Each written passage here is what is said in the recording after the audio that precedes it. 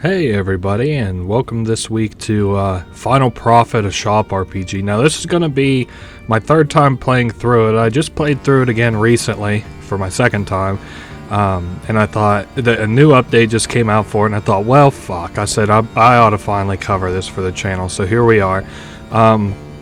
Nothing too special about it other than what I'm going to explain in terms of the Let's Play. I'm not going to be covering all of the endings, but I am going to be describing how you go about getting the different endings. I'm just not going to show them all in the Let's Play because I don't really want to... I would have to play through the game a couple of times, I think, to get them all. So I don't want to sit here on the menu screen for too long because, trust me, this is going to be a longer Let's Play. So kind of buckle up and get ready for this one. Now, I don't pretend to be the authority on this game, and a few things I am saying are going to be outdated or wrong, but I do think that I by and large know about 85% about this game. So now, would you like to play the character voice effects on? Now, I prefer the voice effects off. There's nothing wrong with it. We'll do the examples, I guess, so you might be able to see like kind of why I don't like it. It's just a personal preference. It just like it's good. There's nothing wrong with it. I just feel like personally, like in my opinion, it doesn't really fit the characters all that well. But I mean, hey, you know, totally up to you, whatever you want to do. But now you've surely heard a couple of voice lines, so I'm going to go ahead and play with that off. Now, would I like to skip the intro? Not this time. Now, again, this is my what's going to be my third time playing this, and the kind of route that we're going for, I'm going to do a mixed sort of route, I think, between good and bad, leaning towards the good side of things, I think. So now we enigmatically get we offer up some kind of a council, a plan. There's a lot of bright colors here and fantastical fantasy elements. I like this game, and the story is really cool. So evidently we had came to a crossroads here at the council. Had been split on a vote 3-3, and we evidently had a dissatisfactory vote from somebody who was close to us. I'm sure we'll figure out who shortly. I thought this game was pretty fucking cool. When it comes to RPG Maker games, and I'm not going to spend the whole fucking video talking about this, but I think that, like, they're by and large, the quality is kind of low, but this one's really good. I like it a lot. So anyway, this is our daughter, and they say that we have some kind of a crazy plan, and we've tried everything, so, like, we're going out, we're breaking out on our own, and we're going to come up with our own plan. So we're like, fuck the council, not necessarily fuck our daughter, because we're still, we're just upset. So, but anyway, we're like, yeah, you could support us and make this easier on me, or I'll just go out and do it myself. It doesn't matter. This is still our best chance. So, we've got our First Nation here. That's described Faeona. So, we talk about how we're climbing some kind of a corporate ladder. I really like the story of this game, and there's like some expanded on lore and stuff in the game. This would almost be a fun game to do lore on, but it's just like, it'd almost be like, I don't know. I'm thinking about it, and I'm like, holy shit. I'm like, am I really going to do like lore on a fucking RPG Maker MV game? But hey, I was just thinking the same thing about doing a Let's Play for this for the longest time. I was like, am I really going to do like a Let's Play of this game? And I'm like, well, here we are. So, as you can see, we've been dropped off in the woods here. Now, I don't think that there's anything else to see exactly. Now, I'm going to be explaining those chests, but I want to do it here in a minute. What we need to do first is travel to the right, and our daughter comes and they're like, well, good luck. I hope you're able to succeed, but unfortunately they think that, our plan is for naught. They think that we should be subservient to this corrupt organization or whatever. Maybe not subservient, but we shouldn't try to play their game and climb this political ladder known as the Bureau of Business. But anyway, so we're infiltrating the world of business as Madam Biz. I don't know. I try Biz. I'll try Queen. I think I've mentioned this before in like my Let's Plays and stuff. Is that I'm a kind of like a visual sort of guy. I'm thinking of like, I watched, okay, so this is a woodway which connects Faeona to somewhere else, which we're going to see here very shortly. Whenever I watch like My Hero Academia, I just remembered everybody from their powers, not their fucking names, because they don't like have English localized names. They're the names that they have in like, you know, overseas. So I have kind of a hard time with names whenever they're not cut and dry, simple American biblical God-given names. I'm just joking around. I'm just trying to get through this beginning little segment here because it's all tutorial. Yeah, we passed out in the woodway, and this fella here who has the nice pink hair, well, I don't know how much hair you can say he has because he's missing about 2/3 of it, but hey, guess what? We don't have any hair either, so he's, you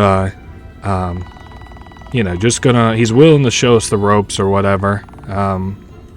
Now, he says that he doesn't have any customers or things to sell, so he's kind of a sucky damn shopkeeper, but, you know, that's the way the cookie crumbles, I suppose. Also, this shop kind of looks like a piece of shit. So we're supposed to talk to this bird here, and he says that basically if we want to sell something, we have to pay the table tax, which is 20% of the worth of the item in order to put it down on the table. And they're really nice to us, and they give us our first 4 coin. We can also save at any point from the menu. We have auto saves whenever we enter the store, or maybe leave it. I'm not so certain. But what we need to do, as they described, is talk to 3 people who are customers and 3 people who are providers. So this is the first guy. He's King Bean. He'll give us he's like king of this like coffee kingdom. He's going to firstly give us a spell called the Royal Sense. Now this is kind of royal blood, royal sense, whatever. It can detect royalty in people, which is kind of neat. That helps us out in a couple of ways that you may not even think. In my first playthrough, I just kind of pocketed that spell until the very end, but it helps out a lot if you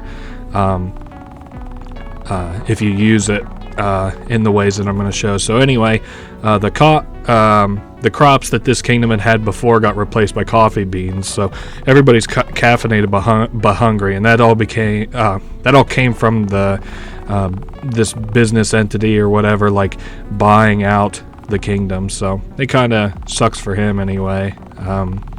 So he's willing to support us in undermining them, and he just dropped us off.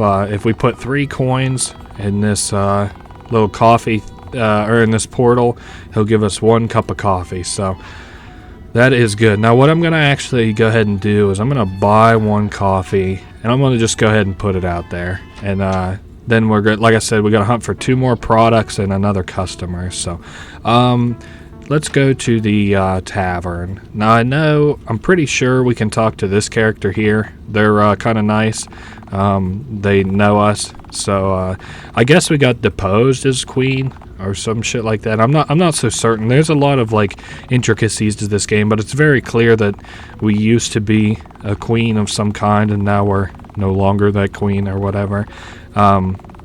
So we ask if they have any leads on stuff that we could sell, and they're like, well, there's a person moping at the bar. They might be willing to help. And hey, guess what? They actually are. So now 60 coin for a bottle of wine, but thankfully this brown-haired elf character is willing to cover the cost of that wine. So anyway, this person's name is Odina. They're going to be with us for a lot of the journey, I guess. Spoiler alert. I'm going to try not to spoil too much of the stuff until we actually get to it. But anyway, this character thought that they were the best in their field. They were like evil and stuff, and which I think is kind of evident just by their evil laugh, which we'll see shortly.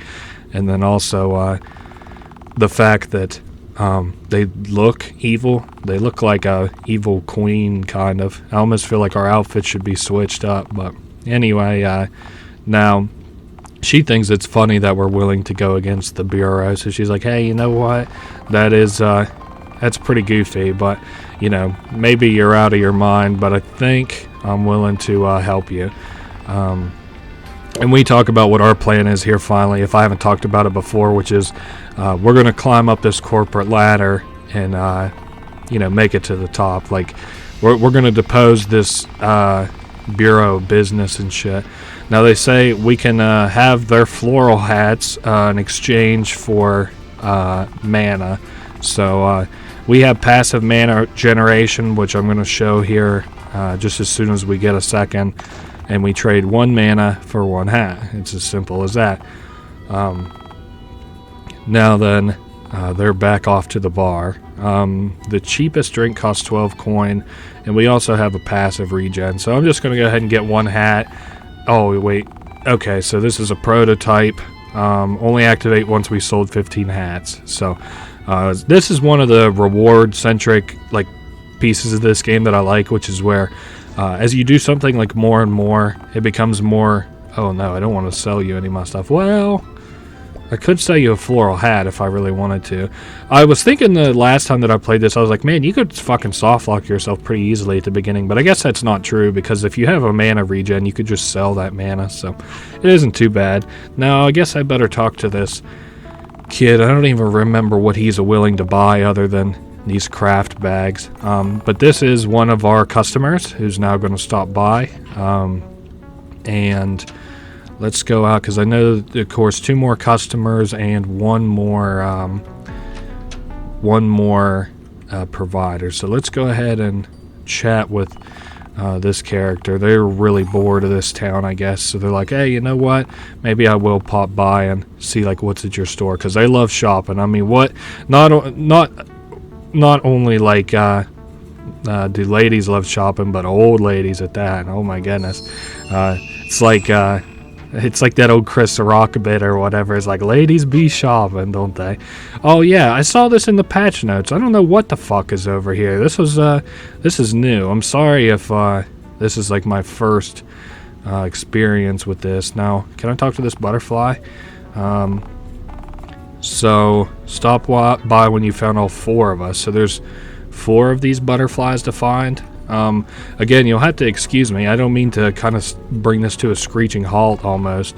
But I am very interested to see what these butterflies do. Hey, I also see that chest over there for 5 apples. So, what is... This is just a bird, right? Okay, sorry, it just looked a little weird. Now, I'm not going to spend too much time over here not knowing where all the butterflies are, because there's a fair chance that they're just kind of scattered all about. So now we've got 3 of the butterflies, and it looks like we probably need 2 more, but given as I'm not seeing them right now, we'll just come back here later. Now, something cool that you can do, you want to go ahead and do, is interact with this horse. You can hear the pitch shift down as you interact with it more and more, and they let you in on a horse secret. Now, this is one of the many fast travels in the game, and it's really good. You just travel down here. I turned off some particle effects for this area, but holy fuck, it almost looks like it's kind of worse. But it's pretty simple. You just can do stuff down here. Now, we can get a wine bottle for free, I believe, if we go up and then into this horse house. Whoops, and talk to this guy. Anyway, he's like, well, I'm surprised you're willing to just walk into our house or whatever, but hey, you can have a bottle of wine. So guess what? We're going to take it, because we're going to need it shortly. Now, I suppose no reason not to just go back to Tutetown. I just wanted to make a point out of showing, pretty well what you can do here at the beginning. Now, I do want to go in to the into here so that I can talk to this guy. So just letting him know that the new shop is open, and whenever we do, he's willing to stop by. So now here's our 3 customers. They're on the ground and they look weird or whatever, but there's a Swizzler here. Now, it's kind of important, these characters, especially for the beginning and middle game, but you can interact with these people and give them a new perk that makes them do stuff. So for example, Margathorn will now pay double for coffee if I were to buy that. This guy tips an ale if he bought both things that he likes. So just little shit like that. And I didn't look at the kid, but he basically refunds craft bags, which is something that we'll get into shortly. Let's just get some sales under our belt for now. So yeah, now I can't sell anymore, but I am going to buy 5 coffees. And then, so basically what we're doing at this point, if you've kind of lost like a little bit of track of it, we just got to sell some stuff. So you'll notice that we have a level in the bottom left that we're getting XP for and stuff. And once that reaches like level 2, then I'm going to step outside. But that's pretty well the meat and potatoes of it. Now we can step out and get that third crafted item, and it does. I'm going to wait for her to buy. There we go. And then I'm going to step out. So we just made 22 gold, which is, you know, a new all-time record for us. So that's pretty cool. And we do have 1 apple, which I think I picked up earlier, and I didn't even bother to say anything about, but these little red chests have apples in them, and they unlock like a bunch of stuff, so you want to make sure to collect them when you can. So for example, the first thing that we get here is 30 coins, so hey, that'll be pretty helpful soon. And this is our third item giver or whatever. So now they try and sell us what they call loot bags or whatever. There's a lot of like fun little critique in this game, but basically they're selling a loot bag, which is a parody of loot boxes or whatever. So we drop 18 gold inside of that loot bag portal, and they'll give us a loot bag. So we have 3 customers and 3 people who are willing to buy stuff, so that's kind of nice. Oh shit, I can't afford the table tax, man. That guy's expensive. All right, don't sell anything. I guess we'll just sell coffee cups for a minute or two until I can afford to put down the loot bag. There we are. So now the kid and the man buy the loot bag, I'm pretty sure. The man also buys floral hats, which I think is kind of interesting. There we go. That's good. Whoops. There's another loot bag for whoever comes in next. Let me take a look here. I'll buy 5 coffees and 2 more loot bags. See, we're doing really good. I think once I hit level 3, I'm going to step outside. And also this guy in the pink hair does want to talk to us, but I just want to get a little bit of money. There we go. So we just hit level 3, and I'm going to talk to this guy. And she talks about, or this guy, I'm sorry, talks about all the new customers and all the new pieces of sellable items that we've got now. So anyway, he's like, that's all the help that we need. So we basically kickstarted his shop, and he's like, well, get out of here. And he's like, I already have a business partner. If you take the bird out, then you know, you can be my business partner forever. So we're going to talk to the bird. And the bird's counter offer is, hey, cut him out of the business instead. Now, we don't have a choice in this. Our only choice is to go talk to the bird, and you'll see why here very shortly. I know I want to sell more floral hats really badly, but anyway, we step outside, and as our levels progress, we unlock new cutscenes too. And this queen, our daughter, is now confiding in this other elf man. They just wanted to... they're tired of getting bossed around and stuff. It's kind of like a sort of coming of age thing where, like, you know, the daughter thinks that she knows best and the mother thinks that they know best, and they can't really come to an agreement on it. So now what? Oh yes, we're gonna go talk to the bird on the west side of the we got to go to the left here where we were earlier. Now I am gonna talk to the bird. So the man's an idiot. So yeah, we talk about how it was a piece of shit or whatever. Now then, the bird's like, well, maybe you'd be willing to kill him. And we're like, why would we go that far? And then so he advises us to go back. Now, we are going to do that in just a second, but I did say that I would talk about a chest that we saw earlier. And provided that it's not a cosmetic, it won't be a total waste of time, but I am looking for that chest that had the 2 on it that I promised we would look at. So we do have 2 apples, and we can open it. Hey, we got 3 ale, which is perfect. That'll streamline us getting some more floral hats on our table. Now, there is one other thing that I wanted to do real quick, which is to participate in this little puzzle in here.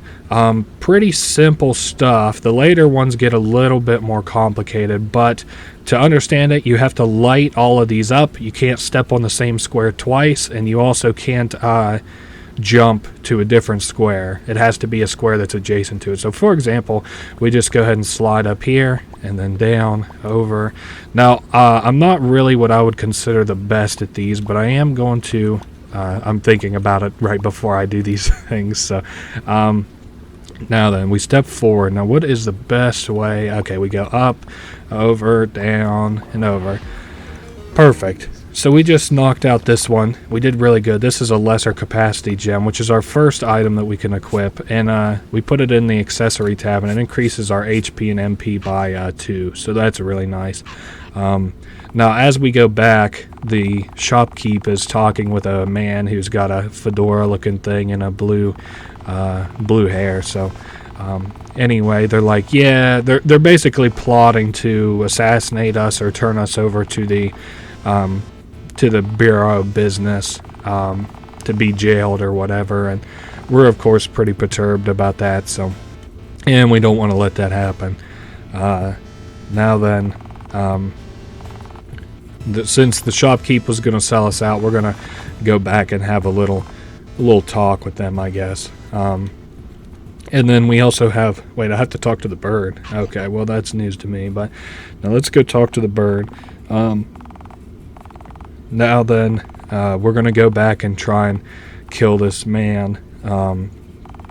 The bird wants us to do it because they can't touch him because he's a ghost bird or whatever. I guess I probably should have mentioned that. I kind of glossed over that in the introductory sequence. But yeah, that is a ghost bird. It's not like a real bird, so that's kind of interesting.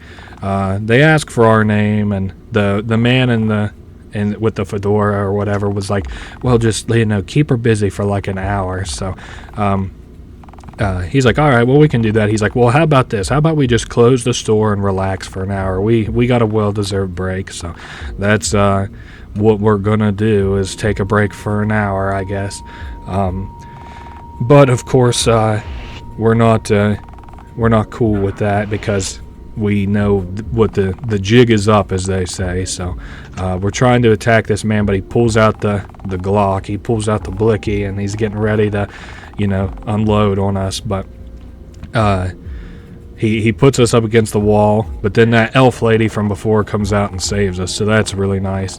Now then, it's Elora, and they're like, here to help or whatever, so that's nice.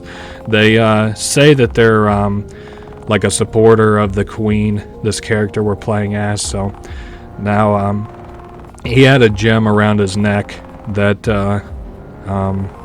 like was a mana negating gem, which is kind of scary because that's unanticipated territory for this world, which kind of sucks. But now the queen, shatters it, Madame Biz, and then they use their little cool spell to, kill him. And so now we're on the hideout as the representative comes back or whatever, and he's like, oh, well, what the fuck ever. It doesn't matter. Now, so I guess there's a debt that we have to pay, which is 1,000 coins. But I also see another apple that's at the bottom of the screen I'll have to remember to get. But so that's our goal. We're going to raise 1,000 coin, and we're talking with this elf lady about getting rid of this stupid ass bird's little table tax or whatever. Now then, they're going to head back to the little elf or the fairy city or whatever, and try and garner support for us. Now we'll come to learn pretty soon that character doesn't have like necessarily our best interests at heart, but they are still friendly to us, and they're not like two-faced like they're two-faced, but they're two-faced as far as like, they ain't trying to screw us over inherently. So anyway, we're gonna accept this guy's offer of 1,000 coins or whatever, and he's gonna wait at the Everrest Inn until we have that 1,000 coins. So we can just head on back. Now, what is my max mana at? It should be at 5, so I'm gonna head on back, and I'm gonna get to getting these hats laid out, because I really want that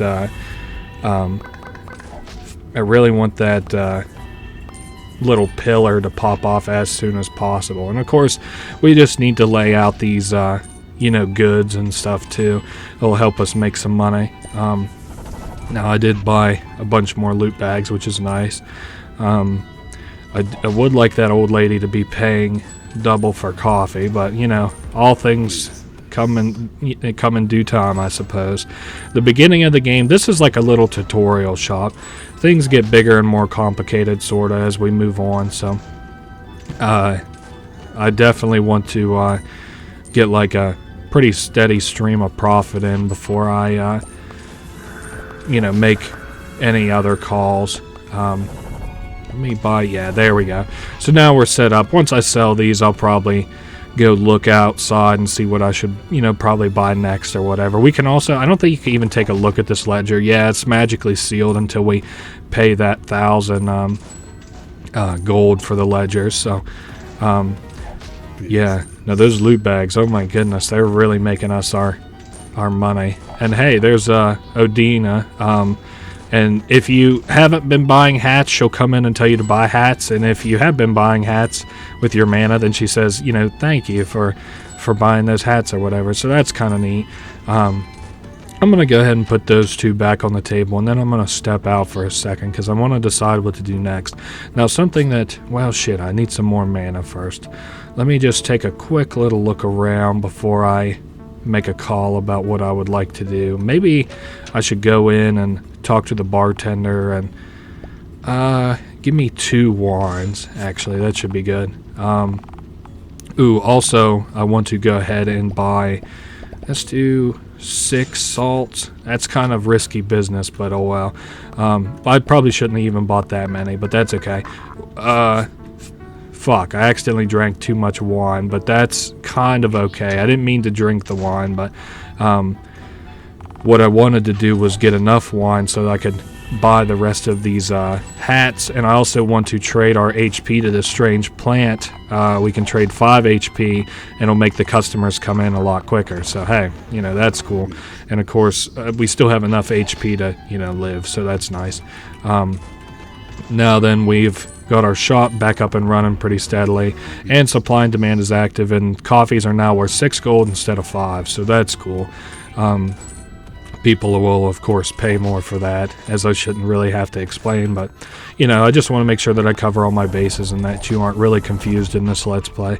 And again, that is what this is sort of a Let's Play rather than a guide or anything, so surely the next time that I actually step out, I'll likely, it sounds like our pillar just got finished, even though we didn't get to see it. Now, every time that we sell a coffee, it automatically gets resupplied, so that's really nice. I'm going to go ahead and stock up on, what do you say, about 20 coffees and 5 more loot bags. So that's what the pillar does. It restocks our coffee, which is really, really nice. Now, I don't really have to prioritize floral hats anymore, which is good for me. I just pretty well have to make sure that this other stuff sells. It does kind of suck because floral hats are a pretty good money maker relative to like the cups of coffee. Well, I guess that's pretty well it, but nice. 30 loot bags sold, and now they sell for 3 more gold. So yeah, we're doing pretty good on making money. I'm trying to think if there's any other thing that I could really do to speed this along, and other than buy these perks or whatever here in just a minute.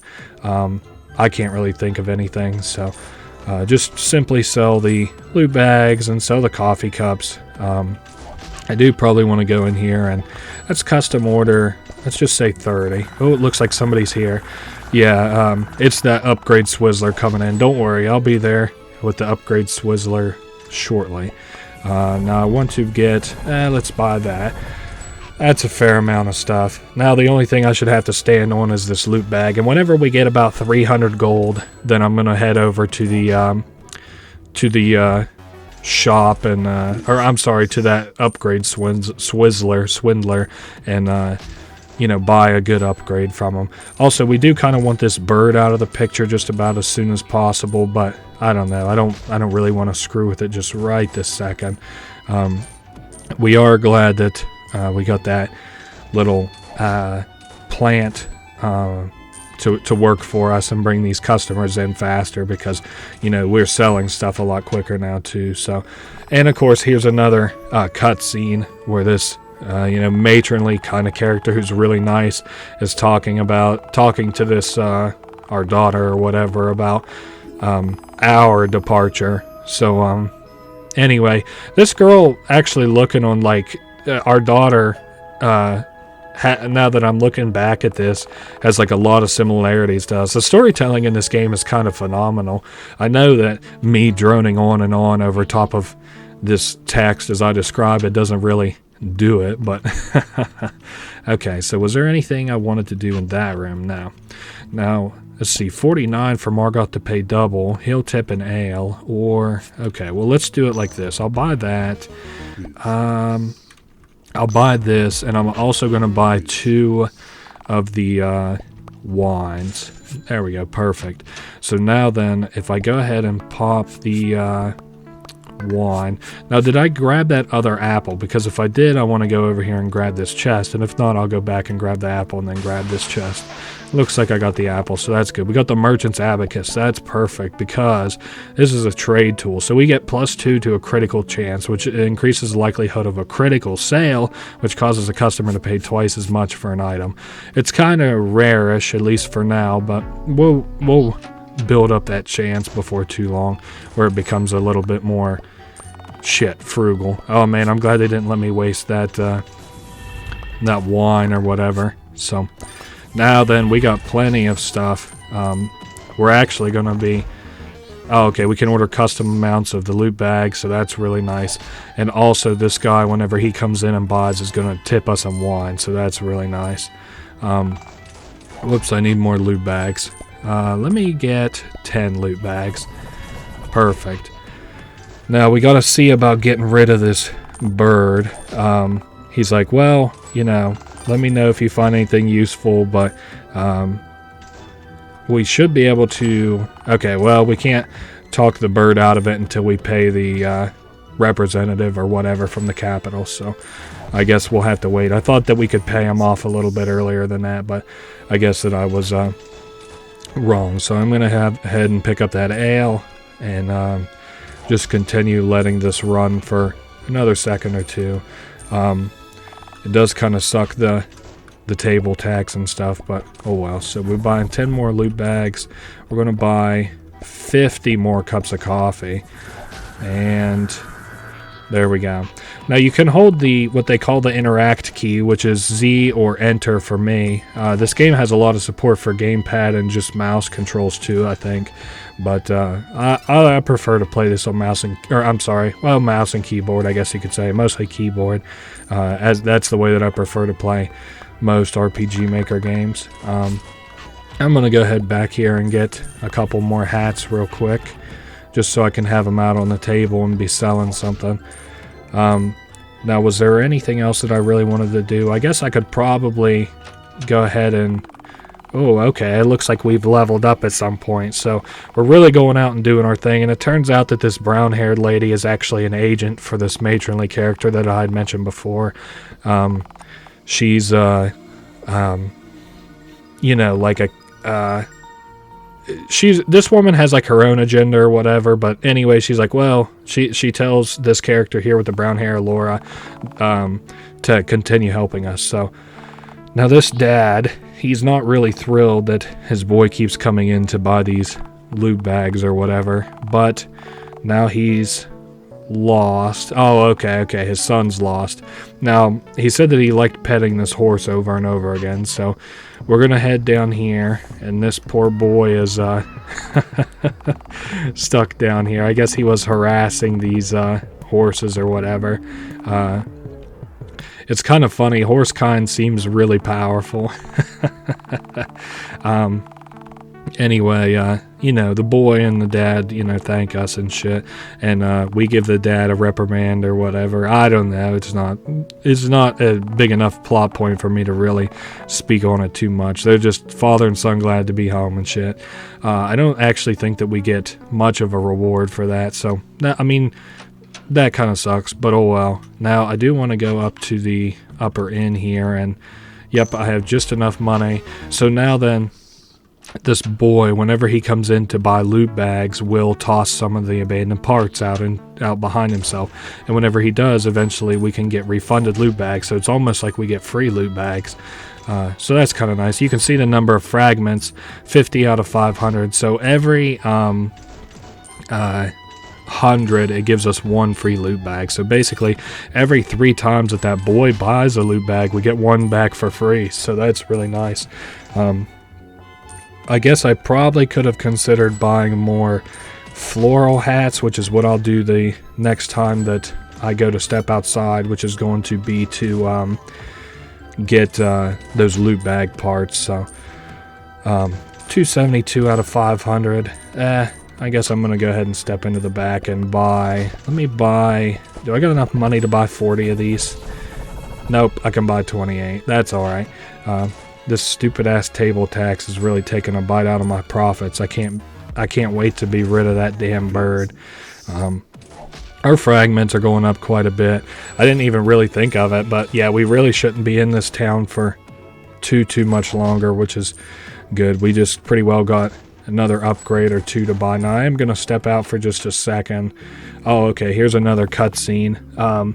She's going to bring us back an ally. It's this, I can't really remember what this woman's name is, but she's like a staunch supporter of the Queen or whatever, which is nice. Us Queen, Madam Biz or whatever. Anyway, this is like a kind of retired woman, so she can afford to, you know, come with this Alora or Eleonora character and help us. Now we collect our bags here, and we should go from 22 loot bags to 26. Well, of course, after we talk about what it is exactly. There we go. Now we're up to 26, so that's nice. Now let me think. Yes, I was gonna go buy some alcohol from in here. Let me just get the wine. Keep it simple. I can afford 3 of them, and I'll take 3 ales too. It don't really matter. Now. There we go. Drink 2 wines and an ale. And then we'll go back and get these floral hats set up. There we go. This is going to help speed us along nicely. Perfect. And then that guy's going to go back to tipping us an ale, which will be good. And we can also, those hats now sell for 22 gold instead of 20, so you know, we're just raking in the coins. Later buffs and stuff are a lot more, but of course, since this is just the little beginning area, our little rewards for stuff like that aren't really too hype. Now, yes, we are still just selling. That man keeps tipping us an ale whenever able. I guess I forgot about it, but I can go ahead and buy some more hats real quick. Get these ales picked back up. 2 more hats. Well, just as soon as I put these down. Perfect. We're well on the way to, you know, making money and stuff. Okay. So this is, everything's going well in our little business world. There are little sort of downtime segments like this, which do kind of suck a little bit, but I guess I could cut or whatever. I'm not going to do it for here. I'll do it in the next place that we go and perform business at. But for the time being, I don't really see a fantastic reason to do it here. Because we don't have all that much time left here. So now we are just about out of floral hats and loot bags. I'm going to step outside to go ahead and grab these other loot bags. Now we see this here is another merchant whose business she has to close down, so that kind of sucks or whatever, that her business got ran out. Now I'm gonna take these loot bags and we're good on that. Let me go to, I guess we could go ahead and go pay off this debt or whatever.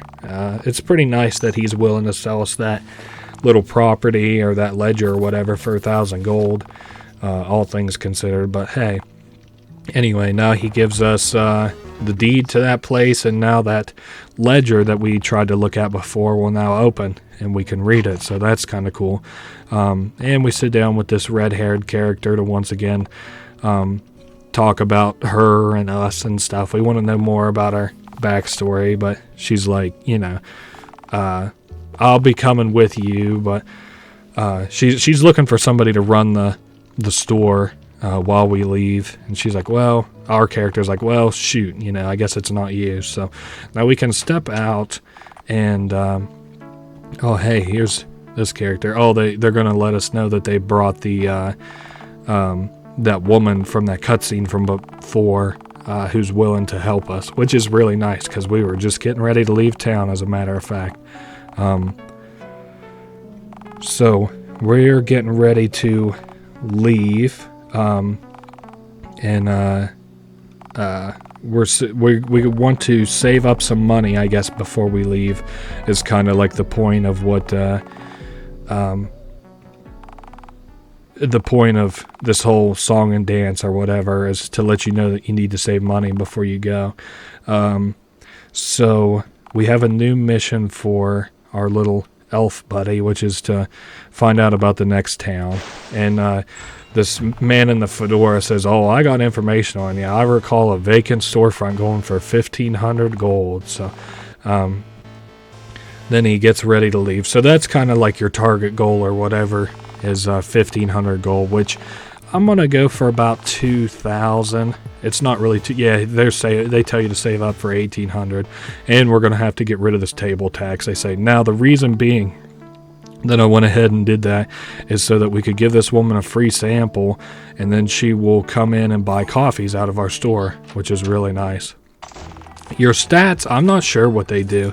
I wish that it was more clear when your stats are actually tested, because I'm not sure, like, at what points do your stats actually mean anything. They just seem to be like a record keeping. Like, if I pull up my stats right now, my alcoholism is at 23 and my ruthlessness is at 2. So I've drank like 23 drinks, but like, I can get an idea of what that is, but like, what does ruthlessness mean? What does generosity mean? Like, does it mean anything, or is it just to keep track of the number of times you've been ruthless or nice?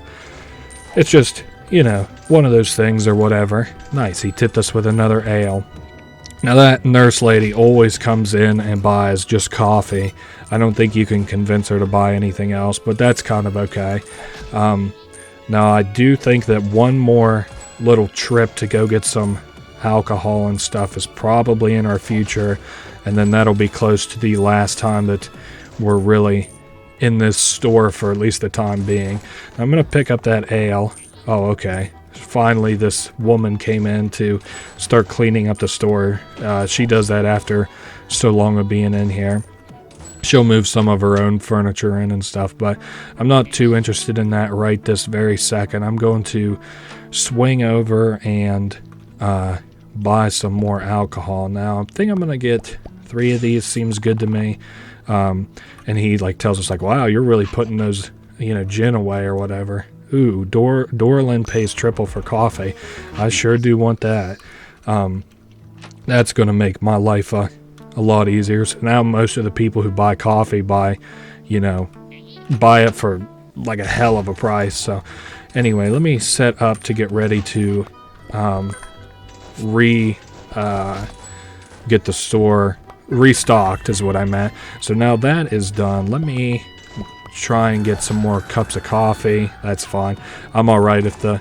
Oh shit, I can't afford the table tax. Damn. Don't worry, I can surely afford it now. I think that'll probably be the last time that we have to restock outside of the store or whatever. So that's good. We can talk to this bird now. Now that we have the deed, and talk to him about getting ready to leave. We just say that we don't like the table tax and we wanted to leave, or no longer have to pay it. So we are going to pay him off. Trust me, you're going to want to do that. It's 300 gold. I thought it was 500. I can surely fucking afford 500. I also need to go ahead and just buy as many loot bags as I can afford. There we are. So now I'm in a way better. I feel way better about this situation, at least as far as our stock availability is concerned and stuff. And we are still, of course, just selling this shit. I'm glad that at least the coffee restocks automatically. And with that, we are removing the table tax. Later, bird. So now we make more profit on each sale, obviously, because the we don't have to deal with the annoying ass table tax. So our money is gonna, be going up incrementally now. That I don't have to pay 20% of my proceeds to some stupid ass bird just to put my items down. So we got a couple ales and stuff. Again, we're aiming for about 2,000. Oh, okay, she's bringing in more furniture to brighten this place up, which I can respect. At least this place won't look nearly as ugly. So what is the next thing that she brings in? I think maybe she just leaves. Oh, well. Oh, there we go. Bringing in some more stuff. I think it's a bed or a table or something. Ah, new chairs. That's nice. I need more loot bags. Let me get about 30 of these. Because we do need to do one more thing before we get ready to leave after we accumulate the amount of money that it takes or whatever. Go ahead and buy that ale. Whoops, I didn't mean to click that button. 1, 2, 3. And our loot bags are ready. Actually, what I may just go ahead and do, one more trip to the bar, I think. And then we're going to buy, let's just buy 4 gins.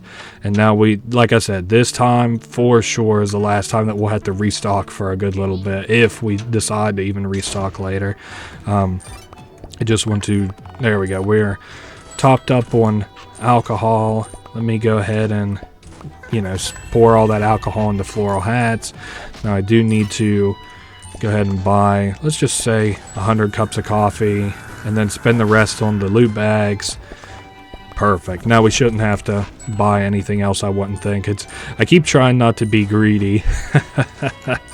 And you guys can see on the screen how well that's going, but we basically need to hit, that 2,000 gold. So now I don't have any reason to buy anything else.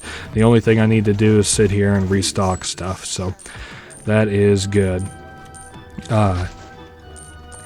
Man, this guy is coming in and they're all buying so much stuff. It's kind of crazy. This is a far cry from the shitty store that was just laying about here before, so that's kind of cool. Nice, we're already about a third of the way there. Well, I mean, a little over a third of the way. This guy just keeps coming in and tipping us with booze, which I can appreciate, because then that makes it so that I don't have to pay too much on the too much for extra alcohol on the MP front to continue funding these floral hats and stuff. Now that woman's brought back another piece of furniture. It looks like she's going to be replacing the bed this time. Nice, a nice little purple bed. Not the kind of bed I would like to sleep in, but hey, whatever. Now, okay, so the finishing touch. This is what I like, kind of. I mean, I'm not on too crazy for it, but I do like the nice purple blinds. They beat the old shitty gray blinds that we had in here before. So, and that is that. We are now at 2,000 gold, and this woman's going to stay here to keep the store running while we get ready to leave. So they say that she's going to hook her mana up to ours, so our MP gain is a little bit faster. And also she's going to run our store for us, so we now have passive income. But, well, hold up, before I go in here, I want to go ahead and grab these bags. So she is going to run the store while we're gone. It does not drain from her inventory while we're not here, like this shop's inventory. So, we don't have to worry about that. What I do want to do before we leave is we can get her up to level 5. You can see over her head by watching us sell stuff. We want her at level 5 because that's her maximum to accrue passive income for us. So it's kind of lame that we're going to sit in here and sell some more stuff after it seemed like we were getting ready to leave. But this is the very last thing that we need to do before this store is pretty well considered settled and we don't have to worry about anything else. So, yep, that is the meat and potatoes of it.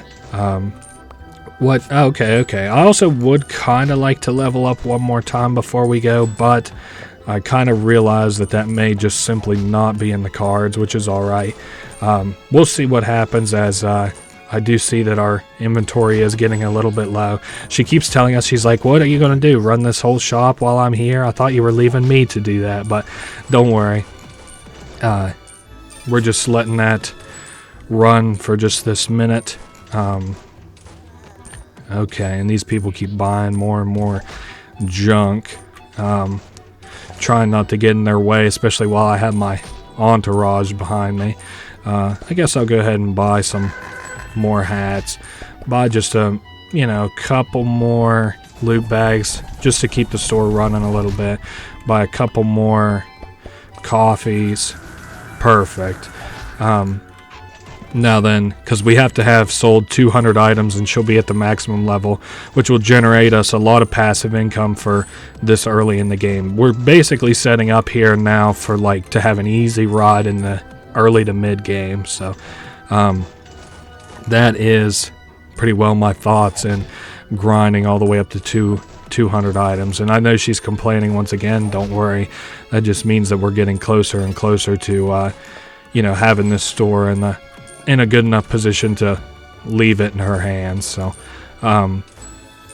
we are fairly close as our supplies dwindle and we get closer to being out of supplies here. We are closer to leaving this area, so that's really nice. Man, oh man, I can't believe I've surely almost spent like an hour, if not more, here in Tutetown, which is kind of embarrassing. I didn't even know it took this long, but hey, this is a really long and a really fun game, so buckle up.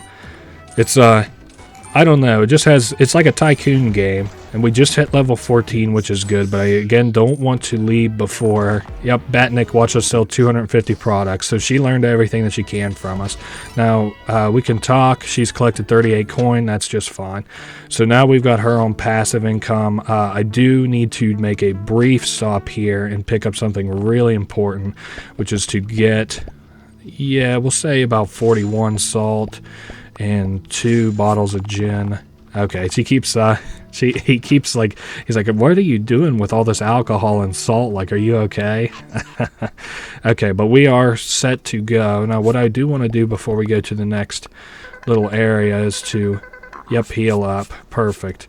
And I guess no reason that I couldn't, go ahead and fill up our MP too. So now we go to here, and there's these knights that are jumping this representative from before, the fedora hat wearing guy, and we kind of just shoo them off. And they just don't want more people around, but we talk to him, give him a helping hand. I think we can walk past him to increase our ruthlessness or whatever, but oh well.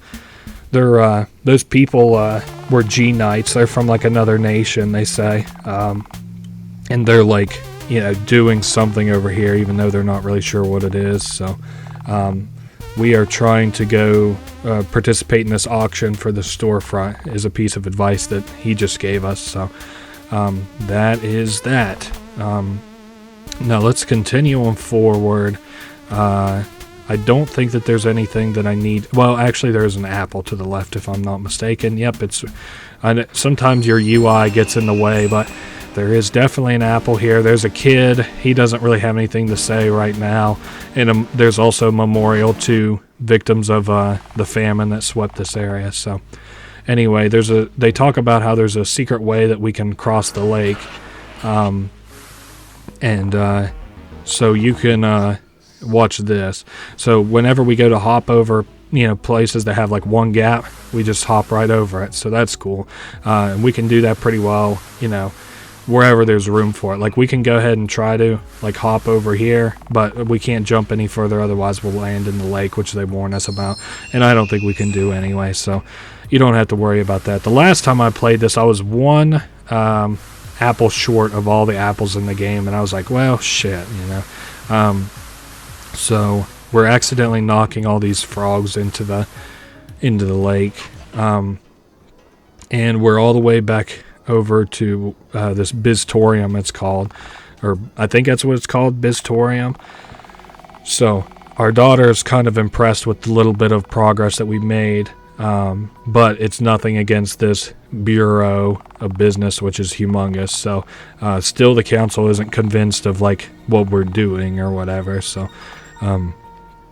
anyway, So they're just talking about our progress, nothing really too special. They're talking about how they're going to defend Faeona from capitalism, question mark, I guess you could say. So here's the town. This place is pretty cool. I'm looking around to see if there's anything that I can think that we can do right off the bat. And nope, nothing in particular. Okay, I have business here, my bad. So this person says that, there's an auction getting ready to take place in the Northeast Plaza. So we'll go ahead and we're going to break, basically. This brown-haired girl is going to be scouting around. This Odina red-haired character is going to be, also doing her own scouting. And we're going to go try and bid on this storefront. So that's pretty well the idea. There's a lot of this place to explore, but we're kind of locked out of doing a lot of it for a little bit until we get our new store. So guess what? That's what I'm going to do real quick. Anyway, we got to get an auction paddle, which we can steal from King Bean back here, and he'll give us his auction paddle. And the fucking King Bean just bought a fucking rug or whatever. So because he keeps buying stupid purchases, we steal his paddle. Now they're getting ready to auction off that market store, so we just need to have a seat and we can get ready to buy our store. Now he brings out the ledger book, and it's approved by the Bureau. It starts off at 800 coins. Now I'll go ahead and tell you, it does not matter what you bid here. Basically it will stop, I believe, at 1,000 coins over what you currently have in your inventory, or 10,000 coins over what you have in your inventory. So that's pretty well, the idea. So I'm just trying to speed it along and get the bids up as high as possible, as fast as possible.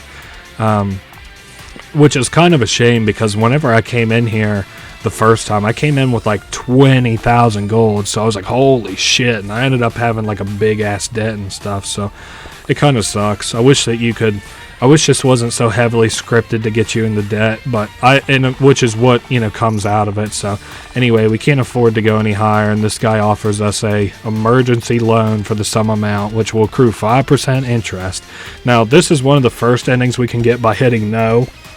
I'm not going to hit it, mainly because I haven't saved in a fucking minute, but he is now willing to offer us the whatever amount of money that we need at 5% interest accruing. So we are going to go ahead and bid to our heart's delight against this little jackass who keeps running up the price of this Grand Merchant Aberton. Like I said, I just do the most expensive one because just to kind of speed this along or whatever. There we go. We should be close to being done with this, I would think. Okay, yeah, he's not gonna bid anymore. So thank God. We bought it for $11,000 or 11,000 over cost, which kind of sucks. Now we'll just walk right up and collect this ledger, and we are done here in the auction house for now. We're back to 0 gold, so that kind of sucks. Now this matronly character is back in the our store from before, and she's just kind of checking up on this on Madam Biz's shop to make sure everything's going right. And she's like, hey, consider me impressed or whatever. Keep running the store good, Batnik. So that was an ordeal, but I managed to win a foothold in the city. So that sucks. We're completely out of gold, but hey, whatever. We got to find stuff to sell and people to sell to. So we're also in a bunch of debt, which kind of sucks. Anyway, now, okay, Batnik back in Tutetown. So what we're going to do basically is just explore a little bit. So Odina just, teleported away. Now this butterfly is new. go find me at the meadow. It's back in Tutetown. Fuck. We're going to have to go do that mission, I guess. I guess we can go ahead and get our first customer. There's this, this lady. And it's the sister of the old lady, Margathorn, who lived back in Tutetown, who would buy all those hats from us. So that's kind of nice. This is our first customer. Now, I do know we can get a second customer. I'm just thinking in my head where I want to... Well, I guess I have to go all the way back to see Batnik. So we'll play by the game's rules and just kind of explore and stuff. Now, we're going to take the long way around because there is stuff to see kind of in and around this, you know, little area. So firstly, there's a apple to be had over here. So we're all the way up to 6 apples. I say, you know, we're doing good when we get up to about 25 apples. I'd like to have 25 apples before we can even really use the apples. We can hop across the pond if we like, but I'm not going to do it just yet. We can't really unlock the things that I kind of want to for a little bit. So that are over across that lake, so it doesn't make sense to try and show it now. Here's a little puzzle. I'm not like great at this puzzle, so it's just basically you're walking. You got to follow this bug in the exact order that they move across this lake. Which, oops, okay. See, but it also anytime that you fuck up, it does put like a little warning for the direction that you fucked up. So that's really nice. So let me move over. I know I'm going to fail this a couple of times. If you want to use the scrubber or whatever and kind of see where I no longer participate in this puzzle, because I'm only going to fuck up on it like 3 or 4 times. So, okay, so we're headed down. It's also kind of hard because I'm usually not commentating while I do this, but, you know. Let me move down. Shit. Whoa, that one kind of scared me. Okay, so now we're headed over to the left. I think I can afford to fuck up one more time. Okay, so we're headed over it. See, I got most of it mastered except for just this one little part here. So we're headed down, over, down, over, down, down, over. Perfect. Oh my goodness, what a master. Okay, so that one usually takes me a little while longer. These statues are nice because they'll teleport you to like a nearby place. It's basically like a shortcut for whatever place that you're at. Now let me take a look. I do have enough salt to give to that woman that is in the bottom left, but I'm not going to do that just yet because I have bigger plans than that. We have much more efficient ways of spending our HP or our HP restoratives than that right this second. So we of course just got another apple, and we want to desperately go talk to the things in this cave. Oh, okay, something tells me it's best not to enter on ill health. Yeah, you don't have to worry about that. It warns you to save a bunch and stuff too, but basically, for some reason, whenever you step across this trap, it lowers you by 1 health, but only when you're entering, not when you're exiting. So, whatever the hell that's all about.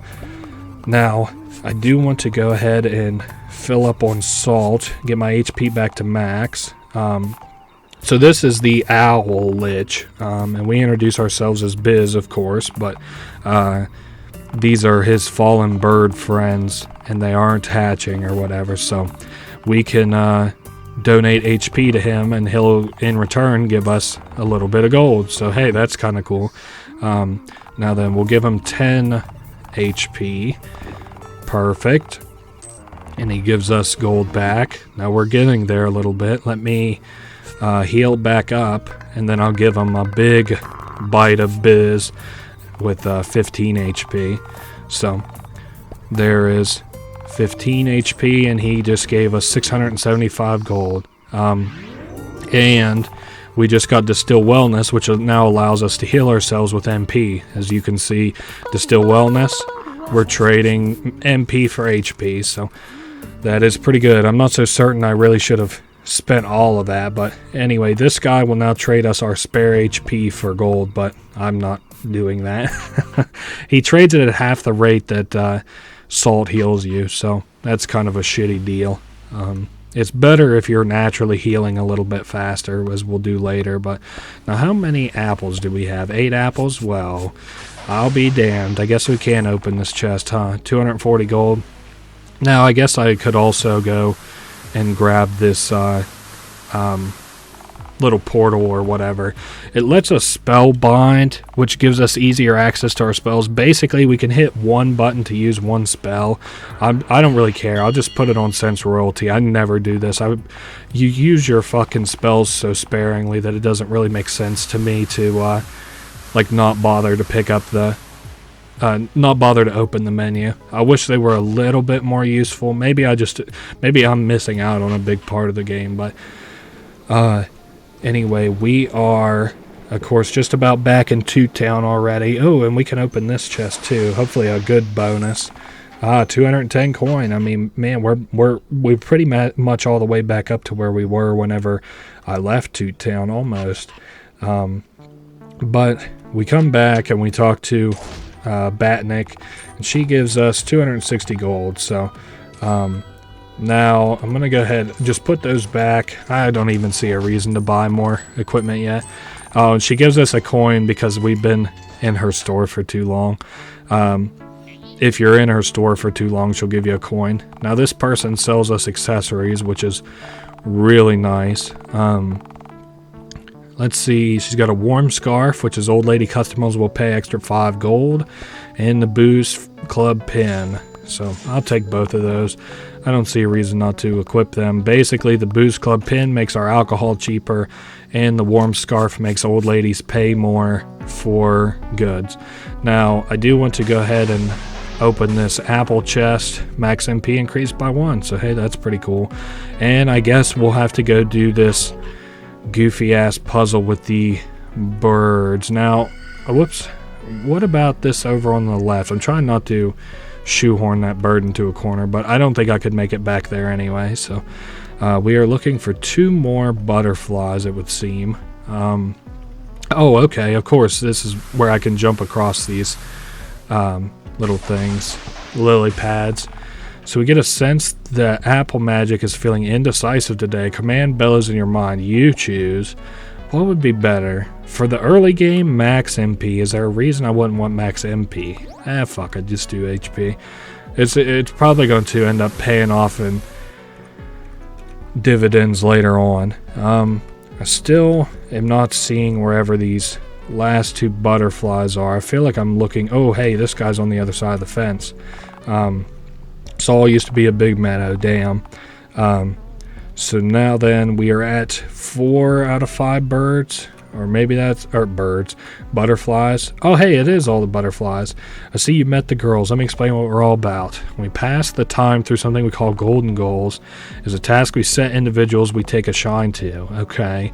She'll drop goals at our store that we have to complete, and they offer us a variety of compensation.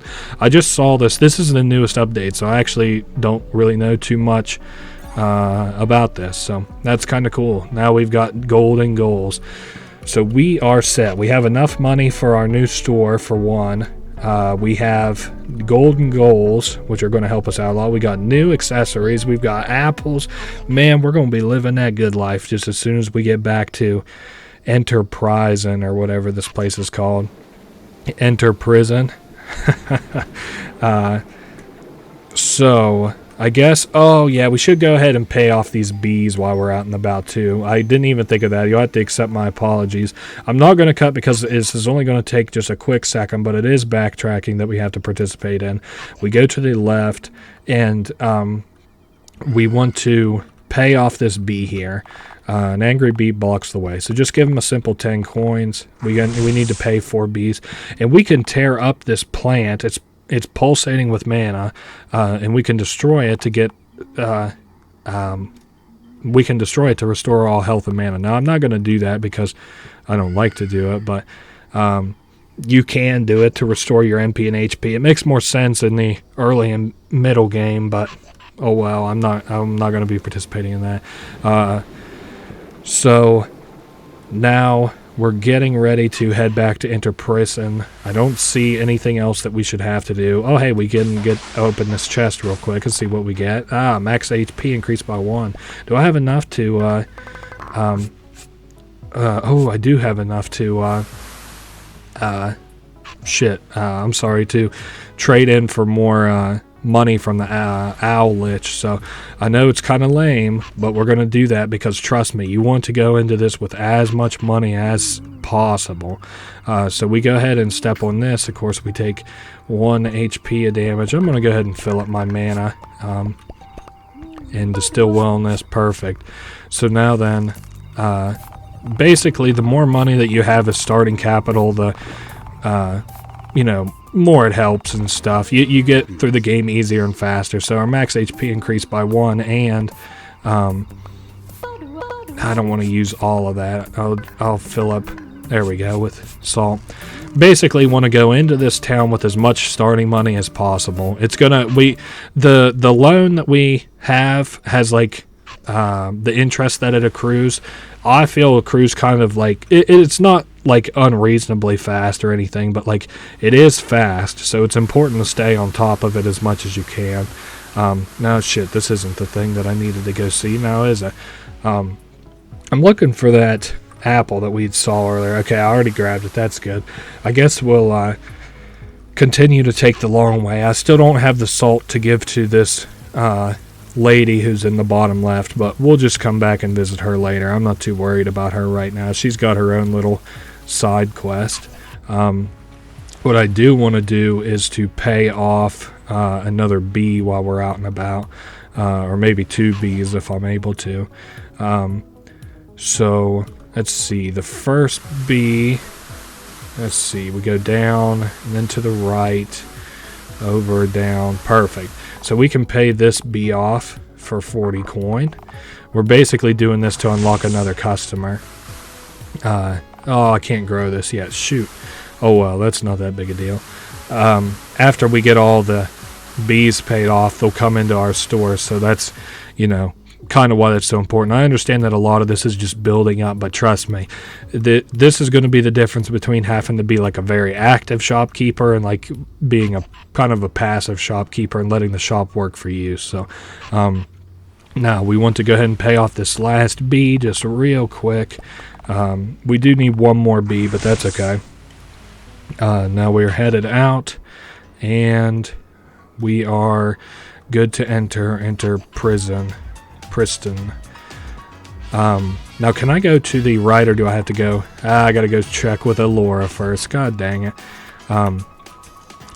So we go talk to her, and she gives us any leads on any sellables and stuff. So Vendrank is the first sellable that we'll need. Vendrank is kind of like the Coca-Cola or Pepsi of this universe. It's just like a little pop, and we can buy it from here. Can buy Vendrank. So let me just go ahead and buy 100 Vendrank, and then as we get ready to leave, this woman notices that we bought a lot of it, and she says, hey, 200 gold and you can just have it. So we're going to go ahead and get that delivered to our shop. Now then, Odina wanted to see me. She's waiting at the new shop, so we are going to do that, I guess. I do want to step in here. Yeah, she wants to meet me at the new store. Shoot. Oh, wow. Let's take a little look in here and see what Odina might want. I guess we'll have to be a minute. Now, this guy talks to us about taxes. The taxes that they collect are less than what the bird collects, I believe. But it works a little differently. You sell the thing and then you get taxed on it. Loan repayments will be collected at the same time as taxes. Taxes accrue over time, but loans accrue every single time that he checks it. So for each sale, your taxes will go up, and for each time he comes in to collect, your loan price will go up. So now then, it's easier to show like once he's gone and you can actually look at the menu. I also want to go ahead and set a Vendrank out to sale. So we have 0 gold stored for taxes, and we owe 1,000 gold for some fucking reason in taxes. Also, we have no money set aside for the next loan payment, and we still have 11,000 remaining of that loan debt. So we basically have to get our little butts in gear is all I'm saying. So she set up these pillars very similar to the ones that we had before, automation pillars, and we have to do something special to unlock the pillar. And then secondly, we have to buy the acquisition key, which will come here very shortly. And then it takes a little bit of mana to get these pillars working. It'll all make sense kind of like whenever we're outside of a cutscene. Now then, we just learned a spell to give stuff mana, so that's cool. Now then, let's head back downstairs, because I have to kind of look around a little bit. I know we need 6 Vendrank to get our first little golden butterfly or whatever. Now then, this mysterious voice will give us hints on customers. We are going to do that shortly.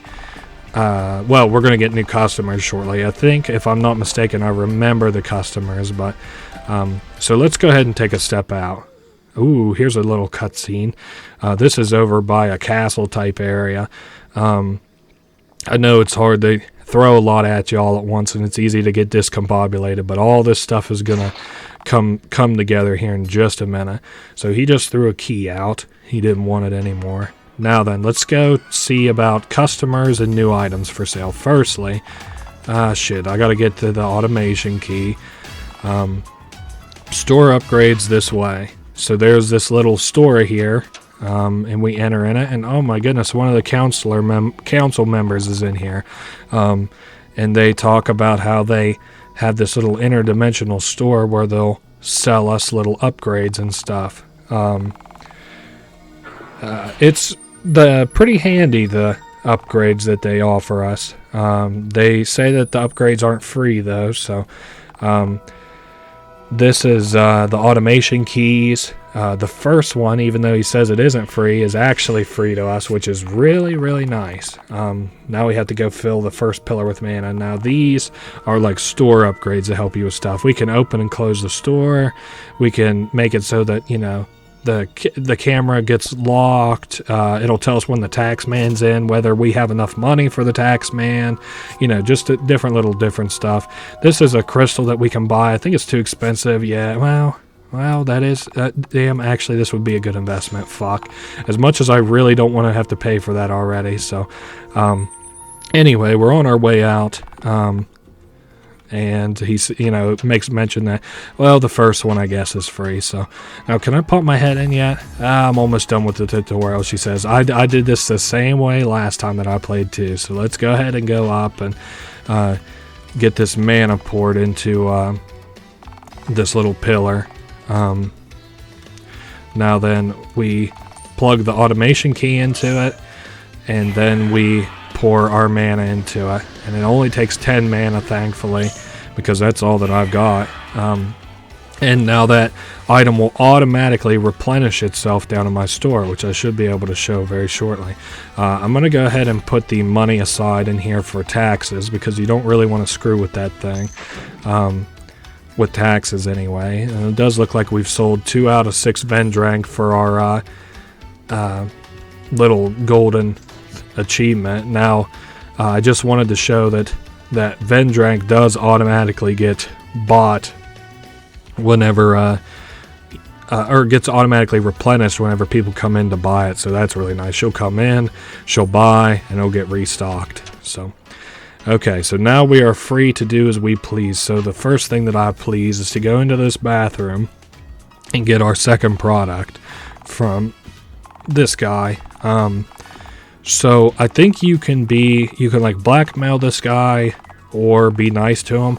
I've only ever been nice to this guy, so I always apologize, and I have a very amicable business relationship with this man. So he appreciates it or whatever. It's kind of a hit to your pride or whatever, but oh well. So I'm gonna go ahead and buy, I want to buy, like, we'll say 50 of these, just in case I have any expensive customers. Now this guy won't let us leave until we wash our hands, so it's kind of a nuisance to come all the way out here, but oh well. Now, more customers. Our next customer that we can find is out of the where is he out of? Oh yeah, he's down out of the Mr. Tony's store, which is McDonald's.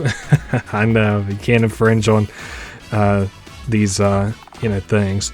So, oh, he's out of the bar, I think, is where we have to talk to him. You can't talk to him while he's working.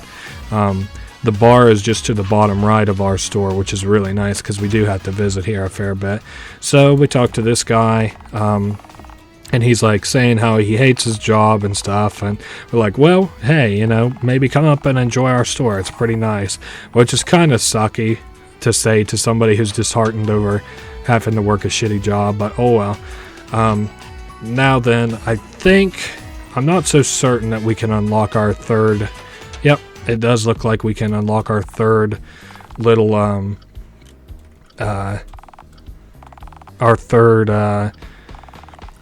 sellable item in here, which is the craft bags, I think they call them, because loot bags are illegal now. People were pretty upset with them. So we're going to go with these guys on a little negotiation trip to the Bureau of Business to try and talk them into letting us sell loot bags or whatever. Now, we do have an appointment. We are late, but hey, here's this ghost bird from before. And, he's still got to work a job, so we head forward, and they are negotiating whether or not we can sell these loot boxes or bags or whatever the hell they're called, but they're like, no, I'm sorry, you can't sell them.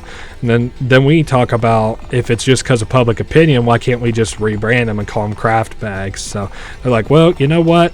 I guess that works for us. So now we can sell craft bags. And to sell craft bags, we have to craft them first. Pretty simple. We just put one knick-knack on the left and one curious curio on the right, and then we collect it from this box that's in the middle. Pretty simple. But to do that, we have to have curious curios and the other thing, which we can buy from a store that's right out front of our property, which is nice. Also, it zooms in on the G-Knight, so, we'll have to talk to this guy just real quick. Yep, we run him out of here. Like, I recognize you, you're a G-Knight, and he runs away. So let's buy 10 of each of these. And then I'll set up I'll go back and craft them real quick. I'm kind of thinking of what the third customer is. I believe it's these guys. The male enthusiast. So we have to find 3 male enthusiasts, first of which is there. The second one, if I'm not mistaken, is up over here. And they complain about the price of envelopes, of course. Now, if I'm not mistaken, nope, the third one's not in here. So let's just go ahead and craft this craft bag real quick, or these craft bags. So 10 curious curios and 10 knickknacks. Now we can unfortunately only hold one at a time for now. Later on we can put a lot more down, but just for the time being we're just crafting 10 simple easy craft bags. Perfect. So now we got a lot of inventory to sell people, and we almost have a lot of people to sell to. I'm just kind of looking around. I think we can also talk to, there we go, there's the chicken. We can have them come in and buy from our store, which is cool. So we got another customer, 3 customers, 3 things to sell. Man, if this isn't Tutetown all over again. So before we get started with business, I think it makes sense to go ahead and make a save, just in case anything happens. And we're in here. Hey, what's this little goober doing here?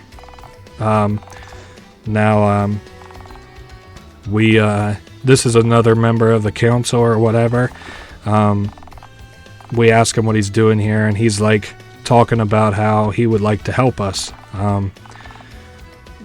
And this is where we also learn that brown-haired woman is actually an agent for that matronly character instead of somebody who just, liked us or whatever. So I guess there's another lead or whatever. Okay, I made this gem for you. It's infused with his specialty. It's Pix's gem. Oh, okay, so basically anywhere I am in this store, I can get teleported to the entrance, so that's cool. Now I can go ahead and talk to this butterfly. What reward can I get?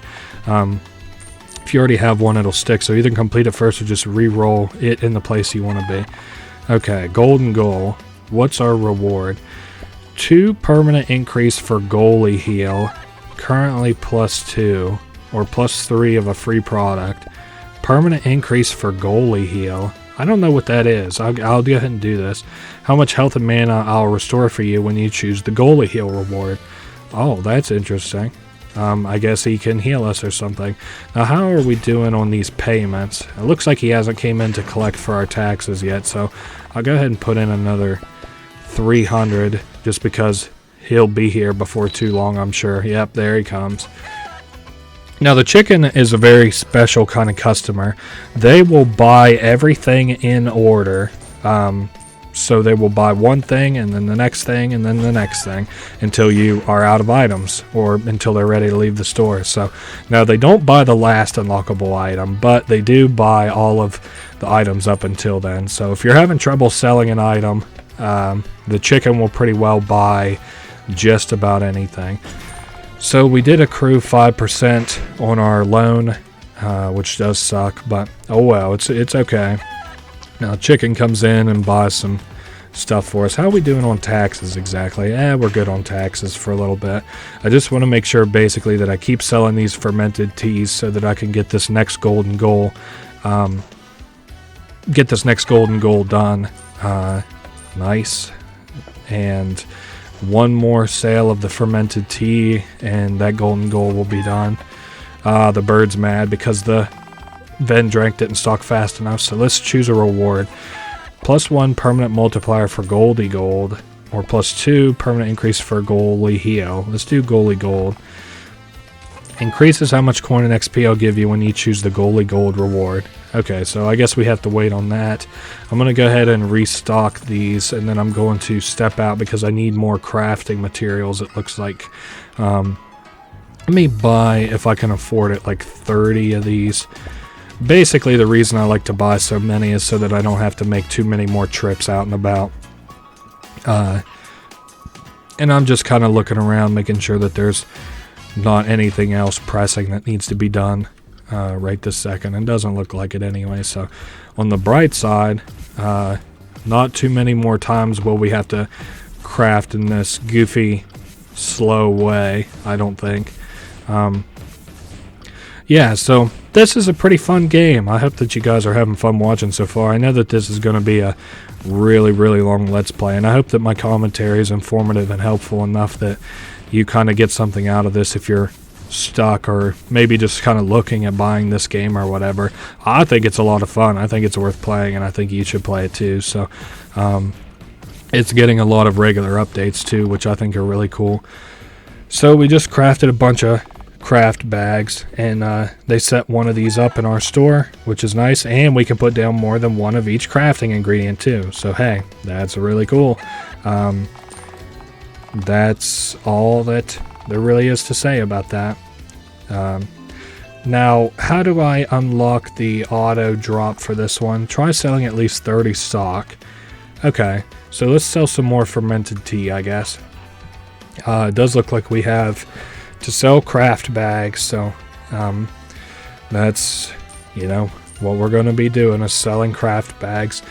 Now I'm trying to think, we do need postal customers, and I do think I know where the last postal customer is. Oh, this is talking about, this will teach us about furniture, which is kind of lame. We basically just walk around and choose where to put furniture. It's nice if you like decorating your store. I just really don't put that much care or attention into decorating my store since it already comes pre-decorated. I do change out the couch later on because I think that the iridescent couch looks pretty, but that's about the only thing. Now, of course, as I say before, you know, we're making pretty good headway as far as, you know, the things that we're selling and shit. Ooh, here comes the tax man. Let me take a look at our stuff. I still am not really ready to make a loan repayment just yet. We basically want to keep our money, you know, up, even if it kind of causes our loan repayment to get like a little bit out of hand. We also haven't seen the chicken in a minute or two, which is kind of weird, but now I guess want to, well, I don't want to take a step out just yet. Let's just sell one more round of stuff, and then I'll take a little step out and into the big world. So fermented tea and a craft bag. There we go. That's good enough for me for right this second, I suppose.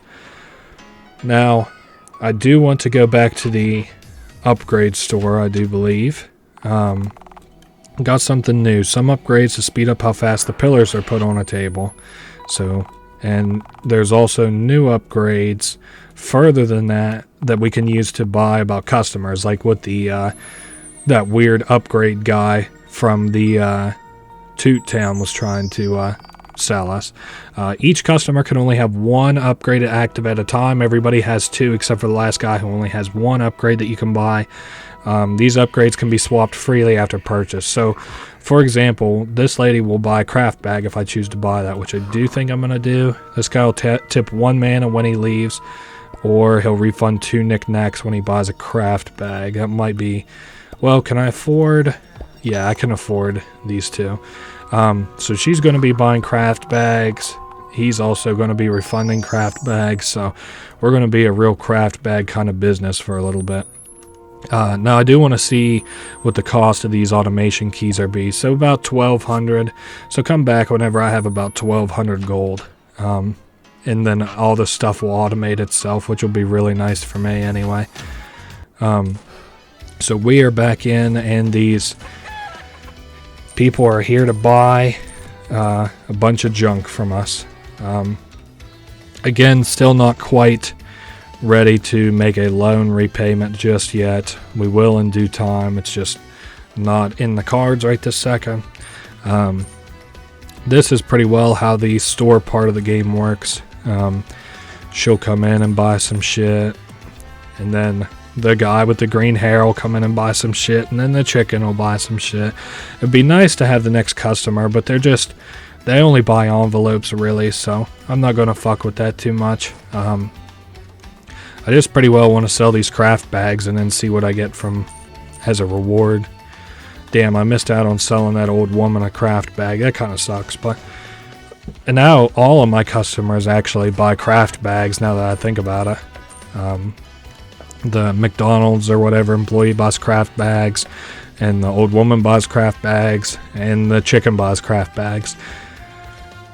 So kind of nice. This is like one of the most efficient ways that, you know, you can sell your stuff, I guess, is by making sure that everybody will buy, you know, what you're wanting to sell. I definitely want to sell these craft bags though, so I can see what other kind of perks that little gold butterfly gives. I'm glad that he doesn't want to buy Vendrank, at least for right now. Let's see what our next little thing is. Choose a reward. 28 coin and XP, or 7 free product. I guess just give me the gold. I'll give you gold and XP equal to how much of the golden gold was. And this can be permanently multiplied. That's cool, I guess. I can't afford the taxes. I'm still waiting just a little bit on the 1,200 to get the automation pillars ready to go.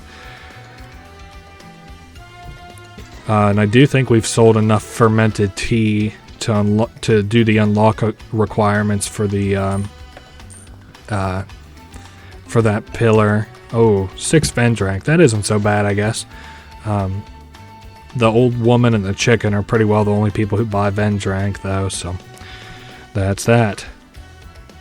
Now, this does seem to be slowing down just a little bit, but once we get a few more customers and a few more items to sell, man, you are going to know what to do with yourself as far as keeping up with what's going on. One more round of sales, probably from this guy. Oh, definitely from the chicken. Damn it, I was just a little bit short. I wasn't fast enough on pulling the trigger on that chicken. Okay, there we go. So we can get these automation pillars going. I also should probably swing in and see what's going on with the fermented tea guy who's making tea out of these disgusting ass toilets. Let's buy 1. Okay, so we ask him if he's willing to come into our store instead of us come into this disgusting toilet, and he says, hey, since you were so nice to me before, I don't see why not. So he will now come into the store to sell us fermented tea, so we don't have to go into the bathroom and go through all that song and dance, which is nice. Now I do want to get us set up on these automation pillars, fermented tea, craft bags, and I should have enough mana to do at least one of them.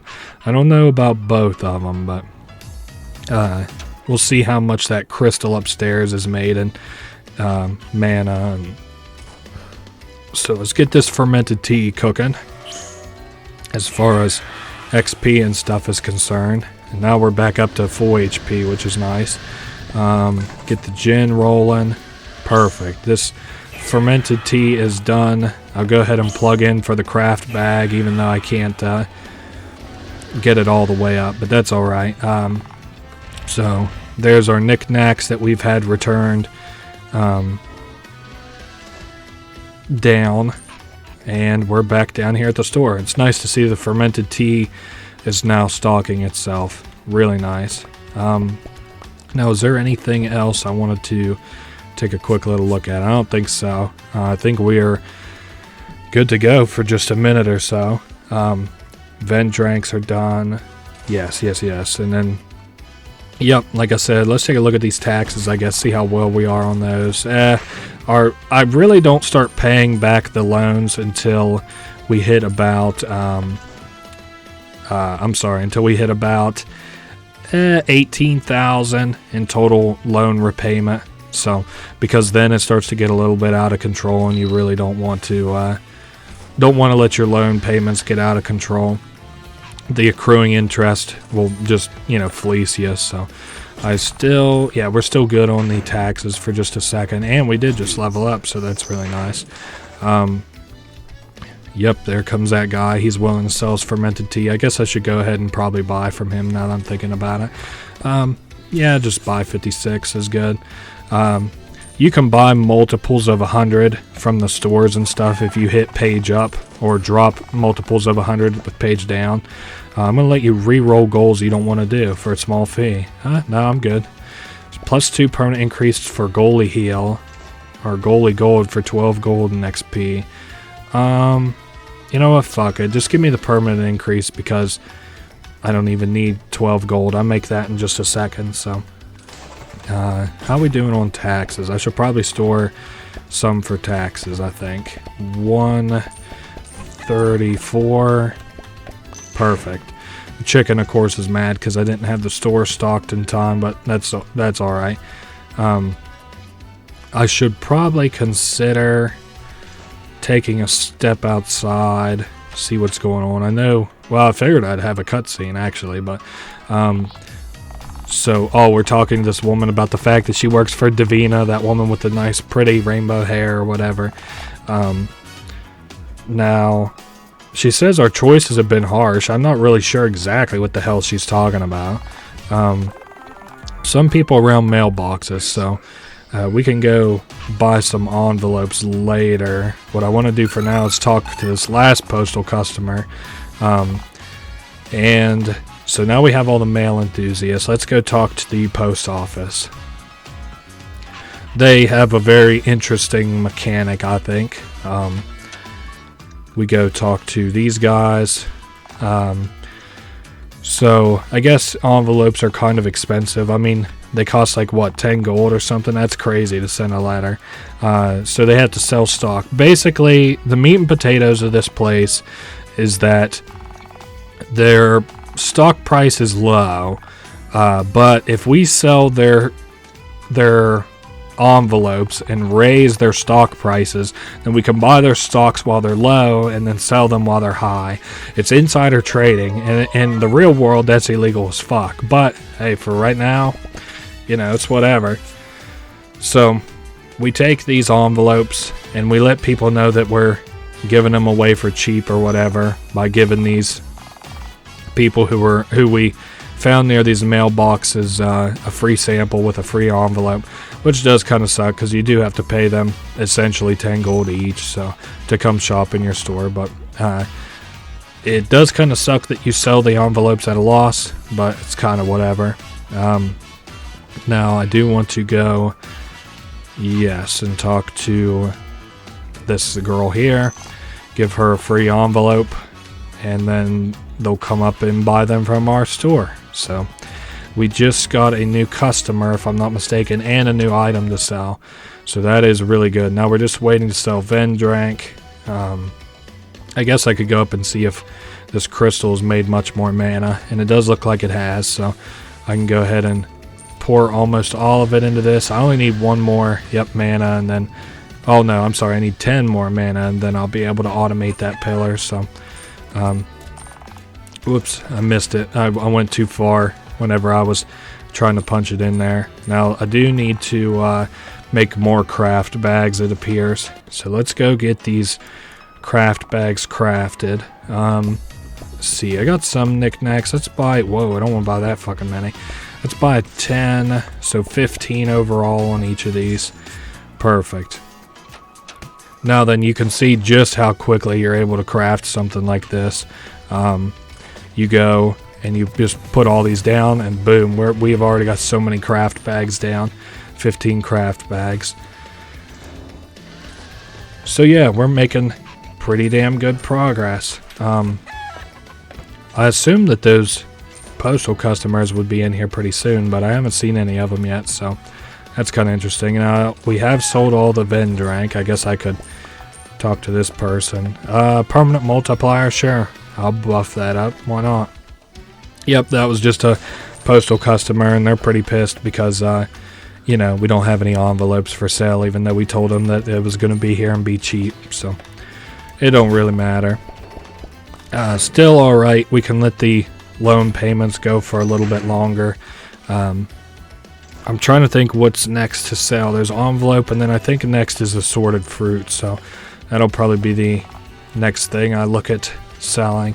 We do have a bunch of coin. Maybe, well, let me just take a little step outside. That woman would buy an envelope anyway, so I don't have to wait on her. I think what I'm going to do, what I'd like to do is to head, let's just go out of the city for a second. Oh yeah, also we can go ahead and do this puzzle real quick. Oh hey, here's a G-Knight, another G-Knight, and then we run him off. Interesting, so we got to find one more G-Knight, and I know where he is, but we don't have the ability to fuck with it yet, so, now then, I want to go ahead and do this puzzle here. Like I said, I'm not really good at these puzzles. I think they're really hard puzzles, honestly, especially the late game ones. But I think I'm good enough to get by. Also, I did just play this like not all that long ago, and I think I just fucked this puzzle up, if I'm not mistaken. I did just goof this puzzle up. There's no way for me to come back from that, so let me just reset that. We did all good except for at the very end there, I believe. So oh shit, I accidentally goofed that up. You see, we're getting into the part of the let's play where I'd start dragging my feet and not doing as well. So let's see, let's go 1 over. I can afford to do that, I'm pretty sure. And then over, down. So if I go down, yep, okay, so I got an idea of it. We go down, over, down, perfect. Now then, we got the beverage boon gem. Now I don't really oh yeah, it makes our beverages sell for a little bit more. Is that worth putting on? Products that are a drink have a greater chance to trigger a critical strike. I don't care about that. So I'm not going to equip that. Now what I do want to do is go grab this apple, which I'm sure somebody saw earlier and was hollering at me. Grab that damn apple. Let's talk to this little lady real quick. She asked how we feel about apples. I say big fan. Oh man, they're really good. So find at least 8 apples, and she'll make it worth our time. So hey, we have 9 apples, I believe. Now they let us in on a secret, and if we hold it closely, it draws us in, and boom, we're out here in this apple labyrinth. So it's like a little apple maze or something, if you want to consider it like that.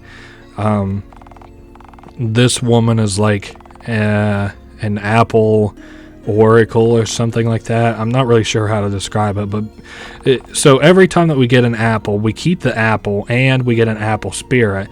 With apple spirits, we can use to clear these red-headed characters out of the way. So for example, we have 8 apple spirits, and so if I talk to this woman, we now have 7, 6, and then we can talk to this woman who will give us buffs that she doesn't cost a spirit, but she'll give us buffs every time that we talk to her. So we're at 6, so we're down to 5, down to 4, Unlock that. So she gives us wild growth, which will let us grow some stuff. So 2 more, I think, if I'm not mistaken. Nope, I was wrong. What is this upgrade? No reward this time. Okay, it's right on the main path. Okay, it gives us a little bit of money. That's nice. Okay, so we are... Oh, I thought that we had already ran out of... Yeah, we're out of apple spirits, so we're done in the maze for right now. We'll come back later, of course, once I have more apples. I guess we can go ahead and cast wild growth. I thought that cost a lot more health for some reason, but apparently it doesn't. Up at the top, there was 140 gold, and that woman's pretty irritated about it, so it's safe to assume that it was her gold, which is funny. Now we're back in Tutetown. That place is just to the right of Tutetown. Now, we can get to the underneath of the bar with this little secret area that's to the left of the bar there, and there is a hidden apple down here, and that is that. That's all I really need for right here. Is there anything else that I wanted to do while I was here? I don't think so. I can go ahead and collect our money from Batnick, I guess. So she'll give us 695 gold. Oh yeah, and now anytime that we can... oh, wait a sec. Okay, so now her mana siphons into ours, which is really nice. So our mana will slowly increase. Well, it already slowly increased. I guess it'll increase a little bit faster now. So I just wanted to take a little quick walk over this way and see if there was anything that I was missing. Oh, actually, I think there is something that we can do. So we jump to the left here, cast wild growth, and we crawl up those vines, and we've got another apple. It'd be nice to get another 8 apples to go and do stuff with, but I'd say that's just about all for here. Nobody else says anything interesting or has any quest advice for us or anything, so we're going to get ready to head back. I'm just trying to think, make sure that did I already get this apple that was down? You know what? I don't think I did get this apple that was down here. I completely forgot. Nope, I did get it. My bad. Okay, I just want to make sure I'm not missing anything as we go on. So we are flush here. Nothing to see here. Still good around these parts. Nothing I can do with like casting wild growth or anything. Still, well, I guess we could do a little quick thing here. So we're headed down and over, and then we go up this way. And, okay, still wanting to make sure I don't miss anything. And we go left. I still don't have enough apples for that, though. So we head up, and then we could collect this key here. The lover's key. The lover's key, if I'm not mistaken, opens the sewer grates over here. So that is really nice. This will give us quick access back to the town from the castle. The Enterpriston or whatever. So, oh hey, there's also... I can't believe I didn't get that apple earlier. We, of course, can go ahead and unlock a quick travel back to Tutetown by talking with this horse. And every time that we talk to a horse... they, of course, open up this teleporter, but the story in here also progresses, so there's been high tensions in the Horse Kingdom as of late. The evil Horse Lord has threatened the Horse King. It's likely we're headed to war. So I just like to progress the little story in there, whatever. I think it's funny. Okay, so this place, I don't think that there's anything I want to do. Okay, so, nope, nothing I want to do. That woman's a customer later, is why I was even bothered talking to her. We can go ahead and cast wild growth on a couple of these things around. Will have to heal myself, it looks like, by using magic. And I can also go ahead and... Nope, I guess that's all. I only got enough HP to heal, or to do one more of these wild growths. Shoot, it looks like I'm out. I don't even have enough alcohol. That's fine. I couldn't afford to open up that apple chest anyway. I don't have enough apples. Ooh, there is an apple on our right, though. I guess I could go ahead and collect that, huh? So we're up to 14. Oh, my goodness. 2 more, and we will have had 8 more apples. So we're making, you know, we're doing really good on collecting the apples, at least. I don't think that there's anything that I want in here. We're just kind of doing like a little quick lap around. I'm almost certain that there's something I want to do on the right side here. Not these guys. I do know that we'll need some envelopes. I guess I could go ahead and get, we'll get 10 envelopes. Fuck it, we'll get, whoa, not 100. I want 20 envelopes. That's perfect. I do want, we have to buy stock. Buy post stock. We'll buy 1 stock. And then I also wanted to tag reinvestments because we make dividends, and we can use those dividends to buy more stock with it. So that's what I'm going to do. We could go to this apartment now, I guess. You can kind of investigate it. First, we'll do the sub-level. I don't think there's anything to see down here. Both of these doors are locked for the time being. Yep. So now we can go to the first floor. We were on the ground floor before. There's something on just about every one of these floors. Here's a little simple puzzle. I don't even honestly remember what it unlocks. Oh, the hammers. So we can, that unlocked a skin for our shop, which is kind of interesting. So that is the first floor. See what's on the second floor. Oh, hey, there's this last bee that we have to buy for 30 gold. Paid off 4 bees. He invites us back to his beehive. Now, what's back here? If I'm not mistaken, yep, it's a little place that we can, it's like a garden. This person is here to help, kind of, even though they say they're not. It's a side hustle. They sell seeds to grow plants.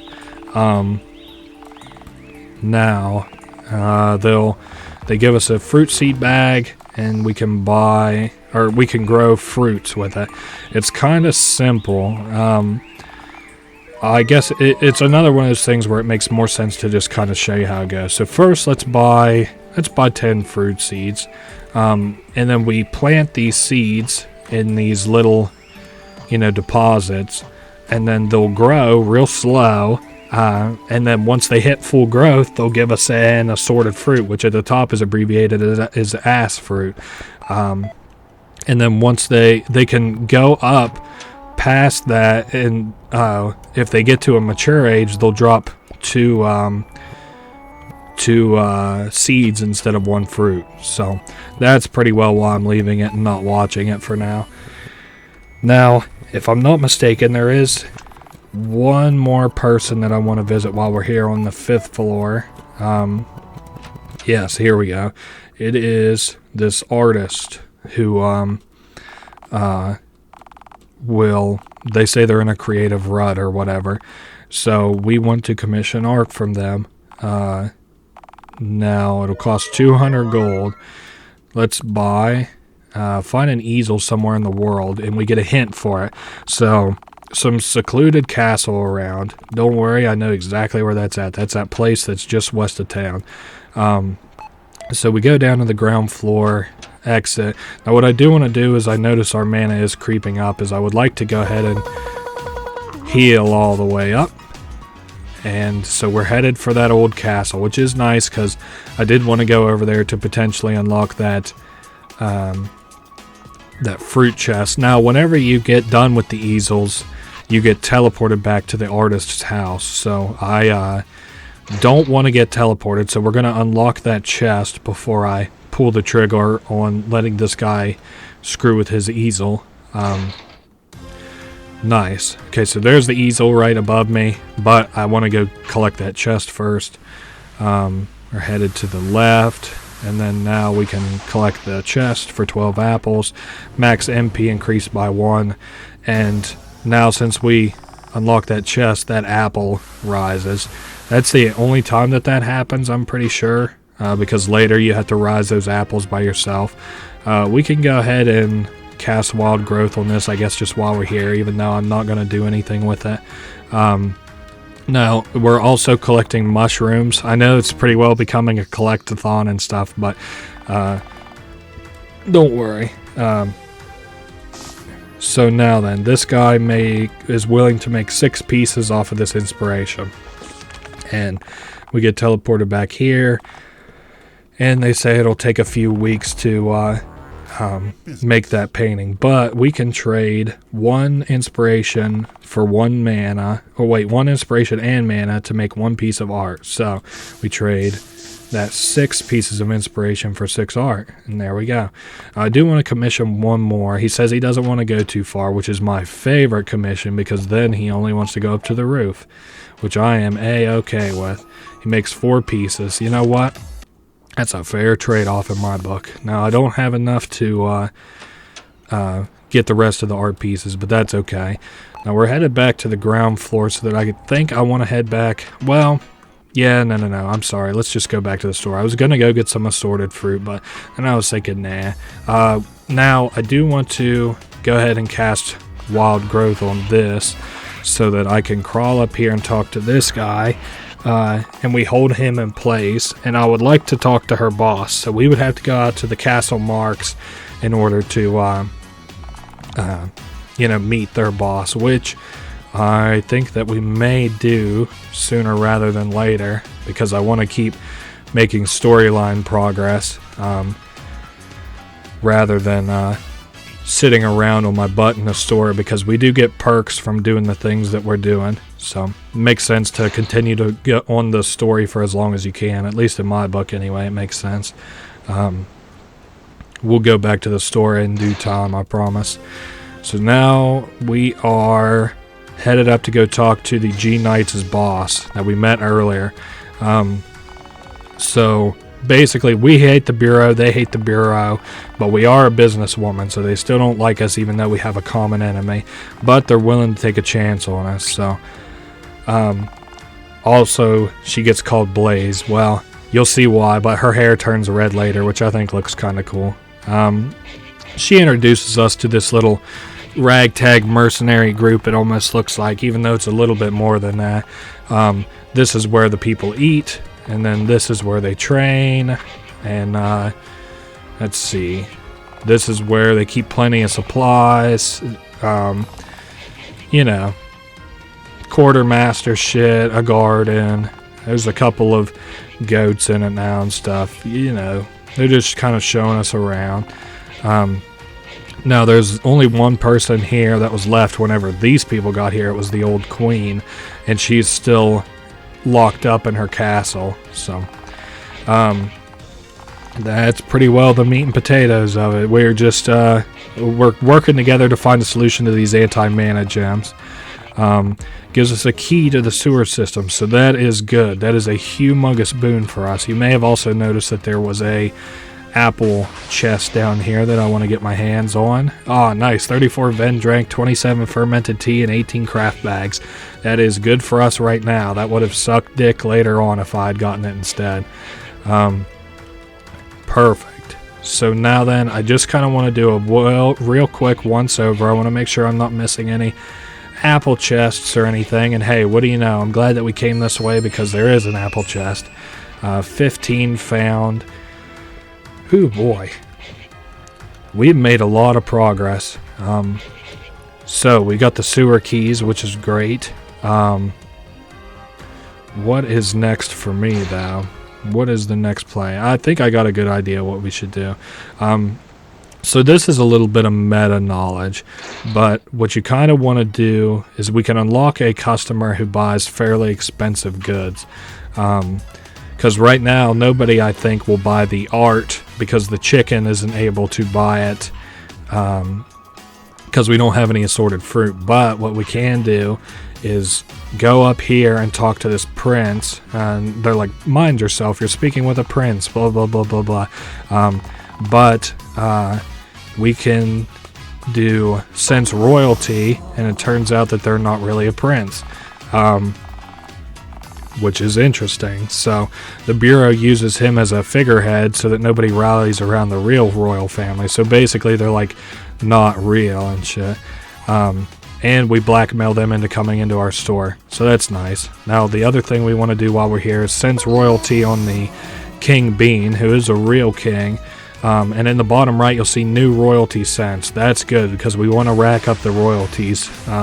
As things go on.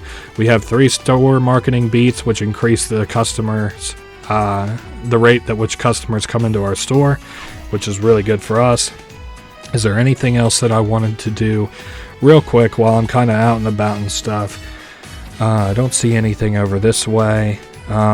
Let's go down to the sewers, I guess. I can show a couple cool things down there. Let me go ahead and heal all the way up. Perfect. Now then, we are down here. I kind of like to start from the bottom left. It keeps me from missing anything, but we've got apples. We go up. Here's a store where we can buy pots to grow plants in our own store. I'm not too worried about that. Now, I don't think that there's anything that we even need on this left side of the store, or the sewers. Oh, I guess there's a chest. I'll go ahead and grab that. So we're up to 17 apples, which is really good. That's one more than we were the last time that we were in the apple labyrinth. And I don't think that there's anything else really that we want. Although I am going to go over here and exit this grate because... Oh, okay. Nope, that is not where I wanted to be. So we're done on the left side. Now we're back here pretty well in the middle, if you want to imagine it. Let me go up and see where this is. Okay, so this is where the kids are playing in the park that's above my store. And there's a rat. We could go down here and talk to this woman. She doesn't say anything. She's just a rich woman. And we can cast wild growth on this so we have quick access to the right side of the sewer, which is nice for later. So this is a refugee camp. I'm not really too worried about it right now. Later on, I've got a good idea of some stuff that we can do here. So if you go into these rats and you walk counterclockwise in a circle, you'll hear the rats squeak slowly get lower, which is good for you because what it means is that once you walk around long enough, this is kind of like the horse a little bit, you unlock something. So they offer a gift, the pen of fancy labels. So what that does is, let's just take a look here. Crafted products sell for an extra 25 gold, free of tax. So that is awesome.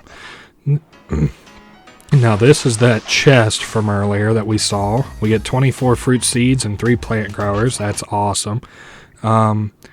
So is there anything else that I wanted to do here? Yeah, so we want to go here and steal this fire extinguisher real quick. We need that for later. And then we step out. We are done down in the sewers. We got 2 more apples, which is kind of crazy. Now, I think I might head back to Tutetown so that I can spend those apples. I'm just thinking, oh wait, there's one more apple that we can get before we go. There's this hidden alleyway right next to our shop. That'll give us another apple. And that is good for now. Let's go to the apple labyrinth so that I can unlock some more upgrades and stuff for the store. So I think we'll have, what would it be, 10 apples now? Spirits. We can talk to this woman and see. Oh, we only have 9 apple spirits available. That's okay.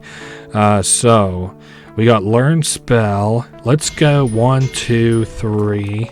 Okay, don't ignore the side pass. 4, 5. Unlock the collector, which is really, really good. That'll get our store rolling fat and heavy. 4, 5, 6. We can learn this spell because I believe it gives us the apple slice, which will let us automatically teleport to the apple labyrinth. Sometimes it's good. I guess you could just say it's good. Down this way, I'm not willing to do that just yet. So we're out of apples. So I guess we're out of the apple spirits, which is just fine. We did really good. Let me make sure, because that's kind of weird. I didn't think I spent 9 so quickly, but hey, here we are. Now, I don't think that there's anything else that I want to do. I pretty well just want to head back to town. And I want to get to about, well, I don't know. I think I'm going to work on selling stuff. Assorted fruit's good. Art's good. Okay. Yep. Let's just worry about selling some stuff for a little bit. Envelope. Put down the art. There we go. We got so many people coming in. Hard to tell what kind of stuff we're going to be selling. I don't know exactly what the collector buys, honestly. So, ooh, also, I forgot that we could probably go ahead and spend the rest of our mana to unlock the next pillar. Perfect. And now that will automatically put itself down, which is awesome. Here's the envelope. Try buying 30 envelopes at once. I could do that. 3 planting pots for the store. I could do that. At least 30 inspiration. Okay, that'll be a later project. Although, I do got them. Okay. Yep, I do got them in my mind locked down what I'll need to do for them. It does look like we're selling stuff pretty well, though, so that's nice. Man, that prince coming in and buying that painting. Holy shit, I just noticed how much gold we surely got from that. Yeah, we got a fair bit of gold while we was upstairs dicking around, which is good. We're not doing good on taxes, though, so let's put down 500 for taxes. And I guess I should probably look at least repaying a loan debt a little bit. I'll go ahead and put down the envelope. Tea, crafts. The prince, he'll buy assorted fruits and arts, at least in the beginning, which is really nice. But so, yep, we are making fairly good bread. This old woman, she gets really fast if she's able to drink Vendrank. But if she isn't able to and she has to leave, she'll walk really slow, which kind of sucks. So there is the tax collector, man. You know what? Let's see. Let me get up to 2,000 taxes. Oh, I don't want to pay shit. I wanted to pay my loan. That's all right. I kind of choked that one a little bit. 1, 5. That's just a-okay. We do want to kind of save some money for art and stuff to commission the artist. Let me choose a reward. Ooh, heal 6 HP and MP. Increase how much of the current product goalie can ask for. I guess that kind of seems a little sucky to me, but oh well. I guess we'll see what happens with that. So we are good, I think. We've got a lot of stuff crafted. We got a lot of good customers. What does the phone recommend we do? I guess, well, whoops, I still don't want to do that. Customer hints. Saw beehive. Ah, yes, we could do the beehive now that I'm thinking about it. They'll also buy assorted fruits, but I would like to, I would like to have my pots in here before I do that, and also buy more seeds before I would do that. I guess that's what we're doing then, is waiting to get money, or what am I gonna do? Because I only have cheap shit in here now. I think I'm gonna go down and restock on this stuff. Oh hey, what do you know? Hey, this woman's all the way over here in Enterpriston. One of the major risks of the planet is becoming corrupted by business. Money gets involved, blah blah blah. Whatever, means to an end, she says, to destroy the to save Faeona or whatever. Now, a few ideas. Okay, so she won't tell us anything new until we hit level 17, which is fine. I guess what I could do, this mom here, she's looking for a boy, but I can't do anything for her until I have a fruit. And can I talk to this woman? No, I don't think so. I'm not sure. We're not talking about anything of substance. Ooh, one more thing. Now that you're not spending it on hats, she'll give us 6 gold for each mana that we give her, but I have no interest in that. Oh, these people are performing a transaction. I need them to get out of the way. This is Post Woman and that wizard lady or whatever, the fortune teller. So now then, what I wanted to do was go up to here, and our fruits are done-ish, but they're in the seed stage, so we can go ahead and collect those. Now we do have wild growth, which I can use to make some assorted fruit, which is nice. I'm just basically going to spend my mana to grow those. That's, I guess, enough assorted fruit for just right this second.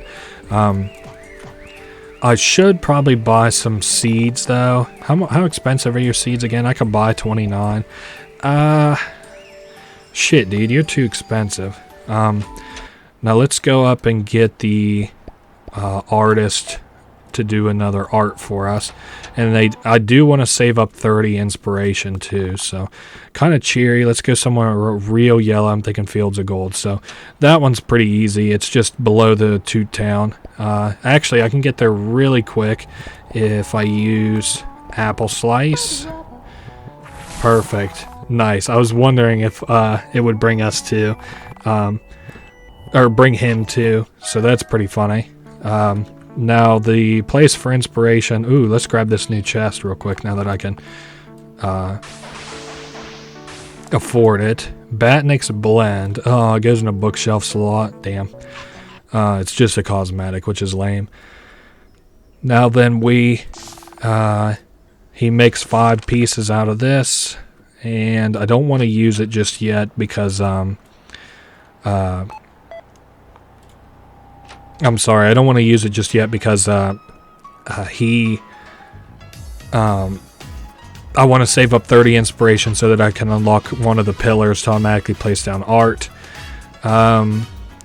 So, what to do next? Let's get some more crafting materials. 22 crafting materials, I guess. I can only afford 16, that's fine. Headed back. New cosmetic available. Let's see. Knickknacks, curios, and then we can go ahead and fill back up on mana and stuff back here. Sounds like the tax man's cometh.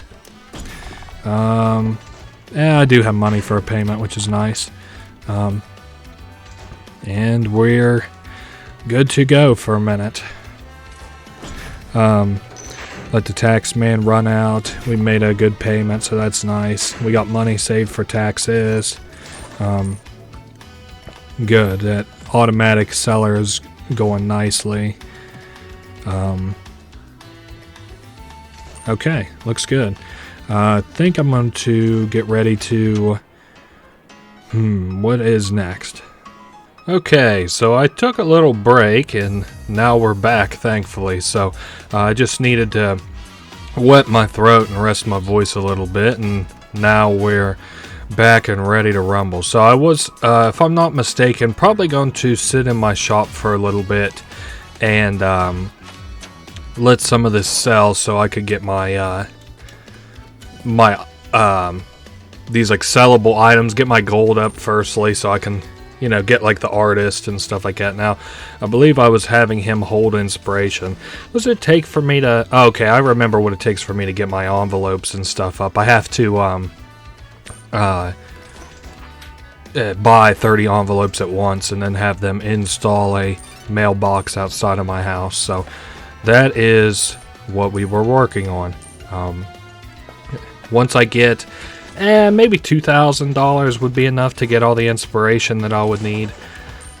And then, of course, I'm saving up for the keys also. And something not to forget is that I, of course, have to be able to sort of recoup these... well, not recoup the costs, but, you know, save up enough money to be able to rebuy these supplies that I'm selling out of. I also should probably see how close I am, as I've forgotten what my loan debt. Probably 2 more payments, and then I'll have to start making payments before they get out of control. Basically, 2,000 gold every time that guy shows up is kind of... It's getting to the point of being unmanageable. It's not impossible or anything. I don't pretend like it is, but... my chicken was having a little bit of trouble leaving the shop there. And now, of course, since I've taken a break, I just wanted to make sure that there isn't anything else that I might have forgotten in passing. What kind of taxes are we at? We're kind of okay on taxes. Not fantastic, but Oh well, it looks like the old lady didn't get her Ven drank the last time that she was in, so that's unfortunate. I'm trying to think what would really make us some money. I'm not sure what's after art. I've gone and forgot it. I think it's these things called the Battle Pass candles. Let's see, 3, 6, no, I'm missing one. I have no idea what the next thing that we're supposed to be selling is, so...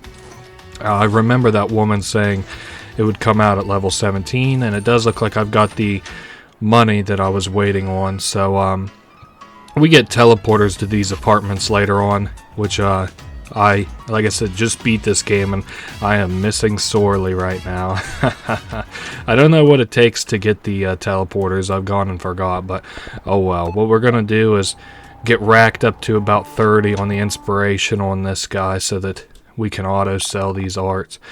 Secluded castle, so of course we know where that is. Now, in the meantime, I was just wanting to think if there's anything that I wanted to talk about, because of course, redundant to show you guys where these places are.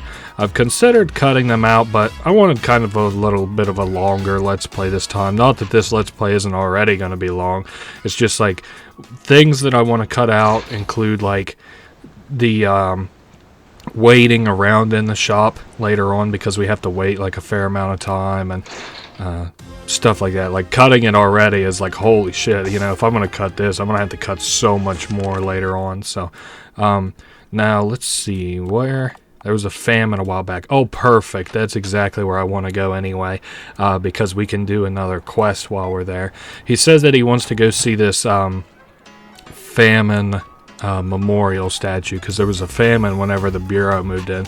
It's so funny that this, well, it's not funny as in it's bad writing, but it's like the Bureau tries to like decriminalize themselves in the things that they've done, but like they have war refugees in the fucking sewers, and there was a famine that took people's lives. Oh yeah, also I guess this guy has lines once we come in here, so but yeah, there was like a fucking war, and then like the Bureau's like, oh, we were doing it for everybody's good or whatever, like, oh well, alright, whatever.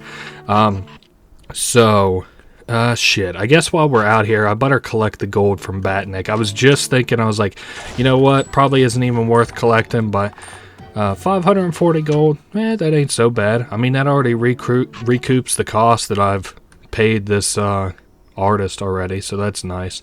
Like I said, imagine if I hadn't got Batnik all the way up to level 5. Not that that really would be the end of the world. Her passive income isn't really supposed to make or break you, but now we want to talk to this kid who misses his big sister who died during this famine. Whoops, I didn't mean to, whoops, I keep hitting the wrong button. Oh my god, one more time and I swear I should go home, but I'm too hungry. You would probably like assorted fruit if I had to guess. So we give it to this kid. Our generosity increases, I believe. Yep, generosity increased. So now we'll have this artist do his little thing. Damn, we're making a lot of inspiration. So where... There's meant to be some secluded castle. Oh my god, this guy in his fucking castle.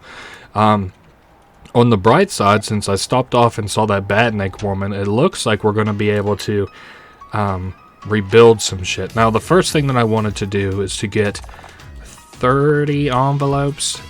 Let's get 40. And then whenever we close out, they'll offer to install a mailbox. So, post box, I guess they call it. Yeah, I'll go ahead and pay for the post box. It's basically preemptively buying the... Oh, and we got teleported over, so that's cool. It's basically preemptively getting ready to buy that automatic key, which is nice. So here we are once again headed to the secluded castle. After I drop this one off, or not drop it off, but complete it or whatever, I am going to, oh my goodness, 9 pieces, see what our inspiration is at, because we have, we must be over 30, that is great. So, now, this, pixie thing, the pixie or whatever, Pixa, they are, like, friendly. And they are also, like, they can teleport, like, a lot. Like, they're really good at teleportation. And, so we can use their teleport to like our advantage and stuff. So they're basically going to teleport here, grab this artist, and then teleport them where they want to go. And it only costs us 50 additional gold. Now I'm going to assume that my inspiration, is above 30. So I'm going to go ahead and buy this guy out of art. And I might even, nope, I don't have anything to drink. That's a-okay. Because once we get back home, we're going to see that we now have shit, maybe I should buy some assorted fruit, do you think? Well, we got seeds. No, you know what I'm gonna do? I was just thinking about this. Let's say fuck it. We're gonna do craft bags, get some more fermented tea, get some more Vendrank, because you don't want to run out of the beginning stuff. Also, I'd go ahead and talk to this woman. She gives us, oh my goodness, an apple. What do you know? Oh my goodness, that's awesome. So maybe the next time we get like 25 apples, I'll go make a little trip back. So yes, I knew I wanted to buy these crafting materials.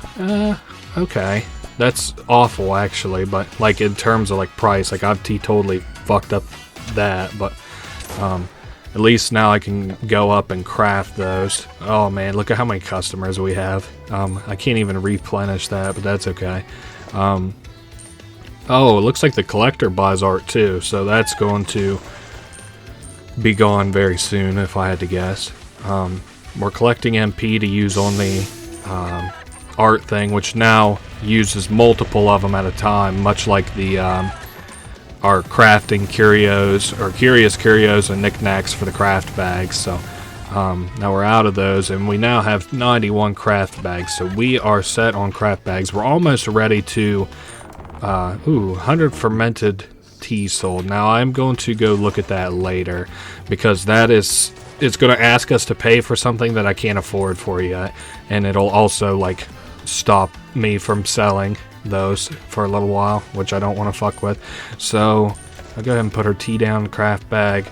I'd like to go ahead and call the post office. I still only own one stock. That sucks. It'll take a little bit, I guess. I got the appropriate amount of money stored for taxes. Not the next time, but the time after that he comes in, I better have a payment for him. Ah, fuck. The Coffee King. Okay. He keeps auctioning and buying stuff that he can't afford. Also, I've noticed my assorted fruits have disappeared. Okay, they're back.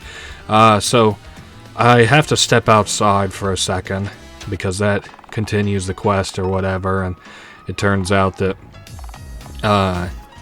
he's run up a what do they call it, a tab at the auction, so to say. He owes 1,000 gold, so they're going with the police, and I'm gonna say, well, they tell us that we can square away his debt. Two things. Well, shit, maybe only one thing for right now. There's something I want to show with the king that's really important to this decision, but first I suppose we have to go get the king. So we're here to square debt. I do have the 1,000 gold. We just have to go up to the top here now. So the tax man is here to negotiate this deal or whatever, and the auctioneer says that he owes $1,000, and of course this merchant dickhead's here as a witness. I just wish it wasn't him, even though I do think the Coffee King should square away his debt. Anyway, so we are going to pay that 1,000 gold. This is very interesting. The debt gets transferred to me, and I now own the Coffee King, which is interesting.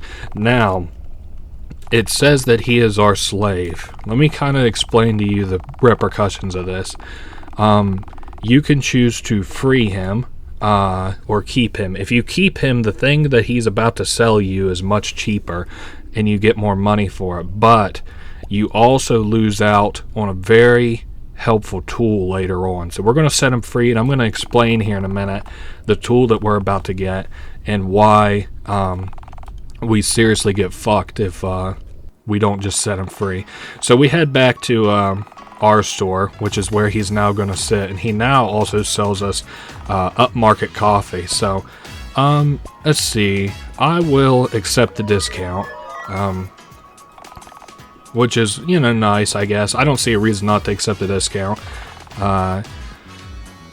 So 100 gold per coffee, so I could afford 6 coffees, upmarket coffees. Now there should be a new elf waiting outside our house. Okay, I guess not. It'll be there momentarily, and whenever it is, I'll point it out.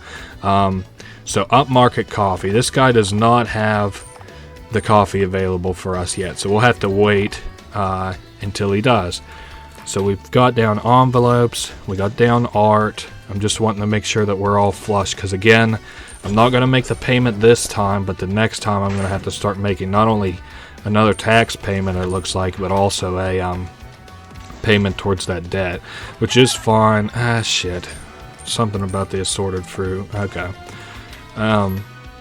The little fake prince is back, and I better make sure that... Okay. I was worried that the chicken wouldn't have, you know, enough stuff to buy, but of course I can't do anything about the envelopes. Tell us to go see what's happening at the crafter's house. Now this is going to be kind of interesting if I'm not mistaken, and we do want to kind of make the trip out there as soon as possible. I just want to make sure the prince buys his thing or whatever. So let's head over to the crafter's house, as we've unlocked a new sort of event or whatever. Now, I don't think I've opened this chest down there. Hold up, let's get this apple real quick. Nice. Again, 25 is the next time that I think I'm going to make a little run over to the apple labyrinth. So we sneak up on this Pixa here, who's spying on our crafter buddies or whatever, and they think that there's something weird going on with this box. And they're watching to see exactly how it works, but they're going to share any discoveries that they make with us, and they also give us a little teleporter, and our crafting boxes go up in price. So that is something I knew I wanted to get the jump on ASAP. Now everything else, let's go. I know I don't really want to, but also we're going to go open this chest. That is something I do want to do. I know I want to do. Comfy chair. Shit, I hate going for one of those and it's just an aesthetic item. I mean, it's cool. There needs to be aesthetic items in the rewards. It's just every time I'm like, well, shoot. So we got seeds. Let's go ahead and clean these up. I'm going to go ahead and grow some fruits just like I did last time by using the spell. Doing good on the... Looks like maybe about 10 assorted fruit. Yeah. So we're going to drop the rest of these to grow into more seeds. And I'm also, I think... you know what? It would be a bad idea for me to buy more seeds that are just going to sit around in my inventory. I'm kind of saving for a pretty... Not like a super important event, but an event that's going to help us a little bit. But I can't afford to... Because we're going to have to start making tax payments. We're going to have to start paying for the making loan repayments and stuff. So also, look, the Coffee King's coffee gets made over time. So I buy it only like sparingly, like whenever I'm able to. I did want to get some more assorted fruit so that I can get this golden butterfly challenge done or whatever. Okay, the king or the prince is here. Had to sell this. I think he'll buy the fruit, which is nice. Damn tax man. It's such a shame. Right now it sucks to see him, but later on we're gonna love to see him, trust me. Well, I said not this time, but the next time I'd make a repayment, so let's stay true to my word. Let's do 500 towards taxes, and I'll put 2,000. Fuck it. Let's just put the whole 2,100 towards loan repayment, and he'll buy the assorted fruit, and we'll take a look and see what the goal is. So, 33 coin plus XP or 6 HP and MP. We're just doing coin. That makes the most sense to me. Lay these items back out. And see what the next item it'll want me to do is. This is probably going to talk to us about customers. Oh yeah, it wants me to talk to those bees again. I'm trying to think if it's worth it for me to go to the bees right now. They would buy more fruit, but I, of course, can't really do a whole lot about that. So, fermented tea sold. I could go ahead and buy some fermented tea real quick, just because I'd like to. Let me buy about... I don't want to... Well, let's buy 700, or 100, fuck it. And then I'm also going to go ahead and move to buy 200 of the Vendrank, just so I don't really have to worry about it for a minute. So, Vendrank and fermented tea. You know you're really getting places whenever you start buying these in bulk.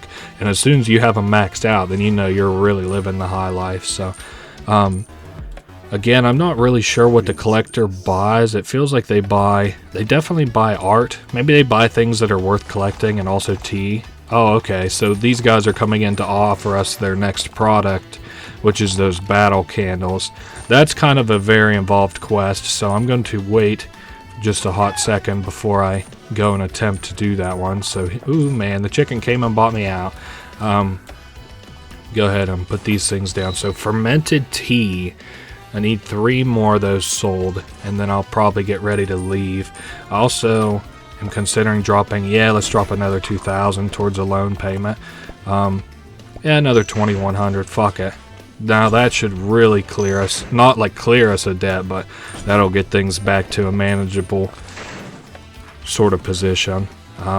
Ooh, our quest is also done, which is nice. Choose a reward. Permanent +2 increase of goalie heal. I'm cool with that, I guess. Upmarket coffee is good too. And we've been selling envelopes. Maybe I should check on the stock. Nope, we still only own 1. Probably because I keep running the stock up, even if it's accidental.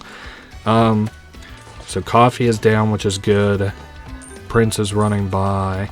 Oops, I'm out of assorted fruits. Man, I might have to just go out and refill my sellables real quick, it kind of looks like. Let me go ahead and... Yep, that's what I sort of figured. How do I get the assorted fruits up? 3 planting pots. Alright. So that'll cost me a little bit of money to get those planting pots. And I suppose I should probably also consider going ahead and getting those planting pots. $3,000. I just won't make the next debt payment, which kind of sucks. But, okay. So, selling out our store as usual. Damn, but if I do that, well, okay. Let's just go up. I need to get this guy's art going too. So we pay them $250, and they'll instantly, it warns you, now's the time to remember that you can speed up interactions, which I will do in just a second. So they give us 3 inspiration, and the more that we do that and the more paintings that we sell, the actual more inspiration that we can get, which is really nice. So I'm going to teleport him back and forth. We'll say 1 more time after this, and that'll give us enough inspiration that I should be good on art for a minute or 2. So we are also at level 19, which is good, and I don't have any more knickknacks to throw down, which is unfortunate, but oh well. You can put these simple items down. I guess I should probably also go ahead and buy from the king real quick. I also need to consider setting these up to auto sell whenever I get a chance. So we need to go see Gargana, which is the grandmother, and I also should probably say something about her real quick. Oh, okay. So here's a little teleporter to Odina's dimension. She's got a lot of hats around and mana crystals and stuff, but you can see this is how much mana I've given her so far, 185, which is kind of neat, I think, that I kept track. That's the only time that comes up. Also, it's letting us know that we now have a new elf guy here. This is who I was talking about. So you can ask him, do I have any outstanding product quests, or what product related choices have I made? So if we ask him the first one, we have to talk to the purple woman Gargana, and there's something going on in the toilets, and I think that is it. So what else would I wanting to do? I know I wanted to go into the sewers. What's the best thing for me to do? I guess let's go, first thing, let's go talk to these guys over here about my new item they want me to craft. So it's basically a candle, and it's called the Battle Pass candle. We need wax, wick, and fire. So not even all of those are very hard to come by. Now, they talk about, like, in roundabout terms what the Battle Pass is, but it's like a time investment or whatever. But they kind of, this guy says that, you know, he's going to give us hints on where to, like, find fire and stuff, but it's underneath the city. It's like everything in this game, though, it's a big money investment, so I don't really want to screw with that just yet. I'm thinking of the best way to go about it. I do want to get all these, I guess, like, quests or whatever kind of out of the way. Another thing that I want to do is hop back and visit the Owl Lich very soon. I'm trying to think. It probably wouldn't make too much sense to visit them just yet. Where is the... Yeah, this lady here, because I need to... Damn, I would like that capacity gem. Let me see. Okay, I think what we're going to do is sit around until I have 3,100 gold, because as much as it might not seem it, that's kind of a... I kind of need that right now, so... 39 coin and XP. Let these guys do their thing, lay out the art, the envelope, and rebuy some coffee. Okay, good. So yeah, we're saving up for 3,100. As much as I will probably end up kicking myself in the ass, the incremental increase for trading your HP to the Owl Lich is like fucking crazy. So I have to, that's just something that I really can't like wait on. I kind of have to do that. I know I said I wanted to do the quests and stuff, but I just can't not really afford to do that right this second. So this guy's here now to collect our taxes. I don't have enough money for the taxes, so there's another deposit of 500. So that just means we'll have to wait just a little bit longer. We're good on taxes now, and the loan repayment I can basically falter on for another one or two of those. So now the collector's coming through and buying her stuff, buy that artwork, and I can get out of here. I know we're kind of running out of stuff a little bit. Now here's where the big people at the Bureau of Business say that they're interested in like what I'm doing, and so they're going to send one of their guys, Mrs. Five, out to come and check on us. So now then, number 5's going to basically come and, you know, take care of us, and it's also hinted at that number 4 has like some kind of a job that they need to do. So now then, I was talking about it. Let's go ahead and buy this capacity gem and go ahead and equip the lesser and the regular capacity gem, and we are up to 3,100 now. Let me look. Okay, we should be... Oh, well, no, we're really not okay. Let's go back and sell just a couple more things so that I can get enough money to get some salt. So that is good. We need to put down art, and I guess probably buy some more coffee just real quick. There we go. So there's that coffee, art, envelope, and you know what? That's more than enough money for some salt. I knew it wouldn't be but a second. And now you can see that the Miss 5 or whatever is like feverishly making her way here. So now I did say that I want to buy some salt, and that is what I want to do. We should be able to get quite a bit of salt now that I think about it.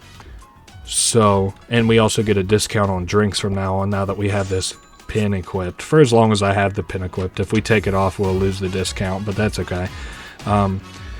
So we got enough money to really be making some money once I get to the Owl Lich. So yeah, we're back here in the horse dimension, of course, to get back quickly. Man, this place is kind of pretty. I saw that they had just recently included in this patch those lights that crawl across the screen. So that, I want to say that's a really nice addition. I like it a lot. Shit, I haven't put the shortcut back up yet. That's okay. We'll just have to go around a little bit, and I'll have to remember to put that shortcut there whenever I go down. First thing that I want to spend is the my mana, of course. Ooh, also I saw there was an apple chest there that I've yet to get now that I've hit that number. How many? Ooh, 9 inspiration. That's kind of ass, but, you know, one of those things. So now we are headed to the left so that we can go see the owl lich. Up. Perfect. So head to here. These owls are being pretty weird in here. This place I always considered pretty eerie all the times that I played. So let's see, 25 HP. I can do that with a smile on my face. He gives us 2100 gold. So now we want to use the distill wellness. Well, kind of want to use the distill wellness. I want to use the salt for a very specific reason you're going to see here in a minute. So care to donate. Yep, another 30 HP, 3100. So we're at 5,000 gold. We're making, we're making good money. So now I don't think that I have the HP. Well, hold up. Let me put that at 25. So we're at 33. We might be able to make this work, kind of. Let's take a step back. We're going to head over to this puzzle that I want to do here on our left real quick. So we can't get in here. The first time that I played this, I accidentally almost broke this puzzle, but thankfully the creator has it fixed so you can't. So basically what you need to do, plant seeds. You're mimicking on the right here what's on the left. So you grow this for 1 time, grow that for 2, grow that for 2. And just like that, that plant pixie will get rid of that plant for us, and we can get our reward on the other side. And they reset it. So we lose 6 seeds, which actually is a fair bit of seeds for now anyway.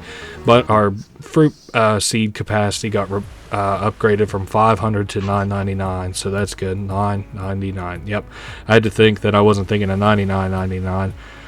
Not sure what you would see on cable television that makes me want to do it in that voice or whatever. So this is an old friend of ours or whatever, or like a it's kind of hard to explain, but I guess I could tell you that she's a friend of ours. Grew up with us and stuff. And they basically make reference. They're like, what are you doing out here? And you're like, oh, it's not Queen anymore. And she's like, well, you're not Queen? Was there another like usurpation? And she's like, oh no, nothing that dramatic. So anyway, they're looking for their song that, I guess, like in their culture anyway, it seems like there's like a song that like a person's looking for all their life, and she's trying to find it. She hasn't found it here, but to help, she can give us a buff if we give her 25 salt. That's why I was very careful to keep that much salt on me. And this buff is 5% extra max HP. Now it does look, unfortunately, like I don't have enough HP that I can trade to that owl lich just yet, which is okay. I wasn't thinking that. I was just hoping that I would have enough HP, but that's a-okay. So now we're going to head up and talk to these bees so I can get a new customer rolling through my store, even though I don't really have a ton of assorted fruit ready for them. Cast Wild Growth, which I hope that I did back at the owl lich. So we want to stop this queen bee. So one thing we want to do is to sense royalty, and you can tell that she is in fact a queen bee. We got another royalty sensed, and she'll also sell us wax. Give me I don't want to buy too many. Give me just 1 wax. So wait, I've got more to say, so let's listen. Okay, and now they're going to send out these bees to go buy some stuff. Now, I'm pretty sure they will buy the, definitely buy Vendrank every time, our little pop. But I also think that they're willing to buy the fruits. So we got to make a very real effort to get a lot of fruit in our store. The way we're going to do that is to head down to the sewers and buy those planters real quick. Let's head down there right now, I think, just so I can have our store prepped and ready, because it looks like the only thing we're really lacking is that assorted fruit. And we buy it from this Junkrat character, so now we're buying, Yes, so a pot, and then 700, and then the last one is, you guessed it, 800. So we bought this guy completely out. He will buy we can buy the Raptorium track from him, which is just the song that plays down here. I don't really care for that. If I can remember, I'll try and buy it later. I just don't give a shit right now. For now, we are headed up here, and we want to... I want to make sure I have everything out that I can have out. I'm going to go ahead and buy as much coffee as I'm able, and I'm going to set these to auto grow, auto fruit harvest. You can put it to auto seed harvest and they'll grow seeds for you naturally, but I don't want to do that just yet. I want auto fruit harvest so I can kind of get our money up. Sometimes, even though you have the seeds, you have to buy, so that kind of sucks. It's a little bit of a bug, but now, we have sold out of fermented tea. I'm going to go ahead and choose a reward. Increase how much of the current product goalie can ask for. I guess... or 6 free product. It's probably better to pick that free product, but I'm looking at the end game, so... that was there. Yes, the other thing I want to do, make these plants grow really fast. You use these things called plant grows. Right now, we only have so many, which kind of sucks, but that's alright. We're going to...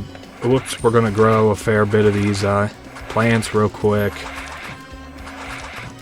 Oh my goodness, so look how many we're growing. Also, I hope I have enough for taxes. We might get dinged here. No, I had enough for taxes. Looks like just barely. So, I'm going to go ahead and store... We'll do 1,500 for taxes. Not really the biggest fan of that, but now I was using up all of that energy so that I could... go ahead and grab this mana from up in this crystal. It looks honestly like we're making really good leaps and bounds. I could also buy like a lot of these replenishment keys for everything but the upmarket coffee, it looks like, so that might be another thing that we go buy. Yes, honestly, it looks like something I should consider at least. That would probably cost us a little bit. Let's get up to level 20. Perfect. And I'm just thinking if there's anything else that I would like to do just while I'm thinking of it, and we're right here. No, I'm going to let this little troop run through here and buy what they're going to buy. Nice. So we are good to probably step out for a minute. Oh, okay, so looks like they're going to pay this policeman to come fuck with my business anyway. This is kind of a funny little thing. So the police go over to shut down Batnik or whatever, and he's like, well, you know, ma'am, I know the law better than you, and you've been operating illegally. And she's like, oh, really? You're going to have to take me in? And he's like, yeah, I'm sorry, I got to take you in. He's like, I'll wait right here. Just go get your jacket or whatever. And so he like is kind of investigating around, seeing probably what he could do, and Batnik returns with the gat and fucking lays into the police officers. So I don't endorse that, but I think it's funny in the context of this game. Now, yeah, so the kingdom of Faeona is going to expand and take over that like little city. Postcards up anyway. Now I'm wanting to look, because after that cutscene I've gone and fucking forgot what I wanted to do. So we got craft bags, we got up coffee. I bet the second that we're gonna get the automation keys is what I wanted to do. So we are headed back for here, grabbing the automation key. Now I do see where it says that we have new stuff here. I have no... Oh, it's the shop pod accelerators. Basically grows our plants a little bit quicker. I'm not too worried about that right now. I do want to pop my head in over here and see what kind of upgrades I could get for our shoppers. What does this say? Magnolia will visit the store twice as often. Gains a 50% chance to refund art. That's a pretty good...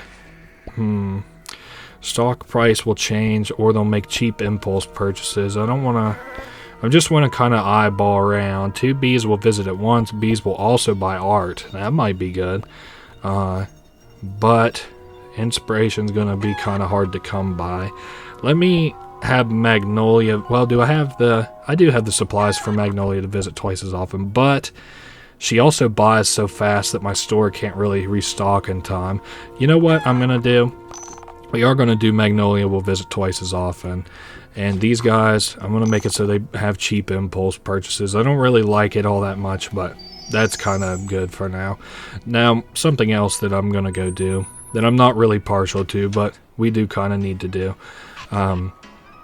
Let's talk to, well, not that guy, this purple lady who goes and buys our Vendrank. We can talk to her real quick. Saw an ad for Vendrank that said if I drank more of it, it would maximize my quenchiness, but my doctor said it's a bad idea. So, if you have her get quenchy, she will die, but she will buy 5 Vendrank at a time until then.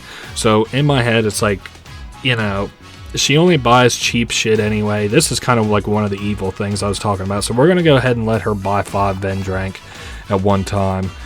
She likes it anyway. Not that that's really, you know, a good thing, but now we'll sell out a Vendrank a lot faster at least. Okay, so what? Oh, okay, yeah, we could go ahead and plug in that automation key, so I at least don't have to worry about envelopes nearly as much. And I did want to do the little craft some more craft bags, but it looks like that's gonna be just a second. That there will take 40 mana, and I did notice that, yeah, the tax man's back in, so I bet Magnolia just came through and bought all that shit. I thought that B was Magnolia for a second, that's why I was so quick to try and refill that for that chicken. Yeah, so it does look like it's going to be a hot second. I might as well go get some craft bags, maybe buy some more fermented tea. Basically just re-up on my stock. That guy for the fermented tea just left, but that's just fine. Now that Magnolia's going to buy, or not Magnolia, I'm sorry, that Ferrothorn lady or whatever is going to buy more Vendrank. I wanted to make sure that I had enough Vendrank in. We can also go ahead and keep putting out these more expensive items. We definitely don't have enough money set aside for the tax man. I know that for certain. So we've got 100 fermented tea now. The envelope's out. Let me see how much money the tax man would need. We're good on the tax payment. I guess I should probably go ahead and make a loan payment too while we're here. As much as I hate to, but you know, you got to. So we're doing good. Well, I had to go out and get some more stock. I'm glad that I looked, because I was about to say it looks like we're pretty well good, but that's definitely not the case. Whoops. I don't know what happened there. But I'll probably... My screen popped up at the bottom if I don't cut that out. I wouldn't really see a reason to, but that was very odd. Now then... we are good. Art, so 1,600 just about was the loan payment, and brought us down to 1,400. That's alright. Like I said, I would like to get kind of ahead of it as best as, you know, I'm able to get ahead of it. Let me go ahead and buy about let me buy about 80 of these, and then I'll spend the rest of my money on the Curious Curios. There we go. And we're good to go, at least in this department. I'll have to go up and get some more craft bags crafted, and I also do need some more envelopes. Also, it looks like I'm out of seeds, so things aren't going great in this little shop. At least we got our craft bags back up. You know, I suppose everything one step at a time and all that. I'll go ahead and put down all these knickknacks and get these going to the point that now envelopes should restore themselves, which is perfect. So we are good there. I'll get a couple more paintings. Good thing we got the inspiration from that chest. Now we can keep putting this stuff down. I saw that the next automation key for the assorted fruit was kind of expensive, so we are close to selling out on the envelopes, which is good. I just kind of don't like how slow this grandma is, plus how cheap she kind of is. Like, she only buys really cheap ass shit, so that's not, I guess, a outright endorsement to kill this woman, but you know, it's whatever, I suppose. So that was a fair bit of money we just went through there. I see that, once again, my vault's nearly out of the ability to pay the taxes that I have to. I need to sell one more envelope to get rid of this gold butterfly quest. Let me go ahead and let me buy like 40 envelopes. Perfect. And then now here we are. So we got envelopes restocking, which is nice. I guess I can go ahead and buy out on these upmarket coffees. We're making pretty good time, all things considered. We're leveling up nicely and stuff. She's coming through buying her things. One more envelope's gonna get sold. Aha, there we go. Now we can finish this quest. Choose my reward. Permanent multiplier for goalie gold, which is super important. Go ahead and put these down. I'm just looking and deciding what the next best step would be. Got assorted fruits, upmarket coffees. I guess maybe my next best bet would be battle pass, art. Well, I tell you what we're gonna do. While I'm sitting here in this store thinking about it, at least, I do want to go ahead and buy some more inspiration while I can. 7 inspiration, maybe about like 40 worth of art. That way I just don't have to think about it really. And you'll notice as we get more and more of these that there's more purple wiggles beside of the our little easel or whatever, and that's because we're starting to accrue like from so many teleports. There's like teleportation dust kind of stuff, and it is bad for us. We will have to pay a penalty for that soon enough, but there's no other way. Like, that's just the way it has to be. So upmarket coffee's good. I am gonna have to consider what I'm gonna do about assorted fruit, because we're very nearly out of it again. That's why I'm not so gung-ho to get the battle pass, because I would have to have assorted fruit every time that I would want to sell a battle pass, because the chicken's the only person that buys the battle pass for the longest time. So it does look like we are at least making some money. I think the next level up, I'm going to go visit the Owl Lich again, and then kind of decide what I'm going to do from there. This guy will buy an upmarket coffee. That's a good bit of money. Get these envelopes out of the way. This person will buy an art at least. There we go. We got a nice little level up under our belt. So I'm going to get ready to go out with this woman. Ooh, looks like there's another quest. A man who was sitting earlier in the welcome area for Enterpriston was doing some research and stuff, and now he was doing research for Faeona. It's one of their like spies or whatever you can kind of think of. Faeona has like a lot of spies. Now they're worried about the fact that this Enterpriston or whatever and the Bureau of Business has like anti-magic shielding technology, which is rightfully so, because the fairies have had the upper hand for a long time, or the Fae have had the upper hand for a long time because of their magic technology. Now what I want to do, I don't think there's any reason to go and get an upgrade for HP. Yeah, no, we're good.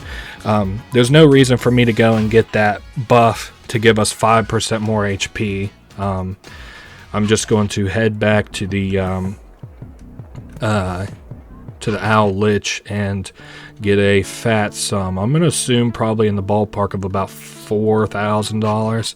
I don't remember, but I do remember it's usually... Fuck, I didn't wild growth that again. We're definitely going to remember that this time, I promise. Like I said, I don't quite remember, but I do remember sort of ballpark. And if I do have that money, I got a great idea of the two things that I'm going to go spend that money on.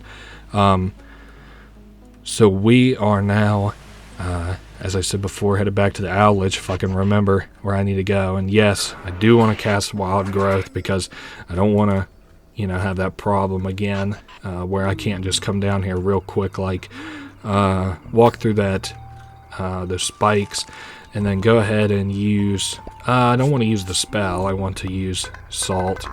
There we go. And then we'll trade 35 HP. Yep, donate some HP. It gives us, oh my good god, 8,000 gold. Okay, I'll have to spend that kind of wisely. So I'm going to use all of this salt, and I'm going to go ahead and use the apple slice to teleport us back up to here. Think about what in the world I would use all this gold for.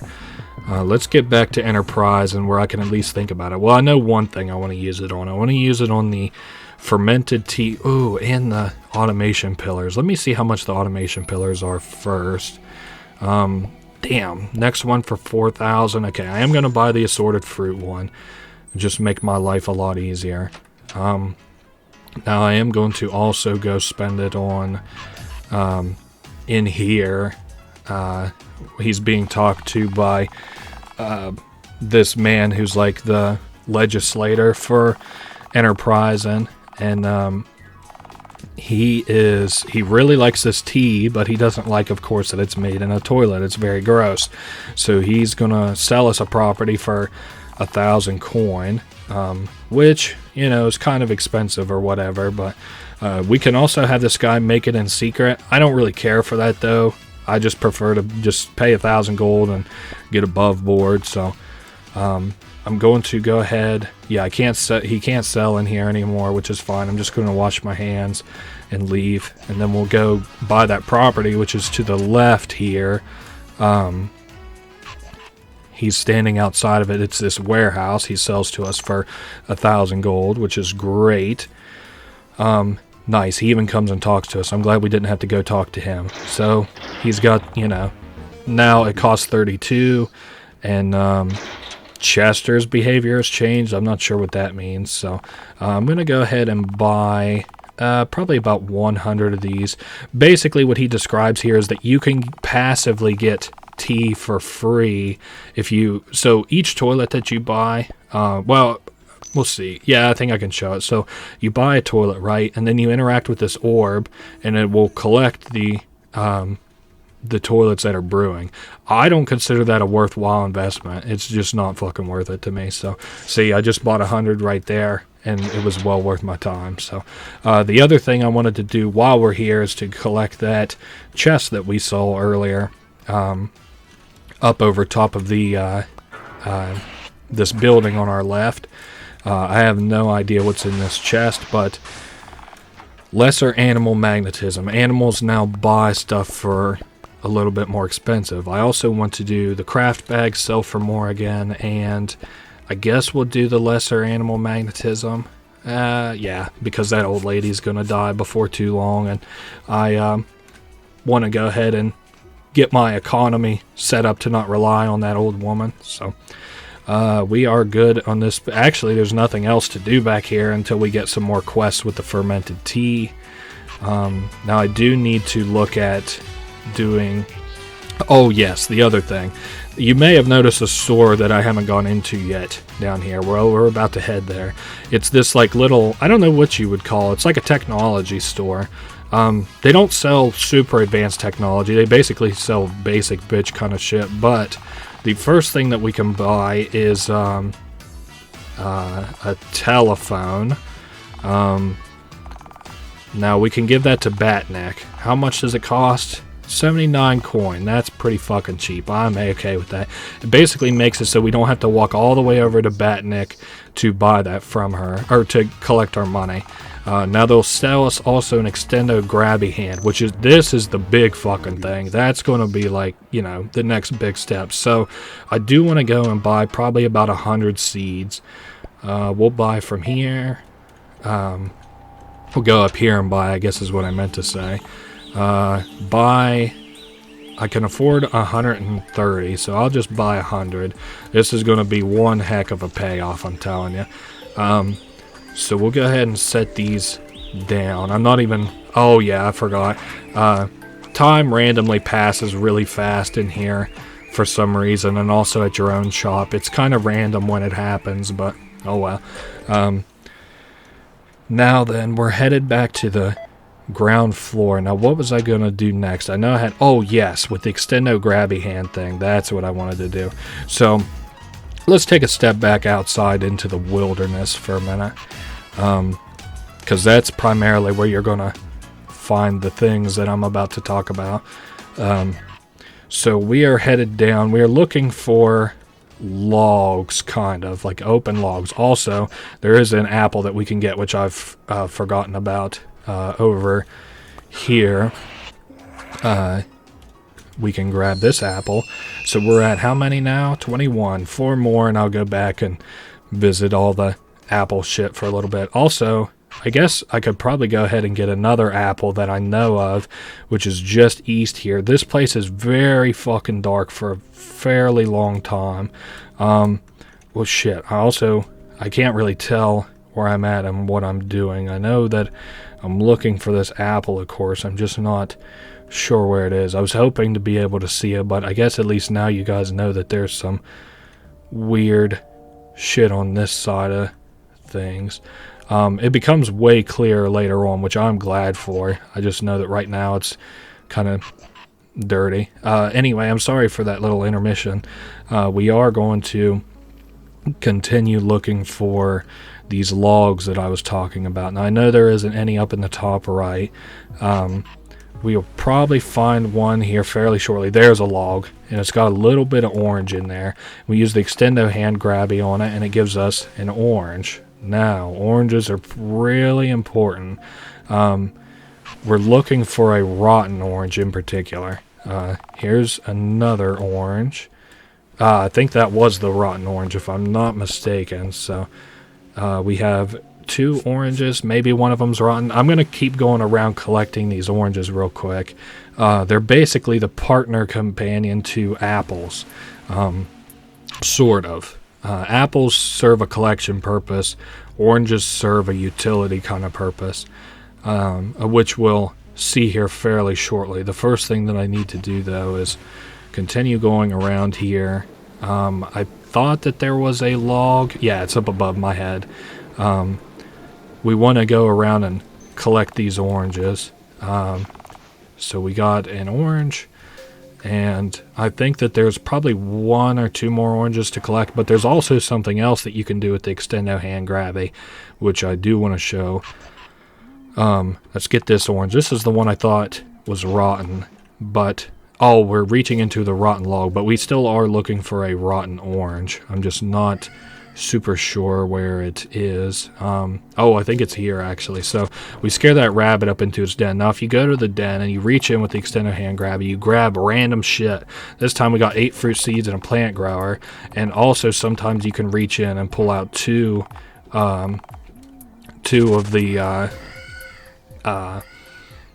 2 pulls out of the hole, which is nice. So this here is actually the a spoiled orange. We definitely want to keep it. Do not throw it a fucking way. You definitely want that. So now then, let's go back to town, because that's where we can actually use this rotten orange. Use all of our oranges, including our rotten orange. Now we do want to stop in and talk to Batnik so that we can install this telephone and talk about the guards outside. Now then, we give her the telephone, and Odina should come here in just a second, and she'll give us a little spell where this woman can now give us our coins through the telephone, which is nice. So, pretty cool. We don't have to come out to collect our coins anymore. Of course, while I'm out here, though, I'm going to collect my coins. 885, in fact, so that's good. So next step, yes, I was headed back to the city. I definitely don't want to forget that. They call it Enterpriston. Oh, okay. I guess I've been calling it the wrong name for a little bit. That's alright, though. Now, the way that you get to where we're going to use these oranges, it's this where I casted this wild growth earlier. You go down to the sewers, and then you go east, and then this guy in the top right, who has another log beside him, which I'm going to go ahead and grab the orange, he will trade you plant growers in exchange for oranges. And he also says that the rotten orange came from somewhere near Tutetown. So we're going to trade all our oranges for plant growers. And we're oh man, trust me, so big that we did that. In fact, I'm going to go buy some more seeds just because we did that. It kind of sucks because I am running a little bit low on envelopes and shit. But, I mean, while you have these plant growers, you just really can't, screw with it. So, we have Nature's Beckon. It will force all plants to be ready to be harvested as assorted fruit to grow in the plants that will give fruit seeds instead. Alright, well, not so worried about that. Now, can afford 61? Well, I guess I'm going to buy 50 then. Like I said, you really don't want to miss out on this. I'm going to go ahead and replant these seeds, and this actually is going to be so good. Now, the other thing, just to kind of tie this up in a nice bow, I'm going to show where you do go next. So, let's go down to the sub-level and go up to outside. Nice. And we're headed for the Tutetown, because there's just one more quick thing that we have to do out there to kind of wrap this part of the quest up in a nice little bow and be done with it.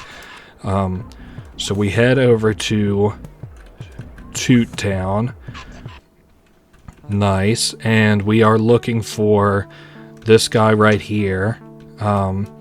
And we ask if he grows oranges because we found this spoiled orange. And he's like, well, you know, you can visit where the orange came from back in my backyard, but don't ever talk to me about oranges ever again. So what happens back here? Well, there's an old man who asks if we want to buy oranges. Now, I don't want to buy oranges, but he will continue to ask you if you want to buy oranges and harass you and automatically open up the vendor dialogue, which is kind of annoying. Now, I do want that mushroom, and I'm out of there. So basically, you can buy oranges from him to buy plant grower, or to trade them for plant growers. Now, we have more than enough plant growers for right this second, so I'm headed back to the shop, and I just want to make sure we're all good. I'm going to buy some more envelopes, I think, is my next big purchase. Buy 41 as I'm able to afford. Perfect. Now, I head up into the store, and yes, our assorted fruit.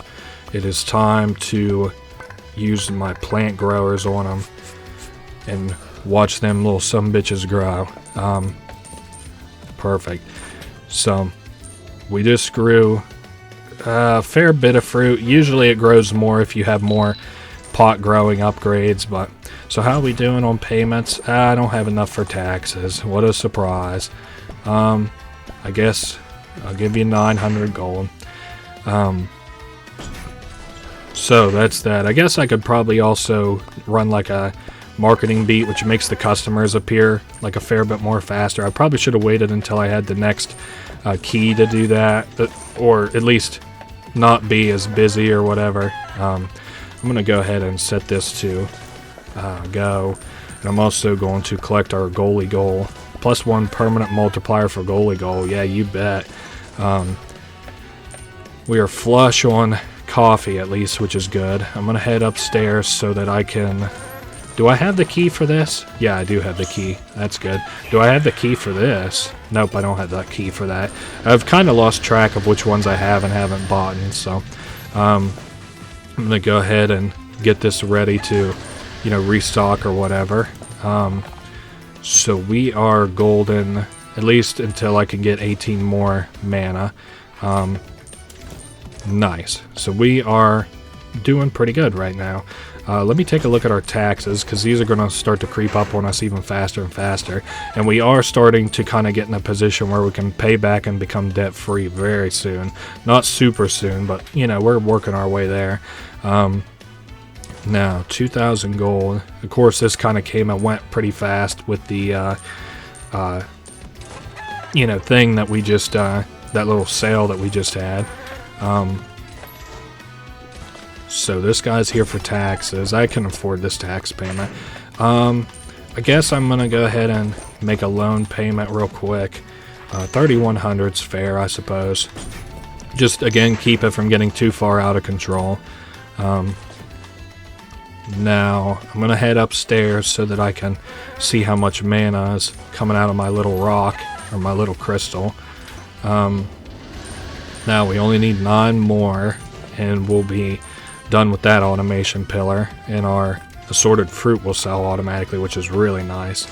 I do notice we're quickly coming to be out of art though, so I'm gonna have to buy that. I guess I'm more so needed mana than anything, but you know, it's whatever. So we also just leveled up again, so that's great. I'm gonna buy 1 more because it does seem like I'm more out of mana than anything. So just fine. I'm gonna probably at least be in the general area until I get that assorted fruit ready to go. I do want to take a peek down here though, because yeah, I'm sort of kind of running out of, well, I need to like put down the more expensive stuff. How do we do on payment? Yeah, we're doing great. We're actually going to get ahead of this very soon. I'm going to place down all that money. We're going to get ahead of our loan payment pretty soon. That old woman comes through and buys a bunch of junk, and of course we still have our a bunch of assorted fruit, which is really nice. Now, yes, we're doing great on taxes. The loan didn't even really go up an unmanageable amount, so that's good. There we go. We got the assorted fruit well and done for, so that will now auto restock. I'm going to go ahead and get 2 pieces of art. And I can go ahead and buy, how many Curious Curios would I have to buy? Looks like at least 82. So that is fine. I guess as soon as well, let's just go ahead and get ready to step out now that I'm thinking about it. Buy some Curious Curios. We'll buy, we'll say 200 and buy the rest in knickknacks. That looks good to me. At least we'll get stocked back up on our craft bags. And we're still doing great. Go ahead and lay down all this stuff so that I can collect all my craft bags. And yeah, if you put down a bunch of items all at once, you'll get zoomed in on. So, but if you interact with the chest, it'll unzoom you in. Now then, spend the rest on that easel. And what does this take? Try saving up 30 stock and then talking to the Coffee King. You know, we're not all that far away from that. Now, put all that down. Get ready to buy some coffee, I guess. Because like I said, we're actually, you know, pretty well doing all right on the amount of coffee stock we have. I mean, we're not perfect or nothing, but, you know, who is? So he just took another tax collection, and he accrued our interest on the loan. I guess I could go ahead and put, well, I don't want to put down another marketing beat just yet. It's 12,000 coin before we can buy the next automation key, so that's something to consider. And our art just got finished, our goal for here. A permanent multiplier, yeah, I'll go ahead and multiply that again. Why not? Basically, looks like it's going to be like times 200 for any quest that we, or, you know, we would get like 200 gold for the various quests that we're doing and stuff. I'll go ahead and collect 2 more assorted fruits. So yeah, that bee just came in and bought some stuff, and I'm just thinking, we got more assorted fruit that we have to sell. I'm thinking about what our next step is, because we're doing pretty well.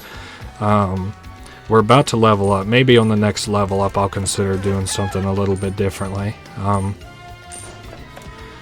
Perfect. This collector later will probably bring us a little over the top because she'll buy the tea. Okay, there we go. I wanted to make sure that I could sell all that stuff to the chicken. Yes, we're doing fine. Actually, I'm thinking like, how many? I got some salt. What if I put the equipment on? Let's see, that would give me +6, and then Well, let's go get some. Well, I can't leave while the tax man's here, so let the tax man run through and do his thing, and then I'm gonna get ready to leave, which will be really good, and I'll show you why just as soon as he's out of my hair. He's more than happy to take the taxes and run. So he's headed out. Now then, let me go get some salt, because we're about to fucking rake in the money. Let's go ahead and give me like 100 salt. That should be more than fine for what I want to do. We're going to head back to the Owl Lich, but first I want to equip the capacity and lesser capacity gem. Great. And I also want to head down to where the... well, I guess I could also head up. I didn't even think about that, but we can kind of make a little shortcut and talk to that woman up here. There's also an orange there. I guess I'll go ahead and collect it. Good. I don't know why that epic music stopped when I grabbed that or whatever. I do want to loot this hole first real quick because we're looking for a specific item out of these. 5 wine and 5 more wine. So 10 wine out of that, which isn't so bad. I know we've been hurting for mana a little bit. So we can talk to this woman, and she's like, you know, this place is a place of loss or whatever. And she takes a lucky clover to, you know, unlock her for this area, and it gives us a boost to our critical chance. But I don't have you know, a lucky clover just yet. So I'm going to head over to the left and then down so that I can... get this little HP upgrade so I can, you know, give these owls some of my life essence or whatever. Man, these owls really pay a premium on this shit, let me tell you. So I don't want to talk. I want you to buff me. Whoops, I accidentally buffed twice. That's livable. It just sucks that I did that. Also, our HP regen goes up big time while we do that, so I shouldn't have to worry about healing while I'm in the Lich Owl's domain or whatever. And I also can't remember if we were at plus at 35 HP or 40 HP, which I guess I'll see once we actually get over here. Let me go to magic because I don't want to wait on the tick to heal me. So what is it? You take 40? Yep, 40 HP. So here's a little something to help me. Max HP by 1 and 11 grand. That is perfect. So that would, you know what? I could almost pay off the entirety of my loan payment with that, now that I'm thinking of it. And I'm thinking very hard that that's probably what I'm going to do with that money, is get at least really close to paying off that loan payment. Let's head back, and then by the time I get there, I'll have decided in my head what I want to do, but I'm leaning towards like almost absolutely. So whoops, I accidentally held forward for too long. I just like to get out of the horse dimension fast. It doesn't spook me, I just consider it kind of annoying. Ooh, also our art, I need more art, but I just needed mana for that if I'm not mistaken, which I can get done just as easy as, you know, pie by going up here. And there we go. We're back filled up on art. Now, what I was going to do, yes, is to finish paying out that loan. Make a loan payment, 16,308. I'll probably need a little bit more than that because I think the interest gets tacked on. But, so I'm going to go ahead and collect all the rest of this mana while I drink a couple wines. I also, oh, we got 5 wines. That's right. Okay, I wasn't even thinking. That's good. That'll pretty much straight unlock our next automation pillar, which is good for me. So we got these down. Let me... Nah, I'm going to probably wait until I have like 18,000 to give him, I guess. Maybe not like the best, but I want to make sure that I have enough to give this guy. 17,008, not quite. Like I said, 18,000 looks good. And perfect. So we should be able to pay off this loan in its entirety the next time that he comes in. 1.8. We'll just make it 18,100. And I'm gonna go ahead and set this to buy more coffee. Looks like I bought it all too quick, but that's all right. Next time assorted fruits get bought, though, we will, oh, okay, 100 envelopes sold. Now we have to go to the post office. That's good. Yes, we paid off our loan. It cost us $30,000 in total, all on the nose, which is crazy. With that, we officially are Grand Merchant, so that's kind of cool. We have paid that off, and I'm going to go ahead and put this other $1,200 into taxes real quick. Now then, the assorted fruits are finished. We can check on that. +1 to the multiplier, which is currently 6. Markiplier, +1 to Markiplier. So we are good. Do I want to wait on another level? Probably not, but I am going to swap out my equipment. Not a beverage boon, fancy labels, and animal magnetism. I guess I'll let these guys run. I'll have to commission more art, it looks like. And these guys are going to come through and buy a bunch of shit. Okay, battle pass candles. We'll have to sell 3 of them. I could re-roll that, but I don't really care. My next thing that I would like to do is to unlock the next automation pillar. Let me think. Do I just want to go ahead and leave? Yeah, let's go see what's going on at the post office. I don't know what the hell is happening there. So here we are. Oh, it looks pretty busy. We can talk to this woman. So what's on our mind? I have a favor to ask. I know you already done a bit. Really struggling. Basically, I forget what they ask us for. I think they ask us for like business acumen, like advice.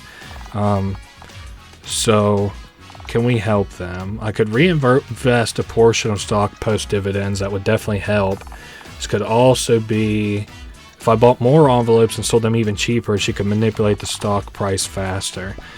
I think I'm going to just reinvest 10% of the stock post dividends, because the other one makes the post office stock way too volatile. So, I mean, we aren't even getting much out of the dividends anyway, and now this almost sells. We basically get 90% of our money back instead of 50, so that is that. That's a horrible long investment thing that we just did there. Long-term investment, but it's a pretty good short-term investment. I guess I could probably go ahead and get these battle pass candles ready, because we do have the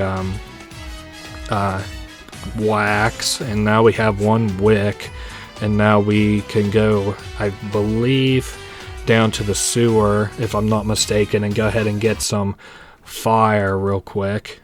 We do have enough money. Oh shit, not this kid. This guy's annoying. So he'll build us a bridge, but it costs 500, and every time that he builds it, he only builds a third of it. So what I do is, oh man, he costs 1,000. You gotta be kidding me. Oh yeah, but we can pay 500 if we can't afford the 1,000. So anyway, then we go to talk to him again, because we're of course annoyed. So we threaten them. I don't mind using the threaten here, so we tell him that he'll finish the bridge. He's like, all right, I'm on it.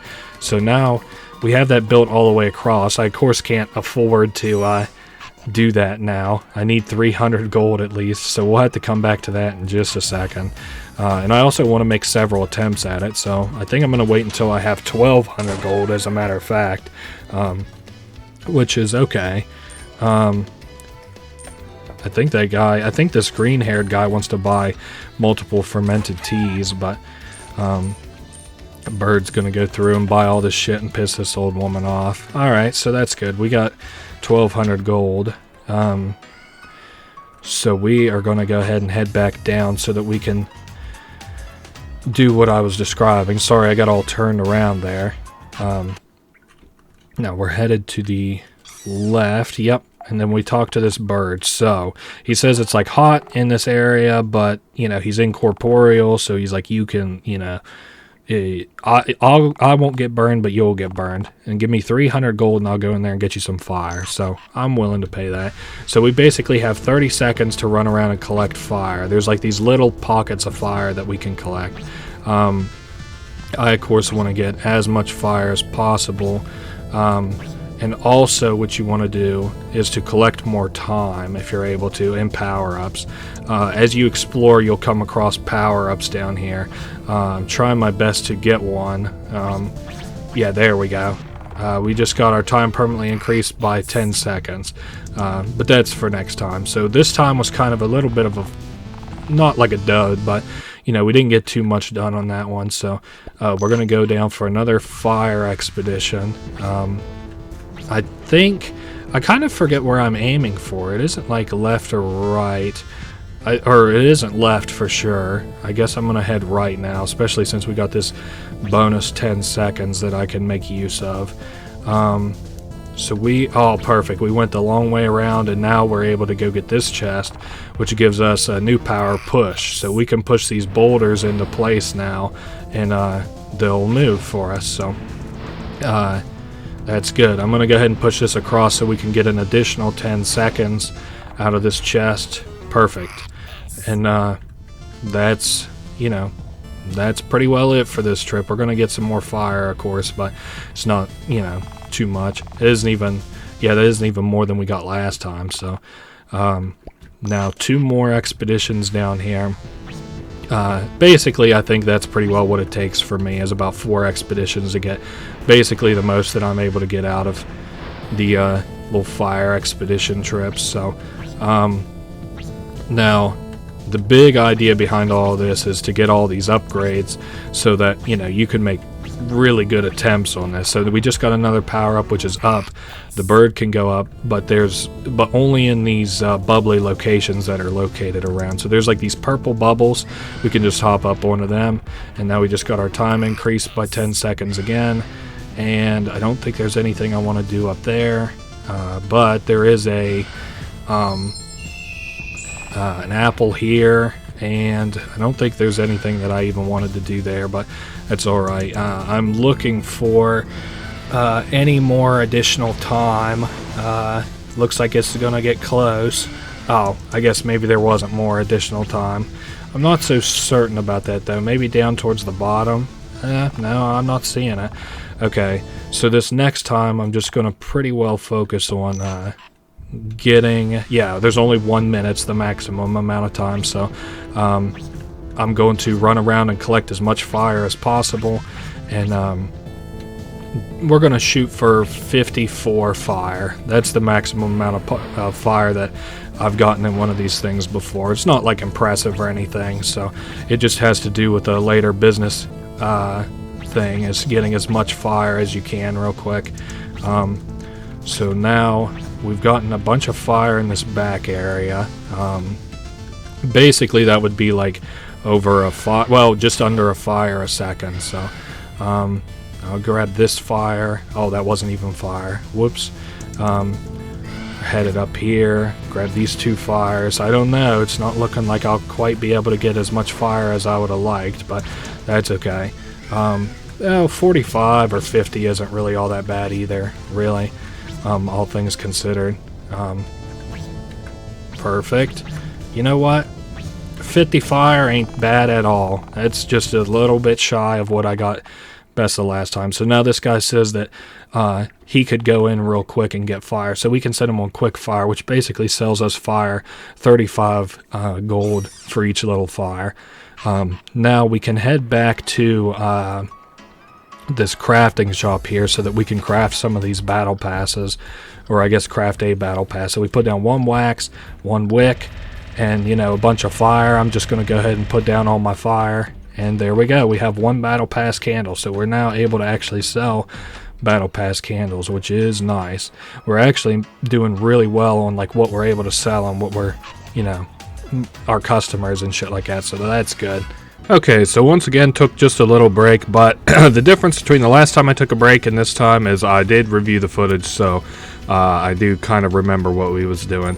Now, of course, I want to check the taxes, of which it seems like we're doing fine. And I do want to get a little reminder of how we're doing on these items. 30 stock of coffee. Gotcha. Okay, so basically just let the store run for a minute or so and let the tax man cometh, as they say. And oh shit, that stupid ass bee stopped that chicken from selling my battle pass candle, my 1 battle pass candle. This is why, for the time being, it isn't really worth having. But watch our money. Oh my goodness, so much fucking money for that.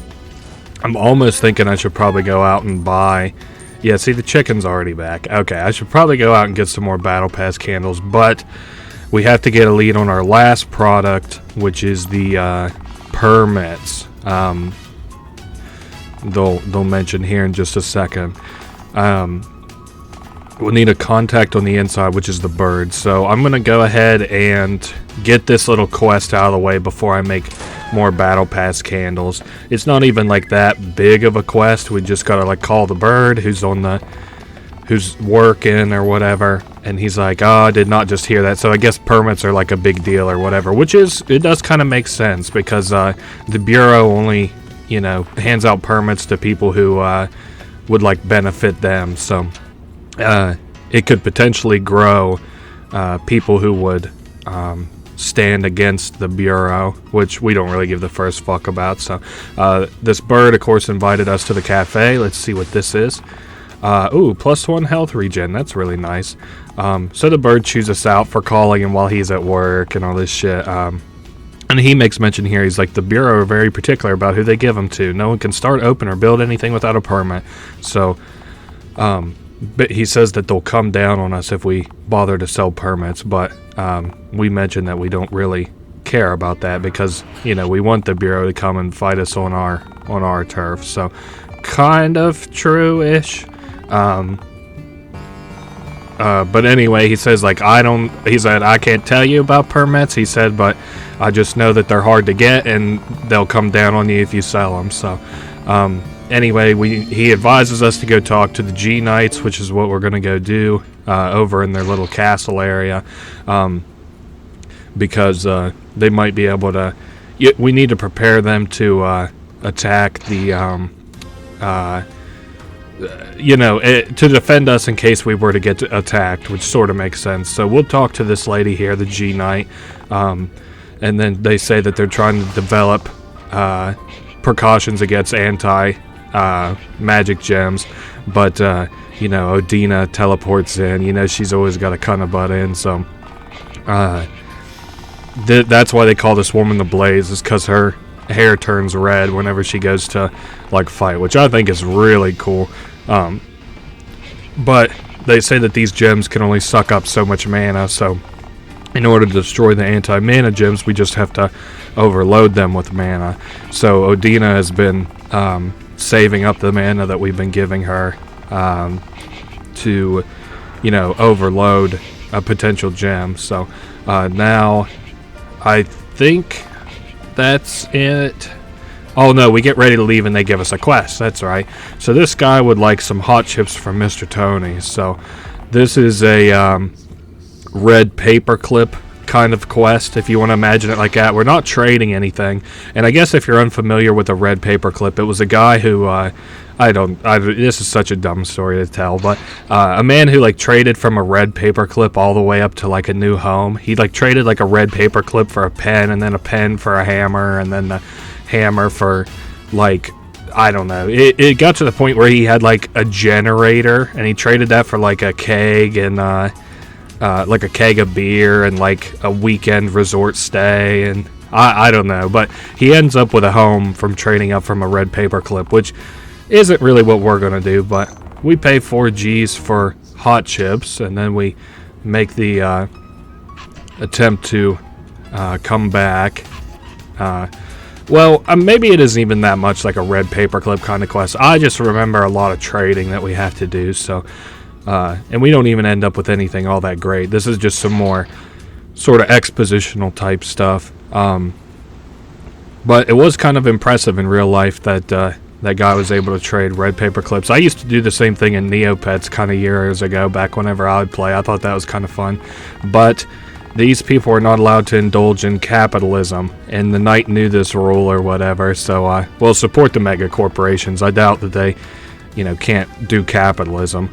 But anyway, we give the hot chips to the Blaze Knight or whatever, and she's none too thrilled about it, and she gives us a vintage Vendrank, which is purple, the old kind, and this woman just says how she doesn't really care about, the fact that it's purple. She's like, just get out of here. Here's a purple Vendrank, which he also had as contraband on his person. So who would like a purple Vendrank? I do wonder.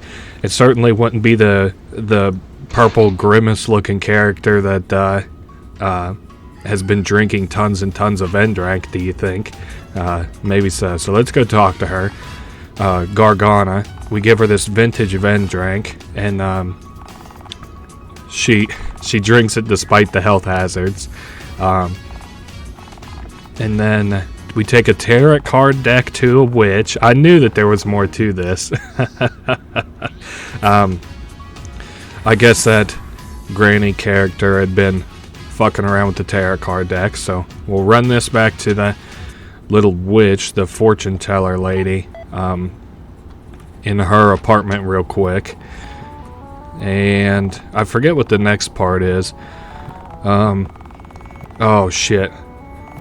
Okay, heart medicine. Oh, we take to the old woman back in Tutetown. That's right. Okay, so I guess we could do this real quick if I just do apple slice and then I go left. Aha, see, we're making the best of our time. So now we head in here, and she's like, oh, well, look who it is. You can see all the hats that she's been buying in her house, which is kind of crazy. So she drinks some coffee, and we bring her heart medicine, and we notice something on the floor, which is an ancient coupon for the electrical store in the city. So now we have a coupon for the electrical store in the city. So let me... Okay, I was wondering what those floating numbers were. Of course, they're just the scraps for that kid where he buys those craft bags or whatever. Now, we are headed over to the electronics store. We need to get... try to redeem this coupon. She did say that it's ancient though, so maybe it has a expiration date on it that they don't have to honor as a result. So he even says it himself. He's like, oh, it might have an expiration date, but this coupon's so old, it was before they even had expiration dates. So he goes back and gets us the free item or whatever, and look at what it is. It's a camera, a very old camera, like a Polaroid kind of camera, and it can make one picture. So that is that. We got to go see how things are going at the castle now. Over now that we've completed this, pretty simple quest or whatever. This is all to get these permits, baby. But I'll tell you, it's going to be well worth it. I think the battle pass candles sell for like $12.50, like at 1,250 gold. But these permits sell for 10 grand a pop. They are a fucking nice chunk of change. So let's head up and see how preparations are going to ambush a lord of business. The queen has to talk to us, so at this point you want to make sure that you have identified that the prince inside of town is not a real prince. Otherwise you'll lose him later on, and I'll show you how. So let's see, that's a 30 count. Now I do also want to go ahead and identify her as a royalty, just to get a count, because you'll notice outside before we talk to her there's this chest, and we have to send 6 royals, so we'll get to that sure enough. Now then, she senses us as a royal too, which is only fair because we kind of rudely sense that they're royal. And she's like, I think my son's alive. I hear rumors there's a prince in the city, but we've already met him and we know that they're fake. So but she says that she just wants to double check. So if you would you go ask him? So we now head back to the town. Of course, they have to escort us to the entrance, back and forth. You know how it is. I think that these people are cool. I hope the next game has some fighting and stuff. Not turn-based fighting or anything, but I hope I can raise an army or something. I thought that would be cool. That's kind of you do most of your fighting in this game with gold and stuff, and purchasing properties and shit, and everybody else does all the fighting. But I think it would be cool if you could do some raise armies or pay for armies and stuff. But now we talk to the prince because we want to ask about his situation in more detail. We'll meet him at the graveyard just outside of the city, so don't worry, we're getting to the very end of this very monotonous quest. I know it's probably been 5 minutes or so, but it isn't boring if you've never experienced it before, but if you have, it just feels like a lot of walking around. So For you guys, it's probably not too bad. I hope that this is coming off entertaining and informative enough. So now I know it's very foggy, but that's about to end, thank God. So we drag him out here. We're talking to the prince. I know you can just barely see him by this graveyard. And the prince is below him in the dirt, which is very morbid. We're going to take a picture of it to show to the queen. So we take a picture of him, and it's pretty sad and everything. But I guess these guys were like in love. It's kind of weird. I think it would be weird that absolutely no problem with homosexual relationships, but I do think it would be very weird to fall in love with somebody who looks identical to yourself. I don't know, something weird about the fact that you would like, I'm thinking of like, it's almost like loving like a twin. I don't know. There's nothing wrong with it, I guess, in earnest, but like it's kind of weird. It's a little self-absorbed, I think, but he got ambushed and he just had the gat. He just gunned down this prince. Now, if we hadn't identified the prince, this cutscene that happens here in just a second wouldn't have happened. So, anyway, we now punch where the gem is in his collar, and we're able to kill him as a result. So now we can't. She says we don't know healing magic or whatever, but I don't think that's true because we can heal ourselves. But if we hadn't identified the prince, he would actually stay dead, and this cutscene here would not happen. Yeah, she's like, you're one of Biz's precious customers. I have no idea, but he is a huge boon to us, and it also gets rid of all this fog you may have noticed, which is really nice. So now we have to hide the body, which is kind of funny. Not funny that they're dead and we're like disgracing a body, but it's funny to me that like now we have like this long segment where we have to like gather rocks to put into this guy's fucking pockets or whatever. I don't know, I don't want to laugh because it's kind of fucking morbid, but it's like, there's a whole, out of everything that you could have an interactive cutscene for, it's like, why do you have an interactive cutscene to like drag the body out to the water, put rocks in the pockets, gather the rocks, and then push him out to water? Oh well. So now we got to get this somber photo back to the queen, now that we've hidden the body, I guess.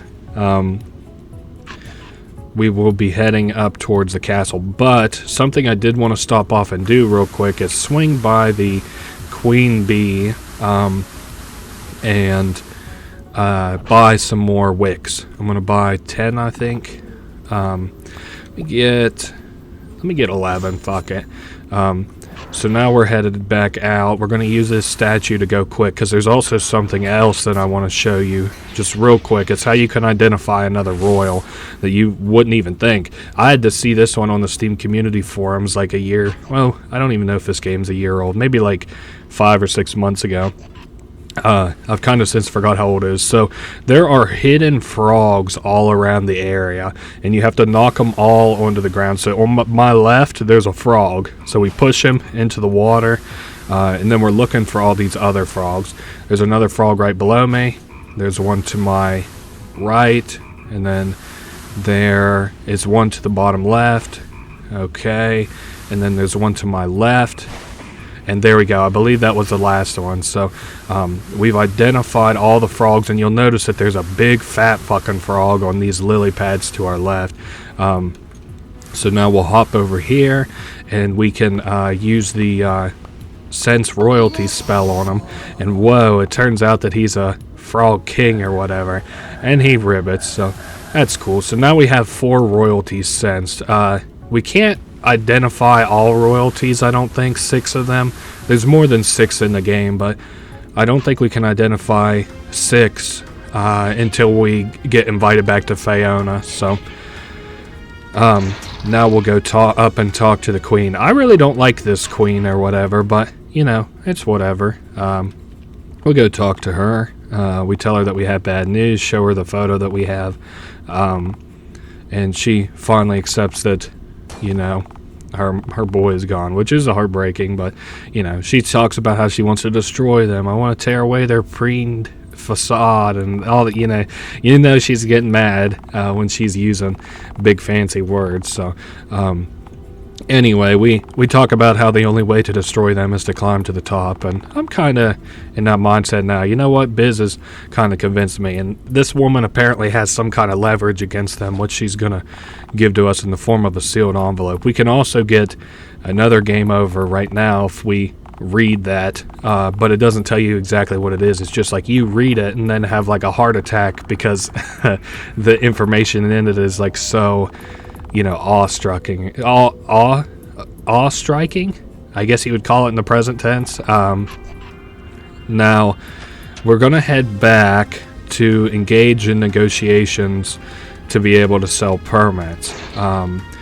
Now, the best way to go about this, I think, because we are going to need a little bit of money, is to go ahead and get some more battle passes cooked up. So to do that, we'll have to go grab the dog and get some more wicks from him. I know we're running out of just about every material, but I want to buy 11 wicks. I don't even think we have enough fire, in all honesty, to craft very many battle passes, but that's okay. So we run in here like usual and craft some battle pass candles. Looks like it takes 9 fire. Throughout this game it changes how much fire it takes to craft one of the battle pass candles, which always kind of confuses me whenever it comes time to actually craft battle pass candles, because I'm like, well, how many does it take now? How many does it take now? How many does it take now? So we're gonna go ahead and stop off and get some envelopes, as many as I can buy. 74. Well, I'll go ahead and buy that many then. And then once we actually get a little bit more money, well, I don't know what we're going to do. I would like to buy some more automation stuff, because evidently I need it for the art and the upmarket coffee, and this stupid goober came through and bought before the chicken could buy, so this woman's going to be boot scooting boogieing, so I got to chase after her as she buys shit. That damn old postal customer bought a envelope before I could get the jump on it. Also, we have enough upmarket coffees that I could go ahead and get over 30 and interact, or have that cutscene, happen. Just about. Perfect. And 100 assorted fruit. So we should probably go to the garden whenever I get a chance. Let's talk to this guy.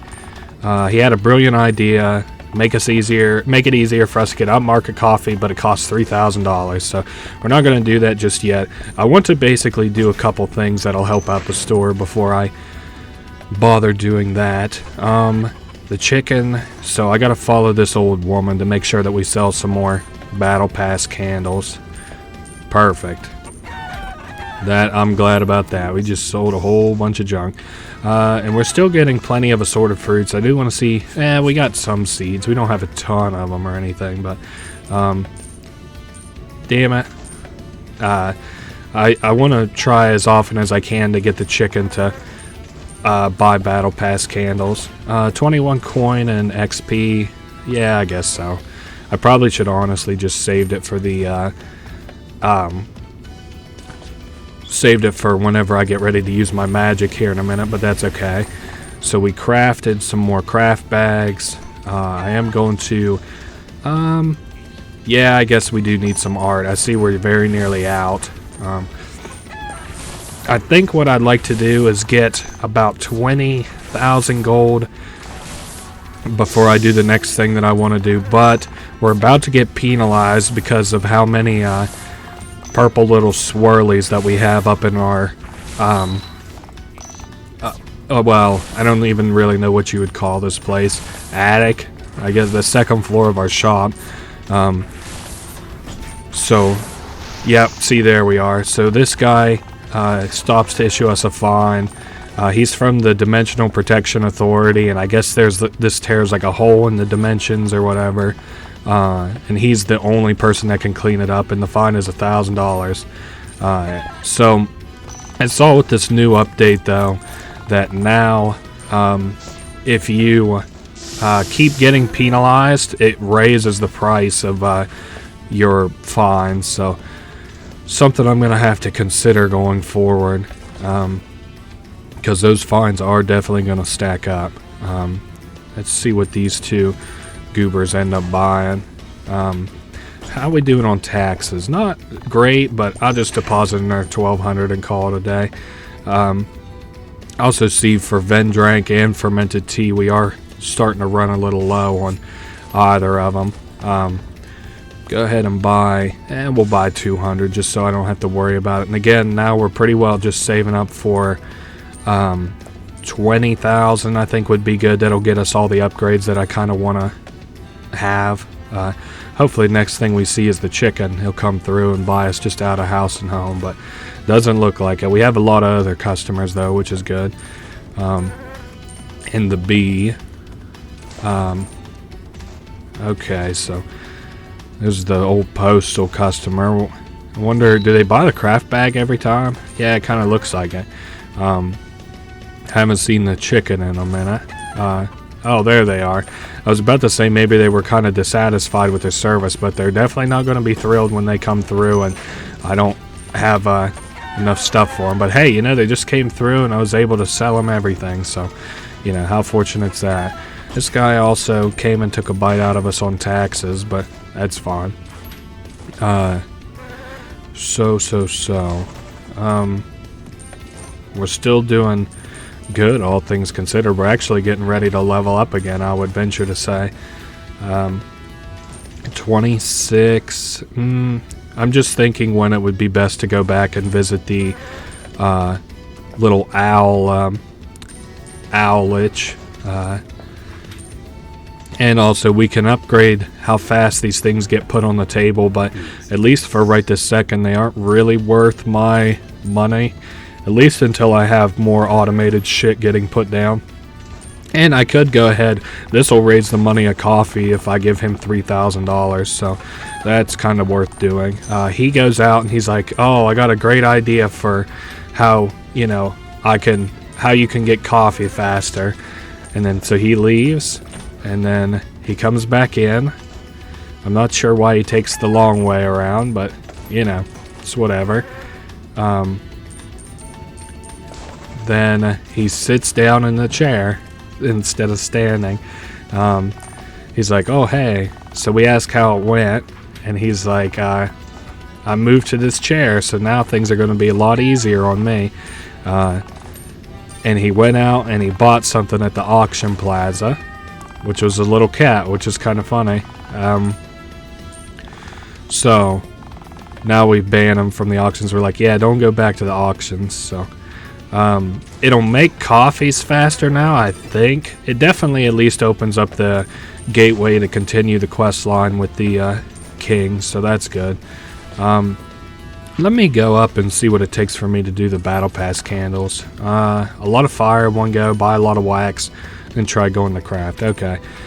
I would still have to buy a lot of wax, which is a little bit cost intensive, so I'm not going to do that just yet. And man, they are really taking a bite out of my ass on these taxes, huh? There we go. We'll keep the bee happy this time. Oh man, he just keeps a buying and a buying, doesn't he?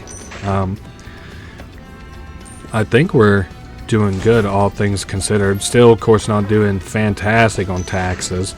Not sure why they're so high. They feel like incredibly high for some reason. Okay. So we're replenished. We're doing okay on goods, all things considered. Yes, I still do want to save about 20,000. I ain't seen the chicken in a minute either. Now, okay. Restocking all this stuff. Oh, hey, there's the chicken. I guess I should probably follow this girl. She buys a lot of collector stuff, like the craft bags and the, I don't know about the tea, but she also buys art, so maybe they kind of fit with her personality. We just need to sell one more battle pass candle, and we'll be in business.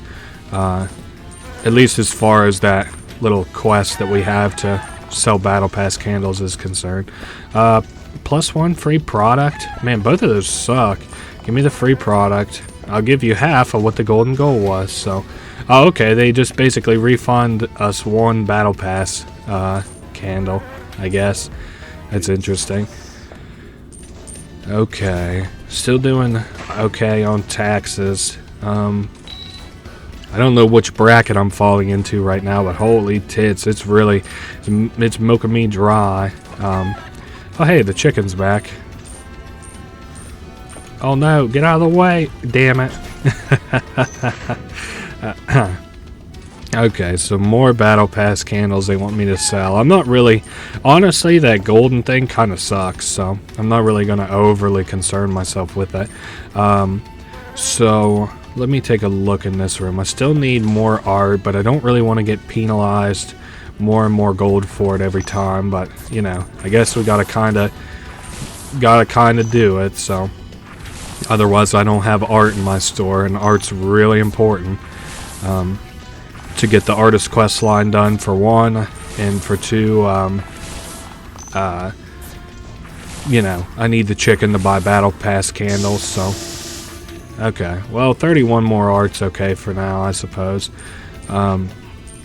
These guys, of course, are still buying their little things. I do think while well, let's help the chicken out a little bit here as he goes through and buys all my stuff. I'm just looking at all my items again before I get ready to leave. Okay, I'll follow this guy. Oh, he buys 2 fermented teas. That's why I'm not able to keep up with him. Damn it. He also buys an upmarket coffee, which is really nice, but still. Do I have money for the tax man? Yeah, we got enough money for now. I can't believe this guy buys so many fermented teas. I'll have to get those to stock faster soon enough. Oh, hey, the chicken's back.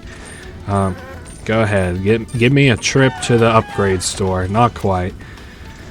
Still just a little short. Maybe on this trip. Gotta follow this old man. Whoops. Perfect. Almost. One more sale. Perfect. Alright, so we're gonna go ahead and head over to the upgrade store. Get some new upgrades. You're about to see a whole new quality of life whenever we get these upgrades. We want to get the art key. Damn, upmarket coffee isn't really that much more expensive. And we also want to go ahead and snag all of these upgrades, including one of the shop pod accelerators. Okay, so we're good on that. Now I should probably also get some materials for the craft bags. Let me take a look and see what I need to buy. Let me buy about 100 Curious Curios, and then I'll spend the rest on envelopes. 108 envelopes, that seems fair to me. I need to see how my stock is doing too, now that I've let me call the post office. I have 2 stocks owned, which kind of sucks, but you know, we'll get more and more stuff as time goes on. Damn it, I wasn't in time for the chicken. Oh wow. So now then, I'm going to go ahead and plug in this automation key. Perfect. Now it'll start accepting my mana. Let me see. I do still have a lot of wine. That's perfect. So we're pouring in some mana. Pouring some more mana. It says it takes 60, so it looks like it's going to take all the mana I can afford. Okay, so now the art is automated too. I might need to pump up the speed on the automation for the first couple of things that we have, which will probably come at about 10,000 gold, I think sounds fair. Okay. I thought he was going to get me on the fermented, or the upmarket coffee, but thankfully he didn't. Now let me choose a reward. Pump up current permanent multiplier for goalie goal. Let me take a look at the gold. Yeah, we're doing bad on that again. Who would have guessed? I guess when you're making money, the man got to keep you down. So, purchase some more on that front. I could probably get some more accessories to help out, but I'm not... Well, I don't really know what my best venue for accessories is right this second, so I'm not going to overly concern myself with it. I don't know. Can we ask about a customer? This person works at the cafe. Oh, okay. Yeah, actually, we can sell some more upmarket coffee. I didn't even think. And I'm also going to swing by the upgrade store just real quick and purchase some item placement upgrades, which will really help us out. Pump up the speeds on these items. 1200. Yeah, I wasn't so sure I could afford that, but I can afford it on that. Can't afford it on that, though. So, if we go and talk to the 7th customer at the cafe, it is this woman here. Now, they swing by and they will buy our coffee, so that is great. I noticed that we're not doing fantastic on assorted fruit. Do I have any fruit growers? I don't actually have any fruit growers. Fuck. Okay. The only reason I haven't progressed that one quest any further is because I need 10,000 gold for it, and I'm not really too interested in that right now. But I do notice now that I'll have to get the restock on the upmarket, like, you know, soon. So I do like that these items are placing faster. They're still just not placing quite fast enough for my liking. Let's see what the new... Yep, increase the multiplier. Oh, okay, perfect. Got it just in time. I noticed we're out of battle pass candles, which is one of our biggest sellers, so I'm gonna have to go screw around with that in just a minute. Maybe whenever I have about 10,000 gold would be good. I think that seems about fair. 10 G's. Taxman's here though. We can afford him a couple of times. Okay. So art, we are just about nearly out of assorted fruit too. So, what was I gonna buy with all that money?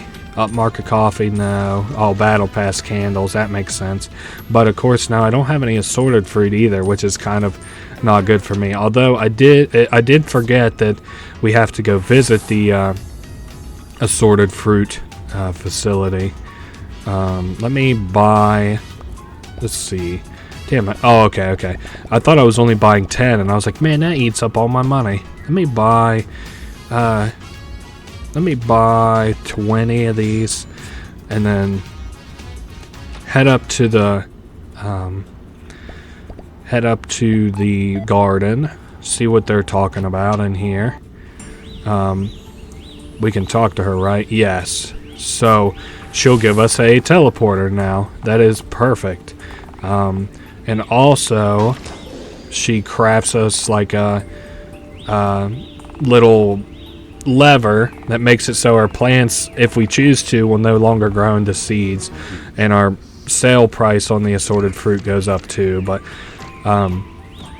the big thing is we now have a teleport out here, I guess, is the big thing.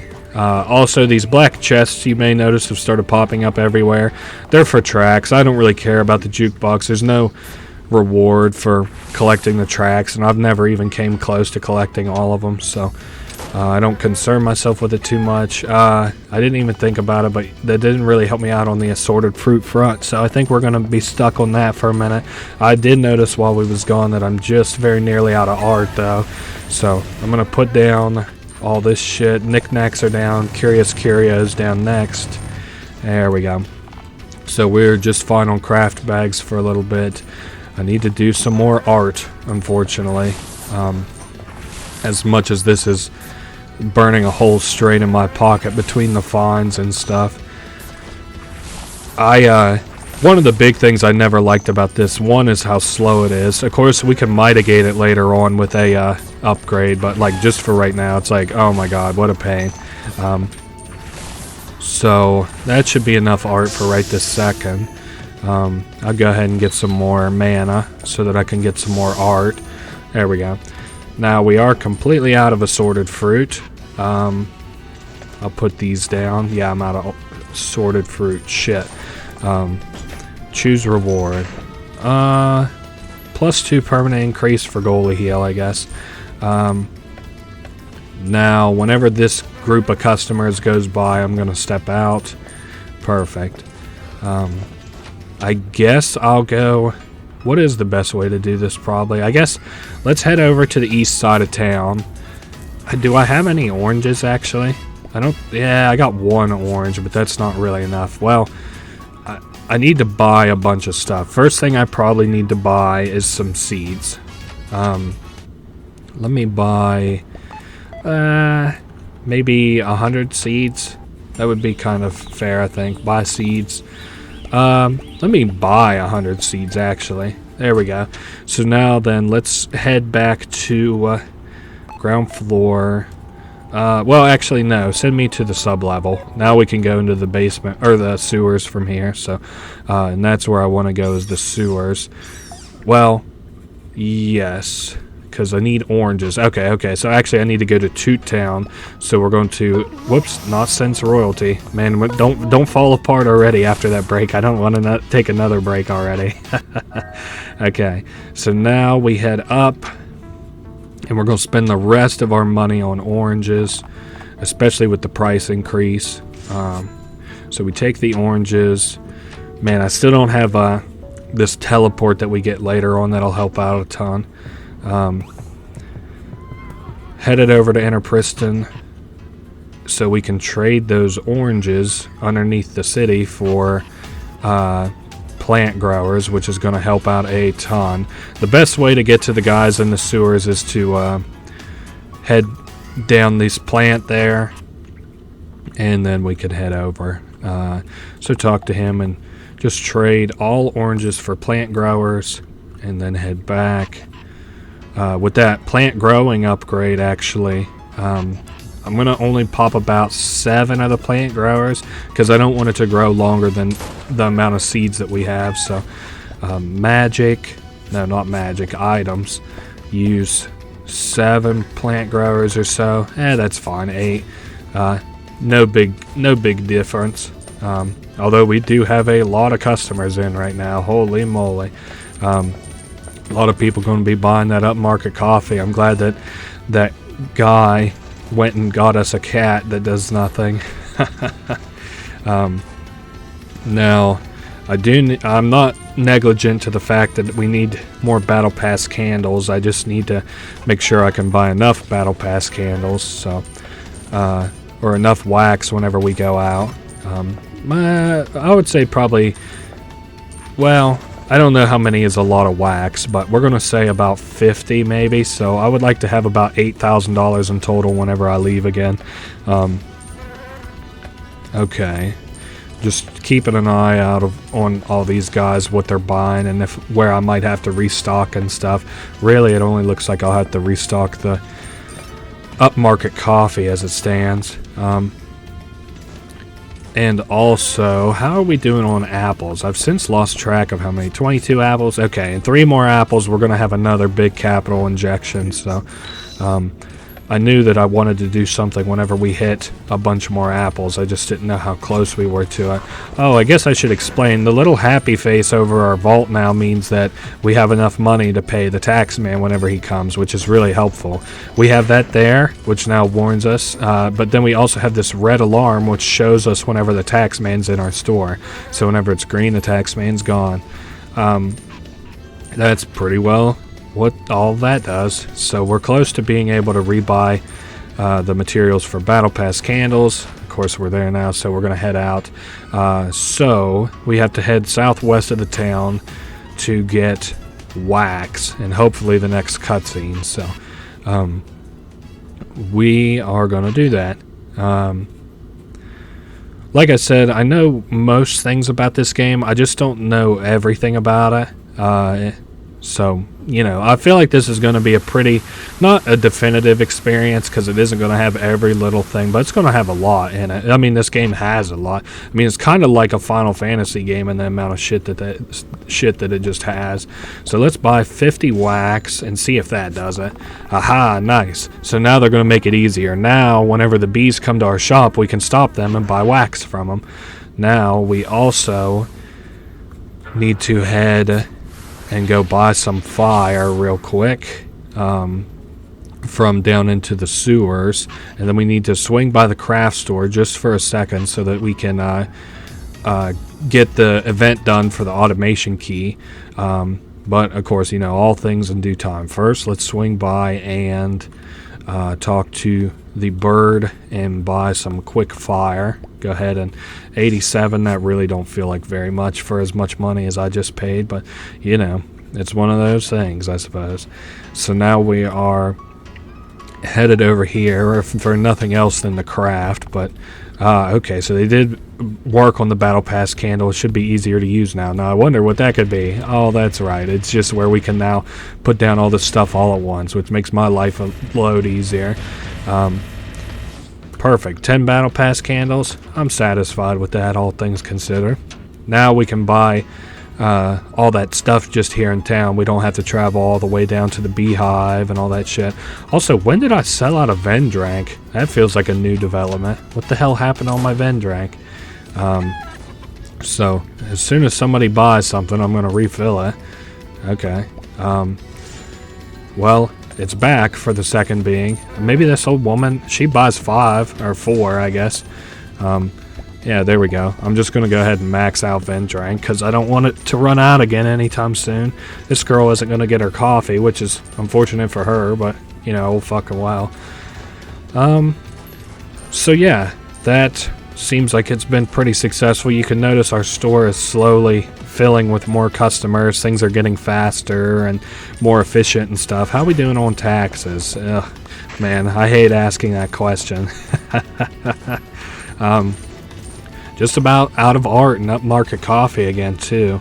The next thing that we'll have auto refill is the up coffee, so good. I just want to make sure that I'm following these guys so that the chicken gets all the way to the battle pass candle. And it does look like we are... Let's do another level up and then I'm going to go trade my HP to the owl lich again. Unfortunately, somebody bought something so that the chicken wouldn't run all the way to the battle pass candle. Battle pass candle is good for automation, but we don't have enough money in the tax drawer or in our vault, so which you can do 3 times, not have enough money. You still have to pay it, but on the 3rd time it's a game over. They'll shut your store down. So that is that. This black box here just lets you change the song that plays in here. I mean, we already have it on the Bistorium, so which is the name of our shop. I'm just looking here. We're all good on everything else, it seems. I mean, not a bunch that I can do about the things that we're not good on.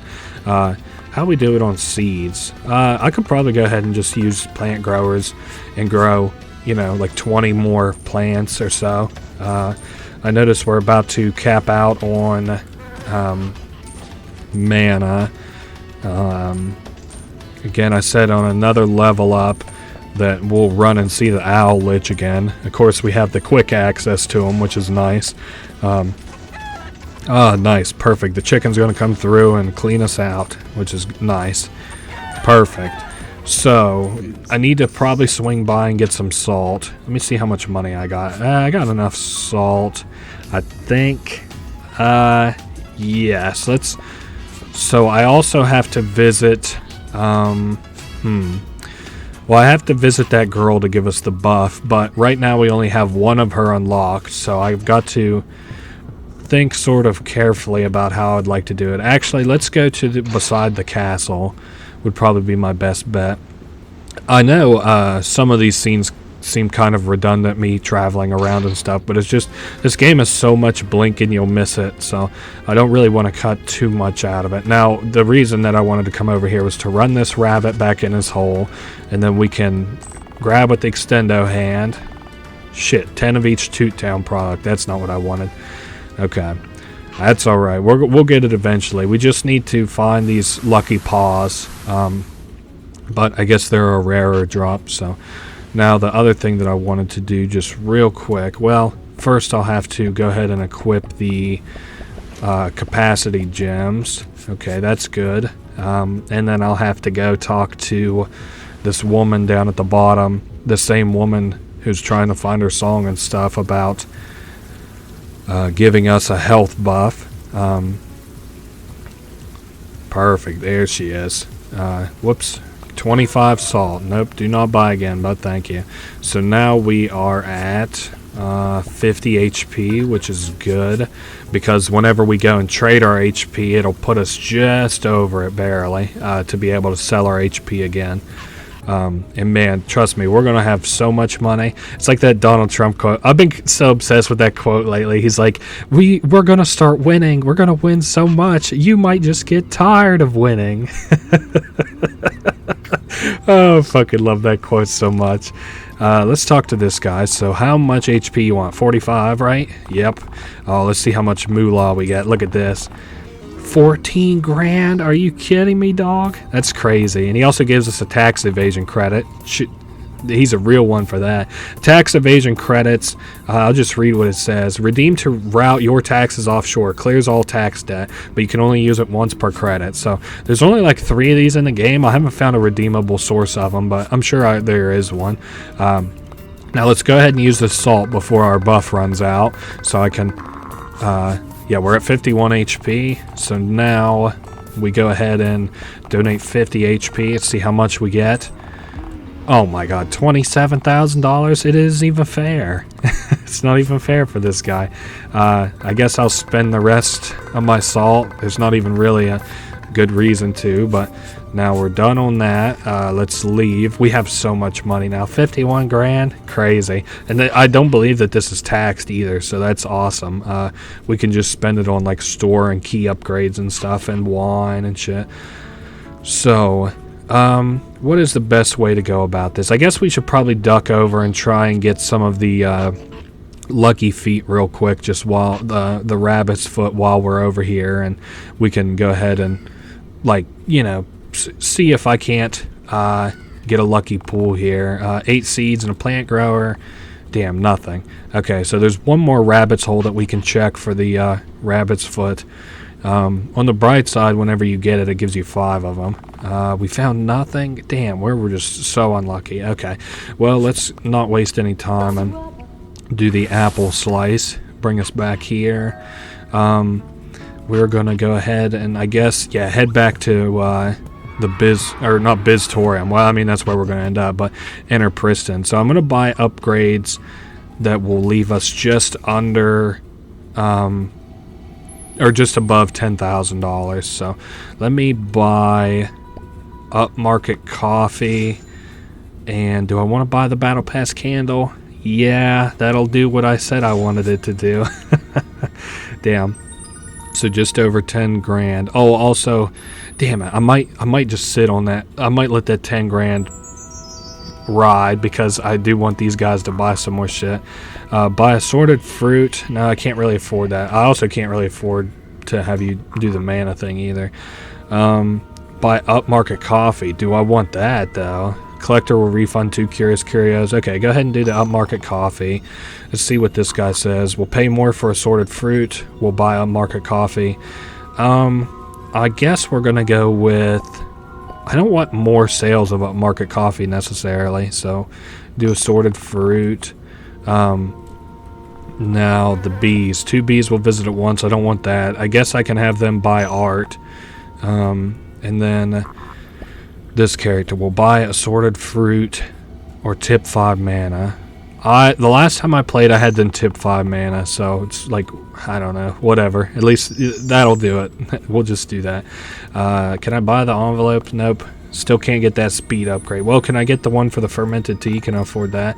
Yeah, an upgrade for the fermented tea. It just makes it easier for the chicken to do its full run all the way to the battle pass. Man, what a fucking sentence. Okay. So we can go plug in the keys now, I guess. Plug this one in, and then plug this one in. I know we're very nearly out of art too, so that sucks. Pour all our mana into this pillar, and then go grab the mana from this pillar, or from that gem, to pour into that pillar. It looks like we'll need about 70, so now I'm gonna go ahead and do this for the do this so that I can get some more paintings rolling as soon as I'm able to. Perfect. At least it still seems, even though the tax man keeps coming, that I'm able to keep up with taxes. I know I'll have to check it soon enough. I do have 1 tax evasion credit, but I like to save that for later on, and I'll show you why whenever it comes. That barista tipping us a mana is paying off handsomely, I noticed, so that's great. We need mana pretty badly right now, at least for the art and stuff. And upmarket coffee, well, that'll get done soon enough, I guess. Pouring more knickknacks down. pouring more. Oh, nope, I don't have any more curios. Okay, let's head downstairs, see what we got going on. I could buy some upmarket coffee, and I can go ahead and claim our little butterfly reward. Increase how much? I guess. How are we doing on my postal stock, by the way? Okay, I own 3 stocks of it. That's nice. Well, we're getting better at that. Stock is worth 432. Oh, excuse me, 432 currently. And it does look like we're actually kind of getting a little bit ahead on taxes, which is nice. I do need that coffee to become automated faster than it is, so let's just go ahead and do that, because otherwise that barista won't tip if she doesn't get everything that she wants. So I'll go ahead and, you know, get the barista to tip so that we can keep raking in our mana so that we can buy more art. And there goes the chicken for the battle pass. Sweet. We only have to sell 2 of those battle passes for this quest, thankfully. Okay, good. So if the chicken follows behind somebody who has a one of these things set at 2 speed, then that's good enough for the chicken, which is great for me. I guess I should probably go pour some more of these mana points into the art. Damn. Out of inspiration already. Okay, well, we'll go ahead and do this until we get penalized by that dimensional thing again. I know that this isn't looking too great, at least as far as the increasing fine that we'll have to pay. We can pay him under the table, which kind of sucks still, because then we'll just have to pay a bigger fine later on. Okay, so he's back. The fine is 1,000 gold. Okay, well, I saw on the update it said that that was going to be more expensive. Well, thank God that that was wrong. I'll have to re-look into that, but I could have swore to God that the update was like, you know, now that is 1,000 more gold each time, but well, maybe I was wrong. Maybe I misread it. Choose a reward. Let's do plus 10 HP and mana. Okay, so we got a bunch more mana. I can start pouring it into the automation pillar for the battle pass candle, and we just about have this whole facility automated, which is good for us. We're at 13,000 gold. I'm just thinking we could probably progress the storyline if I really felt like it. Or I could pour this money into getting my automation system more like faster. Okay, good. Perfect. So the chicken was able to go through and buy everything. Now the battle pass candle thing didn't actually go up. Huh, that's interesting. Might not be, you know, perfect just yet on detection, which kind of sucks. Let's see how we're doing on money. Oh man, good thing I paid ahead on taxes, huh? Let me pay like 4,000. Man, now that this place is getting more and more automated, holy shit. Let me buy out on Vendrank. I wish I could catch that fermented tea guy before he goes out, but no dice. Oh man, and we also have already sold out of a bunch of our shit, what's it called? Coffee. We don't have a lot of coffee going on, so that sucks. So now they want us to go talk to the queen bee. I'm gonna save that until we have like just stupid amounts of money. Okay, so things are getting more and more automated. I need to buy more fermented tea. Let me just grab him real quick. Let's see if that's really stupid, but I shouldn't have to buy fermented tea for a long time after that, so I guess we can be stupid this time. Let's buy about... Can I buy like 500 of that, and then I'll buy the rest out of this? Okay, so once again we did something stupid, but we'll have like more craft bags than we'll know what to do with. Won't have to worry about them for a long time, which is what I'm interested in. So so you can see as we put down all these craft bags, you know, that the camera starts to zoom in and stuff, which is kind of funny. Man, look at all this. So I estimate it would be about 500 or so, 550 craft bags by the time everything's said and done. And the camera is zoomed in fully all the way.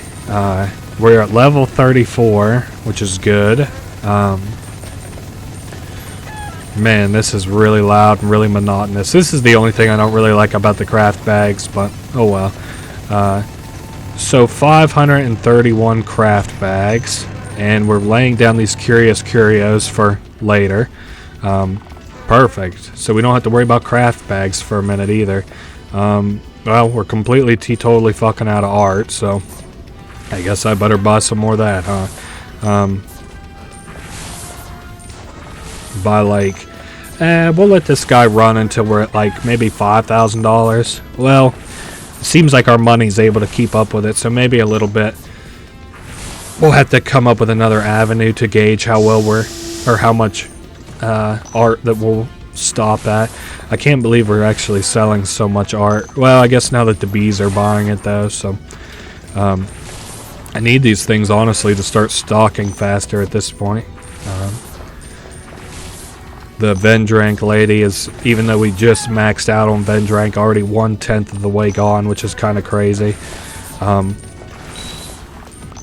Okay, that should be more than enough art for now, because our assorted fruit at this point will even run out before our art does, if I had to guess. So now the tax man is here. Let's see what he has to say.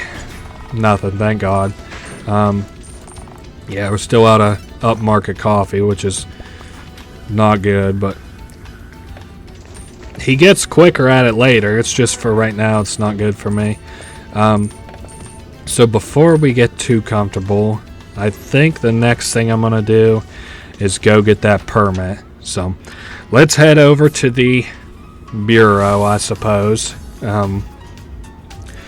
They are up here, and we need to see a bureau official.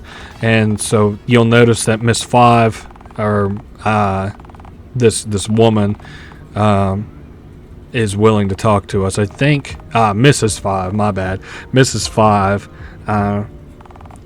and so that's that. They're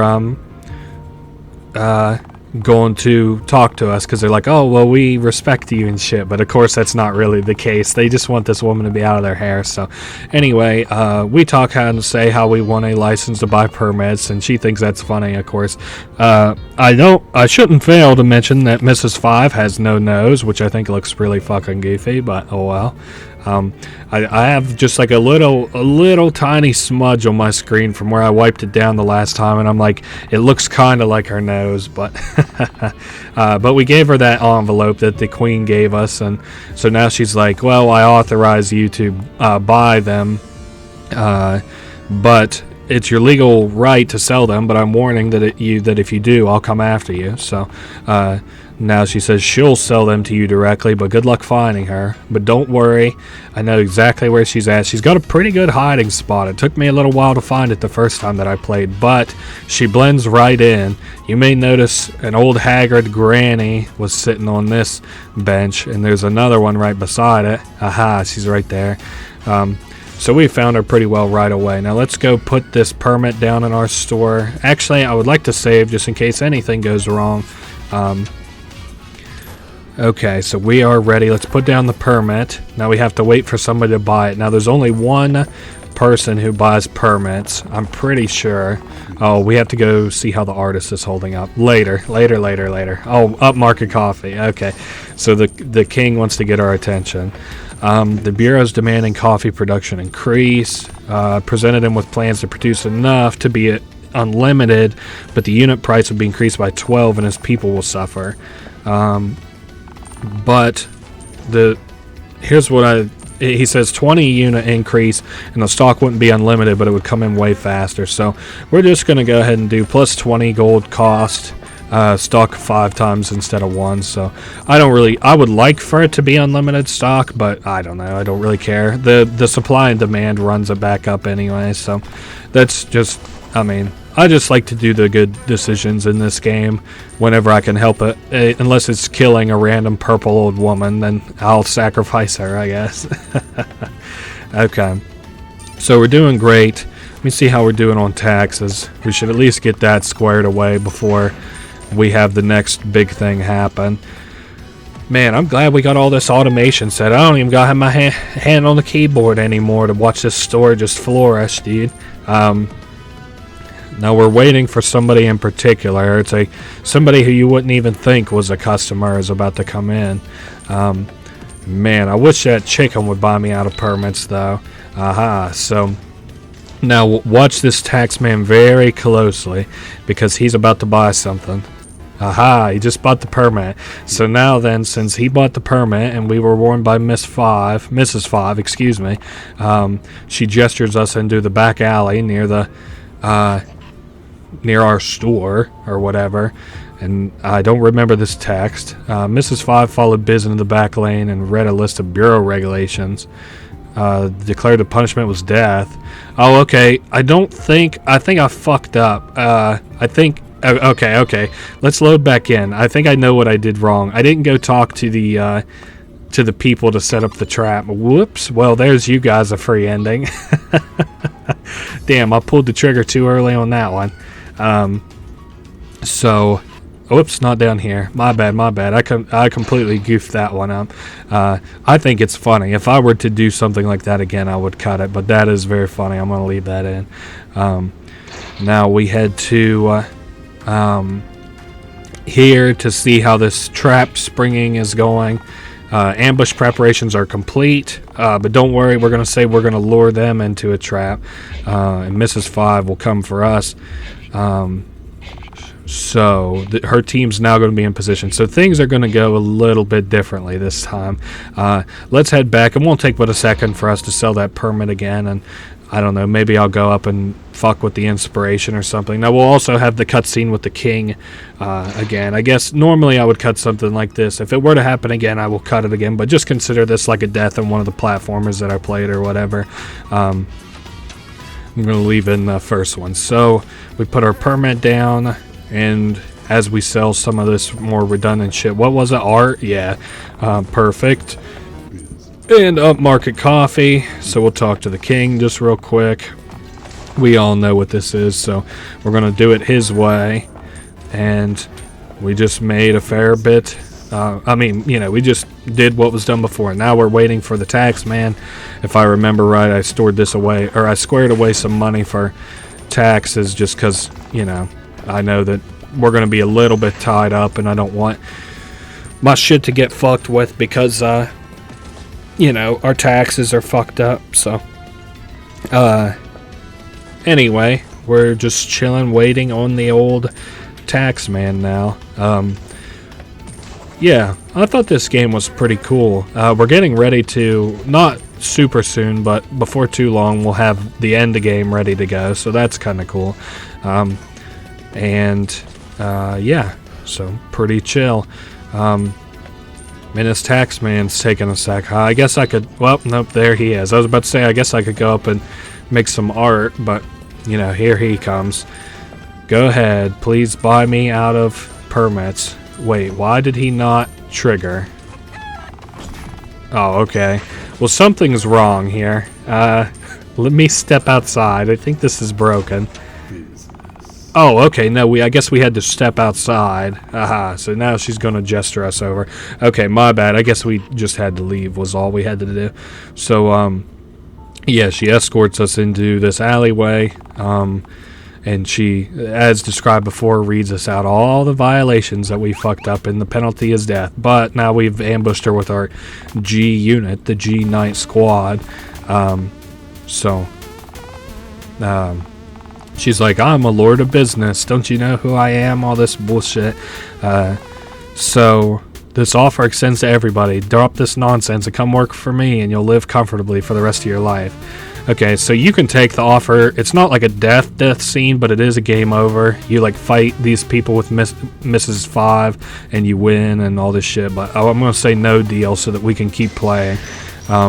So Blaze makes an attack on her, and she's like, boy, what the hell? Not even a burnt hair. Damn. So, finally, Odina is getting ready to show up as for her, oh ho ho ho thing, and, now she's gonna come and try and, oh man, Mrs. Fob pulls out the gap, but Odina backslaps it. What guts? So she starts overloading us with mana, all the mana that she's been, borrowing from us. And now we're going to bestow that mana on Mrs. Five's gem to try and blow it up. Oh, nice, dude. And boom, just like that, it blows up. Perfect. So we found a way around that defense.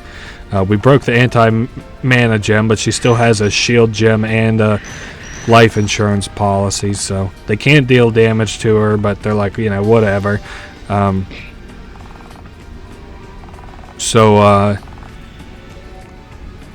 She offers once again to everybody here, like she's like, yeah, another bribery plot, but we don't get another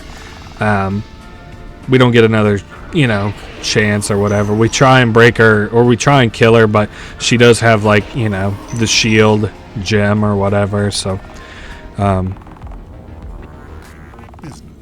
we ask for a mana infusion. I'm not really sure what we're about to do here. I didn't really care for this cutscene. I thought it was kind of boring. We cast Final Prophet.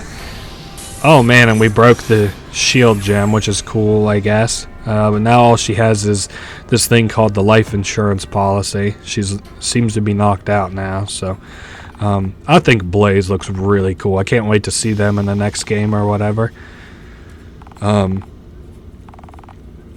Now, she's like, this will create a power vacuum. What's our next move? But these G-Knights don't care. Their only mission was to take out a Lord of Business and bring them back home if able. So they were able to knock out a Lord of Business, and they are able to bring him home. So, or her home. So now they're getting ready to leave. They're also going to leave the queen to her own devices, which is interesting. That queen lady that we'd seen before is now going to be by herself. And we also pick up a business card, and it says, congratulations, if you're reading this, you managed to usurp a Lord of Business. Bring this card to your local bureau office for more information on your new title. So that's kind of interesting. We're going to go talk to an official, but now she's totally out of magic, Odina is, so she's like, alright, well, I can't teleport, I'll have to just leave. So we're going to go over and talk. Oh hey, here's the bird. He might just escort us over there. He's like, whoa, you need to come, you need to go to the bureau office. So we're going to head over to the bureau's office. Let's head up and over. Perfect. We show them the card. There's no death scenes, so we don't have to worry about saving or anything. Now we head up and talk to this guy, and we also notice that the tax man's right across from us, or over to the side, and he's also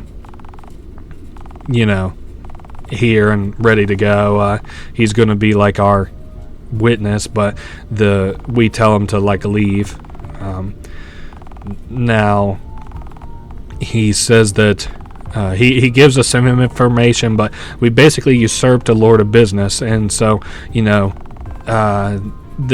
since we did, we're now able to take over her position as the 5th Lord of Business. And all we have to do is to sign, and then we have to head east towards the capital.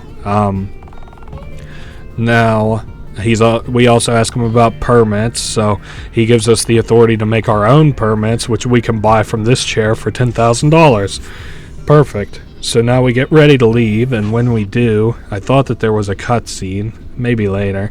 We can also go upstairs now and interact with that. I don't think we have enough apples to open this. Nope. We can read this little book, and it tells us stuff about nearby places or whatever. It's not really very interesting. Well, I mean, it is interesting, but it's not interesting for the Let's Play. It's worth it if you unlock it and want to read it for yourself or whatever, but oh hey, here's this guy. This is the spy from before, and he says that our daughter wants to meet us, so I guess we're headed back to Faeona. So we are going to head there, and in just a minute, I'm just thinking of what I'd like to do first. Let's head back to my store. I would like to sell out some permits and level up a little bit. Oh yeah, I forgot. I don't have any more upmarket coffee for right this second. Perfect. I also forgot that the upmarket coffee restocks itself, which is great. I also forgot that the collector bought upmarket coffee. Man, you act like I've been out of this game for... Or I act like I've been out of this game for like fucking...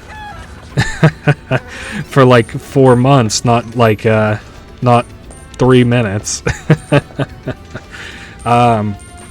So we do have to go talk to the artist now that I'm thinking about it. And we did just sell a fair bit of stuff. So, oh, nice. The Lords of Businesses are around here. And they might talk about it. There's something I wanted to talk about. But all of these people have a different, what do they call it? Like, title, if you want to imagine it. So there was Mrs. 5.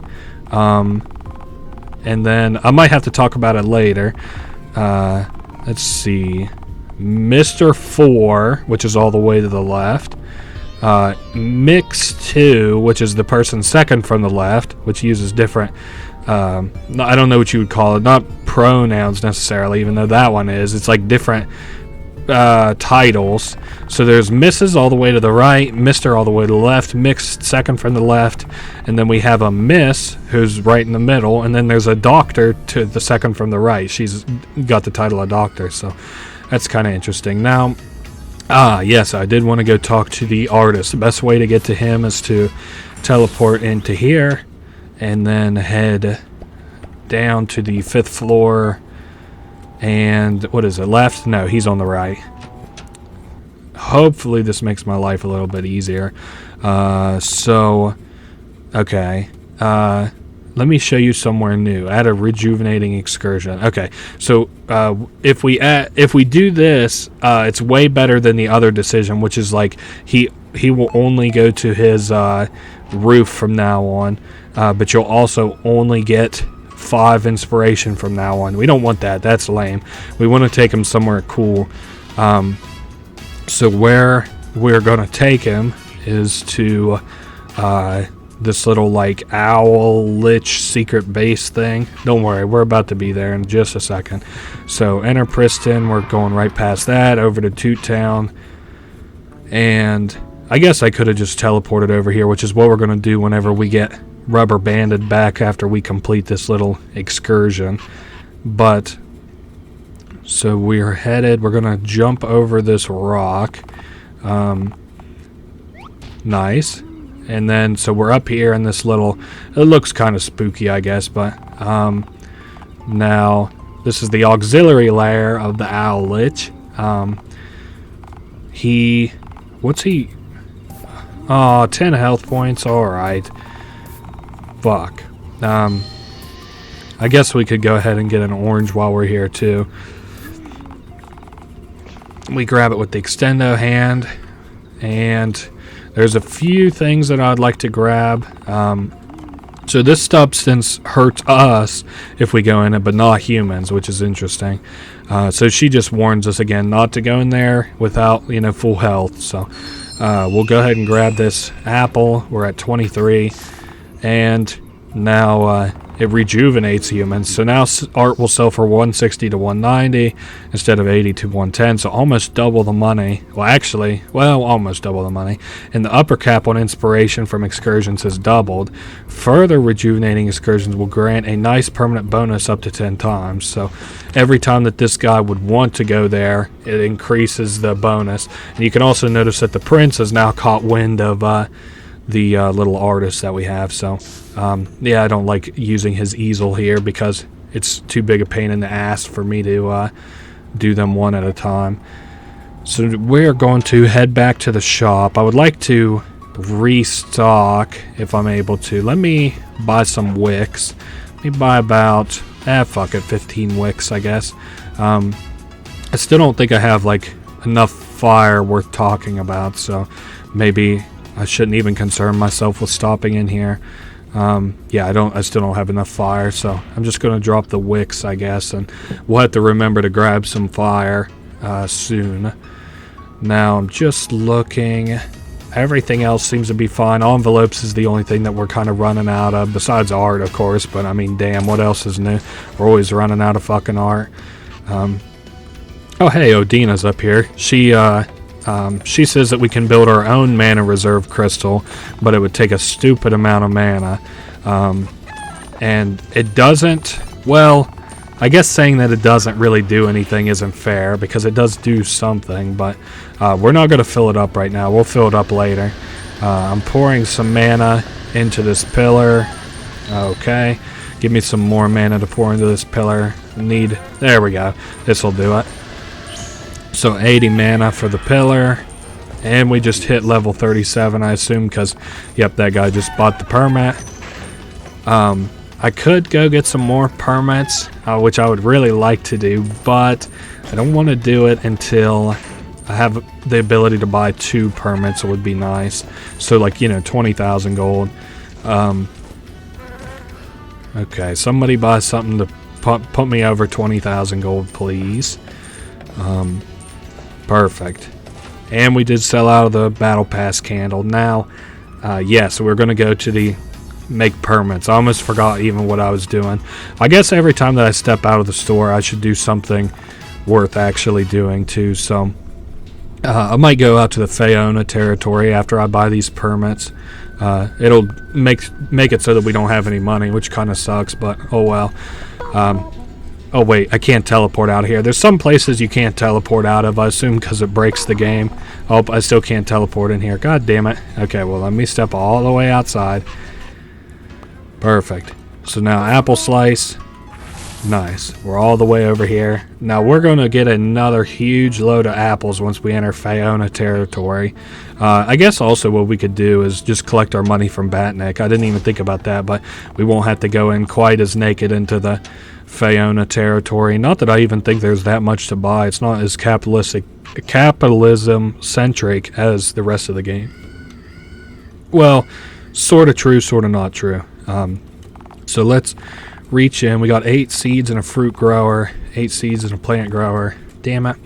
Well, I'll say this. We're getting our plant growers, which is basically the equivalent of 250 gold, and seeds, which is the equivalent of 20 gold each. So let me dig into here. We didn't find anything again. Shit. I think there's some more rabbit holes later on, too. So here's a little statue that you can read. Faeona was founded on a promise, a pact between sisters, and then the rest is weathered away. You can read that with an upgrade later on. Here's another puzzle. I might take one quick crack at it. I'm not very good at these puzzles, as I mentioned before. I'm just going to try and do it just real quick, just to see if I'm able to. Nope, I just fucked it up. Okay, let me do one more attempt.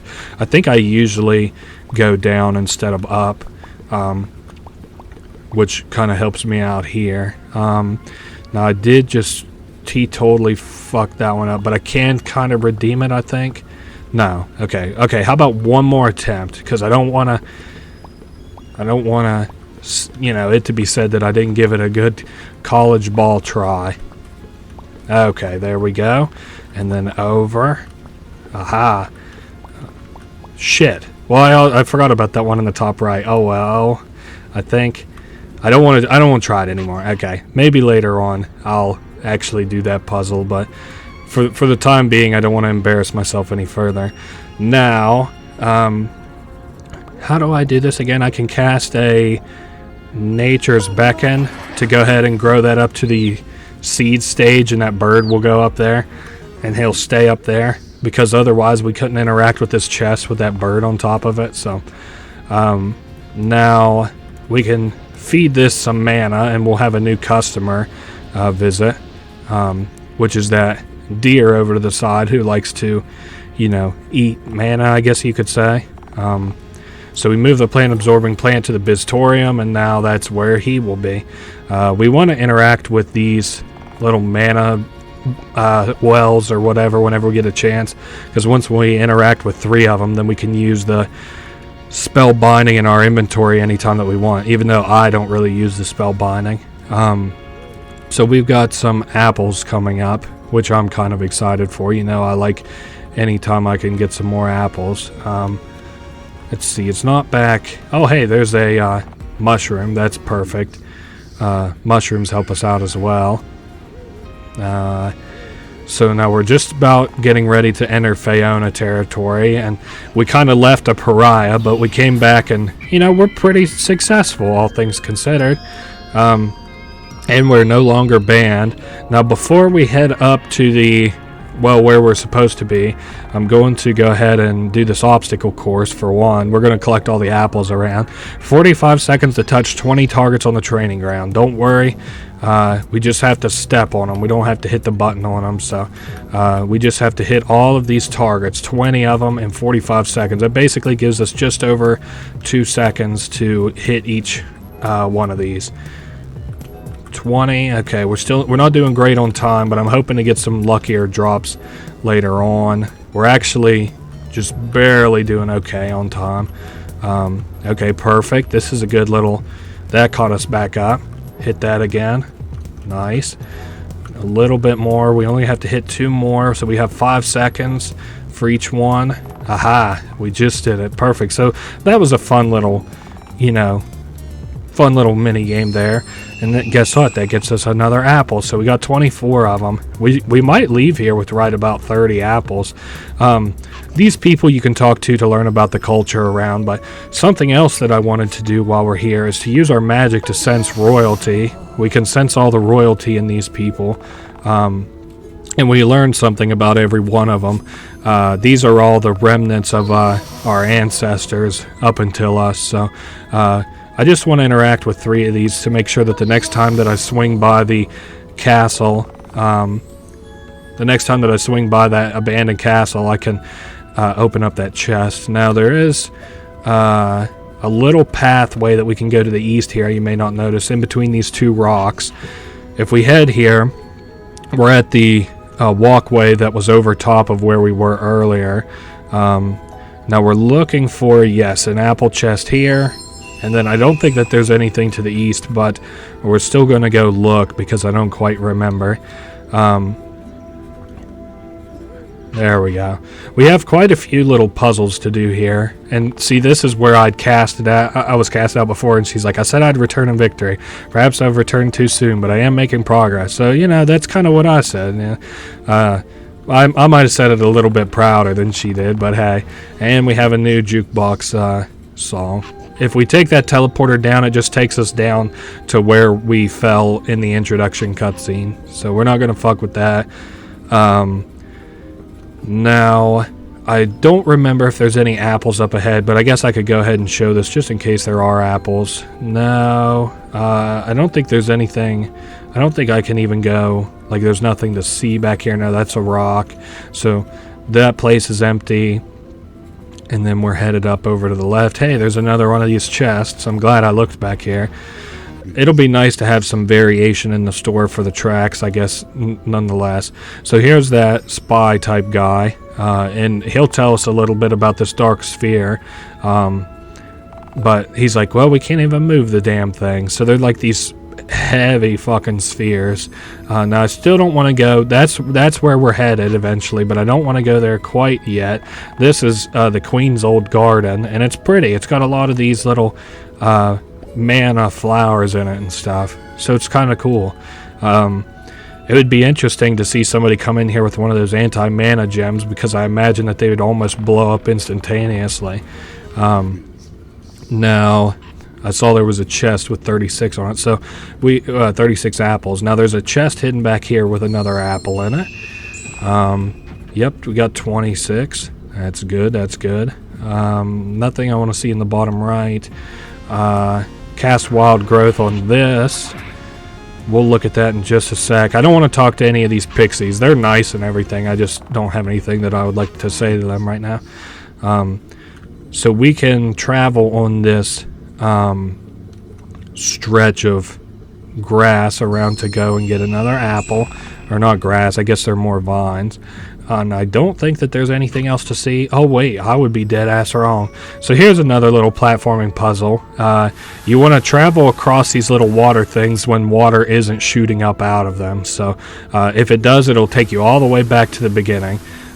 So yeah, I usually wait 2 or 3 times, cut it up into sections, and there we go. We just made it to the other side. This is where our daughter was in that cutscene earlier, where she was talking with that matronly character about her secret place. So this is kind of like that secret place that she was talking about. Now we do have another apple here. 28 apples in total. We're doing just fantastic. I'm going to try and get nailed by the water, hopefully. Nice. So it teleported us back to the other side. Whoops. Okay, so we have to head down, and then we'll have to head all the way around, unfortunately. But hey, it was well worth it for all those apples, don't you think? We now have, what, like 28 of them, and so we've got a lot of good things in our near future for those, for having collected those apples, let me tell you. Now, I'm not sure that that's all of the apples that we have to do right here, right now. I think, well, that's 37, and I don't think that there's anything else that I need to interact with around. Nope, we're all good. So now we can head up to the council's chamber now that we've fully explored the Faeona territory.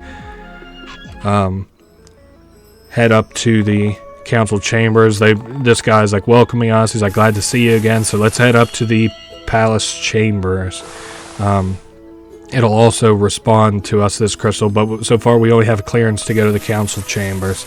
It can teleport you other places, just not right now. Something I think is cool, this council chamber like has the same textures around as those big purple teleporty things, so it makes you wonder, like, what are these purple teleporty goo things that are in the corners? They don't move like the ones that are in our houses, though, so now we can return to our daughter, and they try to be cold to one another, but they can't. They're too glad to see one another. This is a pretty good moment in the game, I guess.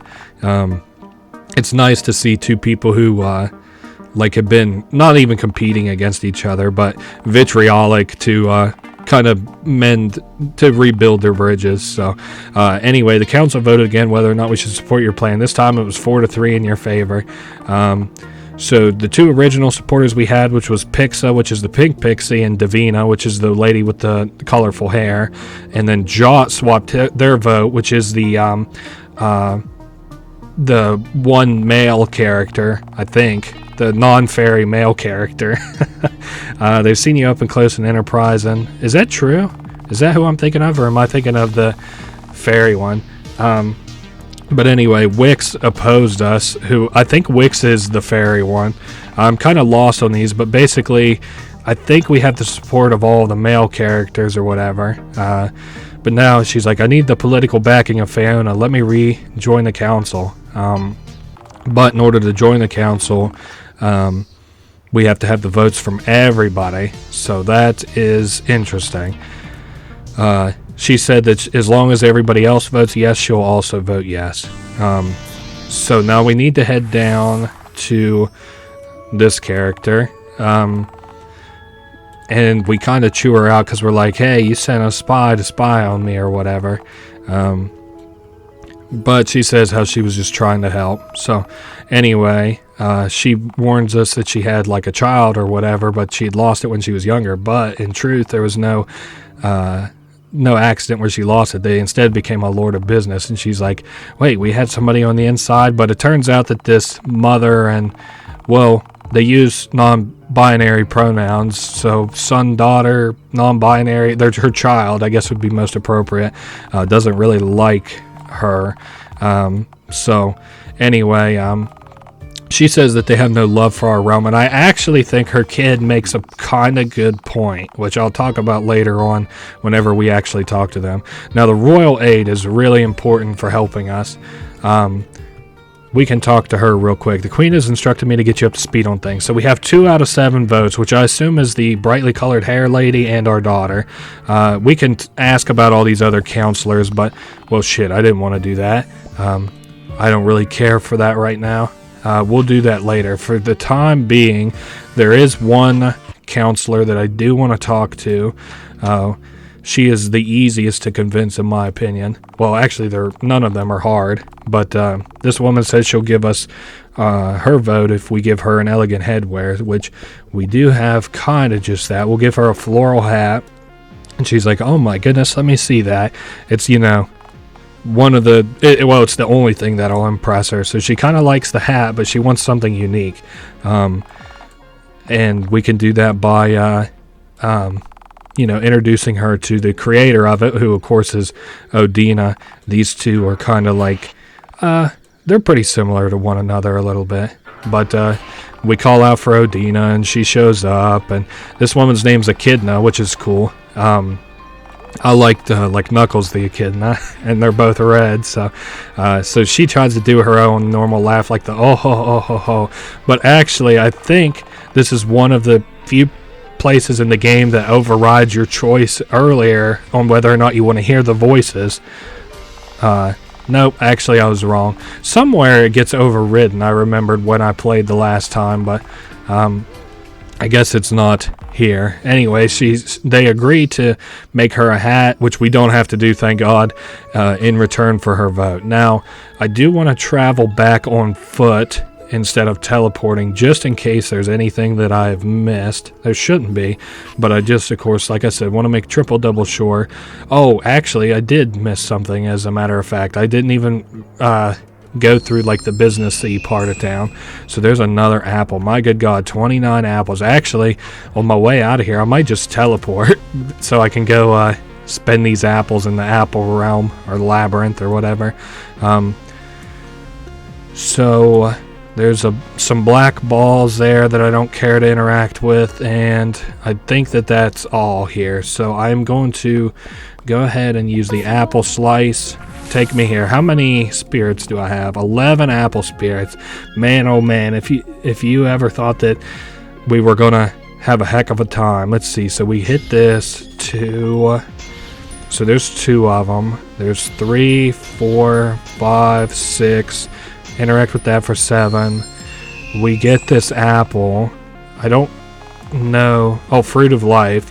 So I think fruit of life. What the hell does that do? Does that not give us just like a little bit? Oh, there it is. A strange looking fruit. So we eat it, and it gives us health regen +1, which is good. We also get her basement key. This is fan-fucking-tastic. You're going to be real glad that we got that. Now, I'm not sure how many more apples we have left. I've lost count, so... we're just going to go ahead and open this chest. It gives us the greedy apple. Now, I don't think I want to equip this. When the collector makes any purchase, gain coin equal to how many apples we have. It's not really worth that. We'll go ahead and hit this garden upgrade. She just sent us a little garden upgrade, so that's good. We'll pick up this time pineapple. That goes to our shop. And we're out of apples. So that is that for now. We'll have to come back later. So we have been making fairly good progress in the apple dimension. I'm just thinking now, in fact, like, what in the world should I do next? Should I maybe travel back on foot? Should I stop and see the owl lich? I think what I'm going to do, all things considered, is head back to Enterpriston. Oh, I forgot to interact with the horse back at the Faeona territory, so... I'll have to remember to do that the next time that I'm over there. I think what we're going to do is go talk to the collector lady and use that basement key. But now that we've hit 25 apples, we can actually talk to her herself, and she'll have a new sort of deal to talk to us about. So she says, like, wow, how was the apple labyrinth? And we're like, well, you should have warned us about it. 29 apples. So we can now buy this woman's house once we get to that point in the game. Anyway, that's what she offers us at 25 apples, is the ability to buy her house. Of course, we can't do it just yet because we're not at that point in the game, but later on. Now we can come talk to her. She also collects fungi and not just apples, so that's interesting. And if we bring her fungi, she'll just pay us for it. So that's nice. Let's see, we're at 2100. This here, he'll give us 8,000, or she'll give us 8,000. This one here, 7,000. 3,000. and 6,000. So that is perfect for us. Now she does have it downstairs, which I guess I could show. It's just basically another apple, but I have to be able to move these big black balls up into the air first, which I can't do just yet. So that is a later sort of territory thing. Now I'm just thinking of what to do next, because oh man, we're so far from where we were just like 20 minutes ago. Let me get some more battle passes bought. Let me buy about, whoa, I don't want to buy nearly that many. What if I bought 50? Okay. And the art is still fine. A sort of fruit is okay. I should have bought some oranges, I guess. I need, oh, fire is the other thing that I needed. Let's go get some fire, as I've completely and totally forgotten that I needed fire in the first place. That's one of the big things. Quick fire. Let's see. Let's buy 300 fire. That should be more than enough. That'll get us 30 battle pass candles, I think. Battle pass candles are kind of inefficient, but so no, not here. We don't need to go there just yet. We need to head to the crafter's house. And we'll use the fire. So great. We're getting loads of battle pass candles. I'll go ahead and put down all the rest of the fire and then put down these wicks. Great. So we have 33 battle pass candles. Shouldn't have to worry about that for a little bit. Assorted fruit's the only thing, and I guess we could probably go back and work. I could show you the assorted fruit or whatever, what we've got done. And also we do need to go to the roof here in just a second, but first we're going to head to the second floor. So now we have this thing here in the middle, which basically lets us interact with all these plants at once. It's kind of good, but it's not as good as you may think. I'm just going to use it to get seeds, because right now we have the growth things going on. So it does cost us mana to plant, and it also costs us mana to grow them. So I'm not really too interested in fucking with it that much right now. Oh yeah, I forgot we can get this quest from her right now. So in order to do this quest, we have to help her find 3 newborn people pigs around. So they look like her but smaller. Let's go ahead and get the hints on where they're at. These are kind of like her people, so it's kind of cool. The pigs are actually like on the council only recently because, well, I'm not sure, but her mom invited the pigs to come live with the Faeona people, and they seem really nice and helpful. So there's only 3 of them. The first one's in indoors, the entry place, okay. Outdoors, stripes. Well, I'm not so sure about that one. The third one is down in the underbelly. I think, well, I actually don't know where the fuck that second one is. I'll have to look around. But we can talk to this dragon. This guy is super important. Tinto the dragon. So he comes here to buy things for his horde. And we can sell things to him. But he only buys them en masse. So we can give him like... well, we don't have enough cups of coffee right now, but later on, whenever we have enough cups of coffee, we'll come back. Now, you build him up by spending time in your store and selling stuff, so that's how you get his number up. That's going to be a very important thing later on, is we need to mass sell our items. Okay, so I was going to... We're looking for stripes. Oh, okay, I see it to the left there. It's back at Mr. Tony's. Mickey D's. I don't know if I should say that for the creator's well-being. I feel like if you say McDonald's too much, you may get in trouble. So we got 1 pixie down. Well, I hate finding the exit out of there. So pixie down, and now we need 2 more. The other one is in the entry plaza thing. This little entry building. And we'll talk to them. They head on back, and we'll go ahead and grab this track while we're here. Now 1 more pixie to grab, and they are down here. There they are. So every time that you talk to them, they will take off to running. You have to talk to them like 3 times.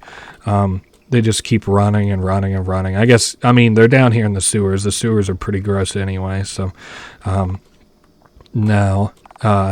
that time they'll finally listen to us and go back up and talk to Boat is her name. Kind of weird, but oh well.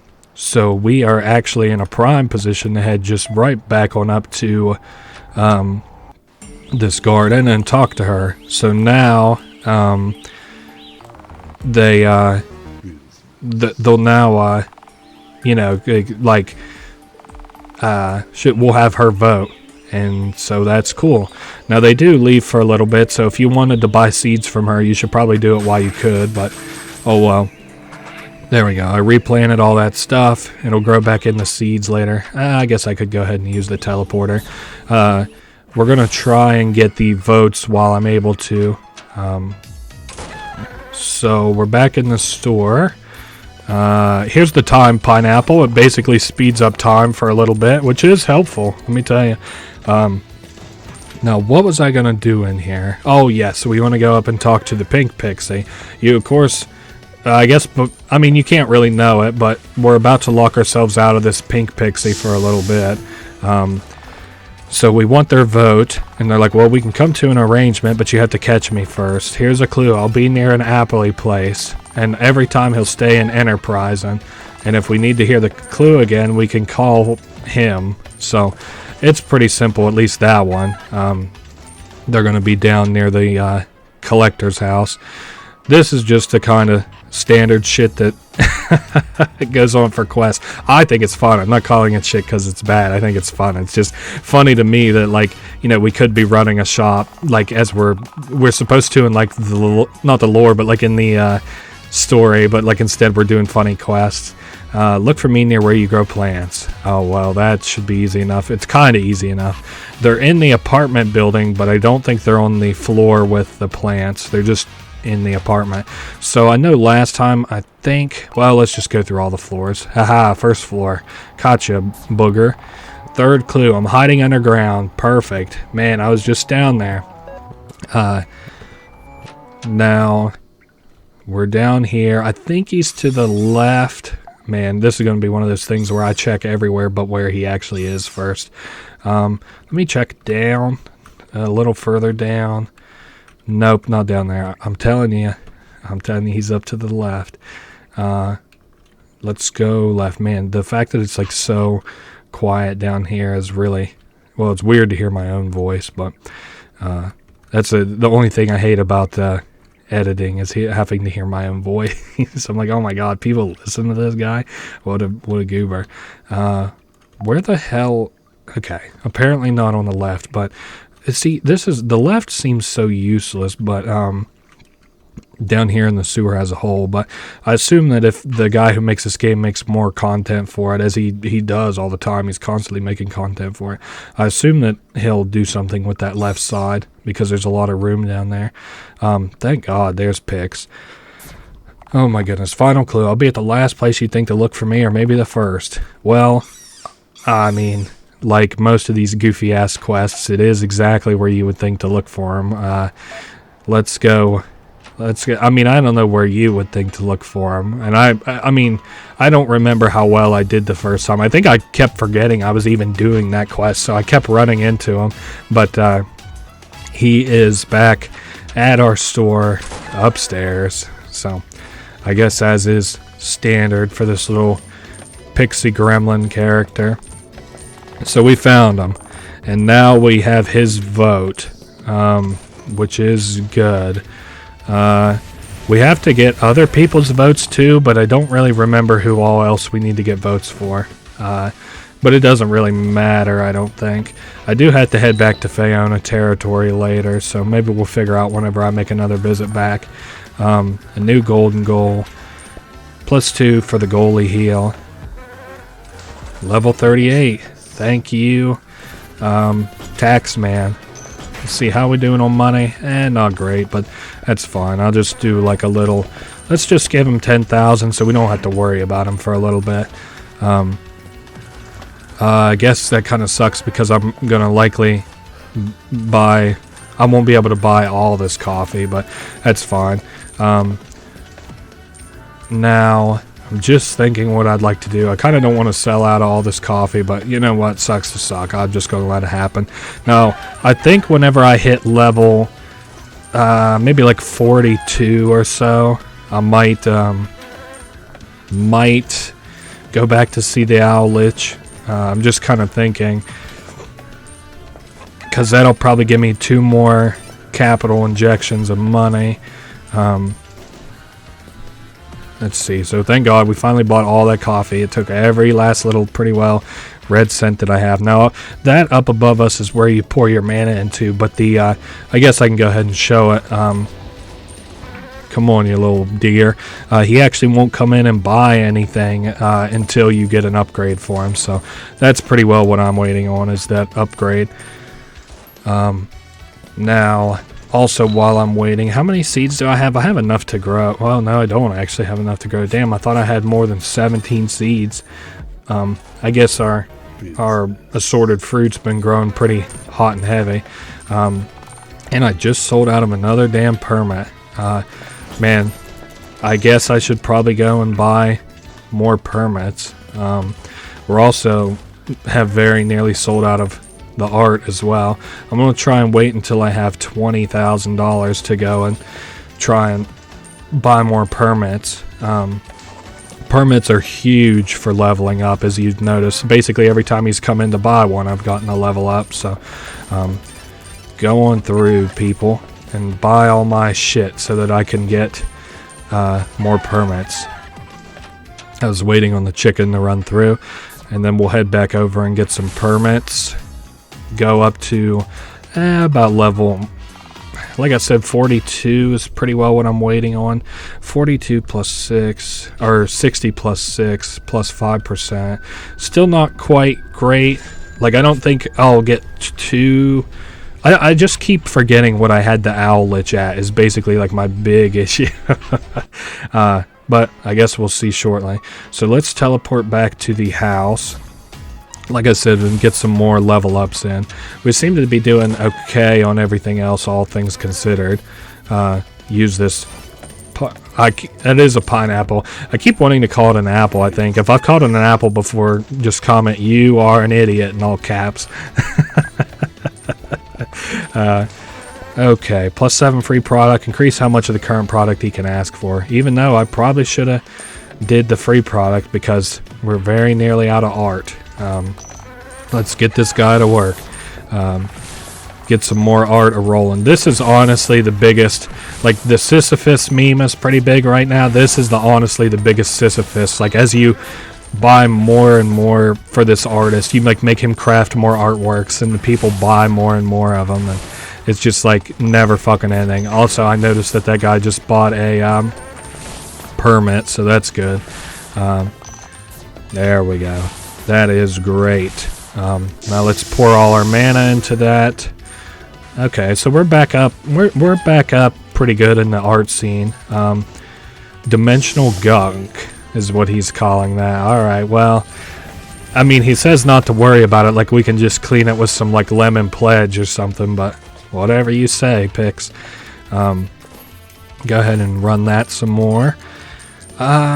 Oh, I'm very nearly out of permits again. I keep forgetting. Well, that's all part of the game, I suppose, to get the level up. So, what is the thoughts here? I surely don't already have those capacity. Oh, I do have the capacity gems on. Okay, maybe that's where I keep getting so confused. Is because I already have the capacity gems on and I didn't really think that I did. Okay. Man, I need to get that crafting box up in the upgrades, it seems.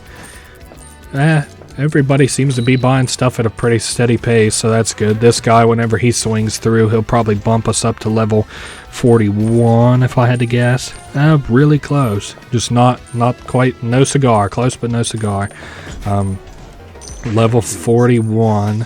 Well, I think actually what I may do, well, let me claim this reward for the permits. Choose reward. Permanent multiplier for goalie gold. Alright. Let's take a step out and head over. Let's go buy 2 permits. Well, yeah, left, 2 permits, and then we're also going to head to the Owl Lich right after we get some more salt and get the buff. And wine. I guess we should also get wine too. So we have salt now, and then we need to go buy a little bit of wine and a little bit of salt from the Underwalk Tavern, I think it's called. Basically, it's the tavern that's right beside us. I can't believe it's been that long since we bought from here. So buy me like 200 of these. Buy me like 11 wine. That is perfect. So now, whenever we go to the left here, this woman takes wine, I believe. She says that the cool thing about these people is like they can sense the environment with their songs or whatever. So she says that this place has like a buzz of pains and stresses, and it also has hustle and bustle. So it's like a lot of energy. But she takes 3 wine for her little buff, which is mana stream. She's like, you know, it's kind of crazy. We were so close, and your mom was the queen and stuff, but we never got that close. It's very, like, evident that, damn, she's like, we are not sisters. But it's very evident, like, both of these people were vying for the queen's attention, your mom, and the character that you play as, your mom's attention. But, Queen Biz or Madam Biz is like really bitter because she thinks that the other lady has spent like more time with her mom than she has. Oh, now the other thing I wanted to do, since we now have her unlocked as a person who can give us buffs, is you can talk to her and she will give us the salt buff. Whoops, I accidentally bought it twice. Oh well, that's fine. I made sure to buy more than enough salt. I'm gonna go ahead and use the Distill Wellness. Great. So now whenever we go to the Owl Lich, we should be able to buy 1 or 2 or sell 1 or 2. I'm thinking 1, but that should be more than enough to, I mean, like at this point I'm thinking like what would I do with the amount of money that I'm gonna get. So let's head into the Owl Lich territory. I don't think we were up to 60, but like the closer I get, I'm like, oh man, were we up to 60? So we look quite alive. Care to donate? Oh no, we were not up to 60. Oh my god, we're gonna get so much fucking money. Yes, please feel free. Let me just eat like fucking handfuls of salt. And there we go, perfect. Hey, you look quite alive. Care to donate 60 HP? With pleasure. So we've almost got like 100,000 gold, and he gives us another thing, a health regen, which increases our HP regen, but I don't really care. We have this buff right this second anyway, so and I don't really see like we don't go through that much health. So now 100,000 gold. What is a man to do with 100,000 gold? Let's head back to, well, you know what, while we're here, I was just thinking about it. Let's go ahead and head back into Faeona territory so I can see, 1, how many votes it'll take for us to get reinstated onto the council. 2, I want to interact with these rabbit holes to see if maybe I can progress the song storyline just a little bit more. 8 fruit seeds and plant grower. Lucky clover, perfect. That's what I needed. Not rabbit's foot, lucky clovers. So we will interact with that shortly. And I also want to go ahead and open up the quick route with the I don't know if I have enough apples for this, but we're going to try. I do have 28 apples.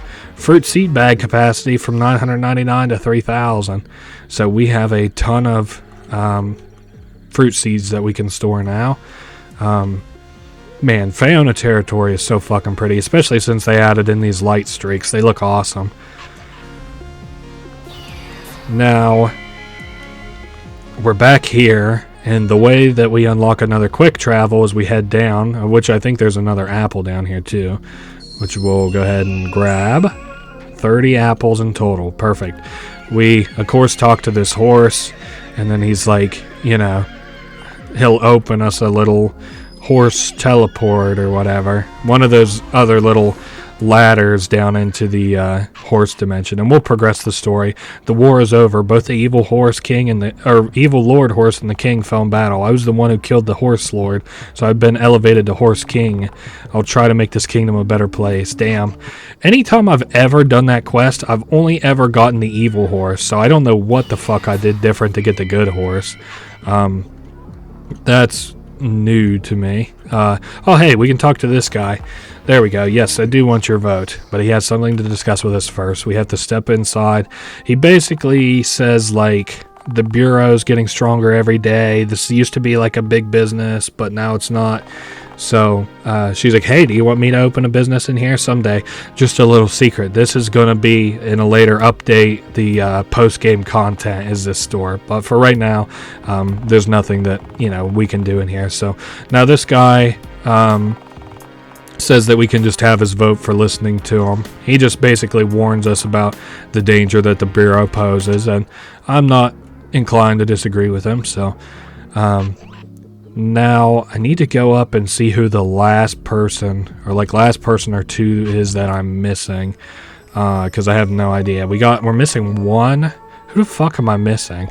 I know I got a kidnap boat with, you know who it is? It's that fucking, god damn it, I know exactly who it is. It's the guy who gives us upgrades, and he literally just wants bribed. I completely forgot who it was. Okay, so let's head back to Enterpriston and head over to this guy who wants bribed. At least we have the quick access back to the Faeona territory now. How much does he need? 25k, you're bleeding me dry. Oh well, it'll get us back on the council at least. Shoo. Okay, so let's head back, and not Enterpriston. Shit. Well, I guess we could go to the right. We're headed not for there, but Faeona. And here we are. We're back. Just as simple as that.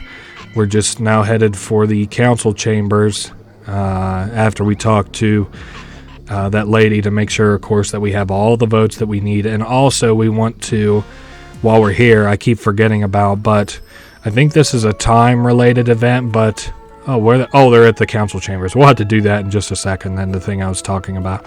But we have 7 of 7, so now we can go to the council's court, go up and finally get reinstated onto the council. This is another big step. So now we're a lord of business and we're back on the council. So now it has to be a unanimous vote. And everybody, it's a yes from this character, yes from them. Yep. Yes is all around. Oh my goodness. So, we're back on top. So they're like, who's queen? And then, she succeeds her position as queen to her daughter, and now she'll be the treasurer instead, as she's evidently, good with money. So, anyway, we now have access to the petition hall. This is the most useless area in the fucking game right now. We'll visit it later because there's literally nothing to do there right now. Now, the little green fairy should be around.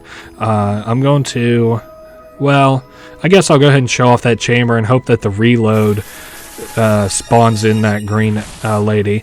So the Royal Aid, this is the petition hall. It's where people can come in and petition us for assistance or whatever. And since I can make the decision, since I'm the treasurer, you can see our treasury right now has 200,000 gold in it. This would be the only petitioner, and the only thing he wishes to petition is us for $10 million, because that's how in debt that the Faeona territory is to him. I don't see this character here, so I guess I'll just have to look for them later if I'm interested in buying seeds. Time being, let's head back to Enterpriston and buy back up on supplies.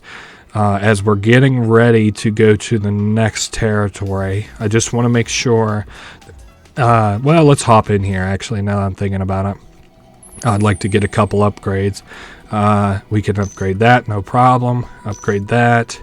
How much is this? 2,000 easy, 4,000. The second upgrades aren't nearly as fleecing as the first ones are, but that's good on the placement upgrades. Let me see about... okay, so the buck will start making purchases. As much as it kills me. And he's willing to pay double. And don't forget to keep his plant full of mana to draw him in. Whatever, dude. So he's willing to pay double for stuff. I can't believe I just paid $20,000 for that. But we'll upgrade that last guy later. For now, I just gotta kind of deal with the fact that I just paid so much fucking money for that. Give me 500 envelopes. Everything else is fine. I might go upstairs and just start pouring money into the little artist thing.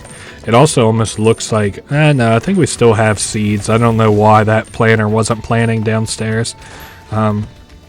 So, yep. Let's continue to get some inspiration and stuff. Nice. So this guy's here to penalize us again with another fine. Thank goodness that's $1,000 every time. I thought that it was more based on the update that I was reading. That is a relief, because I was like, man, I'm only going to be able to pay for art up until like the very end of the mid game, and then it's just going to be too fucking expensive to, you know, pay the penalty. So I'm glad that that isn't the case. And you do want to make a habit out of you know, keeping your store stocked even now. Like, we could progress in the story, which we're going to do very shortly, but you want to make sure that your shop is doing healthy as well. Just my personal opinion, if you want to ride into the end game pretty easily. So we got our craft bags sold. Let's get another reward. Increase how much they can ask for. Yeah, whatever. It don't really matter. Yeah, I'm out of seeds. What the fuck? Why am I out of seeds? Whatever. Let me see if I can teleport back and if that woman's back. I mean, we're all the way up to $30,000 again. Yeah, she is back. Okay. Well, I don't know why she's back so soon. She's never, ever been back that fast for me before, but we just bought a fuck ton of seeds. Okay. So is there anything else that I wanted to do? I don't think so. I think we're just very nearly ready to progress on to the next area. I'm going to go ahead and speed this along and just let my customers run through one good time. Because now, you know, we're making money. So let's, I guess, we've got a very long segment to perform next.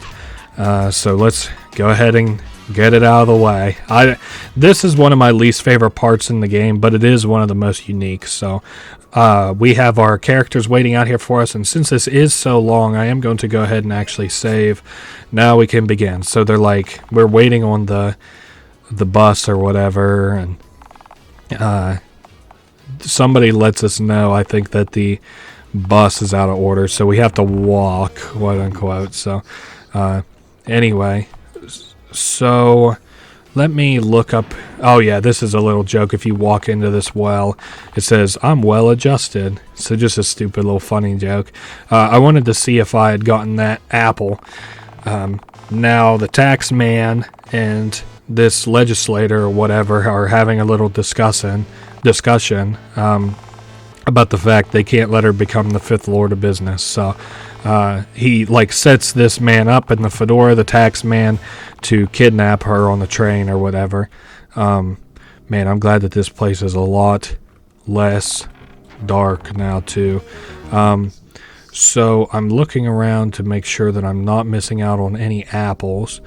And it doesn't look like I am, although we are going to have an apple coming up very shortly. Here's more accessories that you can buy, but I don't think I can afford any. No, those are well outside of my fucking pay grade.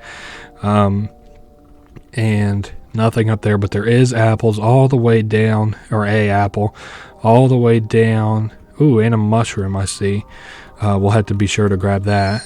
There's the apple I was talking about. So we're up to 31.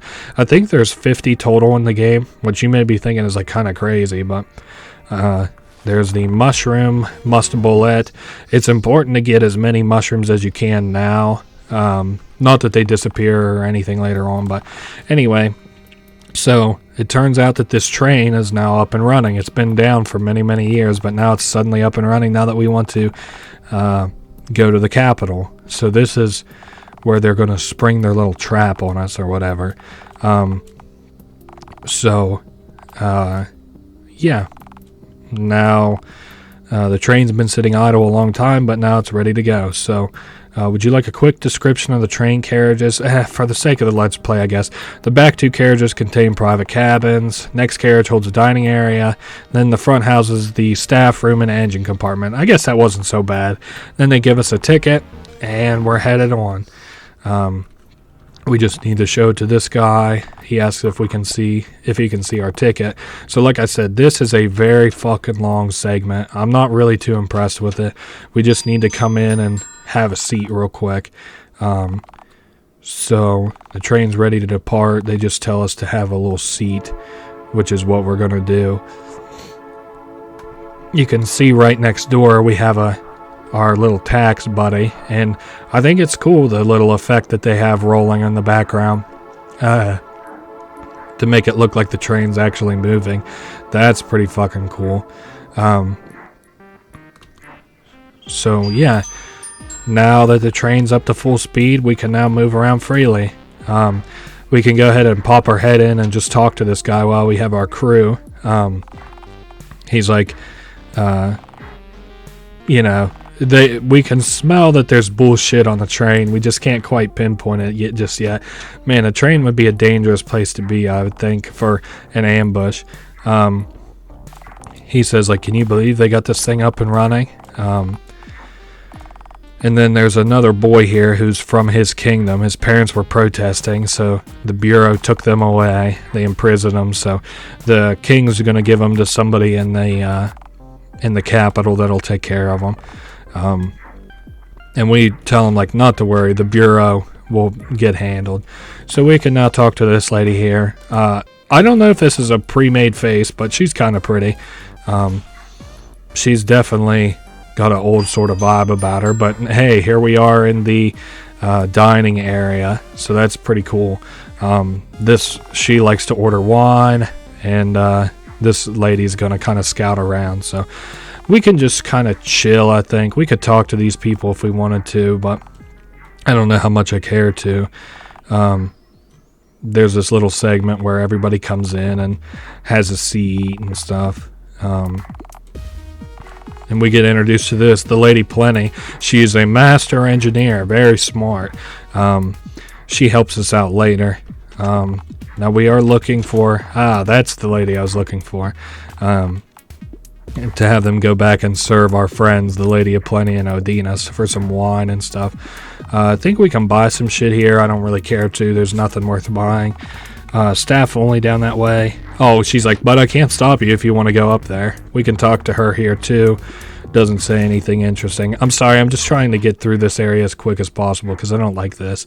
The brown-haired elf is like talking to the staff to make sure that everything's in order.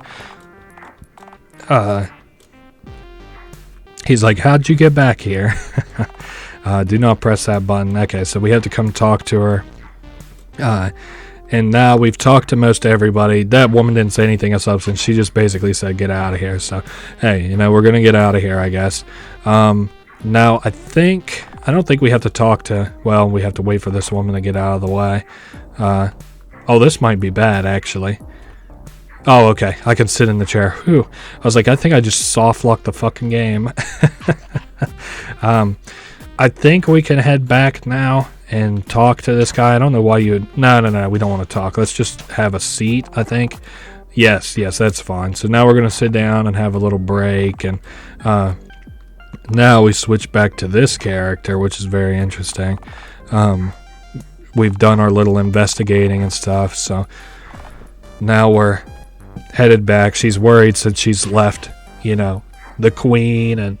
well, Madam Business and Odina unattended. She's like, have you seen Biz? So let's get out of this woman's way.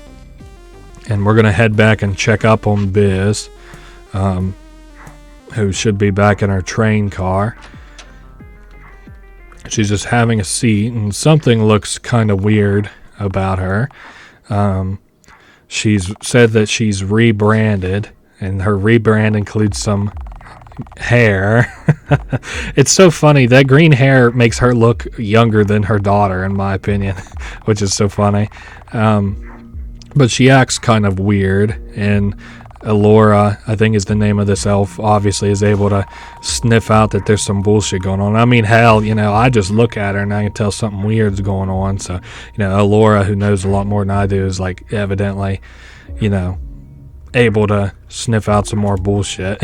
And then Odina's like, what the hell is going on? So we can actually go talk to the tax man, and they're like, what happened to the they have anti-mana gems in the back of the throughout the train, at least on the back. So this is how they were able to ambush Madame Biz so easily. So now we have to hatch a plan and kind of figure out what we're going to do. As far as investigating this train. So we basically have to talk to everybody with both of these characters. We can switch on and off of Odina. So we talk to this character, talk to the he's like, did the bureau rebrand her like they did me? There was a man who was already on the suit when these two people came, so that's interesting. We're now just looking for, we can talk to a few people. Talk to them. They won't talk to us. Talk to this blue-haired lady. We asked her if she saw anything strange, and she said nothing but a big box in the tax man's room was strange. So, yeah, she doesn't notice anything weird besides engineering flaws. So he's taking a little nap, even though it's against regulation. This should be it. Why'd they set all this up for Biz? Now, the legislator, talking to the representative before he boarded, they're up to something. So we got 3 out of 3 clues. Let's go back and talk to Odina, is the next big step, I think. Man, it's kind of wild how little health this character has in comparison to ours, and MP as well. But how much more useful they are, like, on the combat and stuff. So she's like, we fell straight into a trap. Now she has to ask Biz something. We still have a deal, don't we? Of course. She asks what deal we're talking about, where she gives us mana gems, and I keep making craft bags. And so, of course, that's not the deal that they had came up with. So she knows that something's sus there. I think we can go back and talk to this woman now. Yeah, so we're going to make a little plan here real quick. Oh, hey, here's the Coffee King. He asks what's happening, because it does feel like things are falling apart as, we've been ambushed and stuff. But he reveals that he can just sense royalty, because they're like, is that the real Biz? What's going on? Does she have amnesia? And he's like, well, I can sense her with the royal blood spell, so that's what we're going to do. So we have to find a way to sense her. So let's go and chat with her. Well, fuck, actually. Like in my crown. Okay.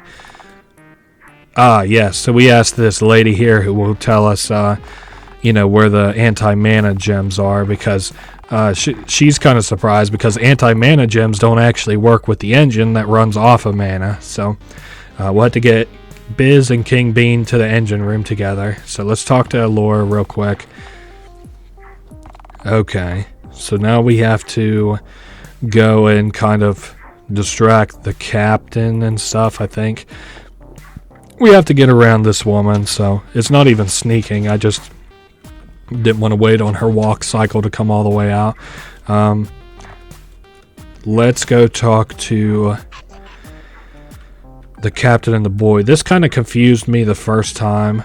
Oh, we can talk about gems. Oh, no, we can't, because it's against company policy. I didn't know that there was a hallway here, so I was like, man, I'm fucking stuck in the train for the longest time. So we can talk to this girl. She's getting ready to have a tea break. They talk about their favorite teas and blah, blah, blah. But now we have a little trick to get rid of this woman, because, of course, she's made a fatal mistake in telling us what kind of food she likes. So now I need to get my hands on... Shit, I was hoping to pass her. I need to get my hands on some tea to poison her with. Oh wait, actually I need to go back and talk to this girl. So we give Elora a little package of stuff and to put into the tea. So that is the next plan. So now things have kind of progressed a little bit further. We head into here and we put this little substance into it that'll make the captain sick. And then she goes and delivers the tea. So now we have the king is good.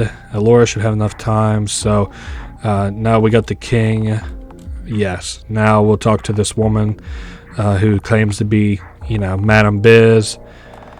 And they want to talk about a secret thing up near the engine compartment. So this woman is drinking her tea. And she has to go to the restroom. Now everything can kind of go, all the plan can go in motion. So we come up to the main cabin with this little ambush type deal or whatever. She's like, are all these people in this scheme too? Well, let's hear it then. So he grabs a hold of this woman and he tries to censor royalty, but turns out that, it's not Queen Biz. So so the mana is working here. This woman's name is Doppelbizer, and I'm not allowed to say where she is. Okay. So she's in the box back in the taxman's cabin. Now they're like, well, how should we bother to lock her up or whatever? So she just knocks her out and stuff her in this hatch, and we put some of these barrels on top of it. So next thing is next. We have to fuck with the tax man to get him out of his room. So we offer this girl, she's like, there's a man in his room wearing a hat. See how far you can get, with his hat. It's a fun little game. I'll bet you can't make it to the second compartment. So that is what we're going to do. That's nice. Now, is it this guy we need to talk to? We do, but we need to swap to this girl first. We talk to this guy who says he had to check everybody's ticket but the representatives. He's like, what a cheeky man, thinking he's above the rest of us. He's like, not on this train, he's not. So if he catches him out in the hall, he'll check his ticket. So okay, so we got 2 parts of this plan completed. We just need one more. So service been to your liking. It's been fine. I think I need to switch over to this woman. Let me talk to here. If I wanted to lock someone in their room, how would I go about that? So he's like, you can't do that. So we have to get our hands on a key. Actually, let's just continue on. There we go, at the restroom. So she needs toilet paper. She's like, I can bring you some, but it's going to cost you. So we need to head back and grab some toilet paper, of course, from the other restroom, which doesn't have somebody shitting their brains out. We have toilet paper now to bring back to this woman, but she wants the key to the passenger cabin. She's like, I couldn't. Oh God, I need that toilet paper. So she gives us the key, and so now we have all the parts in place. If we fail here, you don't have to worry about getting a game over. So let's just go back and get this plan in motion. So first part of the plan, we talk to this kid. Nice. Oh wait, I don't think I did this right. Fuck. Actually, I already did this wrong, but I guess I could show a fucked up, portrayal of it. So he now checks this guy's ticket. We go to come in, but we don't know how to open this thing. Oh God. And just in that time, the taxman comes back and shoots us. Okay, so I know what I need to do. Let me switch to this woman, and I need to talk to that engineering lady who's very, very smart. Where might she be, though? I think she's up in the frontmost cabin area. Yes, she's right up here. Perfect. So I'm sorry, this is the last part of the plan. So hoping she could help us with something. You see that big box? So where would I open it? Like, how do I open it? And she's like, you can open it by just smacking it real hard in like one particular place. So yeah, all we need to do is Lady Plenty describes a place on the box that if struck precisely will cause the whole thing to spring open. So perfect, we can get that done then. So now we're in a good spot. I think we can actually go ahead and do this. I'm not so certain, but we're gonna give it a shot. Let's talk to this kid. Oh nope, I can't do it just yet. Let's go ahead and swap up with Odina, I guess. Okay, so now we're ready to go. We head to the back. This is the master plan, and we get the kid to go in and steal the man's hat and run off with it. This is part one. So the kid runs down the hallway, loses the hat. The old man, grabs it. He gets stopped by the conductor to check his ticket. So then we head into this compartment, and we try and open this box, and we bust it open, and we grab Madam Biz, and we have to move before he gets free and sees us in the hallway. Okay, nice. So now he's in his room, and we lock the door. Haha, perfect. So he screams to let him out, and that there was a plan gone off without a hitch. Perfect. I always fuck this plan up one time, every time that I play. So now we're headed back to talk with Alora and shit, and so we're back up in the frontmost compartment or whatever. Now, so anyway, we're just kind of talking about how I guess this brown-haired elf wasn't really let in on most of the plans. So, but Odina gets to feeling bad, and now she's talking about how she used to work for the Bureau. So here's some knowledge bomb. She was the head of Gem Tech Research. Oh, so no wonder she's kind of spurned and wants to take down the Bureau. Evidently, she used to work for him and doesn't anymore. And she stole gems and stuff. And she talks about how she's proud of her work and shit. But part of the job that she had to do is, I think, just do like a little job for these guys. But this is Dr. 3. It's kind of cool that they all have different proper descriptives of like their name. I think it's neat. So anyway, these people had their little time in the sun, and so we have to put down these drainers, because the Fae Kingdom is like, kidnapping, or not the Fae Kingdom, but the capital is kidnapping, Fae people. So it's like she's putting down these drainers on these trees to capture any Fae who might happen to walk by. Now, because the Madam Biz ran through them, though, they drained her, and she's like, oh shit, she made it through 3. That's kind of impressive. So,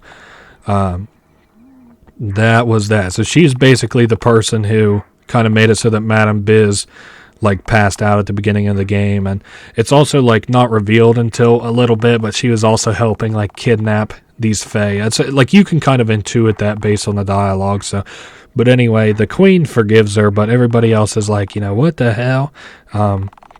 This poor Lady Plenty is she's like, man, I'm way over my head. I was just an engineer, and now I'm a rebel. So she says, hey, if you agree to work with us, I'll make you the head engineer. Now we forgive, Odina, and she's like, I'm ride or die either way. So she asks if we knew if she knew Dr. 3, and they talk a little bit.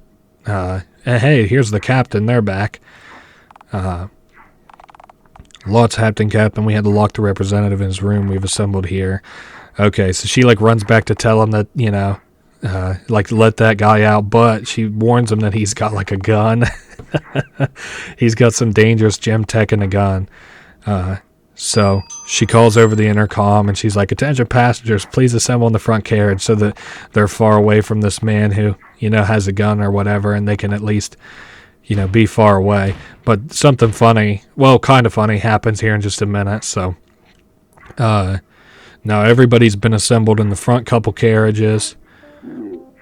And all passengers are accounted for. Okay. So now she tells everybody to brace because they unhinge the back to passenger cabins, which is very interesting. So the back and middle carriages have been decoupled. There you go. So now we have made it to the Capitol. This is the Bureau's home turf. Welcome to the Capitol. Man, we're in the big leagues now, baby. Oh, yeah, also here's fucking Doppelbizer. She's like, hey, I know this looks bad, but I'm sorry. I was just in it for the money. You can kill them or spare them. They're literally so pathetic. I just spare them. Fuck them. They can come up later on. They never help you. They're never good, but whatever. I like to just let her live, just as kind of like a trophy of somebody who tried to depose me, but was unable to. So she's like, this may come back to haunt us, but yeah, she can't really screw us over or anything anymore. But now it's time to go become the Lord of Five. So we finally made it here. Let's go to the Bureau HQ. Yep, we sure can, but we need to talk to the king just for a second because he's getting ready to give this boy off to his new family, and I want the whole fucking crew around. I want everybody. Want to close all doors because this guy isn't going to actually come with us to the meeting. But I want to get all my affairs in order before I bother to go become Lord Five. So all the new problems that we get, I can kind of deal with. But anyway, he's now waiting for a bus back to his place, and we'll now go and become Lord Five.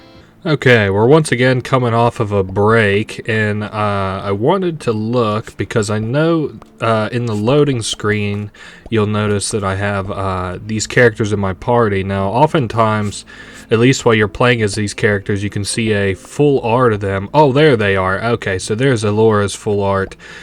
I like the look of all these, actually. Alora, Odina. Lady Plenty doesn't look like she actually has a full art, unfortunately, so that might be a bit of an oversight considering that there's never a time where you play as her, but I just wanted to mention that. Now, I had said before, we're here to, of course, become a Lord of Business, and now that's what we're gonna do. So this guy is like, well, don't you remember me? And we're like, who the fuck are you? And he's like, he's the guy who's been giving us customers over the telephone, and he is Mr. Four, the Lord of Business. So now he wants to escort us personally to the Bureau HQ. He's a little shifty fella. He introduces us, though, to the Capitol. The retail sector has basic shops and services, which he says we're above, but we are going to have to participate in because this is one of the most important areas of the game, actually. Now, he introduces us to the business sector, which is where our HQ is going to be located shortly. Larger businesses are here. Now, almost there. This is basically like right outside the Lords of Businesses HQ or whatever. But we'll come back to this in a little bit later because, of course, we have to loot this place of apples for one. You notice that shining star. Maybe you did, maybe you didn't. You might want to rewind. Now they welcome us here, or Lord 4 anyway. Doesn't even know that he's carrying Lord 5 behind them, the 5th Lord of Business. Okay, so now there's a reunion here briefly between Dr. 3 and Odina. And this number 1 seems kind of friendly, but she's kind of like cutthroat too. So she is 1 Lord of Business. So anyway, they ask if we'd like to become a Lord of Business, which would be an interesting turn of events. I'm glad that we don't say no. So they're going to officially sign me in, and I've got my little entourage here too, which I kind of like off to the side. So this is kind of what I wanted to mention, because I think now we can talk about it. Mrs. 5, and then they're talking about the fact that we're glad that Mrs. 5 is gone or whatever. Or maybe they'll introduce us here in just a second. She invites us to become Lord of the Business here at the Bureau of Business. We just have to open the ledger and sign and accept. I think it makes note of it. Oh, never mind. Okay. There's another point at which we sign something and we read it first, but So with that comes a lot of perks. The first of which is we get some gems, the shield gem and the life insurance policy. The position also comes with an office. Nice. And this number one's going to show us to our offices, and number 4 has to go back to the power plant. Lots of references about that power plant coming up. So now then, the man is all ambition. Shit. I don't know why Mrs. 1 doesn't like 4, except that he's evil, but so she wants to explain a benefit to us. Now this is the end game, basically. We have the right to purchase property anywhere on the continent, and owning the property will earn us passive income. So it's like we're renting, we own real estate. This board helps with that. It tells you which properties you own in which territories, split up into the 4 territories of which we, are becoming accustomed to. And that's also where we pay to do the upkeep and maintenance on our business. Now that's a little bit ahead of us right now. We ask if we have any new responsibilities. So we just have to deal with the consequences of those responsibilities now that we've killed number 5 on our own. So basically we're going to get ready to split up. Odina's going to check out the Gem Tech lab. This lady's going to go back to Faeona, and this woman asks us for a favor to put her in charge of getting the train back in service. So we can go and do that real quick, I guess. Laura left the party. Okay. Now, I think that it tells us to go and visit Mr. 4, which I'll go do briefly. Of course, I want to visit the town, and then there's this guy. We have a couple different options here. If you feel like it, well, he's like, oh, you're my better and all this shit because we beat him. He wanted to become a Lord of 5, but since we beat him, he's like, is it water under the bridge? Now, we can either fire him or have him stay here. I don't know if we get any buffs for... I've played both of these, and I've fired and had him apologize. The better one, it seems, hands down, is to have him apologize for an end-game bonus, so it's just better to have him apologize, and he sticks around, so, hey. If you fire him, there will still be people who come in to buy permits. There's just a new tax man. So we can go to the power plant, but first I want to look and visit around. We got a new jukebox song. Now I want to make sure that... Oh, yes, there's a chest on my left. I would have completely and totally not noticed that. This is Mr. Tony's. We can get some quests here. Mr. Tony's receptionist says that they don't usually entertain guests, but of course a lord of the business is more than welcome. So wait just a second, I need to get this mushroom. Perfect. So now we can go up to the Tony floor and meet the Mr. Tonys. It's Tony, and Tony. So this guy used to be named Abbott. This guy is from County of Blair. And this is the Tony the Hawk. Now, they have to sign off on us to be able to buy stocks from them, but they're not really interested in it until we do a favor for each of them. So, we're going to have to do it in a particular kind of way. Each of these guys has a quest, and it's better because we don't actually really get the quest until we talk to them. So you want to talk to each of them. This guy wants us to find waffles of mass deliciousness. I don't know what this is in a reference to, and I don't know if you can do it in any other way, but we have to do it back in Enterpriston. This guy, we're looking for the mayor of Hemcroft, who I think is the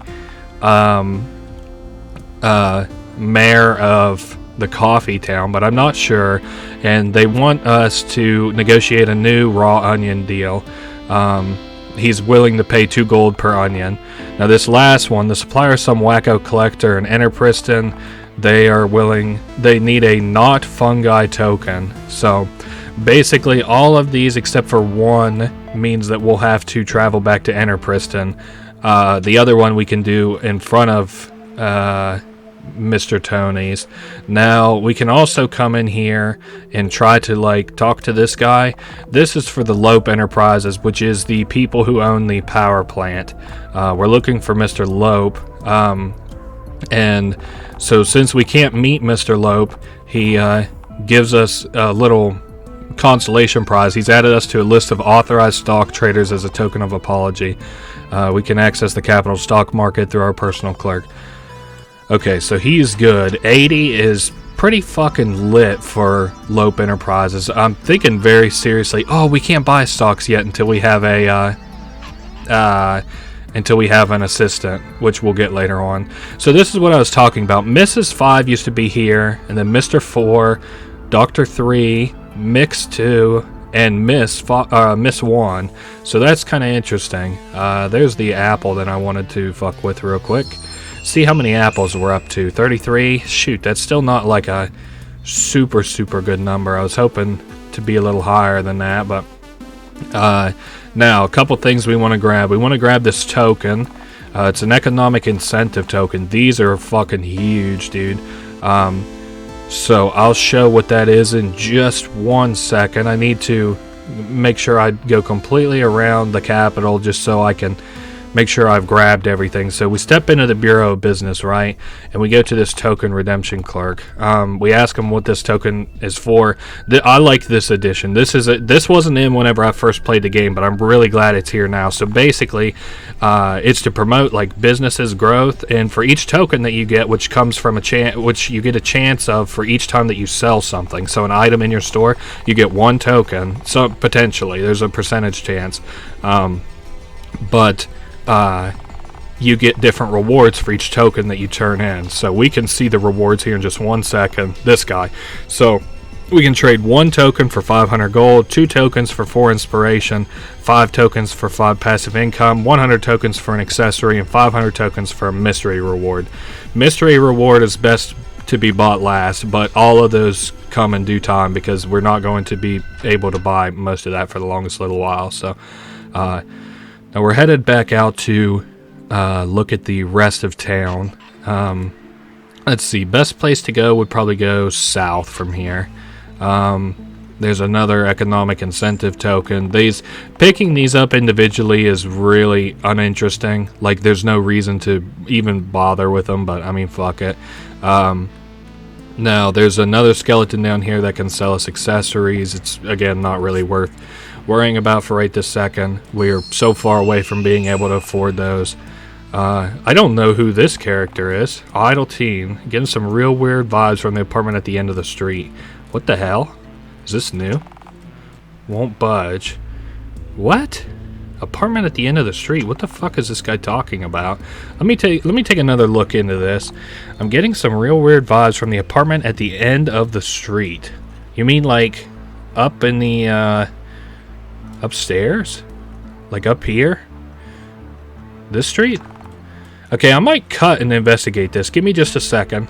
Okay, well, I'm not sure what he's talking about. I've looked into it a little bit, so we can just go in. Well, I guess not that apartment. I guess we have to buy that apartment before we can go into it. I know we can go into that one specifically later.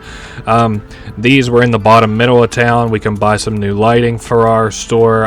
There's no reason to. It's just aesthetic, and I don't really care for any of those. This is the advertiser, and he can do a couple awesome things. We can influence stock trends to rise or lower the stocks. It costs 20,000 gold though, so I'm not going to fuck with it. The other thing we can do is we can purchase stock marketing beats, which makes customers come into our store a lot faster. We already have 2 though that I haven't used, so I'm not going to worry about it just yet. And then the last little store that we have to fuck with is this on the left here, which is the couch store where we can buy couches. A little bit out of our pay rate right now. This here is pretty interesting. We're going to run up and get this apple. This is from the hotel. I think it's called High Tech or High Tech Hotels. So as we try to interact with the door or whatever, he asks if we're going to rent or rent a room, and he says, what? If not, then get out of here. So you want to keep interacting with this as much as you can, and he gets like madder and more exhausted. And he like, you know, he asks if you're gonna rent, and I think this time he'll ask you to stop. Maybe one more time. Oh, no. He adds us to his stock trading list, so now we can trade his stocks whenever we actually have a clerk. But we can get another point in ruthlessness if we just interact with the door one more time. He's like, you gotta be kidding me. And we're like, we were thinking about staying here this time. And he's like, really? And we say no. So we get a point in ruthlessness, whatever the fuck that means. So now you can go up this way. I've kind of gotten a little bit off the path that I had anticipated, but we can go to the left here, and there's a guy back here selling stuff. We cannot even come close to affording the stuff, but it is pretty good whenever we can. Also including that chest, which he owns, we cannot interact with until we have the money to pay for it. So now this is the entryway that like we came into town on, but I want to settle some business here real quick, because she talks about you know, they want to open this train to the public. So best way to go about this, I think, is you can go small, large, no profit. I just prefer to do no profit. It's a public service or whatever, and I sort of think that, like, you know, if you make public transportation cheap, you're kind of incentivizing travel, which is good for the economy. I think it gives you benefits in game, like there's a big negotiation that takes place at the end of the game, and that's part of the negotiations, I believe. So we're good on the apple. Stocks have not moved in a minute, so that's kind of interesting. I'm not sure that they'll move until we have passive income. I'm not 100%, but they should. Now, this is the mayor that we need to talk to. This lady in the purple. You may not even expect it, but she's Mayor Mary, the mayor of Hemcroft. Now, a deal where they supply Mr. Tony with onions. He's willing to offer 1 gold per onion. And then, you know, she's like, this is extortion. I don't have a choice. Damn, you're rotten to the core. So we have done that. I guess we could talk to this lady. She's happy since she's not working, but oh yeah, she works a second job. We'll visit her in just a little bit. I'll go back to Mr. Tony in a little bit too. So this is the power plant sort of sector. This is the power plant where the game is trying to tell us to go to right now. I want to do basically everything but that first. We can go over and up. I think there's an apple at the end of this. Yep, there sure is. This is the docks. There's not a whole lot going on the docks. This guy here wants 3,000 seeds, which I do want to show. 3,000 fruit seeds to be able to go through. I'm not going to fuck with that just yet. Now then, back here is where this garden you can buy eventually is. But you'll be able to see property. Oh, okay. Well, I guess I should probably go ahead and cast that spell. I didn't even think about it, but yeah, this is the new part of the game where we can see properties that are now for sale. We can like interact with it. This is 175,000, not even close to being able to afford that yet. And then I'm going to buy this I'm going to get this apple here. This is the Vendrank creation facility. Now you may notice that we can interact with our head of engineering here. We do not want to do this yet. We will come back to this quest in a little while. For the time being, though, I don't want to fuck with it. Now we're headed for the right, as I think... Oh, no, actually, I forgot one just little piece right below us. Nothing too fancy. Let's get this economic incentive token. Same song and dance as before. Now there's another apple back here. Perfect. We got 39 apples. And then maybe like 42 apples is when I'll consider going back. I'm not really... you know, splitting hairs on this one.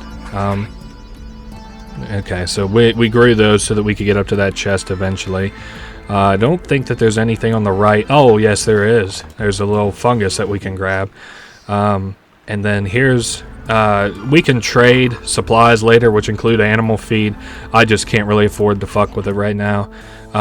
This is a massive fucking puzzle. I guess, well, let's not do it right now. I already have the picture down.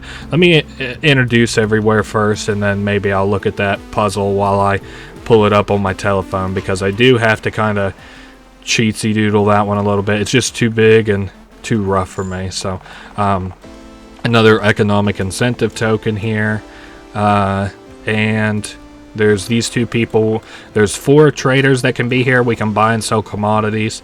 We can buy things like coffee or rare metals or oil or animal feed. And it says basically the more we sell stuff, the faster that those guys restock. So this is that lady's second job, which is kind of funny. Here's the fake Biz. She's having a tough time getting a job. I wonder why. And this woman here, you can trade passive MP gain for ale. I don't really. Well, you know what? I might just go ahead and do it. What's my passive MP? 2? No, only 1. Okay. Well, she can have my passive MP. I don't care. This guy, I guess we can. He's still just the bartender. I don't think that there's anything else to really see here. Now we are going to go ahead and go start on that puzzle. Now I'm looking at a guide on my telephone at the same time that I'm doing this, so you'll have to forgive my brevity and unprofessionalism. So firstly, we head up and to the left, and then we continue on up and then back down. Yeah, I didn't even want to attempt this puzzle by myself. It's just, a little bit too much for me. Head over and down and up. Man, thank goodness that this guy made a guide on this. This is like the bane of my existence as far as puzzles are concerned. Now you can also, if you have like most of the solution, you are able to actually save your game and complete this puzzle. Like if I got to right here and I was nervous I would fuck it up, I could just save. But I'm not gonna do that, and we're gonna hope that I can just successfully do it first try. Wouldn't see why unless I fuck myself up while I'm doing commentary. So we go up, perfect, all the way to the left. Yeah, see, this place just has such a weird, not even architecture, but like panel placement. There's nothing wrong with this puzzle. I just don't have the mental wherewithal to wait around on trying to solve it. It would just drive me fucking nuts.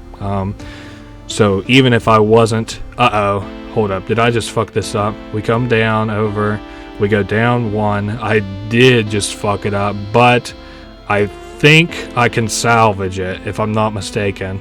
We go up, over, down, down. Okay, I think I just salvaged it. No, I know. Well, hold up. Okay, that's not the way it's in the guide, but it's what we're rolling with now.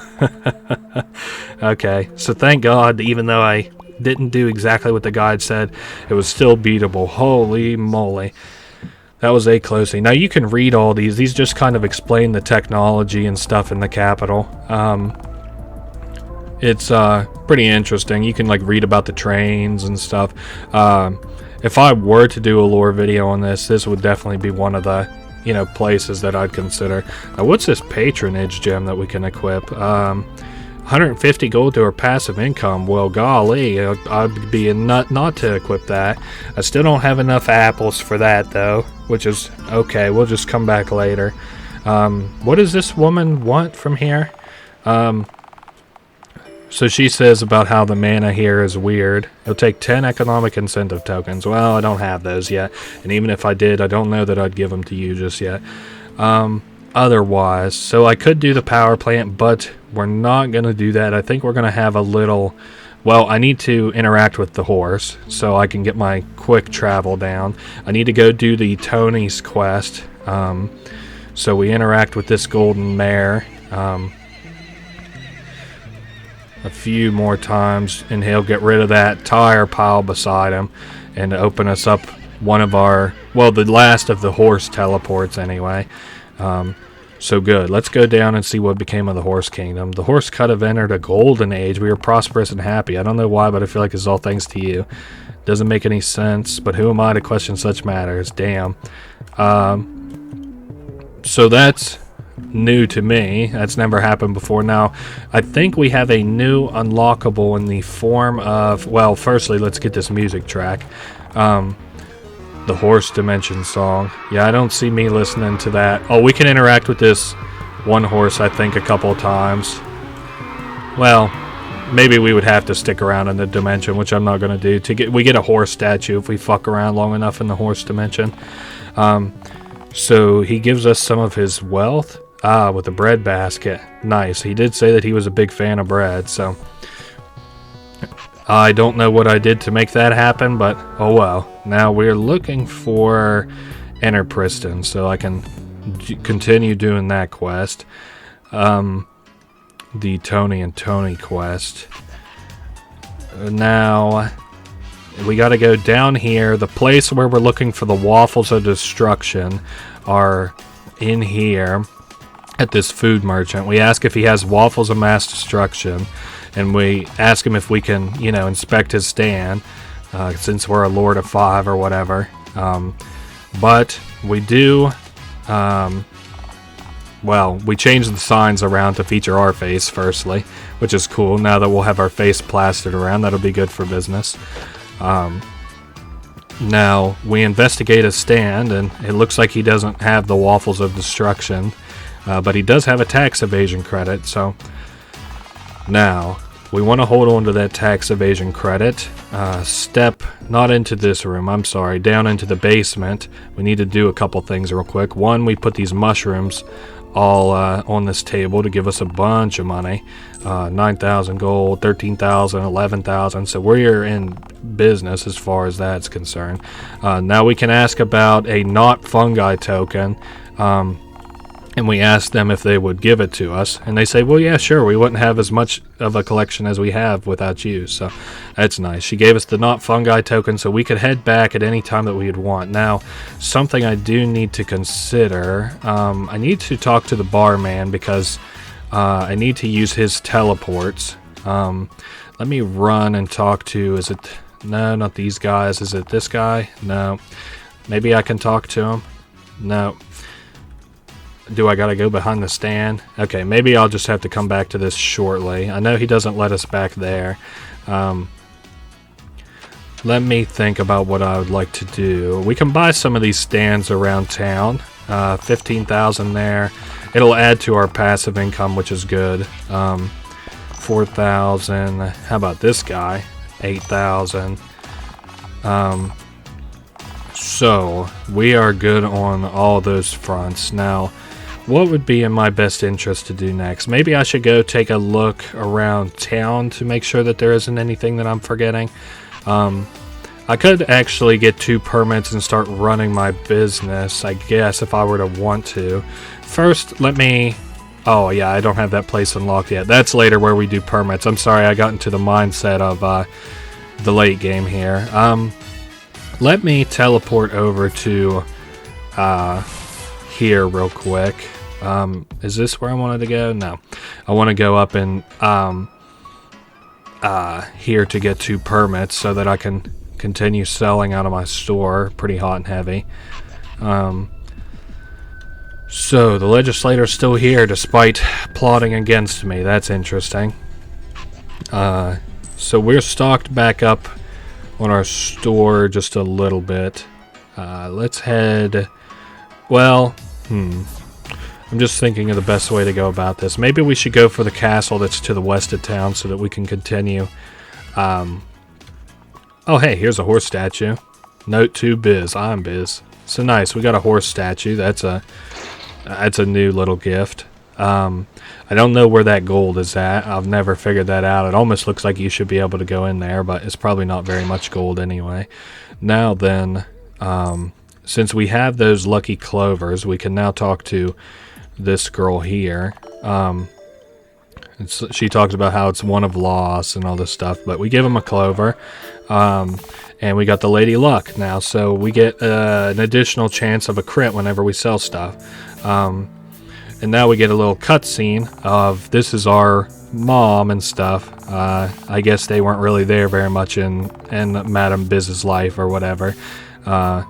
So she's a pretty busy mom, as you can imagine that queens are.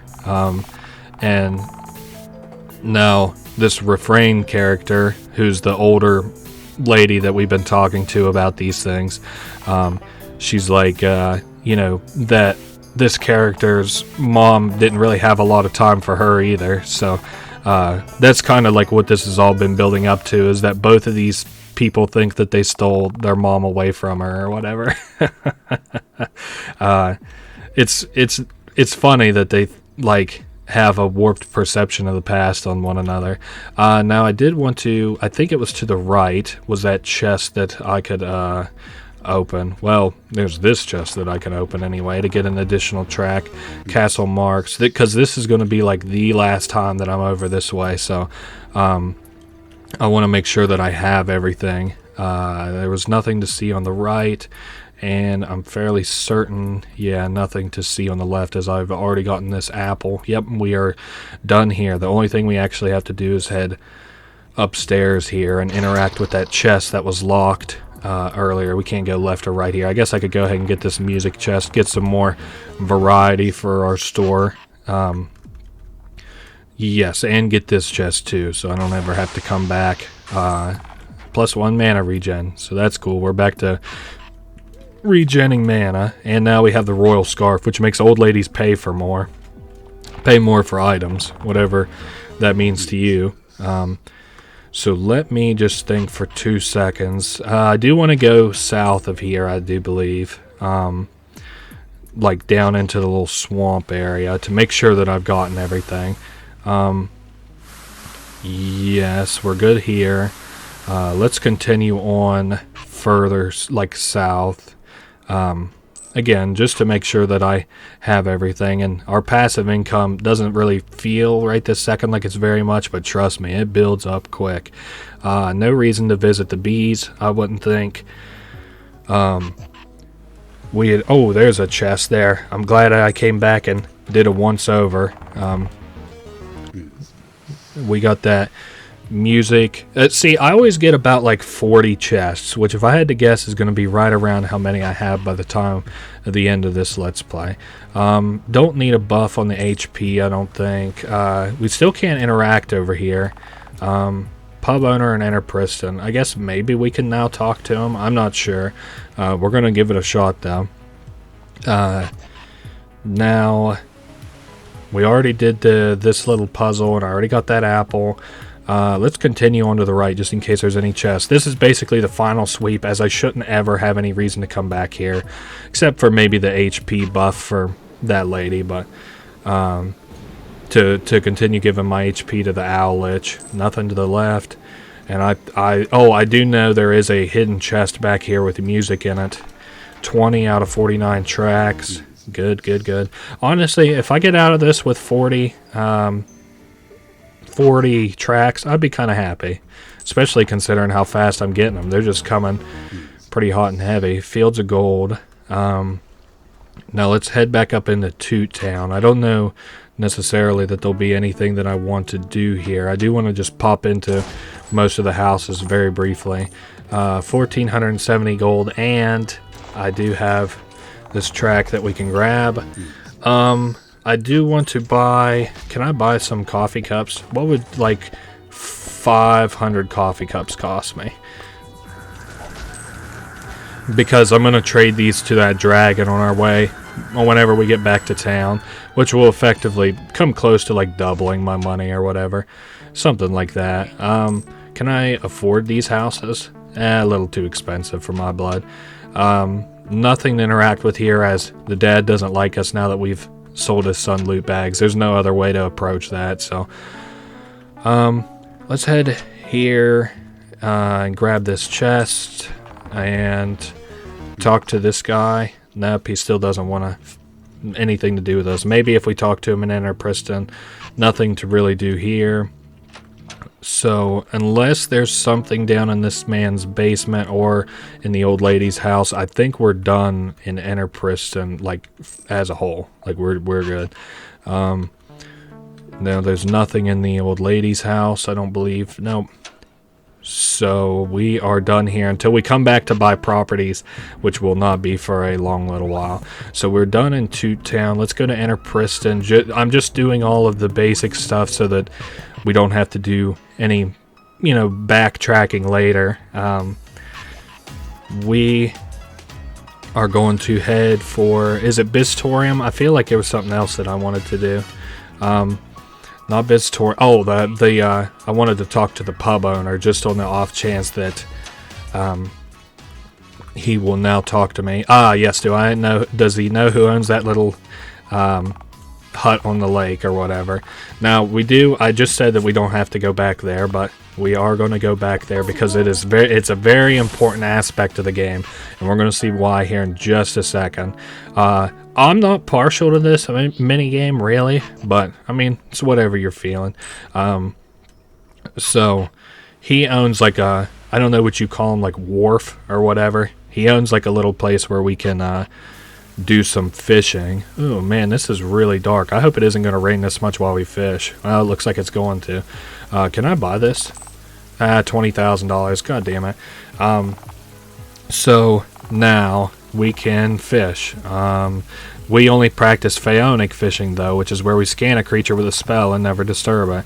I don't know why this guy takes our word for it, because I would just scan and say that I caught 1,000,000 kilogram fish, but oh well. Now we can set this up for music. What's Tutetown shop sound like?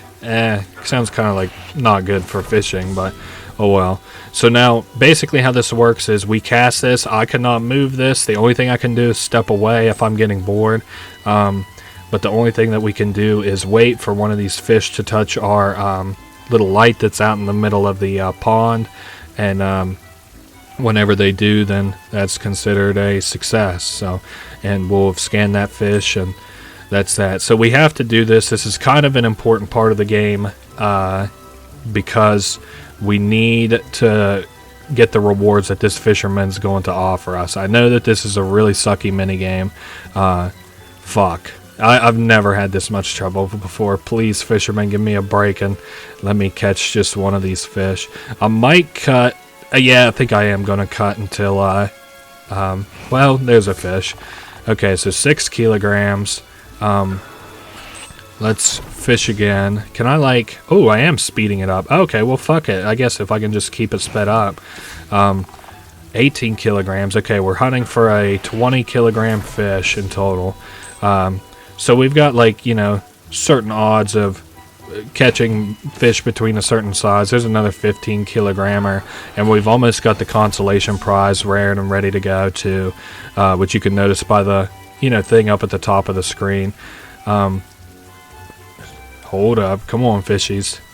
We just need one more fish, and I'll either get the consolation prize or the 20 kilogrammer, one or the other, or maybe both would be good with me. Now, come on, fish, just a little bit more. I'd say, I mean, we're like one off from unlocking a spell that's really going to help us, so maybe, there we go. Perfect, 6 kilograms. So this is annoying, we say. So now we have a new spell, which is fish scanning. Oh, he also gives us a free wand, and so now we're just going to fish. Now we can press out on the D-pad to cast fish motivation, and the fish will swim a lot faster. We can also cast it again, and it looks like we just... there we go, 4 kilogrammer, not that good. We're still hunting for that elusive 20 kilogram. I never really had this much trouble with these fish, so 27 kilogram. Okay, so now we should be able to talk to this guy, and you know, he's like, it gives us this apple as a reward, so that's good. This will bring us up to how many? 40 apples? Yeah, 2 more, and I'll head back to the labyrinth. Yep, cast the fish motivator. 14 kilogrammer. Now he's gonna give us another ale. Now what's this bauble on the end of the pier? What the hell? Oh, we have a fish motivation motivator, which makes the fish motivation cost nothing the first time that we use it, each time that we fish. That's really good at the beginning of the game. It doesn't really mean much right now because of my regenning and stuff. So let me go ahead and cast another fish motivator and make these guys go a little faster. We need one more consolation prize, I believe, and then we'll be out of here. I know that this isn't the most riveting of content right now, just sitting here watching me scan fish. Let's hit him with another fish motivator. Come on, boys, put it in gear. So we scanned one. It was a 4 kilogrammer, not very big. I know that this is grading me. I don't know about you characters, but perfect. We got another one, 21 kilogrammer. Okay, gives us another free gin, and he lets us in on a secret. First, you'll need this fishing club pass, so he gives us a fishing club pass, and now this guy's able to get around so fast because he has a hidden network of travel nodes. We have to pay to activate each one, but these are super useful. So 500, and now each one of those that we activate, we can now teleport to the respective areas. So for example, we have one on the wharf, right? Now let's say that I unlock one at the bar that's next to town. We can then teleport from there to from the bar in a town to the wharf if I would want to, and then we can also go from like the wharf to the barkeep's apartment whenever I unlock that. So there's a lot of those going. I would like to buy one. I don't know if I'm going to show one because I don't really have the mana to be doing too much teleporting right now. Later on, whenever I just have stupid amounts of money to spend, I will do, just that. But so we should have yeah, we have a teleporter in here, but I guess well, we can't go back there until we have permission from that man. God damn it. Oh well. I've been holding it off long enough. Let's head back into the store and get back to selling some junk. Should I buy up coffee? Probably not right this second. How are we doing on taxes? Pretty good. Not great, but, well enough. These people keep, coming into the store. I guess I could activate this pineapple. It's good. It increases the speed at which we get customers and stuff. And I could go ahead and do this since I went through the trouble of getting the deer quest line, done and shit. So I'm not sure what the deer is going to buy. Doesn't look like he bought anything interesting. So now the tax man cometh. I'll go ahead and run that pineapple up. We're at level 42. Holy guacamole. Yeah, we're making a fair bit of bread now. Maybe I should go and maybe I should do the art just real quick, because that seems to be, besides the battle pass, one of the things we're kind of low on. Everything except for the permit, though, is set to auto stock, so that's great. I guess after we level up a little bit, the next play would be to go back and trade our HP to the Owl Lich is the next big thing I can think of. We almost have our art up to 100, so maybe just a couple more. Well, 98, just a little smidge more. Okay, we're over 100. That's good enough for me. And we're at 40,000 gold, and you can see the materials in the bottom right have restocked as we've sold some stuff. That has to do with those traders that are on the dock. I guess we can go ahead and set this pineapple to go again. I do need to buy some more permits, as this is going to be, a big way of leveling up. This here seems pretty well like it's a fucking dud. This little new addition to the game, these gold goals or whatever. Not really that helpful or interesting. Let me just give this 20,000 gold. That's not great, but... And we're doing that, and I mean, we're on easy street now. Just let this shit sell some in our store. And I guess I could probably go ahead and buy out on Vendrank, just to get the maximum, because now we're making money. And the bee is here. I guess I could probably try and buy wax from him just real quick. That's fine. Give me 100 wax. So we're good on that. This guy here, give me the fermented tea, please. We're maxed out on fermented tea. Craft bags, I guess I'm going to go out and buy those. Oh, wait a second. Oh, they talk about this exhibition. I guess maybe you weren't supposed to do this puzzle so soon, as I noticed in the middle there. It's acts like we haven't gathered that those items yet. So, anyway, they talk about experiments in this public project and shit. Now, I want to, because we now have a discount on these items, actually, by, let's say, 500 of each. I know it's a little bit expensive, but, I mean, this is like I said, once you, well, I also want to buy envelopes since I'm able to. 400 envelopes. Oh wait, we got a letter. Dear Biz, I'm writing to let you know that my sister Gargana has passed away. She loved the shops and the drinks so much. So now the purple lady is dead. This is kind of good because she takes up a lot of space as far as purchasing stuff from us. Like, you know, she's takes up space for people who would buy more expensive items. But yeah, she's now dead and gone. Let's pour some more mana into this. Now, yes, the craft bags. That's exactly what I wanted to do. Let's go ahead and do these craft bags just right quick. I could go ahead and fill up on mana, which is what I'm going to do just while I have a sec. We just got a critical sale.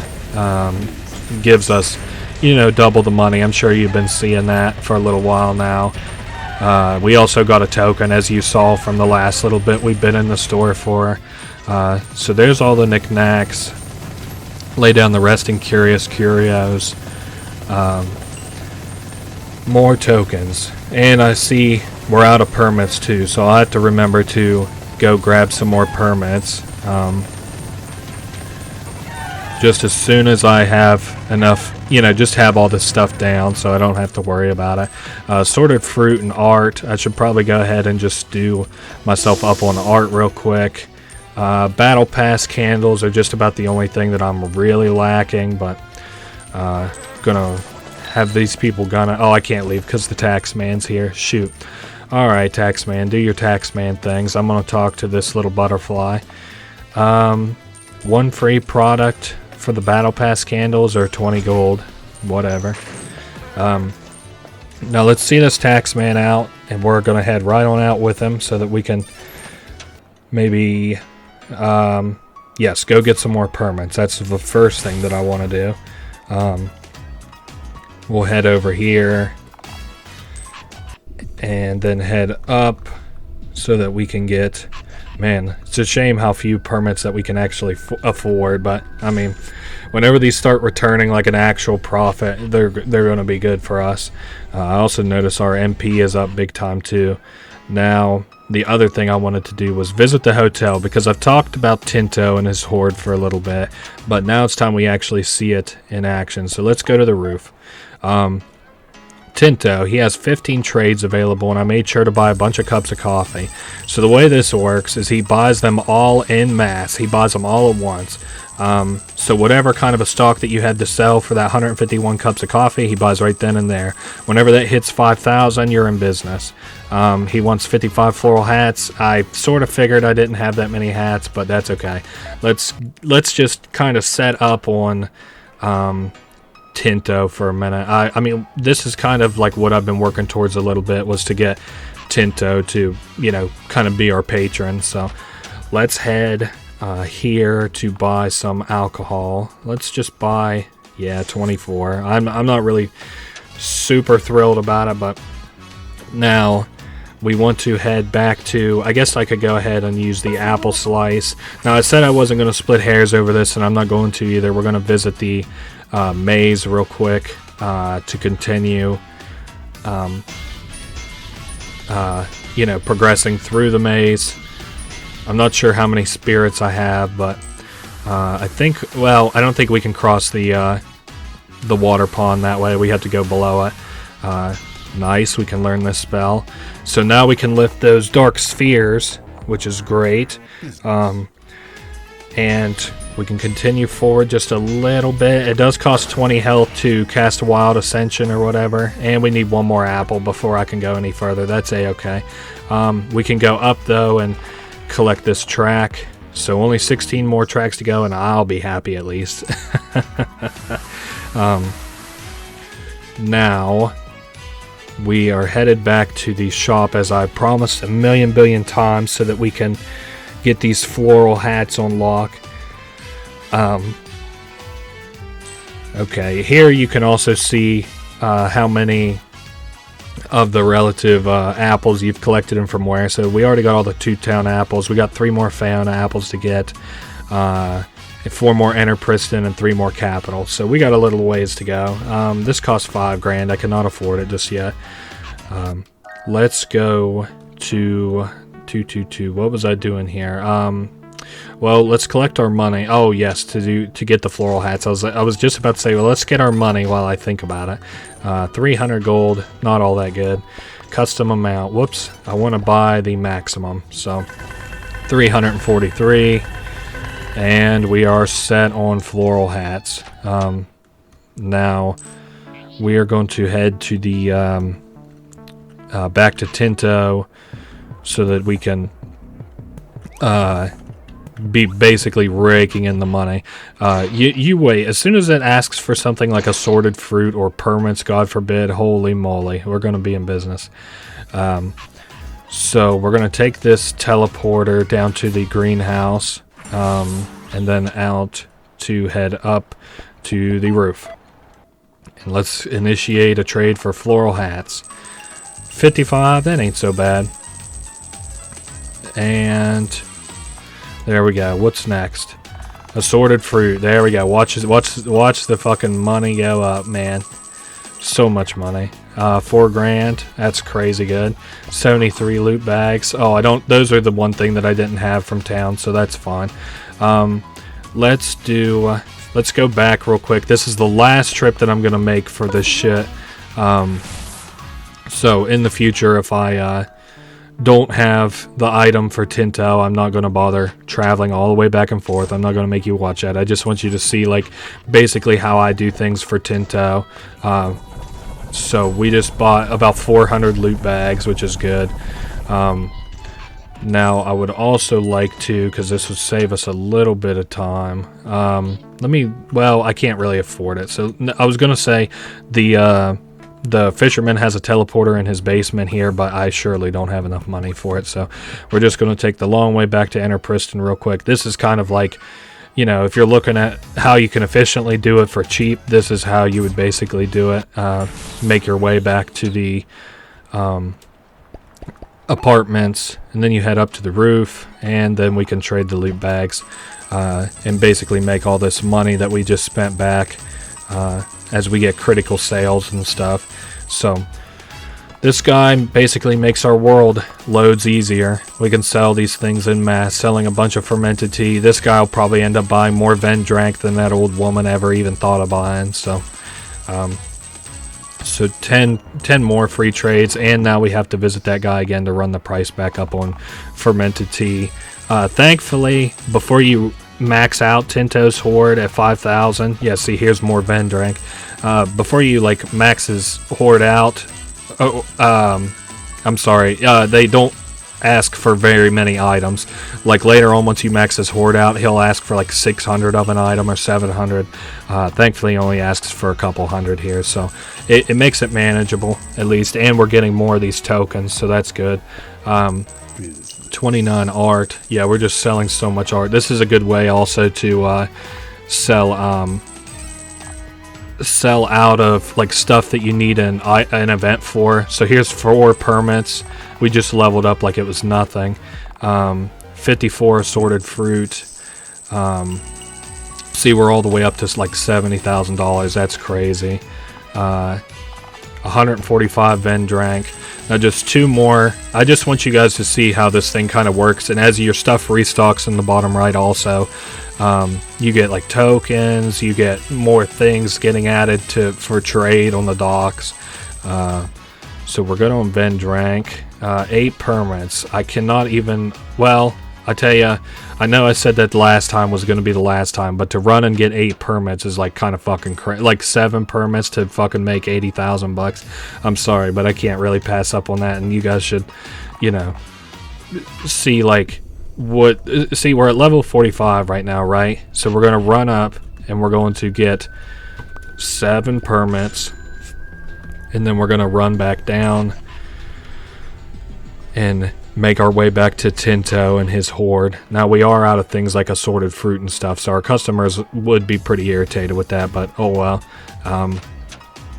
Now we go back up to the roof where we can sell these 8 permits, and There we go. We just even made a critical sale, so we just made $120,000 and went up 2 levels. That is crazy. So we're going to sell out of these floral hats, and we're just about 1/5 of the way there, but we are out of trades that are available. I want to make sure that there's nothing else that I really want to do right this very second, and I don't think that there is, so we're going to head... Let's go to the second floor. I'm going to buy some seeds. Let's buy 400 seeds. It looks like that's how many I bought last time, so I'm not going to screw with anything else. I do want to head back to the Tutetown so that I can get oranges. You see how things are getting more and more efficient quickly. I would like to buy, let's say, how much would like 20 oranges be? You know what? That's a fair fucking price for those oranges. Now we're headed back out of here, and I can now go down here. Let's see how much this little teleporter is. 1,000 gold. That's fucking nothing, dude. Although I don't have the teleporter set up right outside of my shop like I thought I did. So once again, for the last time, we're gonna have to kind of take this little kind of shitty route back out of here, but that's okay. Then we're headed back to the shop where our assorted fruit is just going to kind of flourish. Let's get these. Oh wait, I haven't traded the oranges in yet for the haven't traded the oranges yet in for plant growers, which is what we need to do next. The end game gets a little bit messy, but it's just because you have so many options. So we trade these oranges in for plant growers, and then we head on back. And actually, if I'm not mistaken, we'll be close to growing. Well, we're going to grow a lot of our assorted fruit. I don't know about all of it, but we're going to be like 200 deep. So we're finally back. I didn't go get any permits, which I should have considered doing strongly, but that's fine. Also, we do get taxed on our sales, so we do need to check the safe. It looks like we're fine. Our assorted fruits keep growing. We're gonna push it even faster with the pineapple and buy the buy that Vendrank. Okay, we're good here. I could get some more upmarket coffee if I felt like it, but what I want to do mainly is the art. We're even good on things like the craft bag and stuff, so that's nice. So we got this guy running. Doing his little thing for us. I think once I get up to 100 art, I'm gonna run back to the owl lich. I think that's what I'd like to do, because that's gonna be like 2 more huge capital injections. At a certain point, you kind of just need to like let your store run, which I'll tell you when that point is or whatever. But for now, we have to let the tax man come in and do his little tax man things. I am going to go ahead and, well, let's get that pineapple going, get these guys out of here quick. Okay, so I want to get some salt, and let's purchase the salt. Give me about 200 now that we can kind of afford it. Now he lets us into his little back room finally, where we can make mana shine, which is like moonshine. We have to mix together 2 gins. Well, we can make ale into wine and ale and wine into gin, and then later we can make mana shine. So he'll explain that to us in a little bit. For the time being, I want to go to the lake house. Oh yeah, I don't have enough mana. Do I have anything? Nope, I don't have anything that makes mana. So give me... Shoot, that's a lot. Well, fuck it. We won't need any mana for a long while, though. So, let me go ahead and take 2 or 3 of those and take me to the lake house, because we're going to head down and get this HP buff in just a second. Let me equip these capacity gems and get this salt buff, and we're good to go. Let me go ahead and use the distill wellness. Perfect. So we'll actually have enough to do 2 of these owls, if I'm not mistaken. Trade our HP for these this gold. Okay, so we're very nearly there. I'm trying to think right around how much money we'll end up with. Hopefully about 500,000, and then I'll kind of show you guys what I do, because we're about out of the doldrum where I have to start making like cuts. So here's 65 HP that we'll trade. He gives us 63,700 gold. We'll go ahead and use up our salt to full heal. Oh my goodness, our HP is so high these days. And we trade 70 to the owl, and he gives us 74,000. So that's good, I guess. So the next thing that I wanted to do, let's go ahead and head to, I guess this is kind of like, so how do I set up where I can sit easy for a little bit? So first thing that you want to do, I went and bought all that gin before, so we have a lot of gin in our inventory, and we have a lot of money. So the first thing that you need to do is come buy all these coffee cups, max out on these, and then do the same thing for the floral hats. Max out as much as you're able to on the floral hats. Sometimes your mana doesn't really allow you to, which I can understand. Mana is still pretty expensive. So now buy out on the loot bags, and then you're good to go for this part of town, because you want to buy out of all the supplies that you're really able to. Next thing that we need to do is to head back to Enterpriston and buy out of all of the supplies that we're really able to there as well. So Vendrank and fermented tea are fine. Same craft and envelope. Art would probably be the next thing, and upmarket coffee and permits. Let's go ahead and do the permits. I'm considering heavily the battle pass also. I guess I may actually do the battle pass though. So go ahead and give me 100 wicks. Whoops, I didn't want to go into the electronics shop. We're gonna go, let's buy 15 permits, and then I'm gonna buy the rest in fire. So we're headed up to purchase 15 permits. This will let us sit easy for a little while. And then we're going to buy out the rest in the fire down below for our battle pass candles. Over here next to the bird. Now be careful not to interact with that goblin on the bottom left, because he will steal your shit. So I prefer not to even do that quest, because he's just expensive for no reason otherwise. So I bought out on fire, and for some reason, oh yeah, my passive income is lessened because I've unequipped some stuff. So I'm going to equip the fancy labels and animal magnetism, I guess. It don't really matter. So we're good on that. Let's go and craft the battle pass candles. Ooh, I also noticed that there's another black chest here with another track in it. Only 15 more to go. So let me lay down all the wax and all the wicks. Perfect. And now I'll just start filling it up with fire. I saw we had maybe like 1,000 or so to go through, so I'm interested to see if we'll run out of wax or fire first. It's going to be probably a close race, but I would say we run out of fire first. I don't know though, it's pretty neck and neck. So after we get all these battle passes done, well, we're headed back to the store. Man, it's kind of crazy. Nope, we ran out of wax first. I'm just going to fill this up with 500 fire. If I have more than that, then I don't even really know what I'm going to do with it. So, oh my goodness, there's 500 fire. That's good enough for now. 108 battle pass candles. And now we head back to the store, because we're good to sell on just about everything else for right this second.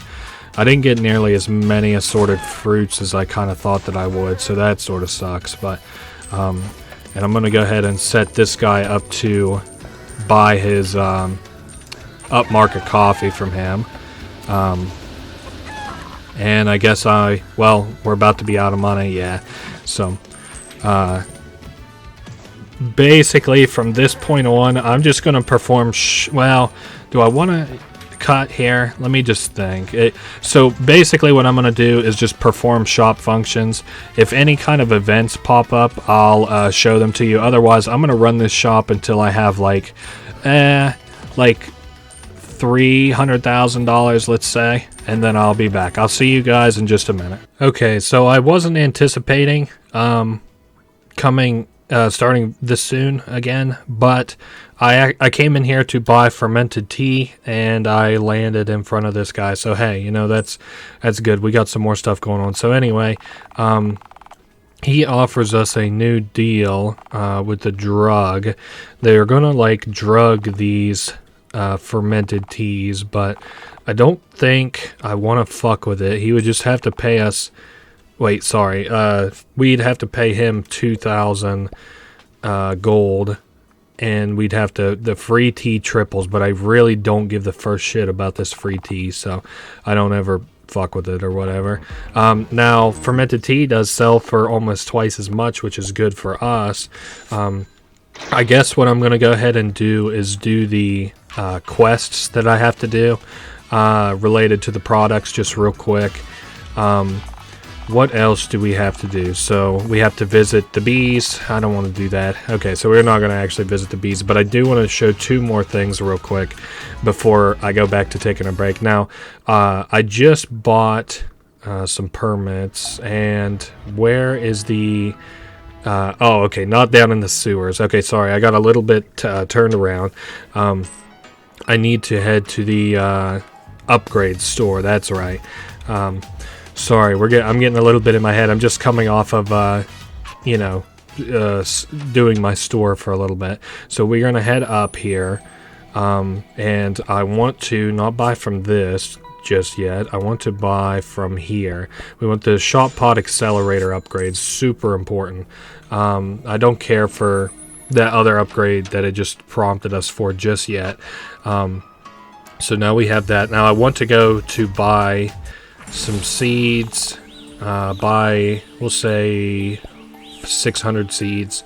So we're up to 1,000. That's great.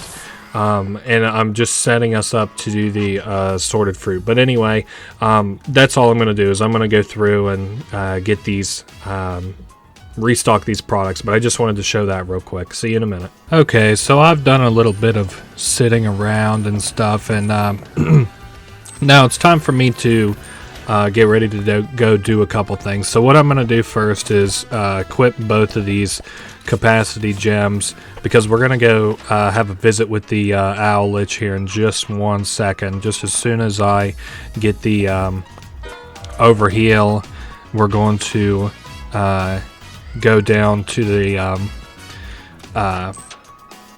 where this guy is to do the teleport. Whoops. To the lake house, so that we can go visit the owl lich and get paid a couple of times. I'm not sure exactly how many, I lose kind of track with these owl lich things, what we're up to in terms of HP. I do know that I've leveled up a few times though, so we'll see. Now we are finally here, because we're gonna get a fair few things done. So how much HP? 75? Oh, I can do that. So we're basically donating 2 more times. That's 85,500. And we got the Owl Friend cosmetic. Now we're going to pour some more, salt, so that we can, go ahead on to the next thing. We're up to 81 HP. That's exactly what I was hoping for. Donate some more HP. Got 122,000 there. And so now we are in business. I just want to get enough HP to walk out of here without, worried about accidentally walking over like the spikes or something. So the next thing that I wanted to do is we do have a quest or two that we have to do related to our crafting materials. I've cut out like the text that says how many items it took me to sell or whatever to move on to the next one. But so I'm gonna go ahead and drink a gin so that we can teleport back to the not the lake house, back to Underwalk Pub, which is right here. This is the pub that's right next to our shop. And the next quest that we have to do, just real quick, is visit Pix here, who figured out the stupid boxes. They say that there's a dimensional entity or whatever.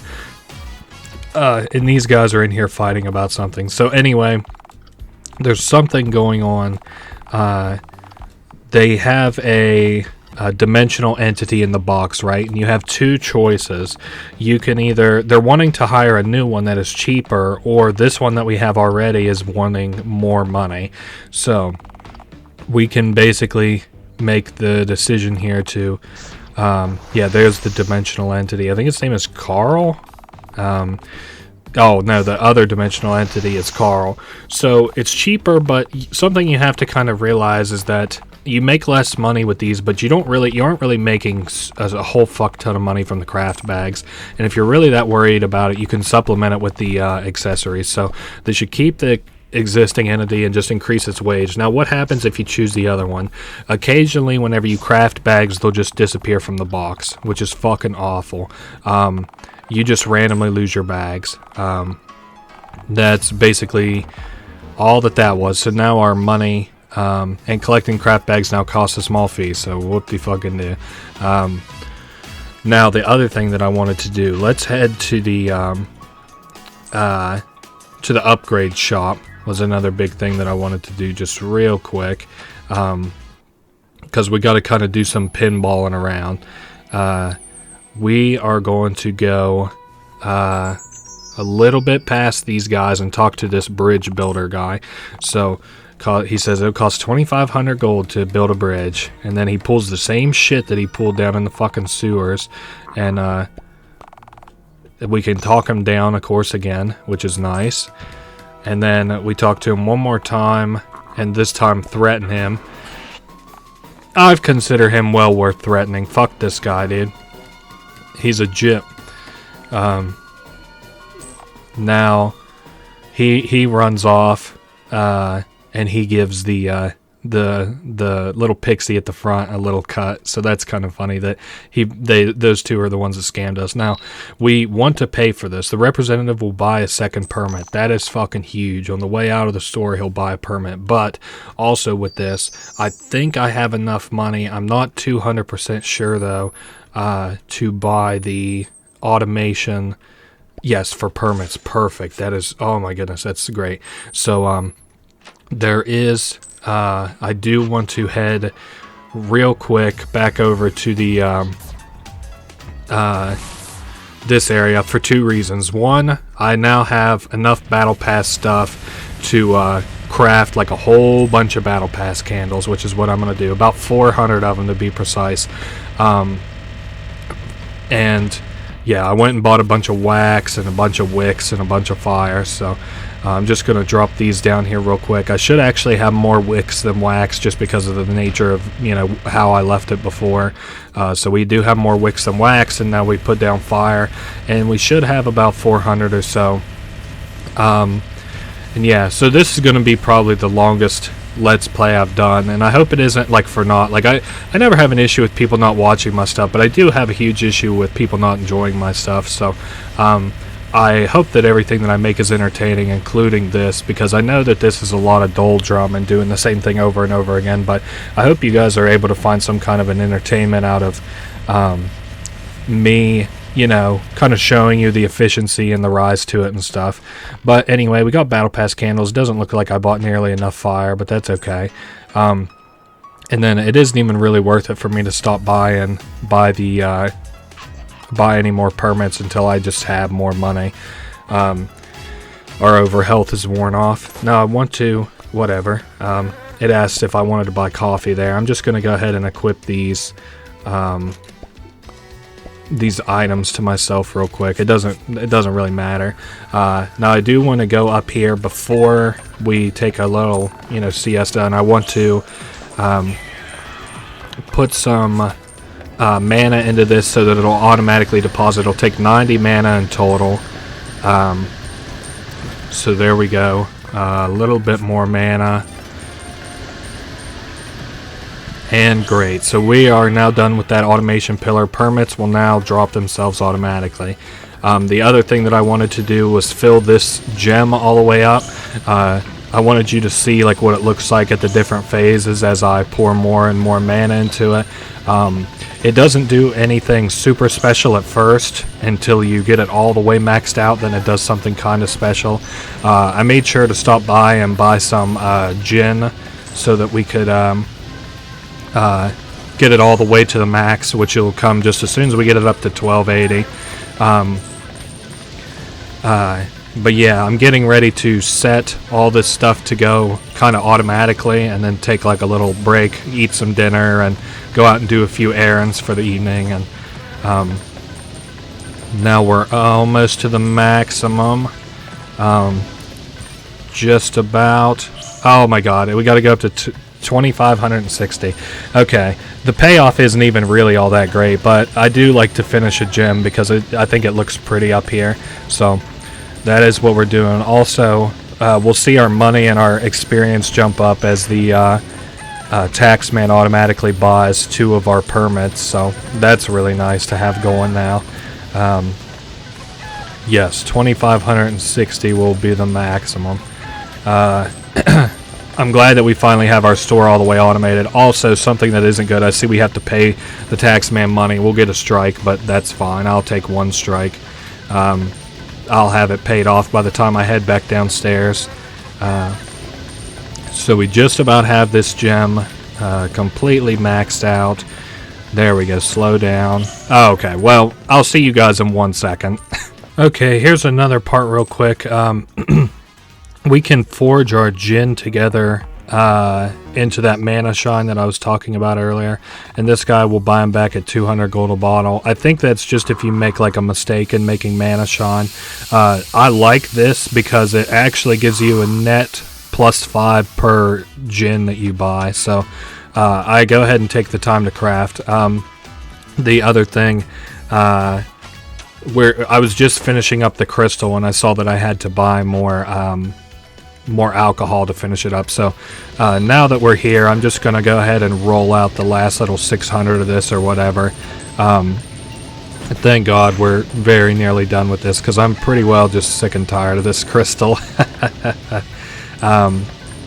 So just about there. Perfect. Now then, the crystal is done, and our reward is passive mana regen increased by 1, and it creates an avatar of itself, so a little dog to walk around. It's kind of a shitty deal, but you know, it's whatever.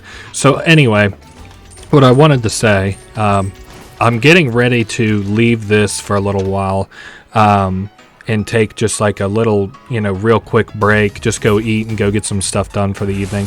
And I wanted to show that I'm getting ready to set the store up. Now you're going to have to kind of leave the store run for just a little bit while you go off and kind of do something else. At least, I mean, you could continue to play the game if you think it's that like fun, but as of right now, we've pretty well done everything that I can really be asked to do right this second. So I've set the safe up with a fair amount of money for taxes, so I won't get penalized on taxes. It's something like $100,000 I've put in there. So I'm going to now leave this running for a little while, and I will see you guys back here whenever I have made a fair bit of money. And a fair bit of time has passed and I've sold a fair bit of stuff. So I'll see you guys in just a minute. Alright, so we're back and we're ready to go. Let me see how much money I have in the taxes. Oh, we are better than okay. So I've spent more than enough time in this store. I did all the leveling up and stuff that I wanted to do, so I'm going to equip these capacity gems because you best bet the first trip that we're going to make is to the Owl Lich. Let me see just how much salt I have. Oh, I have fucking worlds and worlds of salt, baby. We just go ahead and give myself the overheal. Well, give it to me twice because that's just how spry I'm feeling. We are about to have the money rolling in here in just a second. I finally sat down and edited all of the footage up until now, and I was like, wow, I say a lot, so I'm gonna have to put something on my computer in like a sticky pad or something to just keep me from saying I bet that has been very grueling. I couldn't imagine anybody making it up this far in the Let's Play. So I'm going to try my best to eliminate from my vocabulary. Shit. We finally made it here back to the Owl Lich. We'll see how much money that we're able to get from him. 85 HP for how much money? 138,000. Now that is fat. Let me pour the rest of this salt in, because we've got a little this and that going on now. Shit, I did it again. 90 HP this time. And now we should be fairly close to having all the eggs hatched. Just looks like one more. We got another greater healer regem or whatever, but it's not that important. Now we're going to apple slice so that I can come back here, buy this travel node, and teleport back to... I want to go to... not any of those, actually. It looks like I'm going to have to... Going to have to head back to the capital via the horse teleporter, which, as you may be aware, I'm not the biggest fan of. So let's head to the dock, because that's going to be our next little money-making scheme in mass. You may notice that all the items that have been popping up while we... the commodities that have been popping up, so we can buy these commodities and then sell them to these guys and make... See, we made so much money right there. Now let me take a look. Well, shit, actually, don't buy any of these. Okay, so I don't want to buy those yet. I'm just thinking what the best way to go about this is. Probably, sorry, I'm getting a little bit in my head just sitting here thinking. Okay, let's, firstly, let's buy this new teleporter up into the barkeep, because that's going to help me out a ton. Now, I suppose the next best bet would be to go out and buy a couple of properties, huh? Also, I'm going to go ahead and equip the passive income that I have here off the fancy labels. Nothing too crazy. That is not my passive income, actually. Not the fancy labels. Patronage gem. There we go. Now, I need to teleport probably to the Underwalk pub so that I can purchase these facilities, and then I think I'm going to continue on in the story a little bit. But yeah, the way that Madam Biz talks to these places, she's not gonna like run anybody out of business or anything. She just wants to be the one that they make their rent payments to, which I can understand. 325, well, there goes pretty much the rest of my money. Now we're headed back into the main city. See, we've increased our passive income by like so much. Let's just buy up all these properties as I'm able to. And I'm not sure, but I think I may be able to give another mushroom to the collector. Let me take a look. Nope, I have all the mushrooms given to her that I had in my inventory. The apartments are another big like bunch of properties that we can buy too. Now we can't buy Mr. Tony properties just yet. We have to complete their quest line, which I have completely forgotten to turn in. I'm just still going to keep buying these places for the passive income. Wait, what? 100 post stocks required to make this purchase. What the hell? Since when? I can't believe I've never come to there with less than 100 stock. Now, we can't buy this building yet because we have to own all of the individual apartments on the inside. So that is what I'm going to do, is buy all these. We head up to, I don't think there's anything to buy in the sub-level. Yeah, I guess there is. But yeah, all of this passive income is going to help us so much. Because now, just as we're doing our missions and stuff, one day we're going to, it's going to hit us and we're going to have made like so much passive income.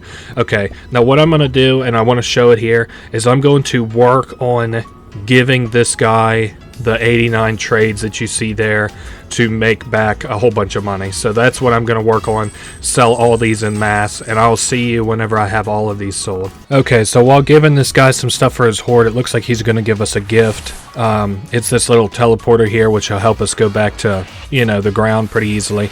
But also, while I'm out here, there's a few things that I wanted to do, as I have some of the, like, these missions progressed, and it's going to run up the cost of these products so I can sell them to Tinto for more. So it makes sense for me to go ahead and indulge in these.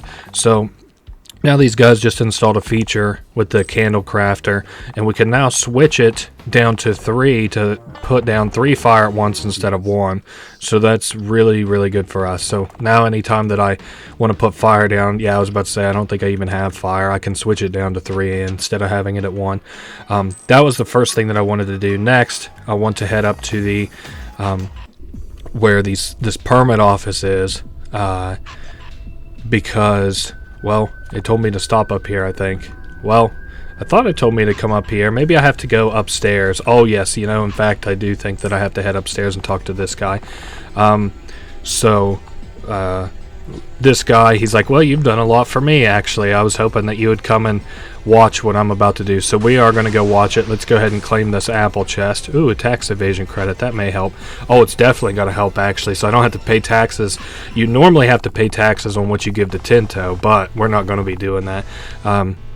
So anyway, he's like, it's been a while since we've sat down in here, and this guy, the tax man, has actually taken this legislator's job with all the permits that he's been buying, so that's kind of funny.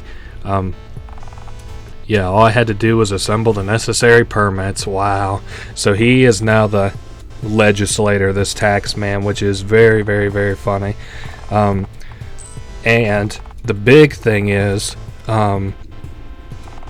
he will, oh yes, we can make him stop by to buy more often, and this product now sells for like 1.3 times as much as it did before, which is the most expensive product, so, you know, holy shit, that's really good. Now, I want to make sure that I don't even think that that's all the missions that I have, because we're still not doing the B one for a little bit.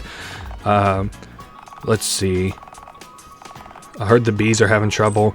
There's something going on behind Aberton Manor. Ah, shit. And we got to talk to the artist.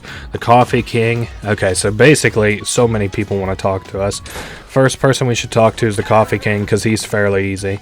He has some unfortunate news, revolutionary activity. His people are revolting against the Bureau. How much is it going to cost us? The cost must increase by 15 gold. Okay, so the cost increases by 15, but it now sells for 40 more gold, so I am A-okay with that. Now, that was the first thing. Now we need to go see the artist, because I'm still not going to do the B mission just yet. Let's head to the artist floor. Now, this is kind of interesting, actually, because you're about to see something, well, I consider it interesting. The artist and the prince... Well, the prince has kind of become a patron of the artist in a few ways. They're, well, yeah, in love with each other, I guess. He's just got a thing for people with gold hair, I suppose. Now they're with one another, so a few bonuses come from that. The first one is the prince will now buy 2 paintings whenever he comes in. The price of the paintings has gone up. And that's about all, I think. So that's pretty fucking cool. Now I'm headed back to the roof so I can hopefully continue selling these things in mass. And I'll see you guys back here momentarily. Alright, so we've got another reward here. This time it's a teleporter from out front of our house back to the dragon. So as usual, I'll see you back here in 1 sec. Okay, so we're back with the last little... bit of items that we're going to give to Tinto. We've given him this last little bit, and he's going to show us a secret. He's given us a little path over to him. Now, I do want to give him a little bit more stuff until I get my next economic incentive token. There we go. Because I'm at 600, which means I can buy the 2 biggest upgrades, I believe. Economic incentive token for 600. So perfect. That'll be 500 and 100. Now here's the sheep, which he's brought over, and he's given a nice little farm on top of these buildings, the roof of these buildings. There's an apple, so we've got 41 apples now, and we are headed over to talk to the dragon. He says, like, hey, look at all my stuff, built it, blah blah blah. So he just makes his hoard on top of the roof of this building. He teaches us how to equip another accessory, so that's a big upgrade. And that's about it. Now, we can give him 999 of a specific item. Let's say we give him the craft bags. Now, we get +1 to Tinto's purchase speed. So now instead of buying one, he'll buy two items at the same time. So that is that. Now, I'm not going to concern myself with anything else to do with him for just a second. I would like to go do some other stuff for a little bit, as I've been, kind of stuck doing that for a little while. I also noticed that we don't have enough money in our taxes to pay this stuff yet, so I'm going to go ahead and collect these craft bags. Now, what I wanted to do, I'd read something actually in passing, which is kind of cool. I was looking up something where an item is. So if we head to the left and we go like we're going to the castle, this is just what I read. I've never tried this before.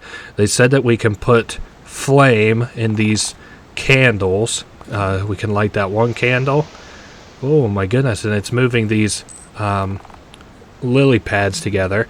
Oh wow, this is a lot brighter. This place looks really nice now. So we can hop up on these lily pads. Oh wow, see how much gold we get. It must be an abandoned stash. How much money you reckon? 200, 200, 200, 900, 800, 1500. You know what? That would have been really nice probably way earlier in the game. But for now, it's whatever. So we are going to head over and look at upgrading our... Ooh, yeah, I forgot we have another slot here now. Let's equip the boost pin. Yeah, the boost pin.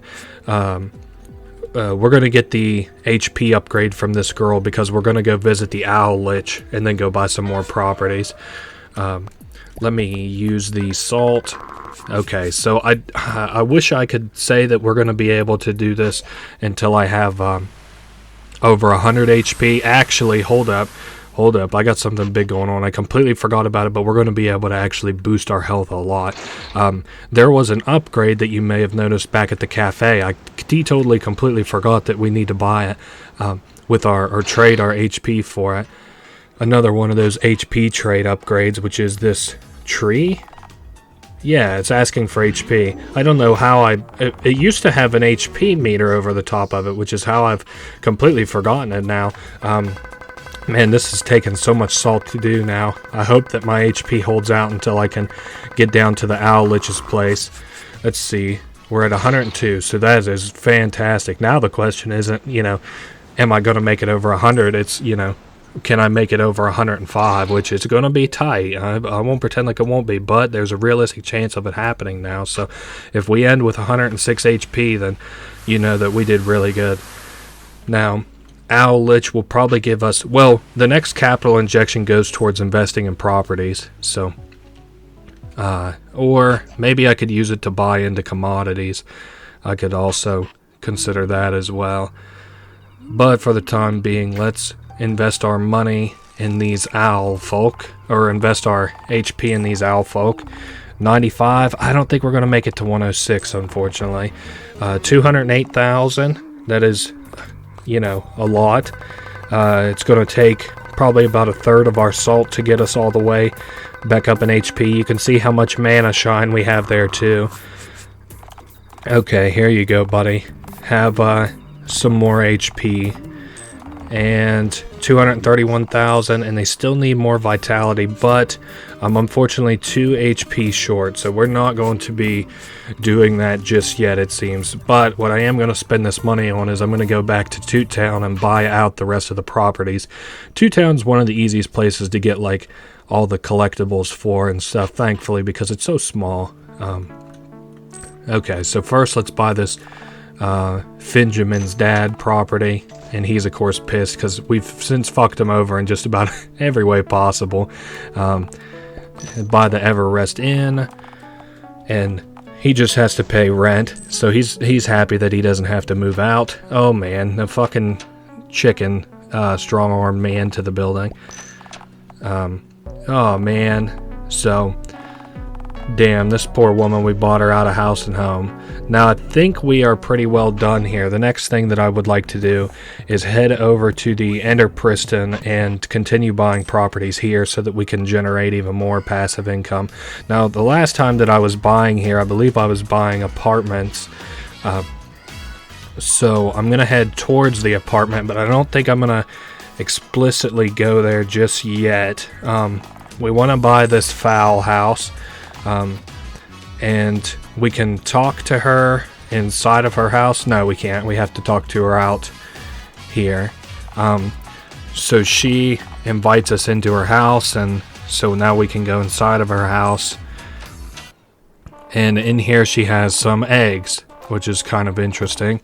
And she gives us a new quest that we can hatch these eggs if we give the eggs themselves the XP, which you'll notice my bar is draining, so I'm not going to do that just yet. Maybe we'll do it later. The reward isn't all that great, but so we'll go ahead and buy this Mr. Crafts. That took a bunch of money,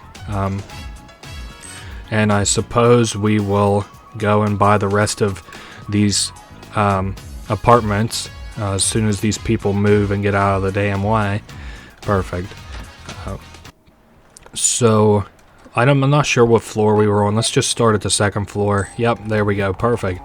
So we just keep... Whoa, don't want to screw with that. Head up to the third floor. Buy these people out. It's crazy how some of these are so much more expensive than the other apartments. Although, you know, it's just one of those things. Hey, there's another one of those chests. This is probably where I...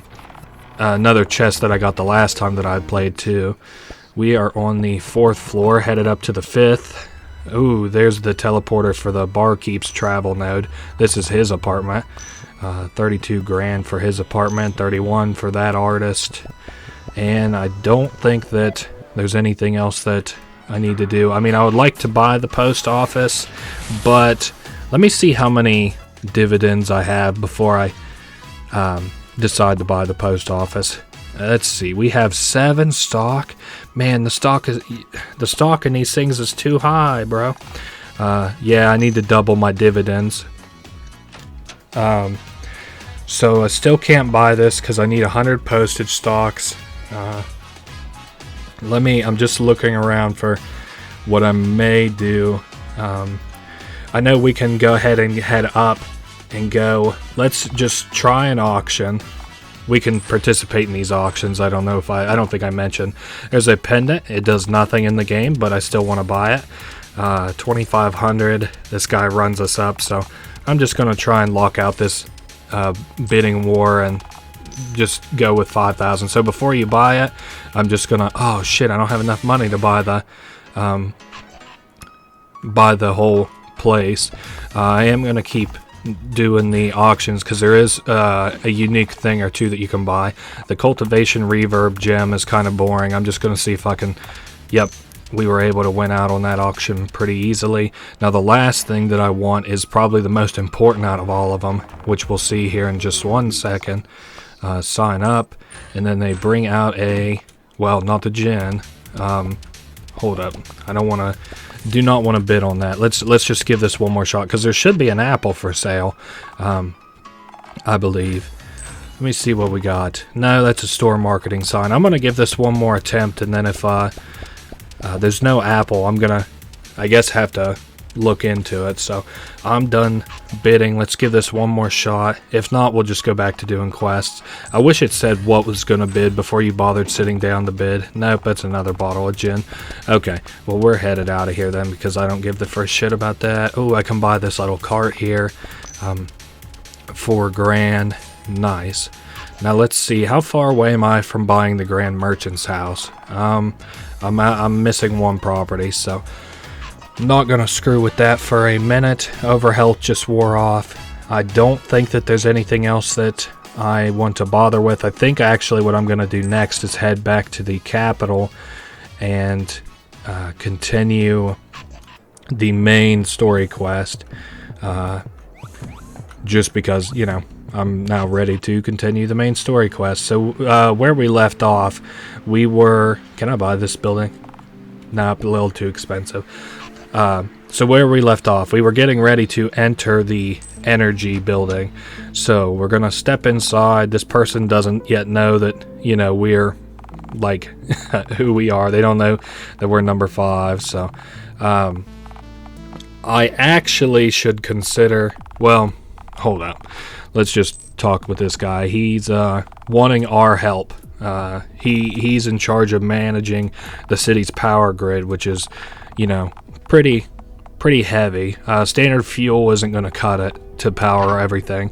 So he has captured all of these Fae people, which is kind of fucking crazy, that they are getting away with kidnapping. I guess these people in their whole lives would give about 50 mana, but we, you know, create 50 mana in 10 minutes, so we can now power that machine or whatever.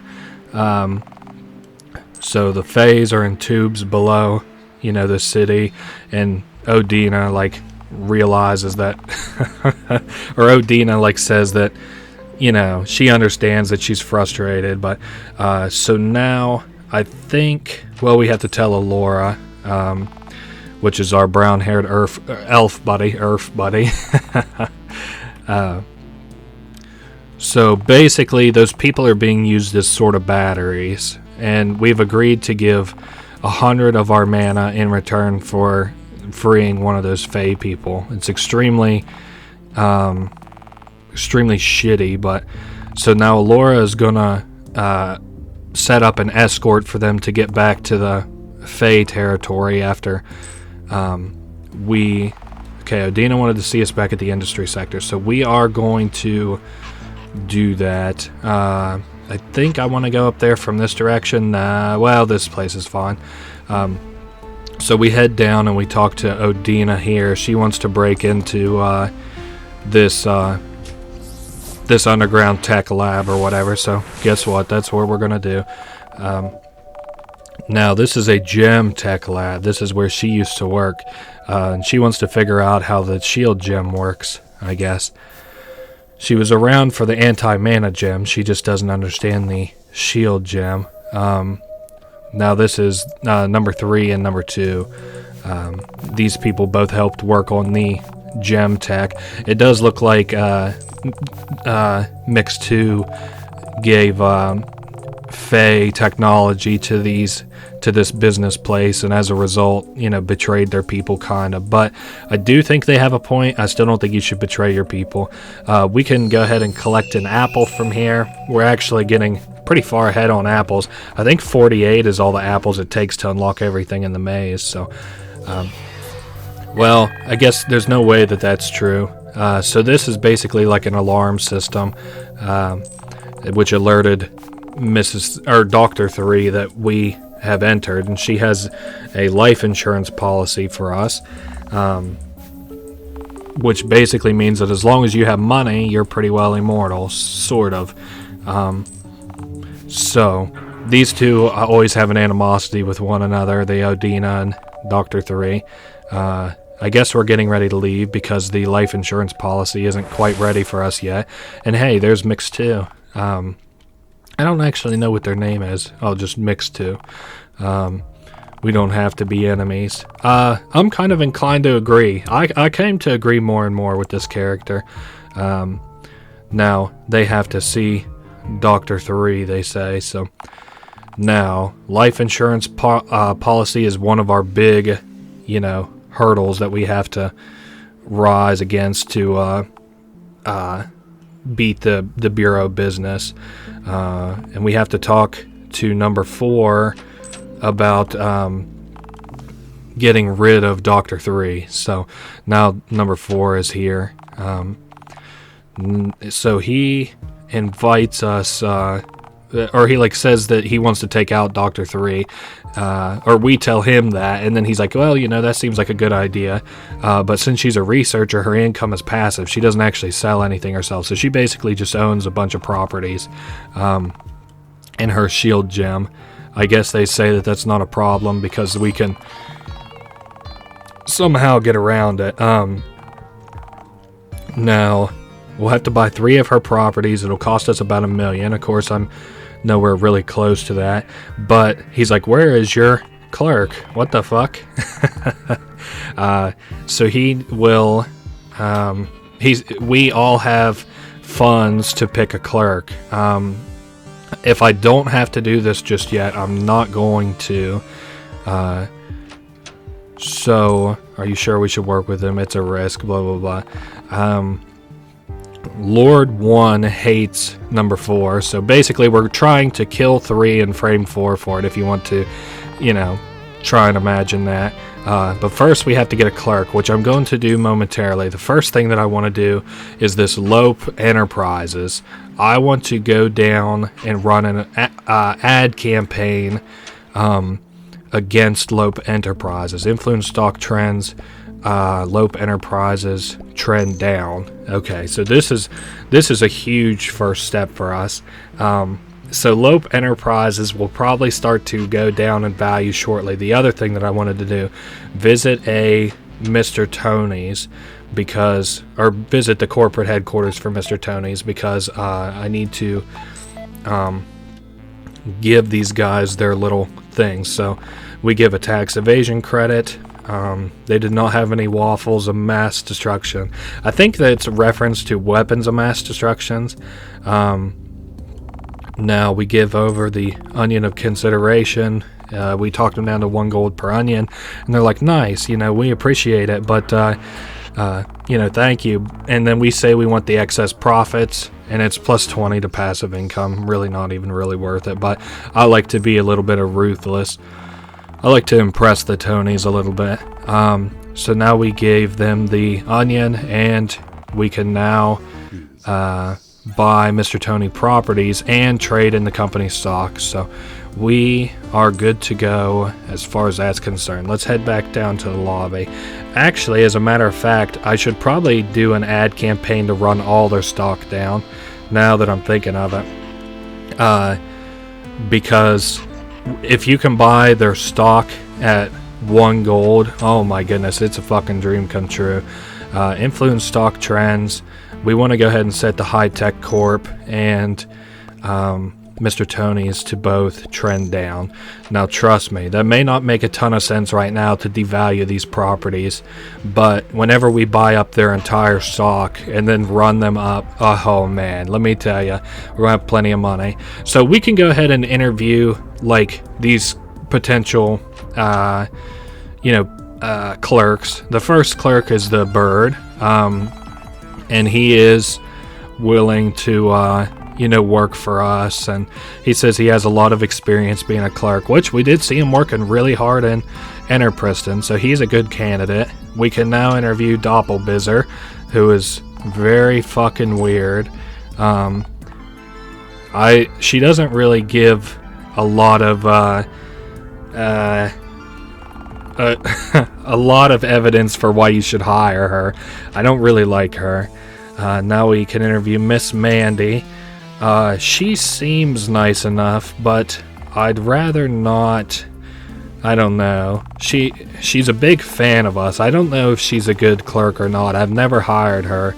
But she says she's a shrewd businesswoman and she's a big fan of us and stuff. But I'm going to go ahead and make my decision and hire the Bird. The Bird, at least as I understand it, is the best decision for later events of the game. So now we have a new clerk. So that's pretty cool. Okay, so I don't want to do anything just yet. The only thing I would consider doing is just deploy some maintenance. Now, I think what I'm going to do is let's head up to the docks so that I can do some trading. Ooh, actually, I'm glad that I saw that lady there, because it reminded me that I have the economic incentive tokens to give to the the front desk here at the Bureau of Business. Also, you can finally see that the stocks have started moving, so that's good. Must have happened after I hired the clerk. So first thing we need to buy is a mystery reward. This is really fucking good.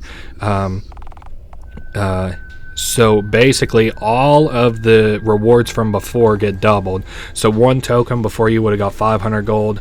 Now you get 1,000, 2 tokens for 8 inspiration, 2 tokens for 4, so on and so forth. We already got the mystery reward, so now we just need to get the accessory, which is a premium member token. It's kind of interesting. I'll show you what it does. So it adds our crit chance to the chance of getting an economic incentive token, so that's interesting. Now I'm gonna go ahead and let's see. Let's just put the pen of fancy labels down. Nothing, you know, not worth thinking too hard about that. So we are done there, but we're now headed up to, I think I can get this apple chest. I think it's just an accessory though. Shop cosmetic. God dang it. Nothing too good. So we're headed up to the docks so that I can buy and sell some commodities. If I had 10 economic incentive tokens, I'd give them to that music girl, but I unfortunately do not. So let me take a look at this guy. I can afford 4 oil. Shoot. What about this lady? Nah, these 2 people are like the worst 2 people to have on the docks. I am going to go ahead and, man, I don't really have the money to buy that oil from him, so I'm not going to worry about it for a minute. Let's take a look. You know where we haven't been for just a little while is the Faeona territory, so there's surely a thing or two that we can do there that I haven't thought of in a little while. Just while we let time pass for a minute, let my passive income come in, let the stocks drain for a little bit. So no, there's nothing in this immediate area. It doesn't look like there's some rabbits and stuff. Now I do know, of course, that well, I'll tell you something fun that we can do, sort of. We'll go up and talk to this guy who's felling a bunch of trees in the Faeona territory, which is illegal apparently. She is the current treasurer, and she demands that they come to the petition hall, so that's where they're gonna go. I guess it's illegal to, fell trees or whatever, and kind of makes sense for, fairies not to want to tear down their own homes or whatever. Now, I didn't complete this little puzzle up here. I guess we could take another crack or two at this. I don't know how I did this like so perfect the very first time that I just fucked it up already again. I just noticed that. Okay, well, let's try this again. We'll go up and over and then down. Aha. So there is this, it seems. No, I still have fucked up, it appears. Damn it, what's the play here then? Oh, you know what it is? Okay, let's give it one more shot, and if I don't have it this time, then I'll use a guide, I guess. Let me do this. Perfect. And then... Okay, perfect. Now let me come all the way to here, and then I'm going to save, because this is about half of the puzzle done. Now... Man, it's so funny how much I was talking myself up before, like, wow, I can't believe that I did this first try and all this shit. See, I've already fucked it up. So, let's go ahead and revert, and since I, have gotten, like, half of this done or whatever, hold up. Am I just scoofing this up again? Yes, I am. Okay. Well, I'll see you guys back here once I've successfully... made an attempt on this, maybe. Okay, I've got the guide up here. It's pretty simple. I can't believe that I've kind of goofed it up even as much as I have. So we head up and then to the left and over and down. They even do the first part pretty well exactly how I did it. So that's me trying to save some skin after having done that puzzle so damn embarrassingly. So now then we have the animal magnetism gem. That stacks pretty good with the dragon, the 2 animal magnetisms, because he's considered an animal, but I don't know, it's not too great right now. Now this person is kidnapping Fae, and you know, as a lord of business, we can send them packing back to the capital, which is exactly what we're gonna do. Get the hell out of here, boy. So he is now out of here. We don't have to worry about any more Fae getting kidnapped now. Now, I don't think that I want to participate in this just yet. Well, we could do this. Cast Wild Ascension and lift that apple core up or whatever, that black ball basically. So now we have to cross the pond, and the best way to approach it. How much is this? This is expensive. Yeah, extremely expensive, because this is a late game kind of area. It's one of the big pieces of the puzzle to make millions of dollars. So we talked to this water pixie, who's actually a flow pixie, which is a subset of water. They mention how we're a CEO and stuff. They're like, well, wait, I don't know where you are in time, but I'm going to make a trade for you. You give me your EXP, and I will give you, you know, a jump forward in time. It's really good, just not right now, because it'll drop me like fucking so many levels. We'll screw with it later, but just for now, just know that it exists and that it's right there. So I also want to come over and grab this chest. I'm not sure what this is. Like I said, I'm just pretty well... Oh, shop cosmetics, spellbinder energy, cool. I'm just kind of looking around these areas while I let the stocks on all those places run down. Let's take a look up here. I think we've pretty well got everything, at least out in the forest area, that there is to get. Now, once we actually enter into the Fae area, I can think of a thing or two at least that we have to do.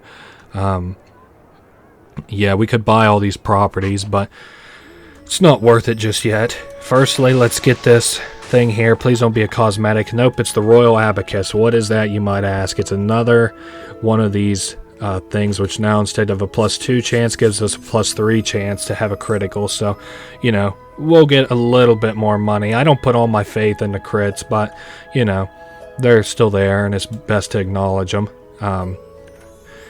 Now, we are going to go ahead and lift this up and blow this guy's mind. Haha, cool. So we are headed down into this area. Now, we can't come fully into here yet, but we can go ahead and press down on this switch, which repairs that little floor tile, because we will be in here later, just not right now. So we are good and done down there. I don't think that there's anything to do to the left, but what we can do real quick is go to the petition hall and go ahead and entertain these petitioners for just a second. These are the only 2 petitions in the game. I can't wait till they add more petitions because they look cool. So we order this guy to pay $10,000, and he says, counter proposal, I'll give you $10,000 and you let me resume my work. So we have a bunch of different stuff we can do. He said, no, you'll pay the fine and cease logging. All right, hand it over. We'll pretend it's never happened. Make it $20,000. You have a deal. And instead, we're going to employ him by giving him 30,000 gold to fix the forest. I think that's the best kind of bet. The next petitioner is just this man from the capital. He's here to collect the debt that Faeona owes. It costs 10 million gold, which is kind of crazy. And they currently own, you know, they put like a lien on this property. So, okay, I do have to go to the left to get that chest, I noticed. I was just thinking, I was like, well, at least I don't have to go to the left, but I will have to go to the left. We'll go ahead and get this chest. New cosmetic. God dang it with the friggin' cosmetics.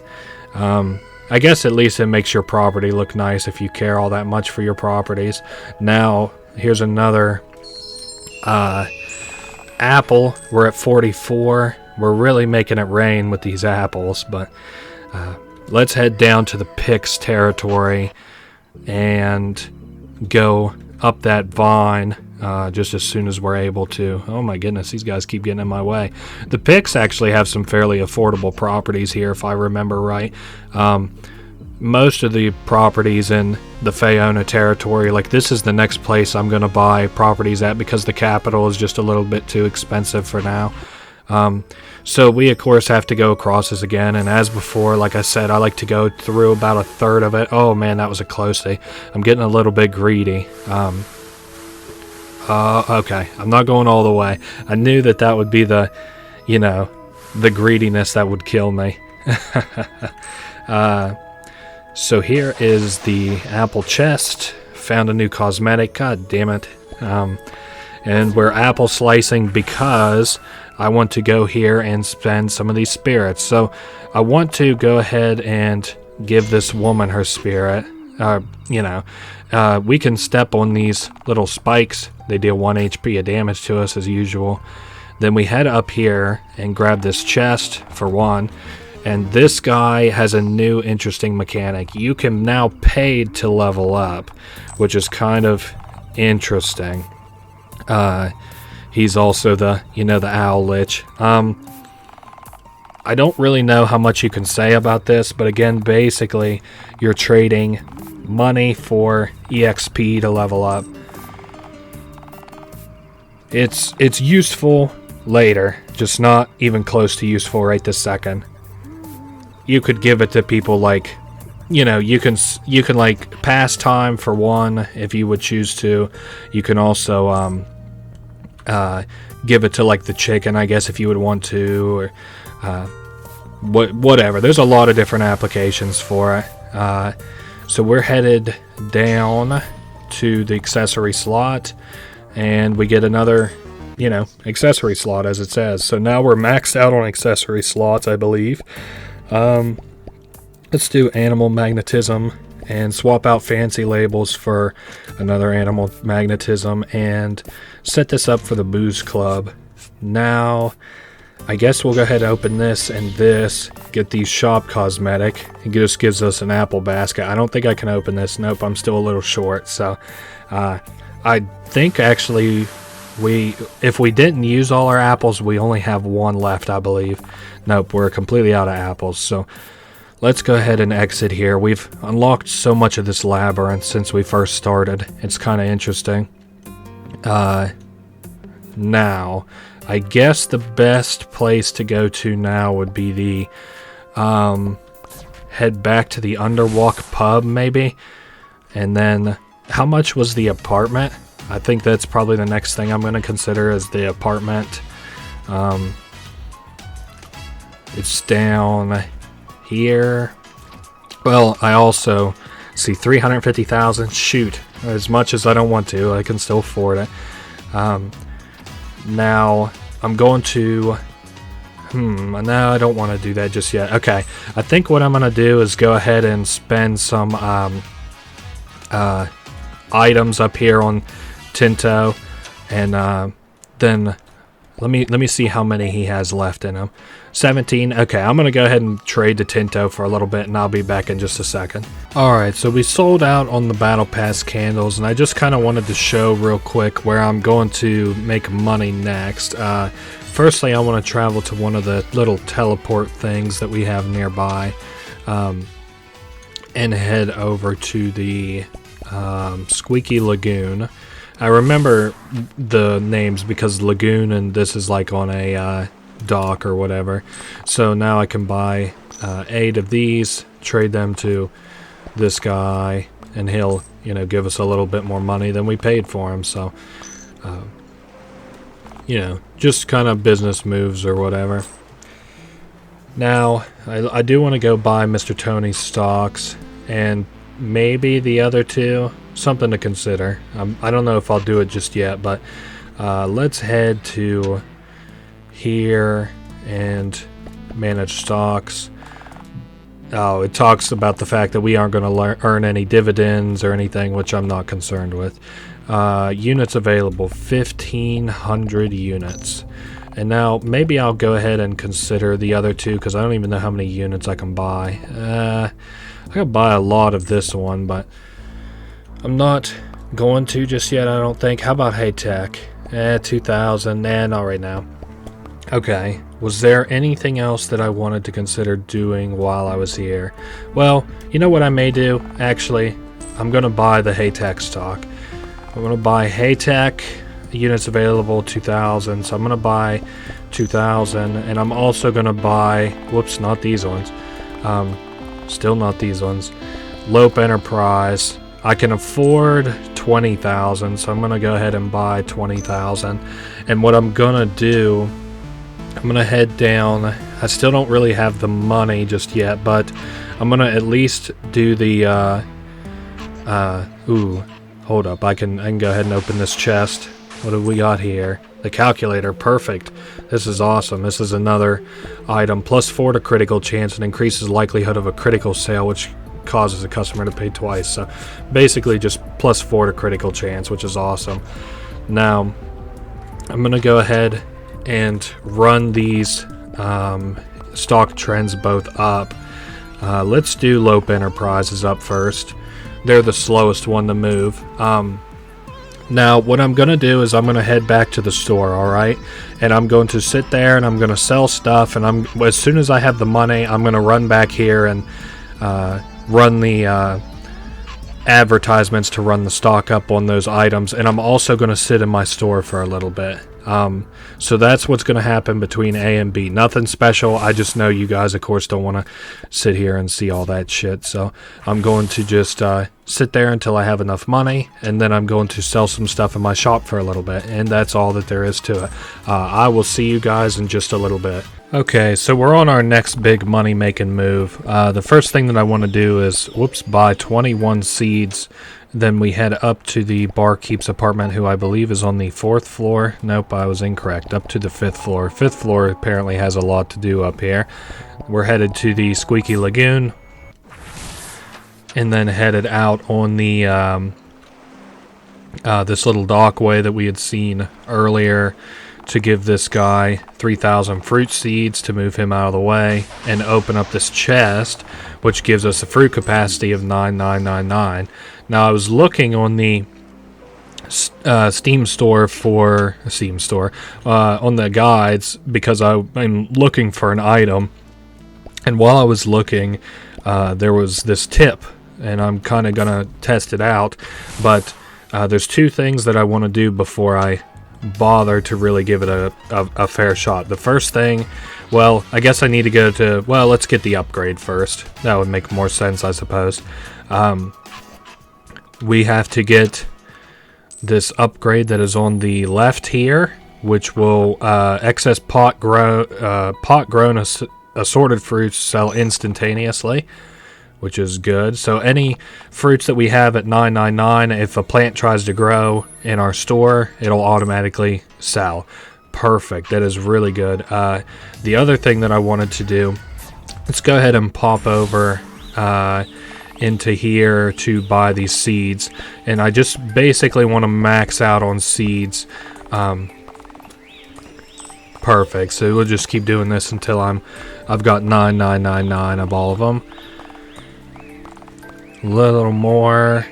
Okay, how many left? Just 9 seeds. We can do that. And now I head back to the store, and I already have 999 plant growing plant growers. So I'm gonna go ahead, let me just pop a couple to make sure that they work. Okay, they are growing our assorted fruits, which is primarily what I was worried about.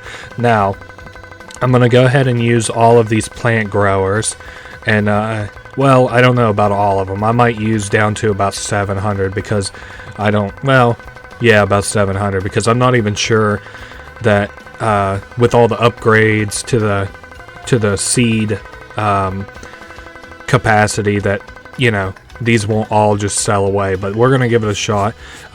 So now our assorted fruit's gonna max out here in just a second, and whenever it does, we should start seeing a lot of sales. So we maxed out, and we got some sales rolling. At least now we're constantly going to be selling assorted fruits. So that is good. That's just the next thing that I kind of wanted to mention. I am also going to go ahead and buy... Let me make sure that's what I want to do. Yes. I'm going to... We'll get out of this guy's way firstly. I'm going to head back, and this is the... Well, let me get the tax man out of my hair first. I want to buy the rate at which the stuff drops and upgrade for that just real quick. And then after I do that, I'm going to basically take a break until I have a whole bunch of money. So I'm headed over here to these upgrades. I'd like to have everything at 2 if at all possible. That one can go up. That one can go up. This here is never worth putting at 2, so I'm not going to. Just upgrade these as... Nah, these still aren't really that affordable. Well, let me head up this way. We can upgrade the phones a little bit. We can check on commodities. We can freeze the traders. We can also set the clock to where that speedy clock that we have with the pineapple in our store, it will go longer and recover faster. So that is basically... I just wanted to show what I'm going to be doing. I'm going to be sitting in this store until I have a bunch of money. So I will see you guys in a little while. Okay, so I didn't want to come back this soon, but I came down here to buy more wax, and I got hit with a quest. So whoops, here we are. So finally, this quest that I've been talking about with the bees is now available. Well, it's always been available, but finally I'm doing it. So she says that they have an emergency. Most of the places they used to harvest have been wiped out, and they're in a famine, but they need Vendrank and a lot of it. So I'm not sure the exact number, but she does say that there's thousands of them, and she said that Biz makes mention that there's only 5, or what, she only ever seen 5 of them. So basically what I just do is... It tells you that like your choices will have consequences and stuff. I just give 5,000, and then I think that's a safe number. And I want to show you where you can buy them just real quick. You may notice them down below the pond there. These sell for a little bit more than your shop. Your shop does basically double, but you can just buy down here and then head straight back up to these lily pads and donate. So I'll be back right after I finish donating 5,000 Vendrank. Okay, so we're back, and I'm donating the last little bit of Vendrank I'm donating. So we currently have just about 6,000 donated, and I think that's more than enough. So our generosity increased, and you know, the bees are really impressed or whatever, so they thank us. And now our Vendrank sells for 22 gold instead of 9, and the bees' behavior has changed. I'm pretty sure it just makes them buy more, if I'm not mistaken, but I'm not 100% on that.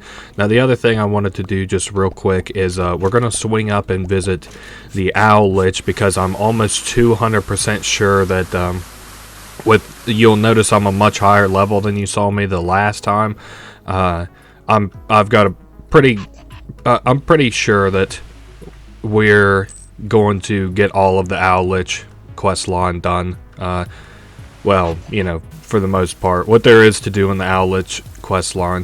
Firstly, I need to go and get this HP buff. I don't even really think that we need it, because again, I've just got stupid high HP now, but I'm going to go up here with it just in case that I do need it.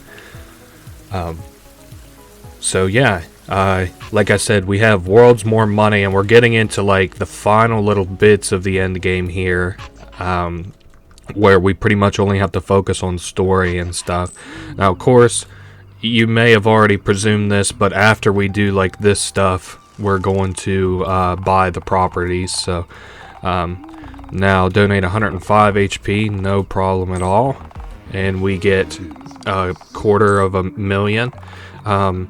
Now, since we hatched all the eggs, we have to seek out their friend Roberta. She has great power. So it's a white-haired woman ruminating around Enterpriston. Now, I know exactly where that is, and you may have intuited it if you've been paying close attention for the last 10 hours. Let's head to the Underwalk pub, I think it is. We'll go ahead and just knock out this whole Owl Lich quest line so that I don't have to think any more about it.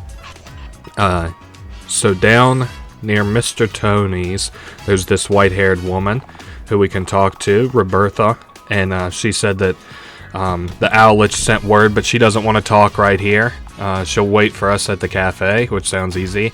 Also, I'm going to go ahead and buy this Tony property, and I can also afford the, well, I don't think I can buy the post office just yet, but I can afford the auction house finally, so I'm going to go up and participate in an auction just real quick. Doesn't matter what they auction off. Oh, nice, a decorative plant. Okay, well, I want to get ahead of this auction. I didn't figure anybody else would bid against it, so we'll buy the auction house and take that. So I think now we can actually buy this too. Nope, we don't have all the properties. Maybe he owns the post office? I'm not sure. But we can finish up that cafe. Oh, you know what it is? Actually, I saw this earlier and I was like, well, I don't want to fire up my recording just to catch this one building, but I do buy this place right here. Yep, Grand Merchant Aberton owns it. So now we can go up and purchase his place out from under him, and then we'll go to the cafe. This time, I promise. So it's right over here, and we buy for $750,000. And he's like, what are you doing? And we tell him that we just bought his house. And of course, he's flabbergasted. Since he's been so rude to us, we just kick him out.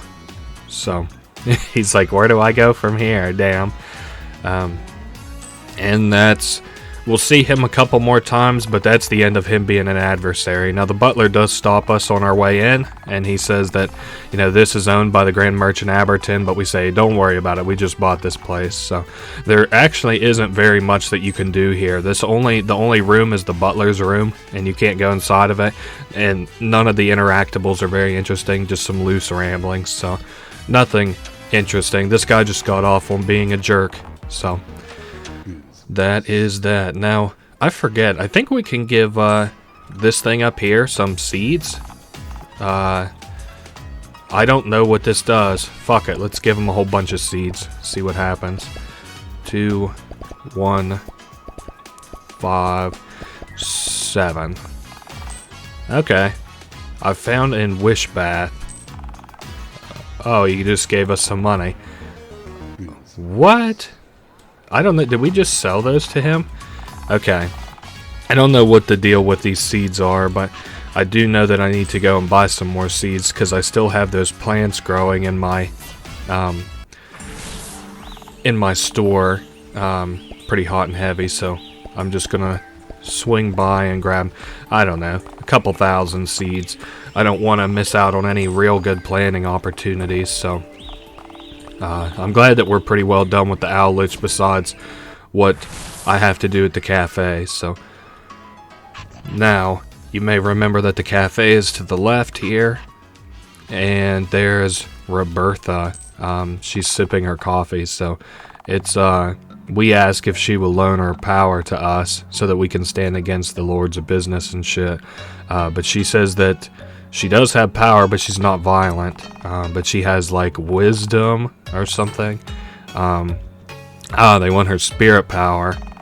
Whatever that means. I'm very unsure. So, now we can call upon her in negotiations to use as a bargaining chip since the Bureau is so interested in her. And she gives us a little thing here in just a second to prove just that. So a vial, we reach into her pocket, take it, and we break it during negotiations, which is this concentrated spirit that Roberta has. It's kind of enigmatic, like I'm not sure what it means or anything, but you know, I can say that now we have that you know, spirit or whatever on us. So now I wanted to go around and buy all the properties real quick. Did I? Okay. I saw this one for sale earlier and I knew I needed to buy it. Whoops, I don't want to fuck around and almost buy it twice. And I am also going to probably go sell my stocks so that I can afford to buy all of these properties in and around here. Just because you know, it's finally time to get our investments going hot and heavy. So we head firstly up here. I forget how much this castle costs, but we can buy it. Ooh, a little bit too rich for my blood. Okay, let's go sell those stocks, as a matter of fact. I'm tired of waiting on my ship to come in. I'm gonna go make it happen myself. So we are gonna buy this oil and sell it real quick if I can afford very much of it. Oh yeah, I can afford a fair bit of it.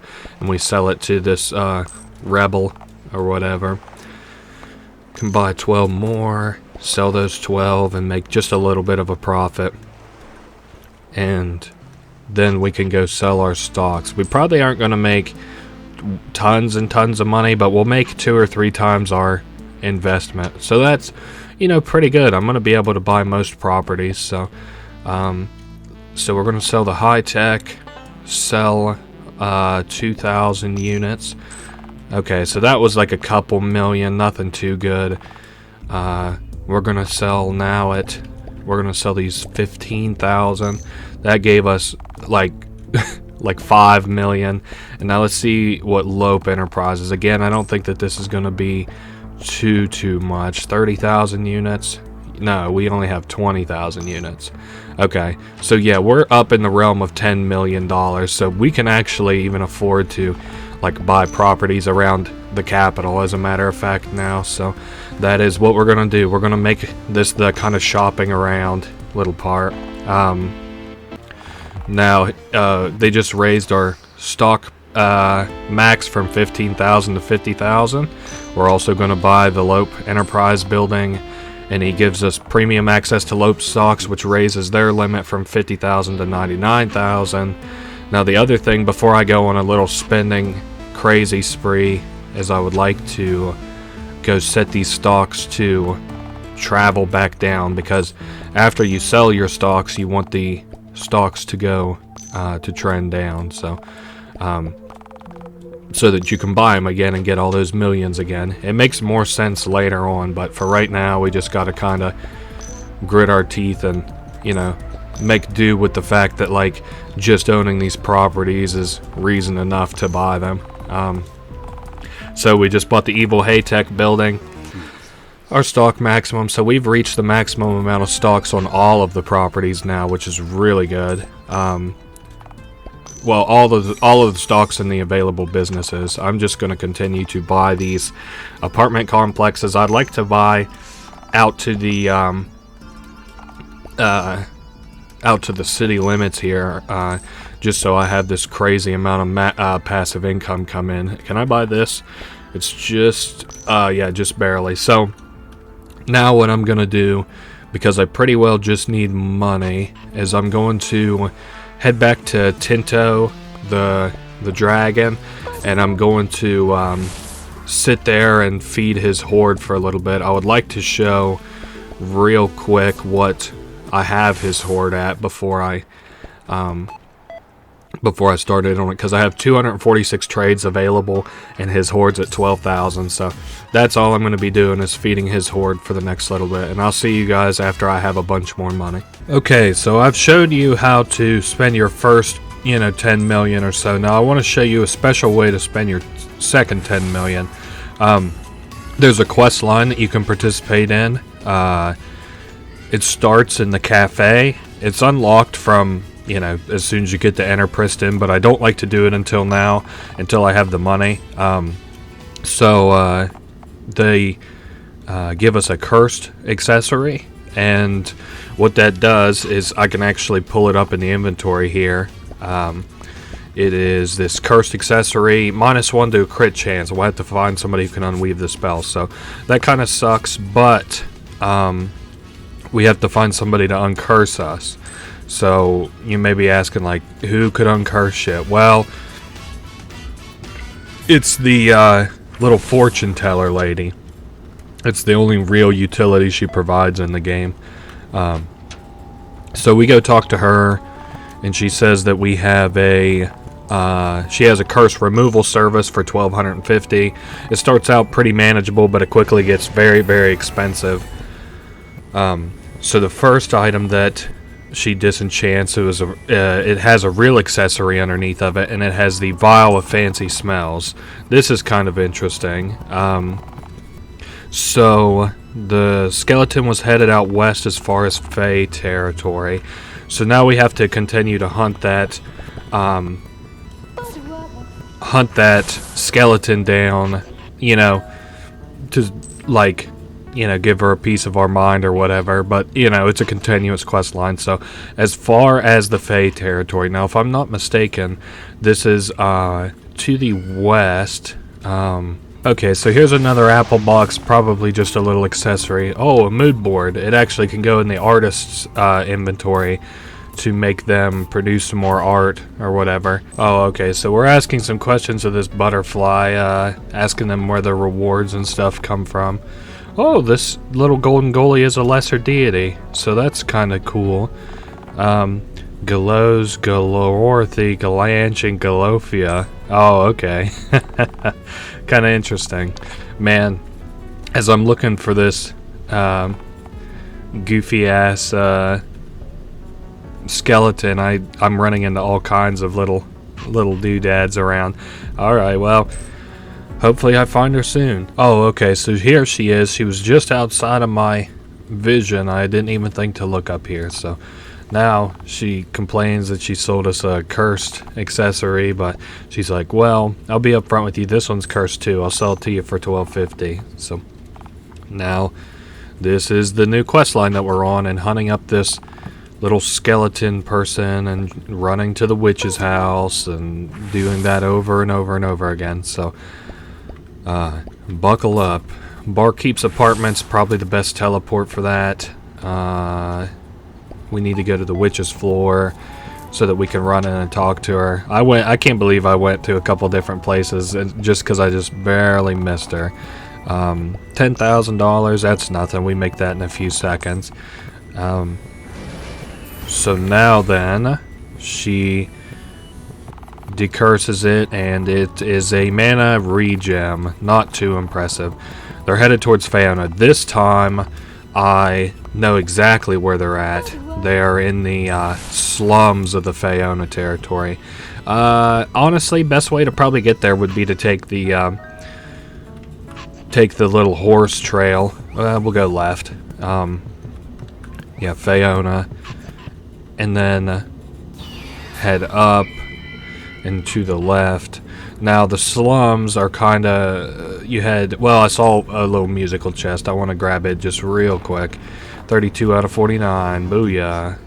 So now it's in this little area here, which may confuse you because I know that there's little green for sale signs all over the place. Let's go ahead and open up these two little areas with the apples. Okay, that's good. I just, wanted to check there while we was here. Now, I know for sure that she's around here. Is she up? No. Okay, please tell me that this isn't another thing where I'm just being crazy. Oh, there she is, at the bottom of the screen. She just blended right in. So 6,250 gold this time. And now, let's go get this one cleansed, she says. And same, third verse, same as the first. We're headed to the barkeep's apartment. And headed down to the third floor. I'm sorry, not the second floor, I might have said earlier. And then we give it to the witch. You'll notice that the decursing is fucking way more expensive than the item itself is. So this item was a jar of fancy glitter, another kind of shittier item. And she's like, well, decursing is a pretty niche market, so that's why it's getting more and more expensive. Now, the skeleton's back in the area to loot some royal treasures. Actually, I'm pretty sure that I know where that is. I expect a cut here now if I don't know where that is, but I'm pretty sure that's over in the abandoned castle area. So that's where we're headed to next. To the west, where the queen is. I remember not spending too much time there in the end game, and I told you a while back that was like the last time that we really have to run over there, and I mean, you can see how wrong I've been in that so far. It's weird to see that little treasure cache looted now that we pass it, and it actually light up in that little, you know, waterway or whatever. So I'm pretty damn sure, yeah, she's on the left here. Now this one's up to 31,000 gold. Good goddamn, that's expensive. Okay. Now we're going to, damn, another day, another curse. Let's take the apple slice so that I can grab the teleporter. Generally, if I want to use a teleporter, using apple slice is a really quick way to get to a teleporter. Man, I like the curtains that the witch has over her door. It looks really cool. Remove a curse. 640,000. So you'll notice we're getting Worlds in a Way much more expensive. And this time, if I'm not mistaken, this is a extremely shitty item. It's a mug. It comes into play in the end game, but not right now. Like the end game. So now she's moved on to the capital, if I'm not mistaken. Skeletons moved to the capital, yes. So now we have to hunt her up in the capital. This time, I'm not 200% sure where she is. Let's go to the Squeaky Lagoon. And while I'm here, I think I'm going to see the oil guy is selling and the stocks are dropping, which is great for me. Oh, yes, she's to the right here, actually. Now, this is the big league one, I believe. 156,250. And then we set the... we go back with the apple slice. I guess I probably could have just headed back up to the Leaky Tavern, but whatever. This was just a little bit quicker. Now we're headed to the 3rd floor, so we can visit the witch once again and get another good accessory. Can you remove a curse? This time it is $5 million, which is extremely expensive, but this time, super fucking worth it. Well, look at the item that we get. This is probably the best item in the whole game. It is the data collection agreement. This thing's pretty strong. So the skeleton is somewhere else. We'll look for her later because it's not very important. Right now, I want to show data collection agreement quadruples the amount of XP gained from sales. So now whenever we sell anything, we get quadruple the XP. So if you thought we was making money before, holy moly. So let's see, we got upmarket coffee. I don't have enough items to sell for that market coffee, but I do want to run around town real quick and make sure that I purchased all the property. I know I haven't purchased all the postal property. I need 100 stocks. I think I'm just going to swing in and maybe buy the difference in stocks. Let me see how many I'm... let's see. Yeah, fuck it. I can afford 12 stocks. Then we're going to poke our head back out, buy this piece of property, and now we own the post office. And I'm pretty sure that we own all of the properties in Enterpriston now. Except for maybe the castle, if they consider that part of Enterpriston, which is where we're going to head over to buy next.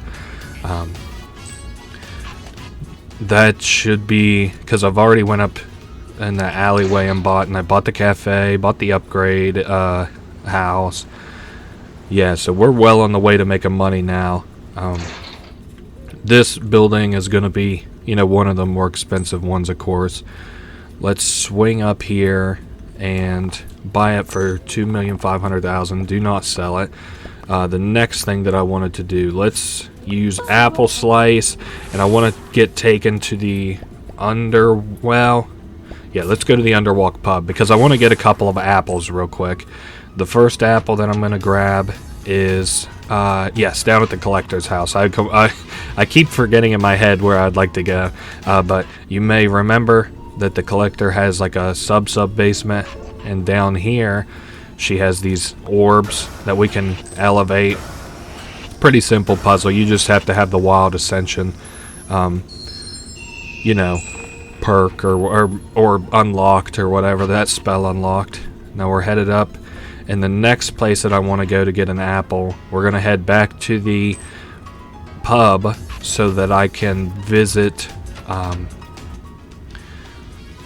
the other... Whoops, not this guy. Sorry, I was just thinking of the pub. We need to hit the teleporter in the pub so that I can go to the Squeaky Lagoon and we can go buy it from that shady-looking character. The that apple that we saw from earlier in the alleyway. near where we bought all those properties the last time. So that's exactly what we're gonna do. Yes, up this alleyway right here, and then make a left, and we'll look at purchasing all this guy's stuff. Copyright bundle, I'll go ahead and take that. Mana basket cosmetic, I'll just buy it. Apple chest. Book of combo spoilers, that comes into place later. Let's go ahead and open up this chest, and I think I'm going to go ahead and buy all these properties back here just while I'm back here. They're cheap enough that it don't really break the bank. Something that I do want to do, though, while I'm headed out west, because we're going to take the train back to the city, or not like the city, but, well, hold up. Is this guy... maybe I have to interact with the door. There we go. The nice thing about only charging $2 per ticket is because that's all it costs to use. So that's nice. Here it is. This is the woman that I wanted to see. Buy some of these greater capacity gems and mana gems and all this shit. So I'm pretty certain that this is all of the apples and stuff that I want to interact with for right now. I think the next stop is the apple labyrinth. I just wanted to make sure everything was all good there. Now we're headed out to the labyrinth, and we're going to unlock the rest of these little, you know, people or whatever. First things first I should probably do is go ahead and open this chest. We found 1,000,000 gold. You know what? Not too bad. We get that spirit out of the way. We can't interact with that, and we can't go in here until we have all 50 apples, which we'll have, you know, later, not right this second. We're headed west. I actually am sort of thinking in my head that I may be one short of this mini game. Yep, damn it, I'm one short. Okay, so we're just missing one to do all the mini games. We're missing 3, I think, to get all of the apple spirits that are available. So we're missing 2 in Enterpriston, 1 in the capital. I'll have to figure out where those are. Okay, and then in the meantime, the reason that I ran all the way out here and stuff, I'm going to take another, not like a break or anything, but I'm just going to be selling in my store and stuff. So I wanted to show you that, and I'm also going to be selling to Tinto the Dragon. So that's what I'm going to be doing next. I'll see you shortly. Alright, so I hit the auction block so that I could get this apple. I'm actually going through and collecting apples. I'm just going to go ahead and put my foot in the ass of this bidding and just bid 2,000. Nice. So we won that. Also, the other apple that I think that I'm missing is down in the sewers. I don't remember collecting an apple with the bird, but they said that there's one down here. So, alright, so I found the last apple in Enterpriston. I found it. I saw it on a guide, and I was like, okay, I don't think I've been there. So there's this maze that's to the northeast. I thought this only led to like a shitty kind of ending or whatever, but it turns out that there is not only just a mushroom back here, but there is also a chest up in the northeast. The last mushroom that I have to get, I cannot get until I'm breaking in like stupid amounts of money. But what I did want to show here, I'm going to go ahead and save, is you can get this kind of like goofy ending. You just use this slide. Yeah, it says you should save first. How bad could it be? So we use the slide, and then we investigate like this body or whatever, and then we get like ending text that says, Biz realized too late, there's no way out, like the skeleton before, she was doomed. Look before you leap ending. I don't really get this because I can just use the fucking apple slice, but oh well. I'll see you guys back here. I think I'm gonna do some more trading, and then I'll see you back here when I have some more money. Okay, so I sold a fair bit of stuff. Just kind of want to show the shop right now. Not like, you know, anything worth showing, but I have these plants growing really fast. I maxed out the level. I'm selling so much shit. The tax man's even here now. I think I'm well and good on tax money for now. Upstairs, not a whole lot going on. Just before, I've been basically running the shop. So I wanted to show all that just to show that, you know, I've just been running the shop. And now what I want to do is to continue to buy properties. So we're going to teleport over to the city area. so that I can continue buying up those properties that we saw before, starting with the little bar here. And we're just going to go down through it, basically. We've got this area here that I did want to grab the apples from. Critical chance +1 permanently, so that's really good for selling stuff, obviously. We're going to interact with this lady. We've already talked about how she feels that the mana in this crystal is vile because it's stolen, so we can just give her 10 economic incentive tokens. I don't remember what this one does, so we'll have to look after these two get into an argument. They get to argue over who Madam Biz's mom neglected more because she was busy. She was a queen and stuff, but, you know, both of these girls feel as though they were neglected, and I suppose that it's probably true, but anyway, now let's go to the explanation. What is surcharge exactly? Extra 150 grams, 150 gold profit when selling items. I want to buy the exhibition center and car park. Again, we're just going through and purchasing all these properties. If my... Yeah, there we go. I was just thinking that my business is here because I would like to deploy maintenance, and I want to see how many properties we have. So we bought out in Tutetown, bought out in Enterpriston, which is good. That's kind of the one I was worried about. Now we just have to buy out another 16 in the capital and 46 out in Faeona territory, which is not going to be bad at all. We might be able to buy out all the properties here. So if we need 16 more, they're probably all the apartment buildings. Actually, yeah, it's not. There's nothing to the right just yet, and we're going to be able to buy all but one building here. So it's more like 15 buildings. So, well, I don't know if they're taking bites out of my ass in the 500,000 variety. Okay, 3 of 3. So we've bought all the properties that Madam 3 owns. We may continue the story after I purchase up all these properties. We'll see what happens. Damn, 3 mil? Man. Okay, so we can enter this apartment now. I don't want to do it just yet. I want to, you know, continue through and buy these. Oh, an unseen hand guides you. Come, I wish to know who. What the fuck? Oh, this is the new customer I saw in this update. That's why they said this is weird. So this is unique. I haven't seen this. So they call this person the patron. And they break the fourth wall. Oh, okay. Well, yeah, just go ahead and rip my Steam name. Man, good thing I didn't have my full legal name and social security number as my Steam name, as everybody should. Nothing comes to mind. Okay. So, they are located in this, at this exact, geo coordinates. Okay, so this person will now visit our store. This is kind of complicated, but I can explain it as I did read the Steam update on this. If I want to figure out where the voice is. So they're basically investigating you as the player. What does this say here? Looks to be business accounts. Okay, well, I guess there's probably some kind of... oh, big P. What's with the way you seem to shimmer? I'm sorry, this is all new to me. I'm not sure, to be honest. Started happening about the time I heard the voices. Well, basically this game's going to be updated with updates as the time goes on.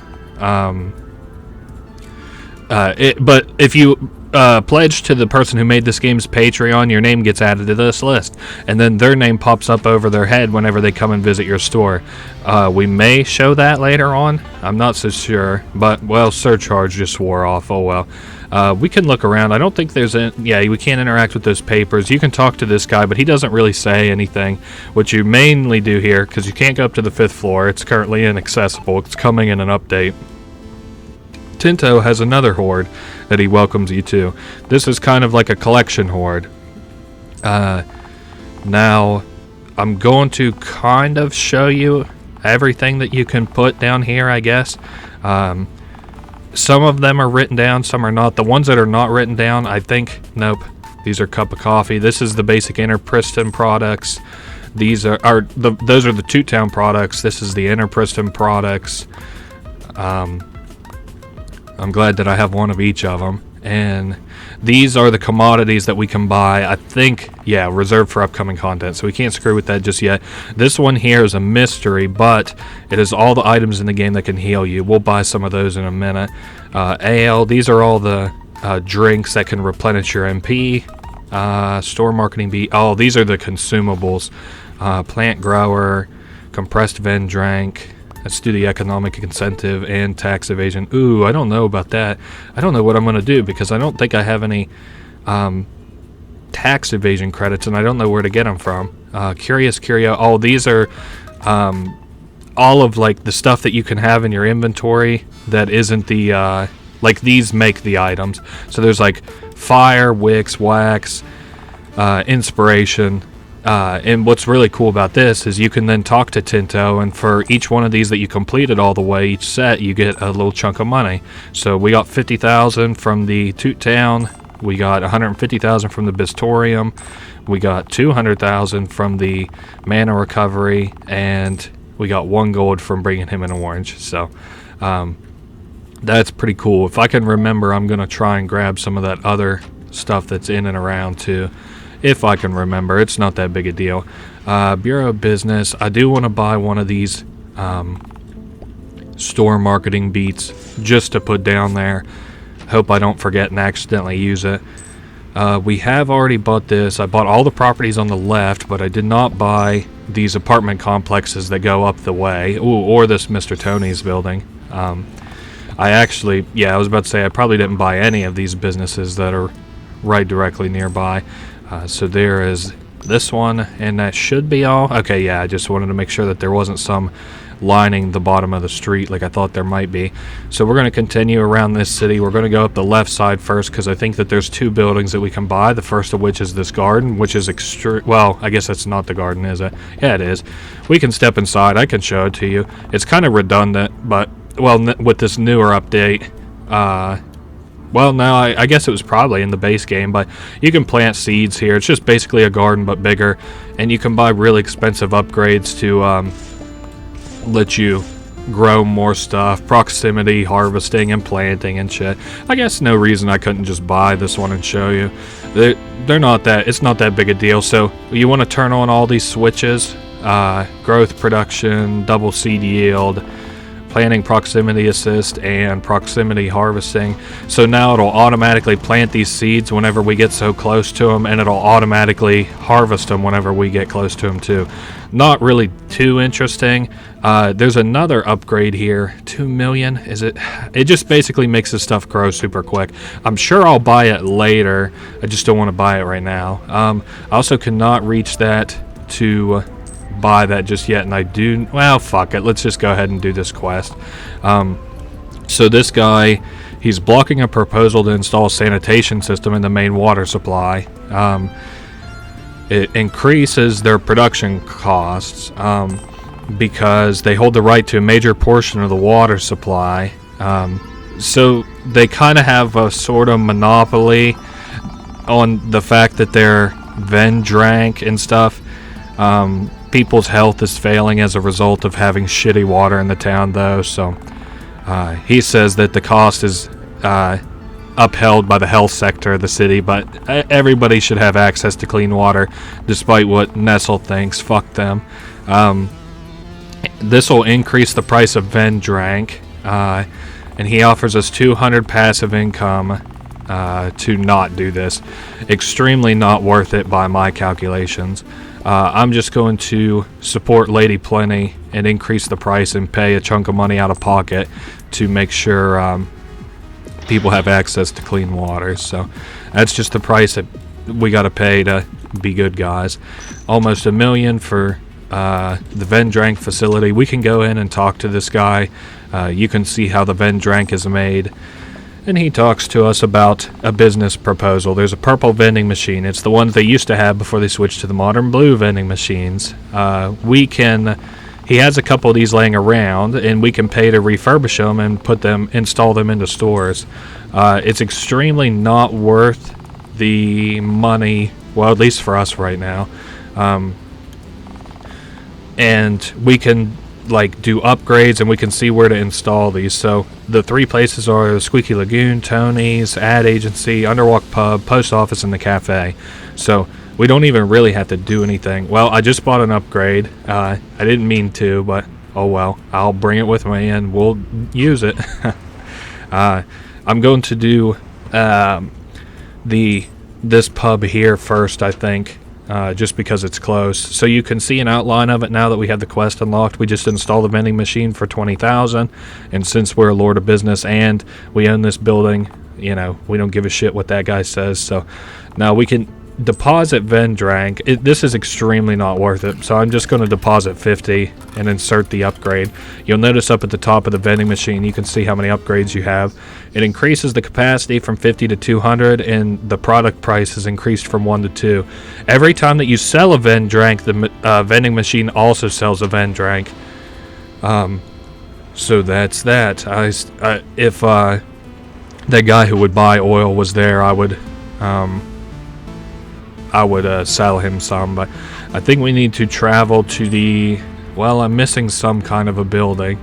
I already bought all that, and I bought these. Maybe, I think I should head left. I got a feeling I didn't buy everything on the left area.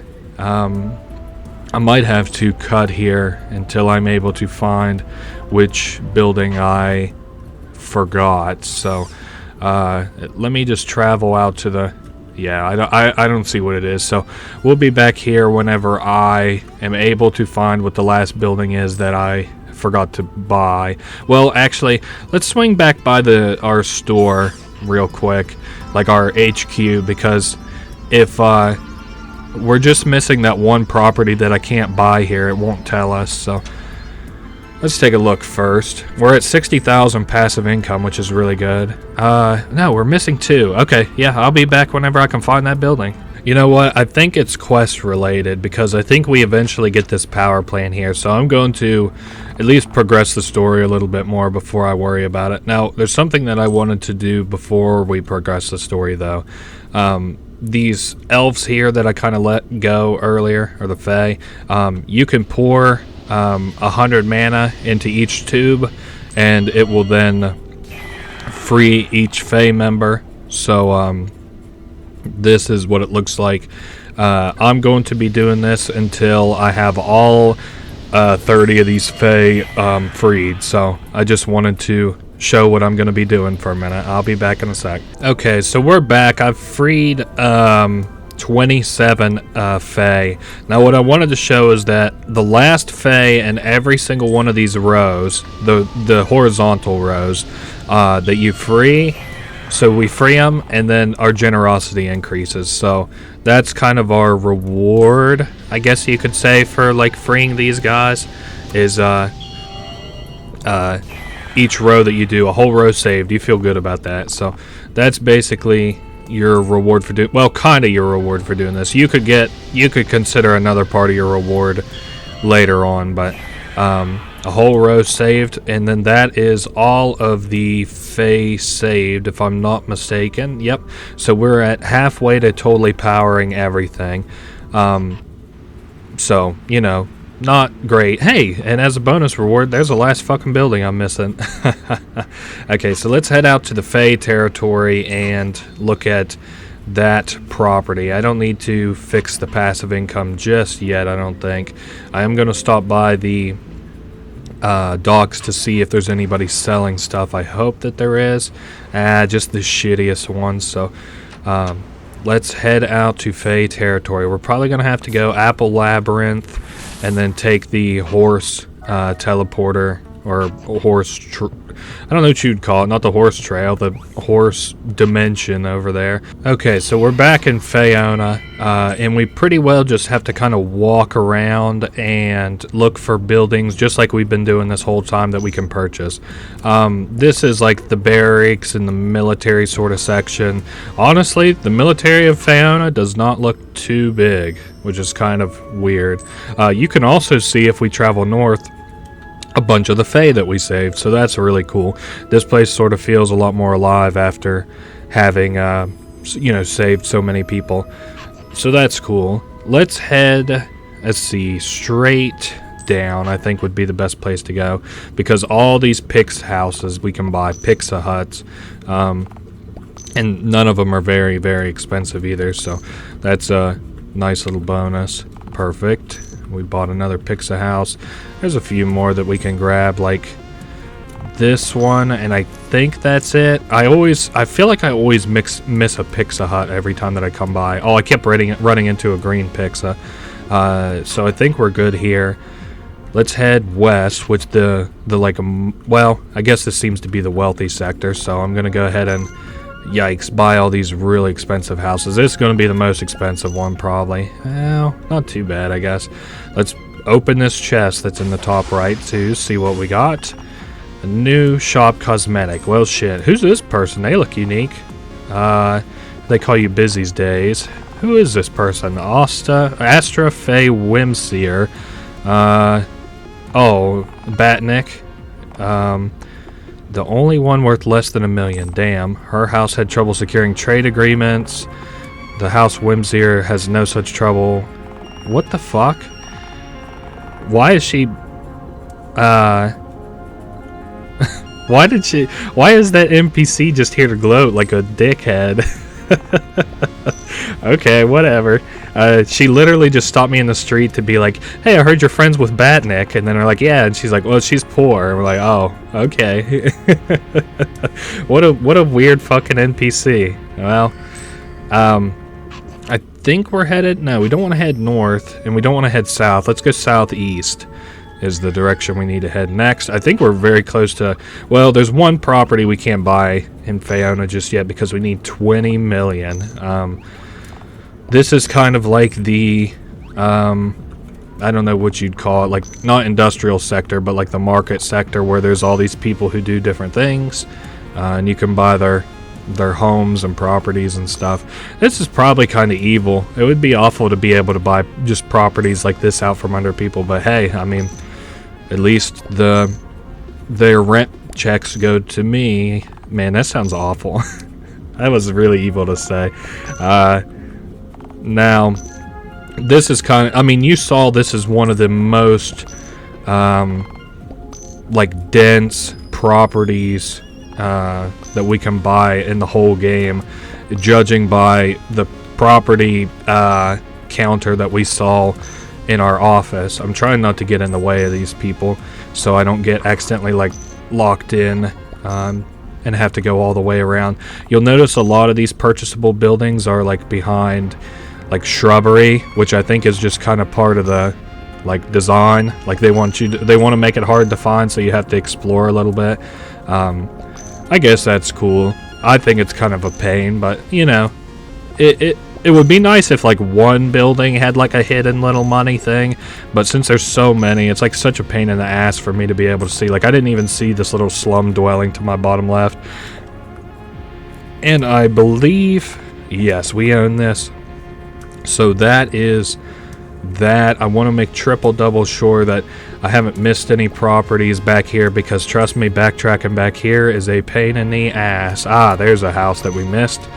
Now then, if I'm not mistaken, the only properties that I'm missing are the Bureau Business Building, which we can't buy until we own all other buildings, the power station, which we cannot own until we progress further in the storyline, and the Faeona Palace, which we cannot own until we have $20 million. So we are, in a sense, kind of good. Let me take a look. How many... Oh, we got tons of economic incentive tokens. So what we're going to do is actually continue the storyline, I think. Well, actually, I might show you guys a little something first, because we are just missing one apple. So I'll show you one more little part to this apple labyrinth, and then we'll continue on. I also kind of want to do the side quest with the chicken real quick. This is easier to do if you have these boots that you get later on that increase speed. Don't be too spooked, but there is a apple minotaur in here who is hunting us, and I'll just show you what happens if he catches you, just in case he doesn't catch us later on. But yeah, he's basically just hunting us down. We have to watch out because, you know, our HP is going down, and it's going down pretty pretty, you know, quick, fast, and in a hurry, especially whenever you make goofy ass moves like that. It's easier later on whenever you have the life insurance policy and you can translate this just into losing money. But also, every time that you get a apple, he moves just a little bit quicker. This doesn't mean too much just yet, but later on he starts to move really fast. I'm gonna go ahead and pop a bunch of salt. I have more than enough alcohol to if he's able to, you know, if this goes for any prolonged section of time. I'm going to grab the apple, grab the music thing. I'm not sure that he can move during that, but I don't want to take any chances. I'm also going to, I don't know, we're really slow for this section. Okay, I thought we would get backed into a corner, but thankfully we didn't. He's surely very, very, very fast right now. I don't want to have to think about HP, so I'm going to go ahead and dab myself up on some HP. And let's just... Okay, I see down there. I'm not sure where he's at. Oh, he's very fast. Okay, we got a hop. See, this is hard to do if you don't have the boots that I was talking about that we get later on. Let's just stay on the outskirts because he's got me scared. See it. Nice. See which way he comes from. Yep. Oh, man, he's speeding up. Uh-oh. I need a bridge, and I need it fast. Okay, I gotta... Nope, we're dead. Fuck. Okay. Well, I'll come back here once I have boots, so... I will show that off in a little bit. Boots cost $5 million, though, so we're not going to do that for a little bit. The other thing that I wanted to do... let's head to the... where do we... Oh, I said I would progress the story, and that I do want to do. I just kind of wanted to show that little section off. Your reward for it is like really boring, so it doesn't really matter, but having that life insurance policy will stop me from having to stop and heal all the time, which is the next little reward that we get. First thing I want to do, though, is show you what I trade tokens in for. Once every 4 times that I come in here, I trade tokens for inspiration because I need it. 2 tokens for 8 inspiration, so basically 1 token for 4 inspiration, which means that if you come in with 250 tokens, you can get the maximum amount of inspiration that you can hold, which is 1,000. Pretty simple. Now, this is not one of those 4 times, though, so I trade all of my coins in for passive income, which raises our passive income by nearly $2,000. That's what I prefer to spend it on personally. Now then, we can go ahead and continue the story like I've been promising and promising. Now, where we were last in the main story, in case you've forgotten, is we just bought all of Dr. 3's investments. So, because of that, we now have been called by Dr. 3 to her gem lab. And we're going to, like, try to assassinate her, I guess. Now that we've bought all of her properties, her life insurance policy shouldn't be, you know, much of a problem. So we're now headed, yes, north of here. It's that gem tech lab where you can see Odina was to the right of us now, to the left as I came in. We just need to flip this switch. And we are going to go on ahead. I think this is interesting that they bother to even talk about this being an alarm, but then, like, Odina doesn't seem to sense it, trigger it later on. Also, I want to interact with this spellbind. I'm not going to use it, though. It says we formed a connection with 3 of them so they can triangulate our location. So basically, we now have a new item, which is the portable spellbinder. Now we can talk to Dr. 3.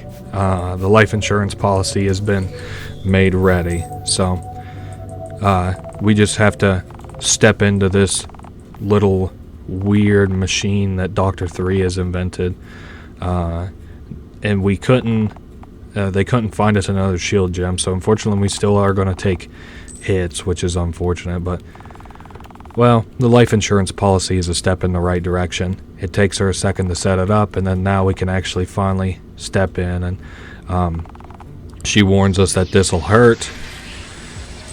Whoa. Looks like she just shot me with a laser beam. Nice.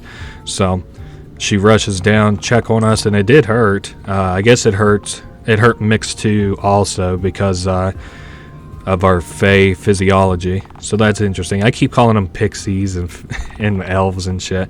So now she's going to demonstrate in her incinerator how the life insurance policy works. So if we flip this switch, it burns her.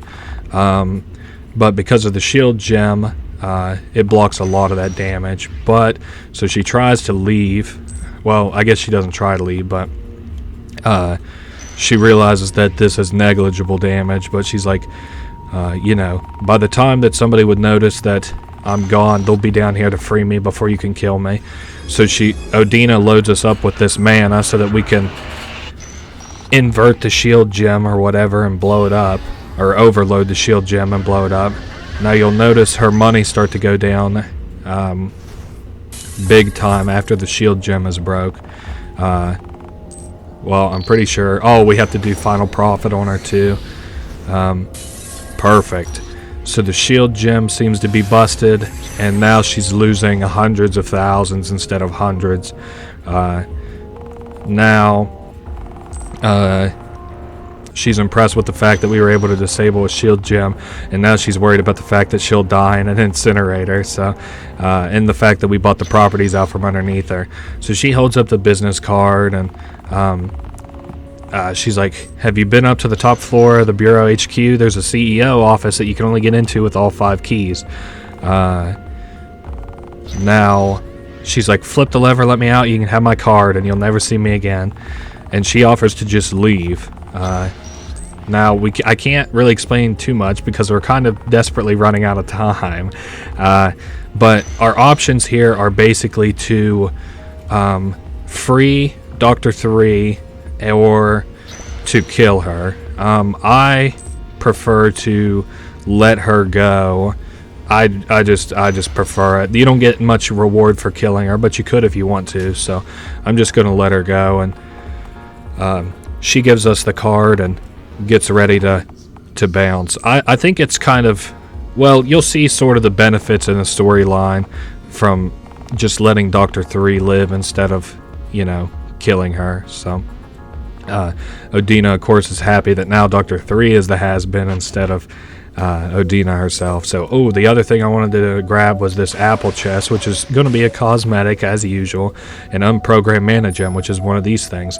Oh, wait, is this a puzzle? Fuck, I might have to figure out this puzzle real quick. All right, I'll be back when I figured out if this is even a puzzle. Oh, okay, well, I totally accidentally finished this one.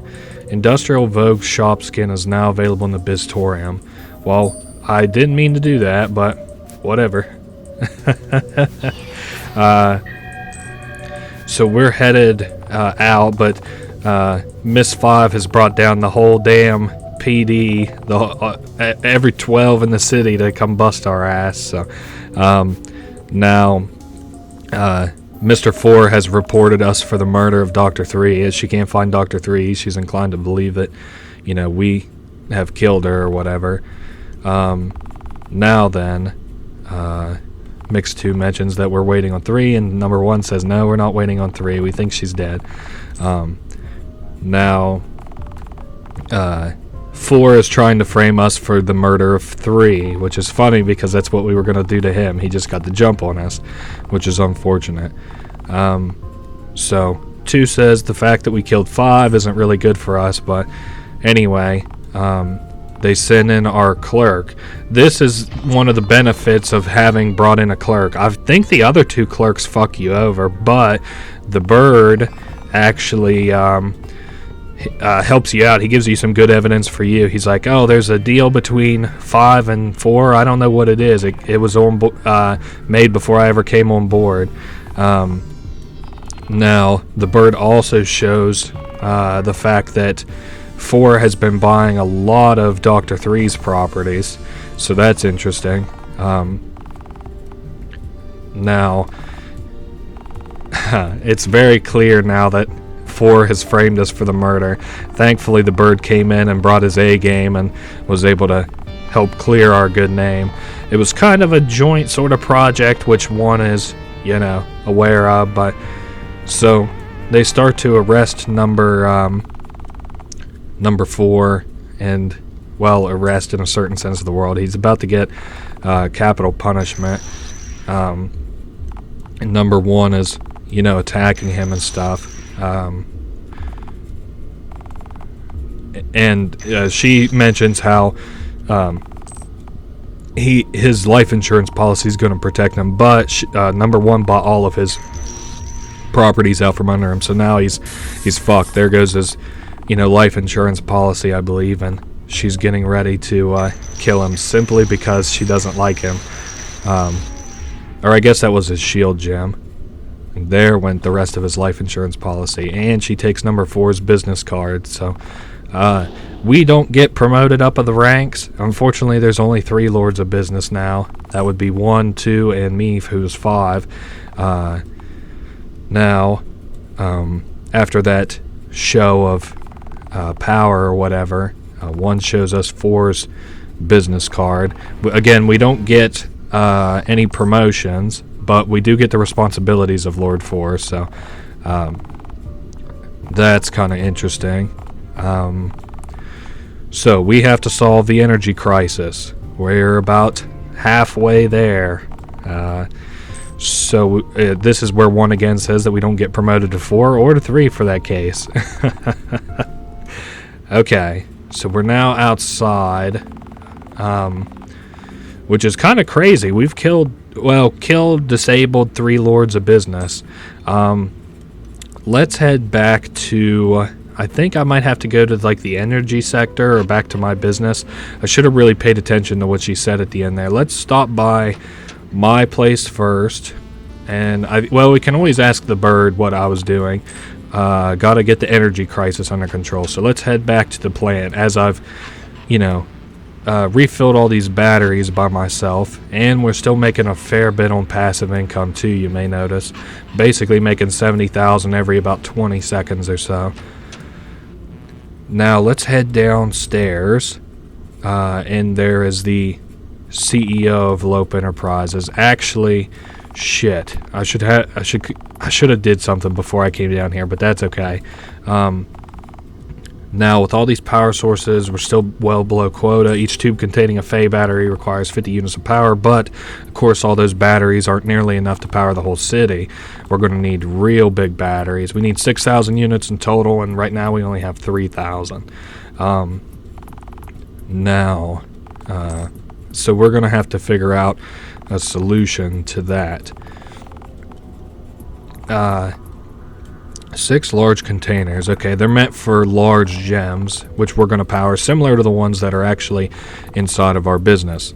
One more thing, there's a perk that comes with these responsibilities. Now we get passive income equal to the amount of power that we draw in, so that's nice. 3,000 passive income. So there is something that I want to do real quick.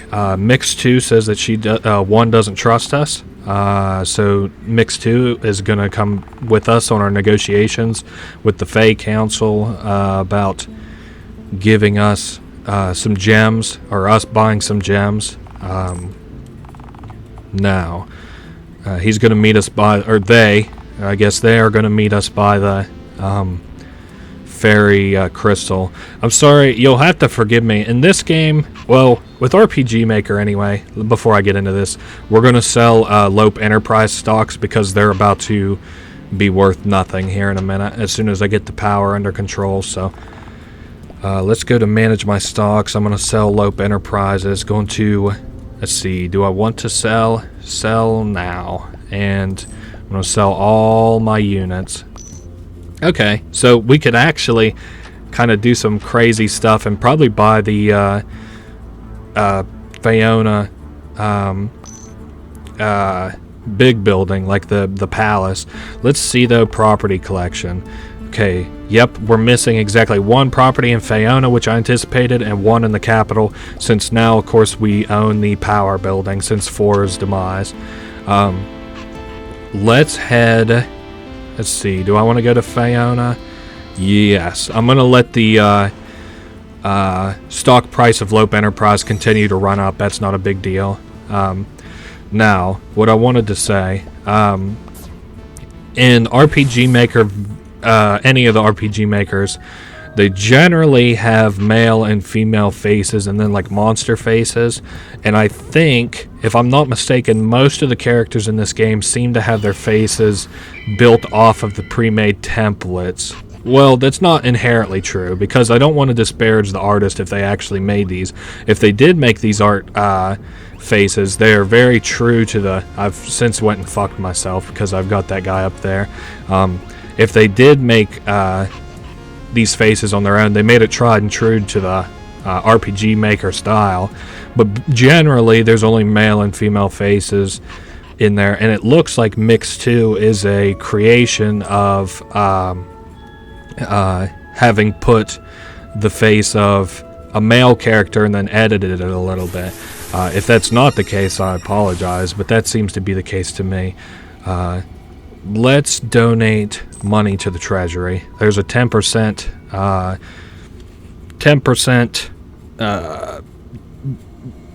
administrative purposes fee on any money that we donate, so we basically have to donate $11 million. That's not right. This is $11 million. Three, drop that.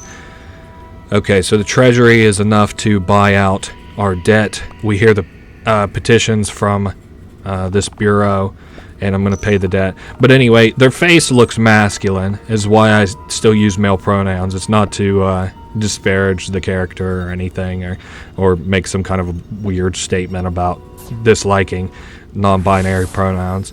Now we can buy the palace for a cool $10 million, and we've almost bought every property, just one more remains.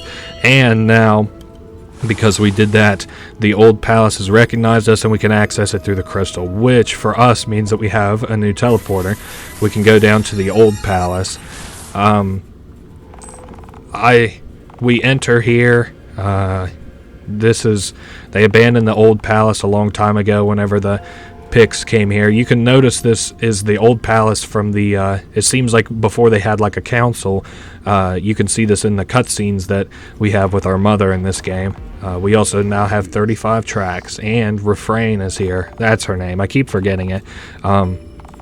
Now we can give her a permit to get the next perk. It's a dimensional power called the Relic Eye, which basically shows us hidden stuff.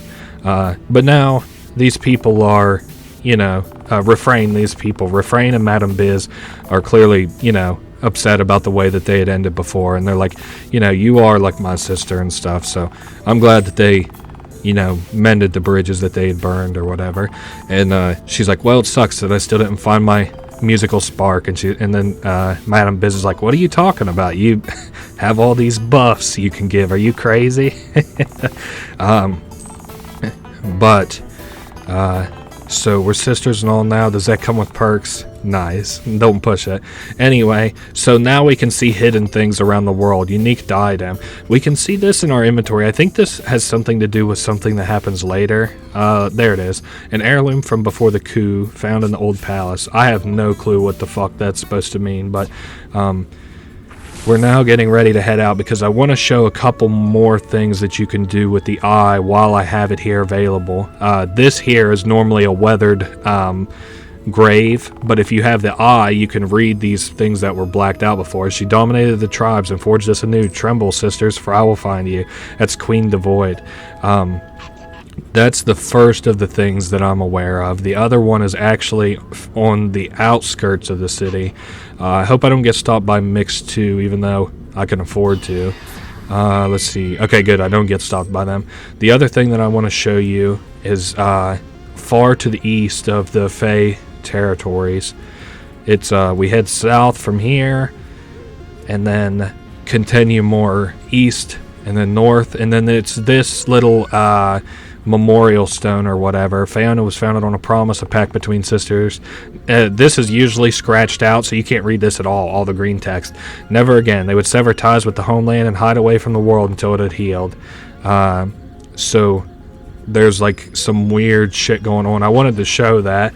I think, yes, we can, these turn out to be rabbit holes, which we can use to, pull shit out. this is basically like a big rabbit, kind of like a hatchery if you imagine like a fish thing. Now there's one last place I know that you can use this eye at, and it's the least interesting out of all of them. I'm sorry to say. Now there's surely some other places that you can probably use the eye. This is just all the ones that I know of. So we head east and then up into here, and this hole in the wall is usually invisible until you have the eye. And then there's these gold deposits that we can collect. That one was for 149,000, 72,000. I think we already got the most money. Yeah, 99,000. So nothing really awe-striking or that impressive or anything. I just figured I would mention it. So since we're so close to this territory, you can notice they keep stepping up the guards near Tutetown. It almost looks like they're going to make a play, but I mean, if your people were getting kidnapped, I guess it makes sense to want to defend them. Now we're headed back to Faeona so that I can actually continue the main storyline. I know we keep going off on these little deviations. I'm sure if anybody's here for the main storyline, they're just pulling their hair out, but there's just so much to do in this game. It's like a Final Fantasy game. So now we have to go, now that we've talked to Mix 2, we have to go to the council chambers and talk to somebody about letting this character in. Pretty simple. Again, the only property that we're missing now actually is, is the Bureau Business's HQ. So that's cool. Let's go to the council chambers. And we've done all the petitions that there are to do in the game too. So we're going to talk to, I forget who this character is, but their kid is, outside there now, interested in helping us negotiate these crystals or whatever. So we need large mana gems. Now this woman here turns out to be pretty evil. Well, she wants to do some evil things, but we're not going to let her and steer her back to good. So she offers us, she's like, well, we could sabotage these gems to blow up on command, but I'm not going to let her do that. We're going to say, no, don't do that. Now, Mix 2 is getting ready to come in, and she's like, we should murder, this Lord of Business or whatever. I am not cool with that for a couple of reasons. The first of which is patricide, I think it's called. You shouldn't kill your parents or your kids. I guess, even if if you consider them to be this evil or whatever. I mean, the Lords of Business, it's so cool that everybody wants to be like a good guy. Like this character shows themselves as a good guy, this woman here, but then she wants to do all this evil shit, like turn mana gems into a bomb and shit. But anyway, so I paused here because I want to show that she says that if they have a shield gem, this woman can kill them. But no, we try and talk her out of it. We say we can find another way, but no, this woman is dead set on killing her kid or whatever. The fucking exposition in this game is wild. I think it's so cool, the story of this game. Now we're going to run back and grab this character, which they're able to enter, and we're going to go on just a little tour around. This guy's like, yeah, they tried to go gardens like this in the capital, but there's nothing like the real thing. So we can either warn them or let things play out. If we let things play out, they will die. I'm going to choose to warn them. We let them know that his mom intends to kill him, or intends to kill them, and they're like, what? That's crazy. That don't sound right. My life insurance policy and shield will hold. But Davina has found a way to make shield gems like kill their owner instead of protect them. It's kind of cool whenever we ask her about it later on, but anyway, this Mix 2, the Lord of Business, is gonna take our word for it and remove their shield gem and throw it into the water. So now we're here for negotiations. This is another big sort of decision in the game. I always get a mark against me kind of no matter how I go about this, so I don't really care how it goes, just as long as we make the negotiations manageable. So it's a trade proposal from the Bureau of Business to to the Council of Fae. Now, we need large mana gems, and we need you to sell them to us. Now, of course, the Fae people are upset because before we asked them for gems, they kidnapped our people. Most of these people, of course, are pretty upset about it. The Bureau is willing to pay levies, though. So, now then, we mentioned that we need 6 gems. And now Davina mentions that she can make 6 gems. Now we're going to go around clockwise to address any concerns. So this is where we have a chance to talk with every single one of these people about negotiations. So if you choose the option that's better for the Fae territory or for the counselor themselves, they'll vote for you. If you choose the other one, they'll vote against you.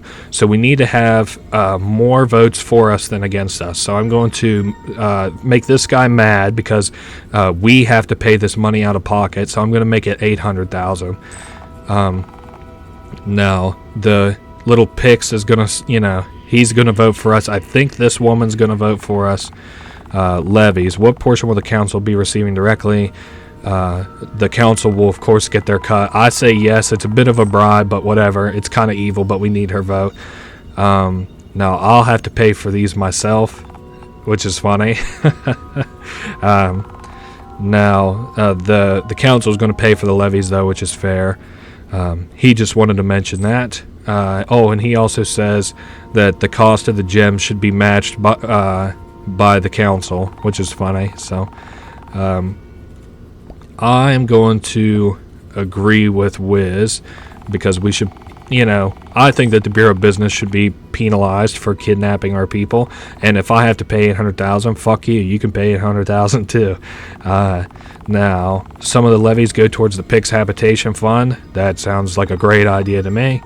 And then, so now everybody's going to vote. I count on my hands whether or not we win this, but we win it, I did this the last time I played. So this guy votes no. 1 vote no. And then this is a vote yes. So 1-1. This is a vote no. So 2 votes no, 1 vote yes.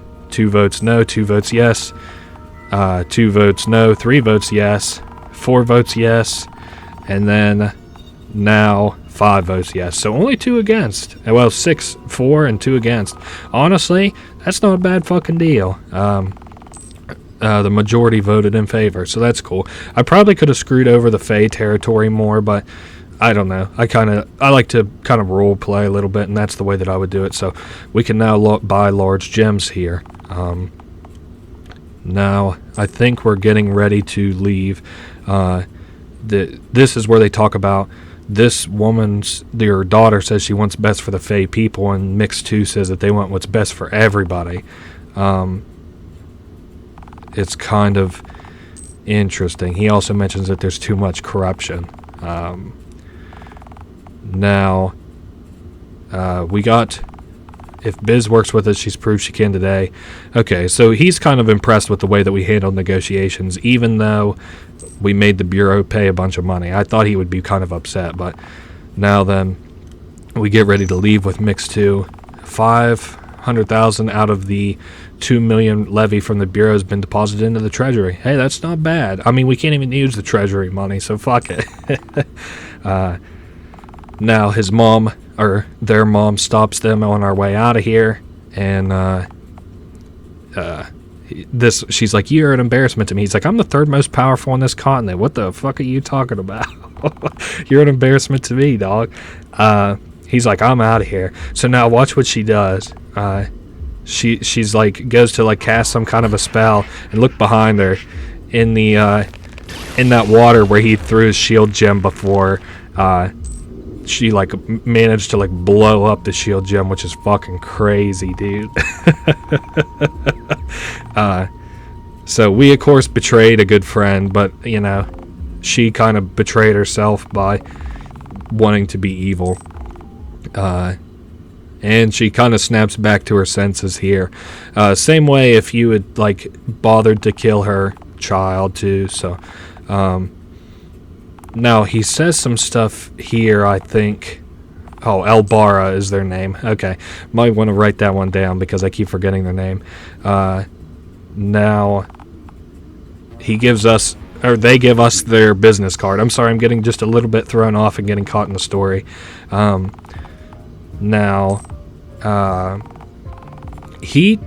they talk about something kind of interesting here.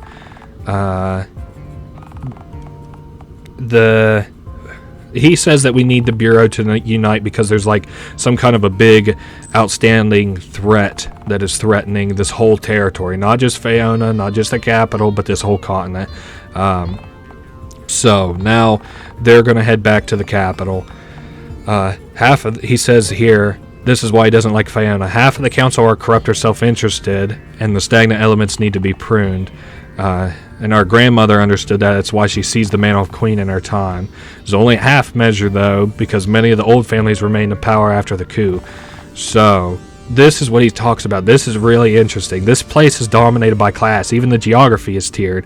You're familiar with the nobles, but do you know your people? This is so fucking cool. The level design and stuff is something that you don't even notice until you like start to play. So like up here we've got this beautiful fucking territory, right? We've got these lovely fields of gold and shit, or these nice lush fields where all these that's like the super upper class.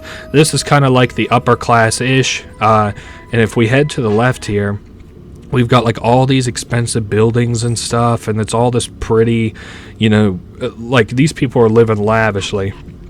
But now if we head down, Picts, who are nearby, also have like, some houses. I consider them to be shittier houses, but they're probably happy with them. But they're considered kind of like a second-rate sort of people in this world.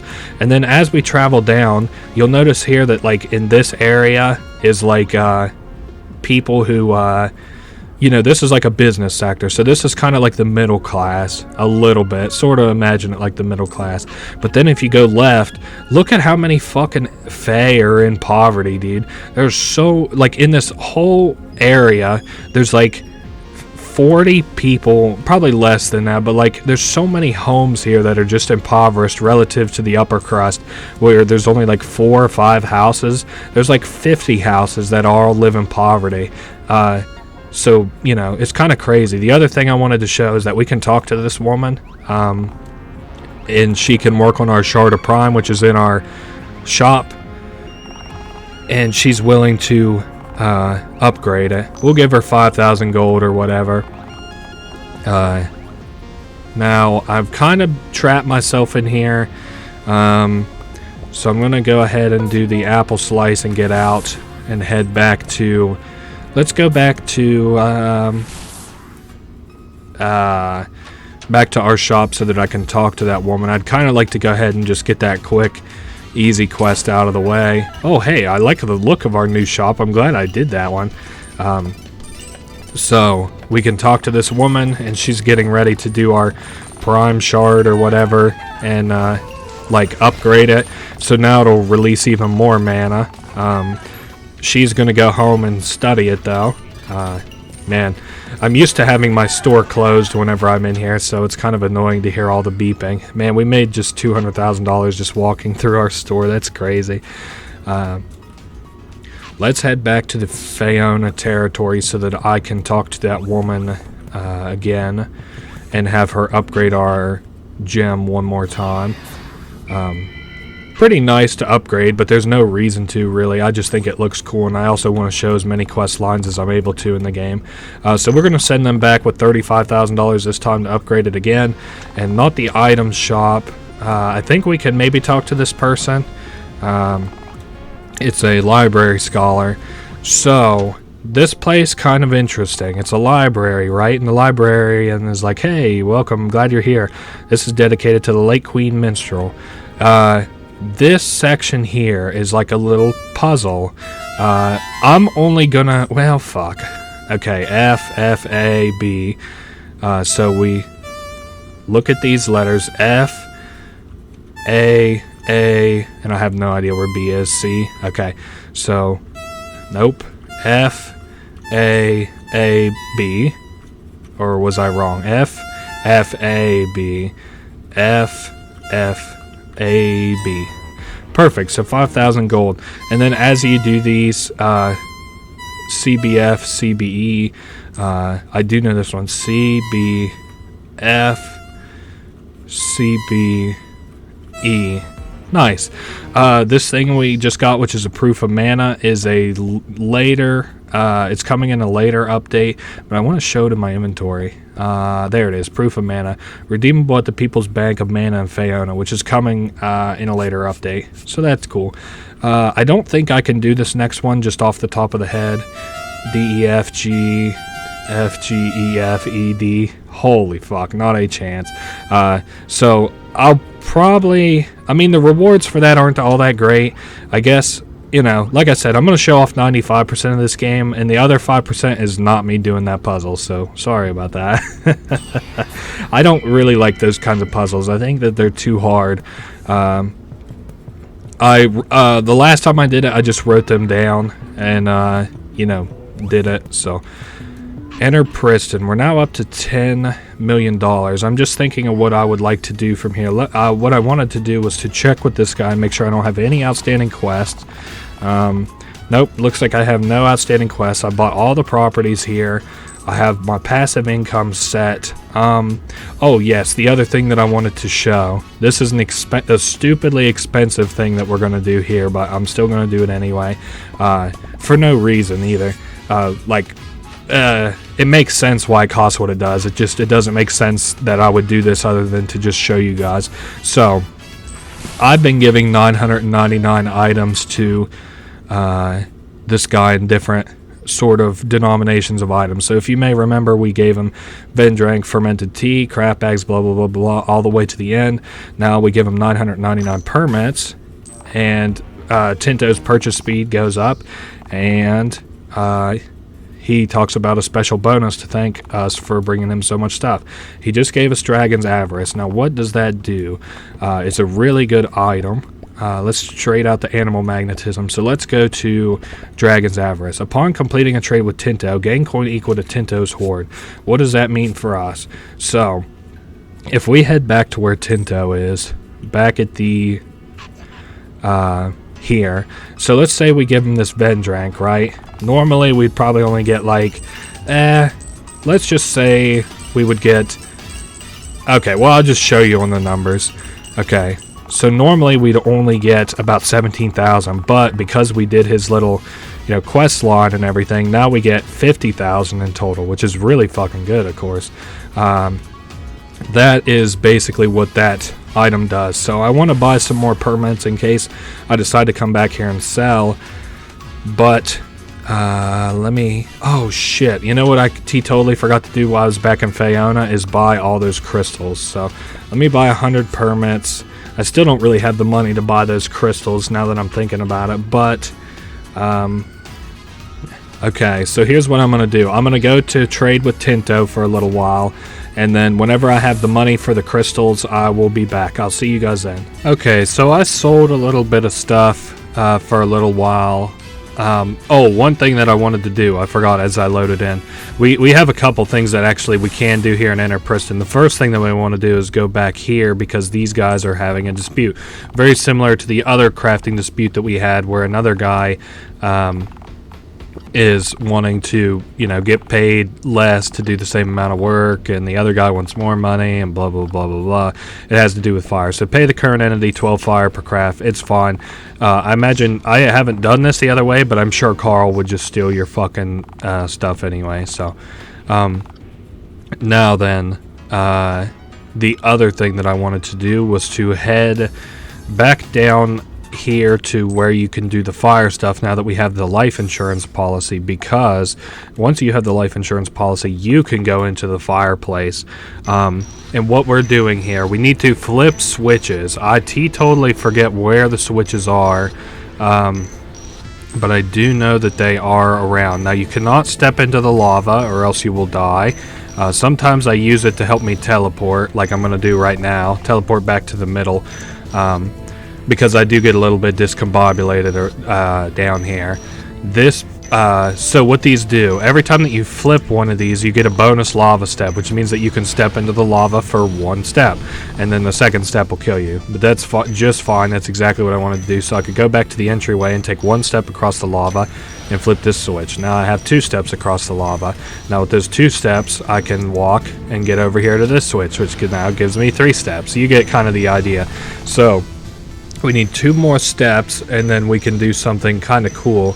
Let's see. I think I'm not sure that this is where we need to go just yet. I think this is where 4 is. Let's see. I'm just kind of walking across this fire a little bit riskily. 1, 2, 3, 4. Perfect. 1, 2, down. Okay. Up. Perfect. Now we're up here, and I can go ahead and flip this switch. That's great. Now I'm just not certain how to leave. Do I just leave the same way? Yeah. Okay, so I'm going to throw myself in the fire just so we get teleported back to the entryway. Now we just have one more switch that we have to hit, which I believe is on the right side. If I'm not mistaken, it's not there. It's not ahead. Might be to the top left, I guess. I'm just trying, trying to get there. Without wasting too much of your guys' time. No, I don't think it was there. Let me throw myself in the fire again. I always get so discombobulated whenever it comes to this part. So we flipped these 2 switches. Was there anything in the top right that I could have, flipped? Or the bottom right, maybe? Oh, yes, it is, actually. There's this little pathway you can go up on the right side here. Aha, there we are. And it leads you up here. Now we can step across this fire. Well, not right there, I guess, but step across this fire and flip the last switch. Throw yourself into the lava. Just walk all through it, because the last place that we have to go is dead up the middle to the left a little bit. This is all to unlock. Well, I'll show it to you. So we go into this room. There's a apple chest that we can open. Critical chance +1. That's great for me. We're going to open this with Wild Ascension. And then there's a dimensional entity in here, the one that's been helping us craft. And he invites us into his little area. It looks kind of weird, but I don't know. He's chilling. So now he talks about how those guys are ripping us off or whatever. And he's going to set us up where we can craft Battle Pass candles inside of our shop. It'll cost a little bit more fire per candle, but there's a pump back in the room that we just came from, and we can tilt it or set it up so it'll give us a little bit of fire. That fire we get every time that we sell a Battle Pass candle. So let me go tilt this, give this pipe a spin, and then I think we get... Okay, yeah, every time we sell a Battle Pass candle, there's a chance that free fire will be deposited in our crafter. The amount of fire will be equal to the top score from the collecting fire as the bird. So now, every once in a while, whenever we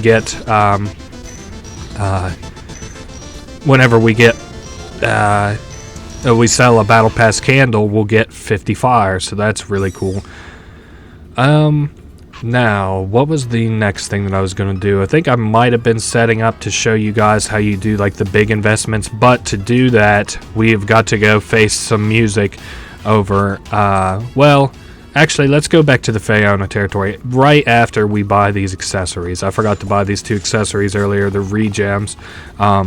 And if you run out of the regems, you can run back to this woman and she'll restock them. I don't care. I don't ever buy the regems usually.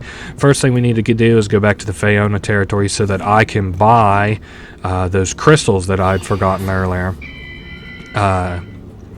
So we can start working on that power. I was just looking to see how much mana that I have in all of the liquor items that I have, like all the alcohol, and I can make 20,000 mana, so pretty wild.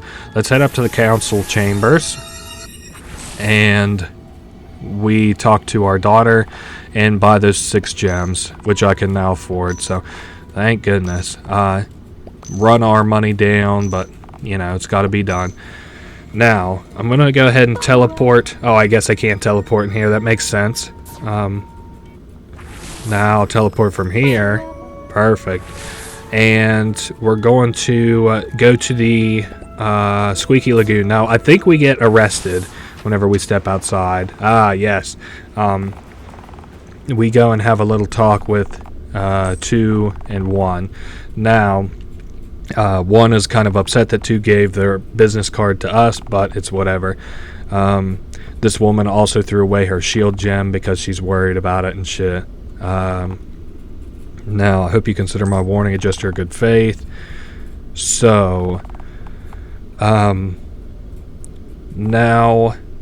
I'm trying to think what they would talk about. Oh, they're talking about who would be the best to combat Illuvia out of us, these businessmen and ladies. So, it's a country where those G-Knights are from that we visited, or we talked to earlier back in Enterpriston. The G-Knights themselves aren't a problem, but they do have a genius savant scientist, someone who, is making things hard for us, I guess, or they have the potential to, like, combat us. So, Devard is him on the top left, I believe, and he's repelled all attempts to convince or capture him. You'll notice here that night lady that we met earlier, Cora the Blaze, is made it back, and she has the 5th Bureau business member and the 3rd one in her possession. So the 3rd has defected. She's willing to assist in exchange for asylum. So kind of interesting. Even if you kill 3, they just say that they'll make 5 talk or whatever. So it doesn't matter really what you do. You're kind of fucking things over a little bit, but I prefer not to kill 3. Now, I guess these people have been like attacking the neighboring continents, and they think that we're next. So we don't have time for power squabbles amongst ourselves. Now, we got the gems sorted out, and as soon as I have the gems completely sorted out, we can talk about who's going to confront the CEO here. Now, she talks about, I promised Queen Baromir that I'd get her involved before confronting the CEO. So that's the lady that's in that abandoned castle that we had before. I'm not going to get her involved. The reason being, she will overwrite any other ending by being there. So I choose not to bring her. I think she's annoying, because it doesn't matter who else you have with you for the other endings. Her ending automatically goes first. So now, thankfully, this girl was out front, waiting on us and stuff. Odina's back at the lab. She wanted us to swing by. Now, we get another sort of little ethical quandary that we can deal with, that I wanted to show. We're going to head back to the lab, the actual underground lab, Dr. 3's lab. And we can see, well, not this fucking way, huh? We can see what she's been working on since we've been so busy with the negotiations and stuff. Let's go down and talk to her before I stop back in the power plant. Flip the switch. Perfect. And nice. So this panel, she is able to do some configuring and stuff. She was hiring and firing people. Now, she created a gem because of the mana that we'd been giving her, and it's a very special sort of gem. It's her magnum opus, the best thing that she's ever made. It's the subjugation gem. It can bring someone completely under your will. So basically, it's kind of like that Harry Potter spell where they'll do whatever you tell them to do, sort of. Now, she's like, just use this on the CEO and you win. Plus, it breaks after 1 use, so it doesn't matter. We tell her, like, this is evil, you should never make any more of these, but what she's gonna do is put it in the incinerator and then offer us the choice of whether or not to destroy it. And she's like, I don't even want to know, so you just do whatever. She just puts it in there and leaves. So now we get the choice to go and either pick it up or to set it on fire. The choice, as you might guess, I'm going to blow it up. So fuck that gem. It's too powerful. Nobody should have it. And I'm going to run our gas bill up and leave it on fire. So now that we've done that, we can talk to Odina, and she's like, don't tell me what you chose. I prefer the surprise. So, okay. Now the other thing that I wanted to do, I wanted to show these gems that we have down here now. We'll just put these into place. So each one gives us 750. I guess technically, if I'm... No, we would need all of these to be powered up in order to power the whole city. I was thinking for some reason that we wouldn't. Oh, wait a second. Hold up. Now we have enough power, but there's something kind of unfortunate. I'm going to teleport out of here, hopefully. Shit, I can't teleport. Well, we're going to get stopped on the way out. And, Mr. Lope, he's gonna, who owns this company, he's like, well, I'm glad that you have, that isn't Mr. Lope that we're talking to. He's just happy that the place has been brought up to snuff. But,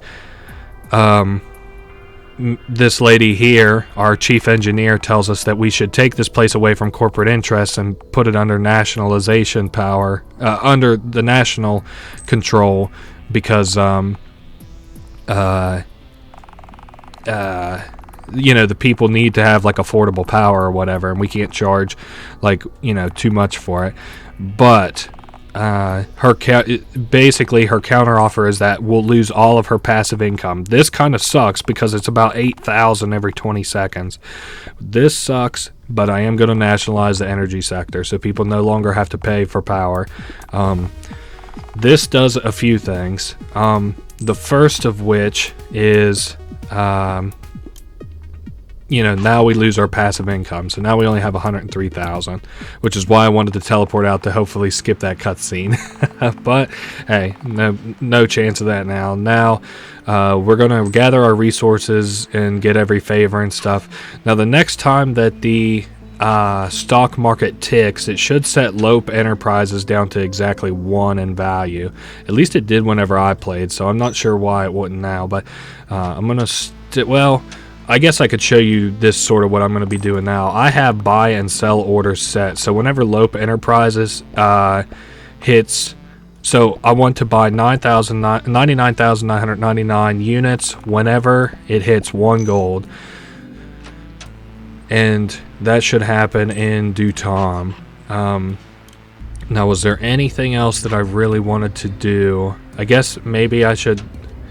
I thought Lope Enterprises went down in price, though. Oh, well, let's influence stock trends to bring Lope Enterprises down to 1 gold a stock. I'm sorry, I thought that it, went down to 1 gold, but I guess I was wrong. Now, the other thing that we need to do, this is pretty well your biggest money maker in this point of the game. So I already own the maximum amount of Mr. Tony stocks and the Haytech stocks.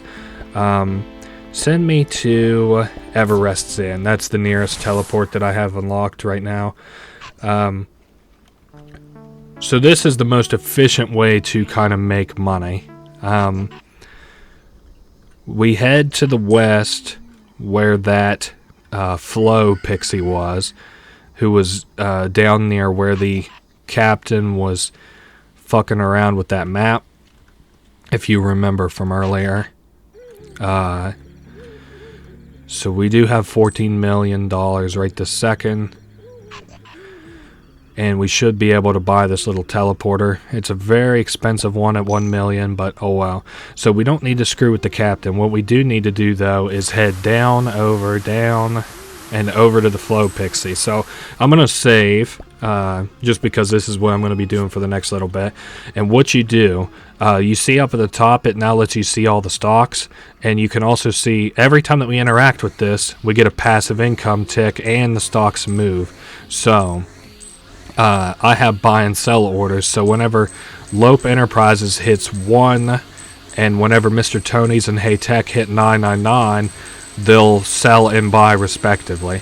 So I'm going to let Haytech go ahead and hit the max and let Lope Enterprises hit the minimum of 1. this also costs EXP, which I've been storing for a little while now. Okay, so Haytech hit the limit and Lope Enterprises also hit their limit. So now then, I go over to this little thing right here, and we head to the Squeaky Lagoon. And we want to go interact with our birds so that we can influence our stocks. So right now we have 24 million, right?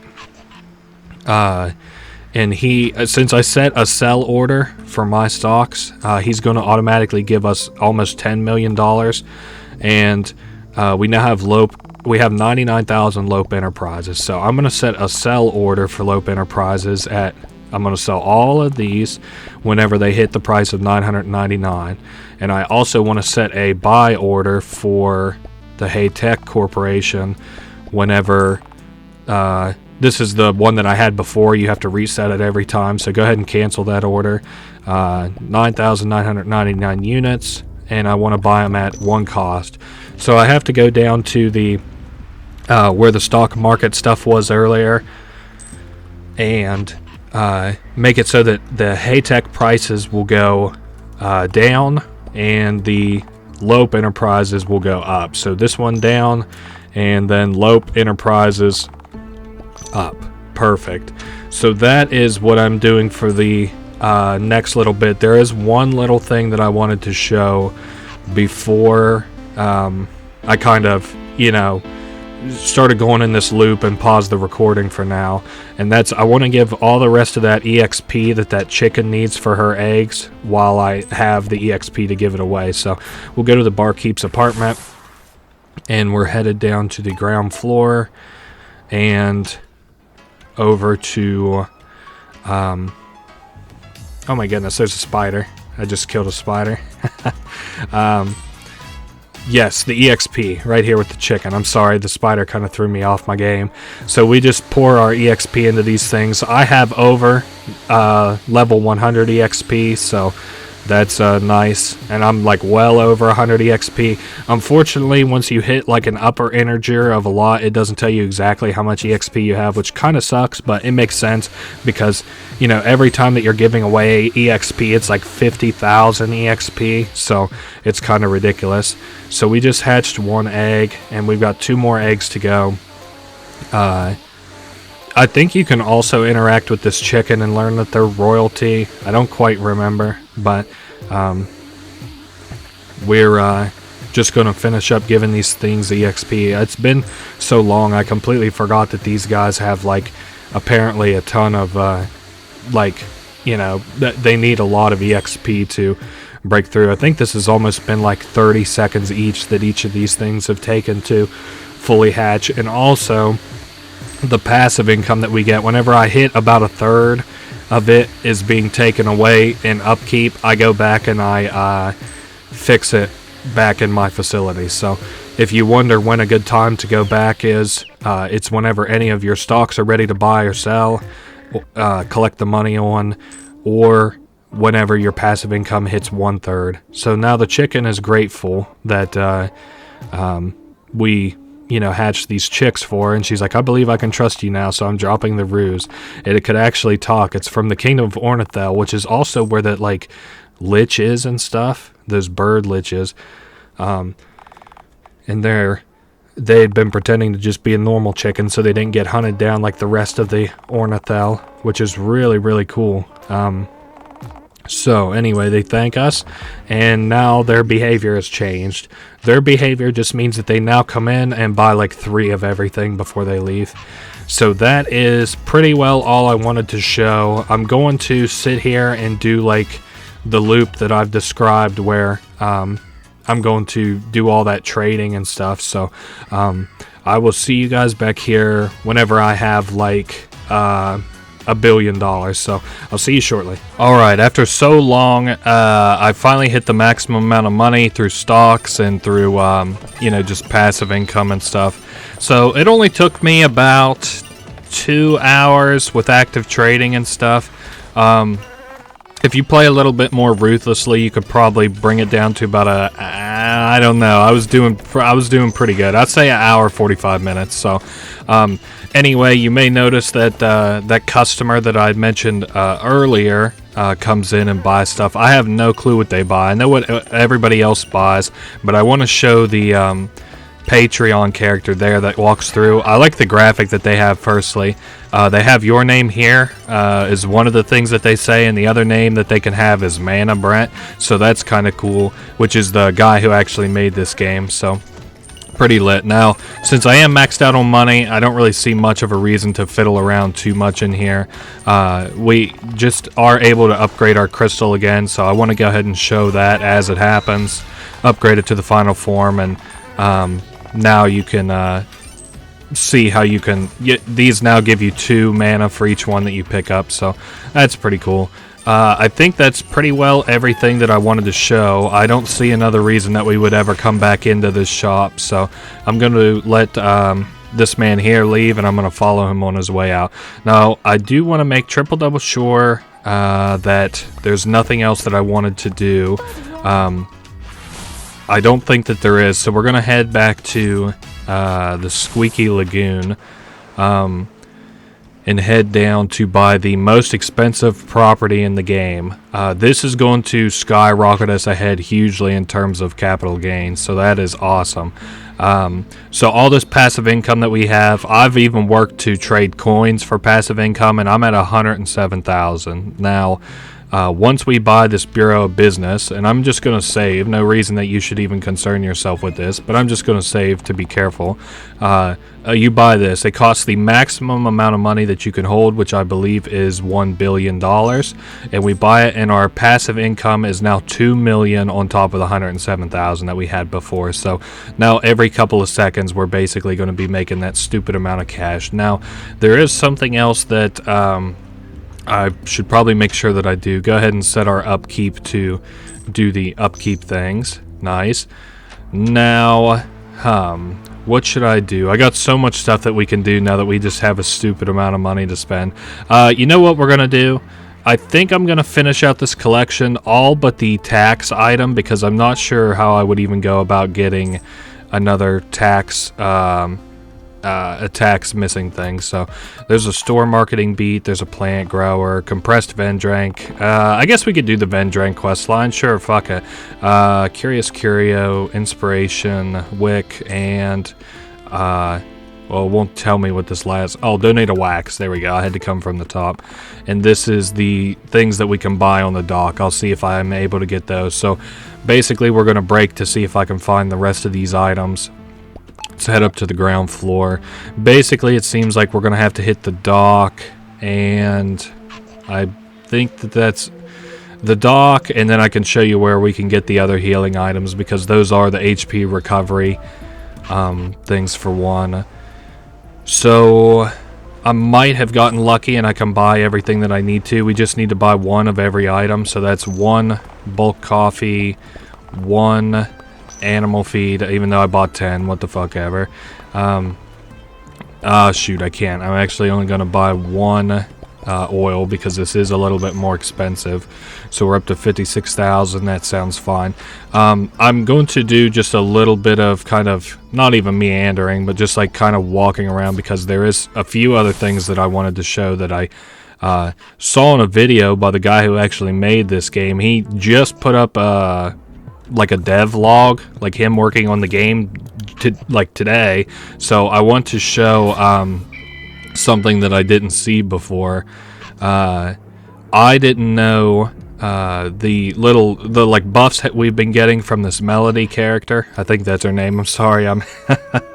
We're now up to almost 10 hours, I think, in this let's play. So you'll have to forgive my not even brevity, because that implies shortness. But you'll have to excuse my cloud-headedness. So we go to the old palace, right?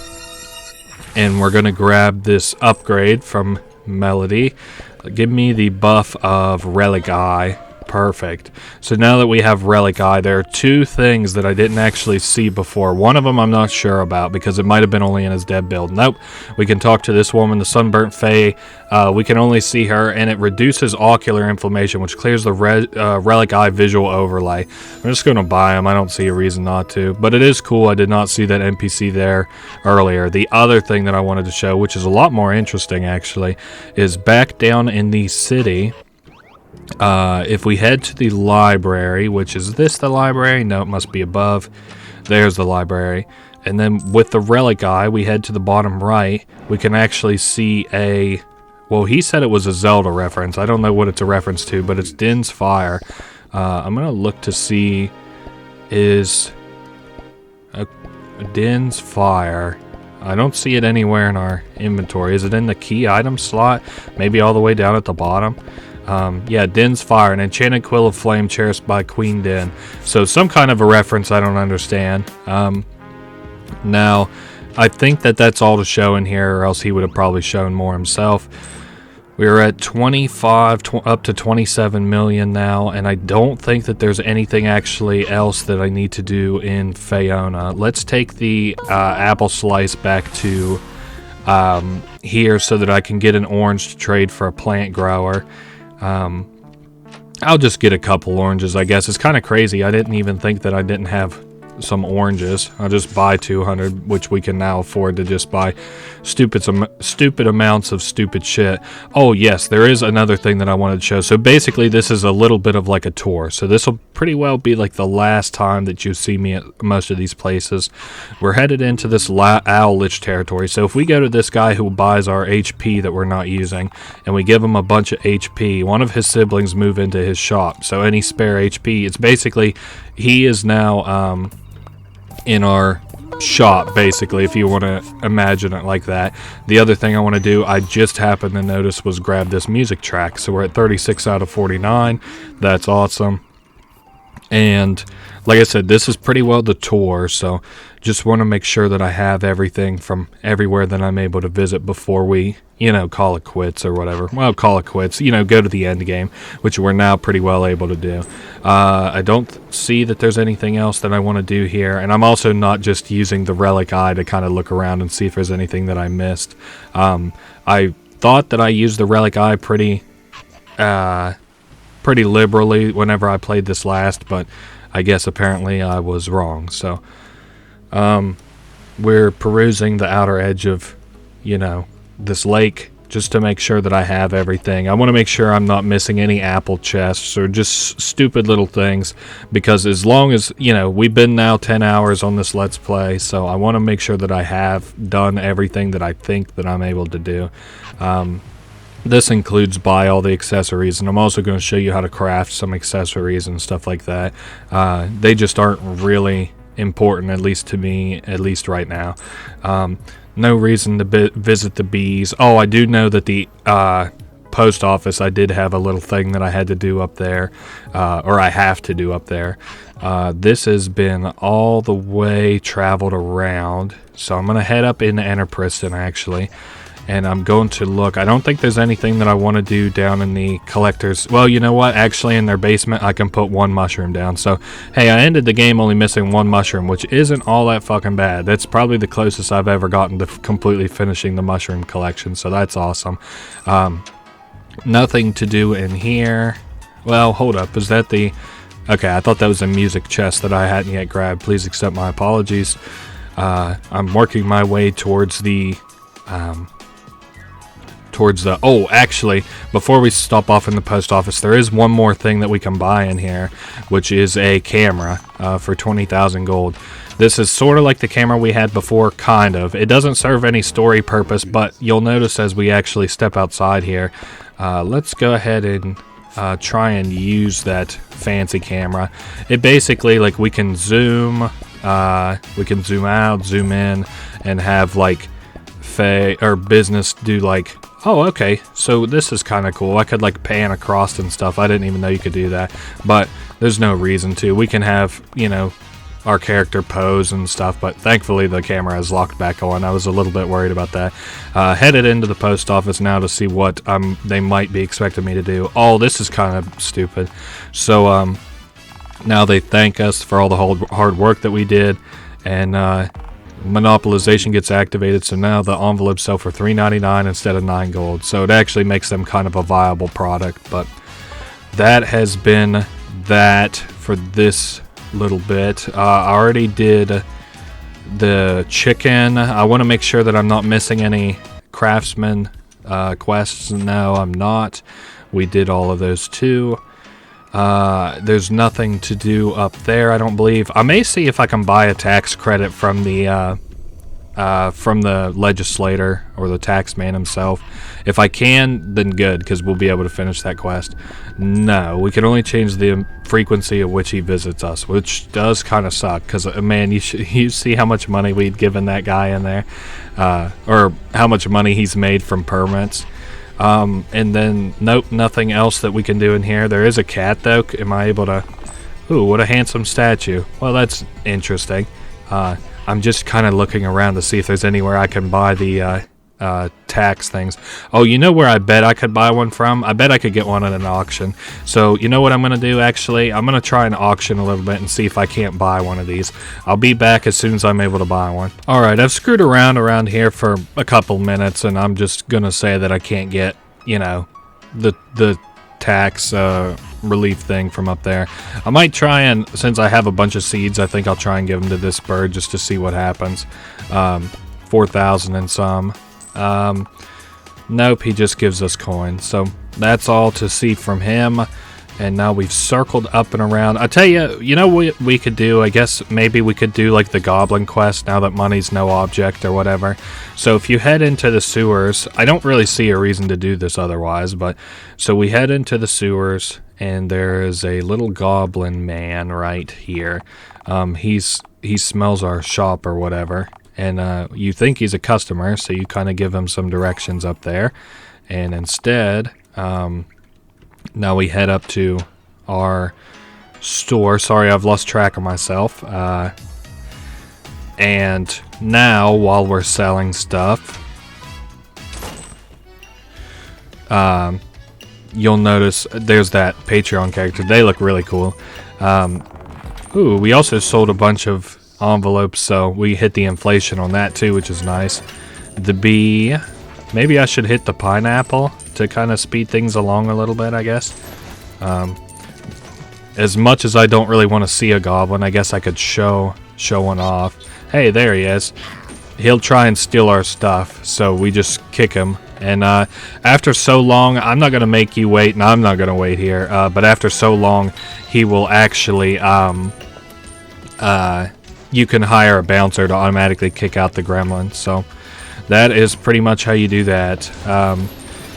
I'm doing this because it speeds up the animations in here whenever you interact with stuff, so I am headed out now. And I think that that's pretty well all that I can do in Enterpriston, except for this little accessory crafter, and I do want to buy all the upgrades. So we buy this upgrade to put this down lickety-split, same way, or same thing for all of these. These just basically put down the items instantaneously instead of there being any kind of a delay. Again, no reason to even buy the upgrades for the permits, but oh well, we're made out of money now. I don't think that there's anything. No, there's nothing out this way. Although, wait, hold up. This is what I wanted to see. You can make crafting even easier. Like crafting now has a chance to crit. This puts a dog in the craft house. That puts a bee in the craft house. Craft bag quick placement, which lets you put, if both the knickknacks and curious curio are empty, it'll let you put down all of your holding of one of them. This lets you place 6 fire at a time, but the fire, you have more of a chance of there being like a fire inside of your building. So now we can already bought the phone upgrades. Apparently we just upgrade the speed of the clock. It's just, I mean, this is all kind of chump change to us now, even as the upkeep gets more and more expensive. Now we'll buy this painting upgrade. I guess we could do real quick. 999 art. Whenever we have extra art, it'll automatically sell. There's nothing else to do here, and I don't think there's nothing to do there. So here, we can craft together items that are similar to one another into an ultimate item of that type.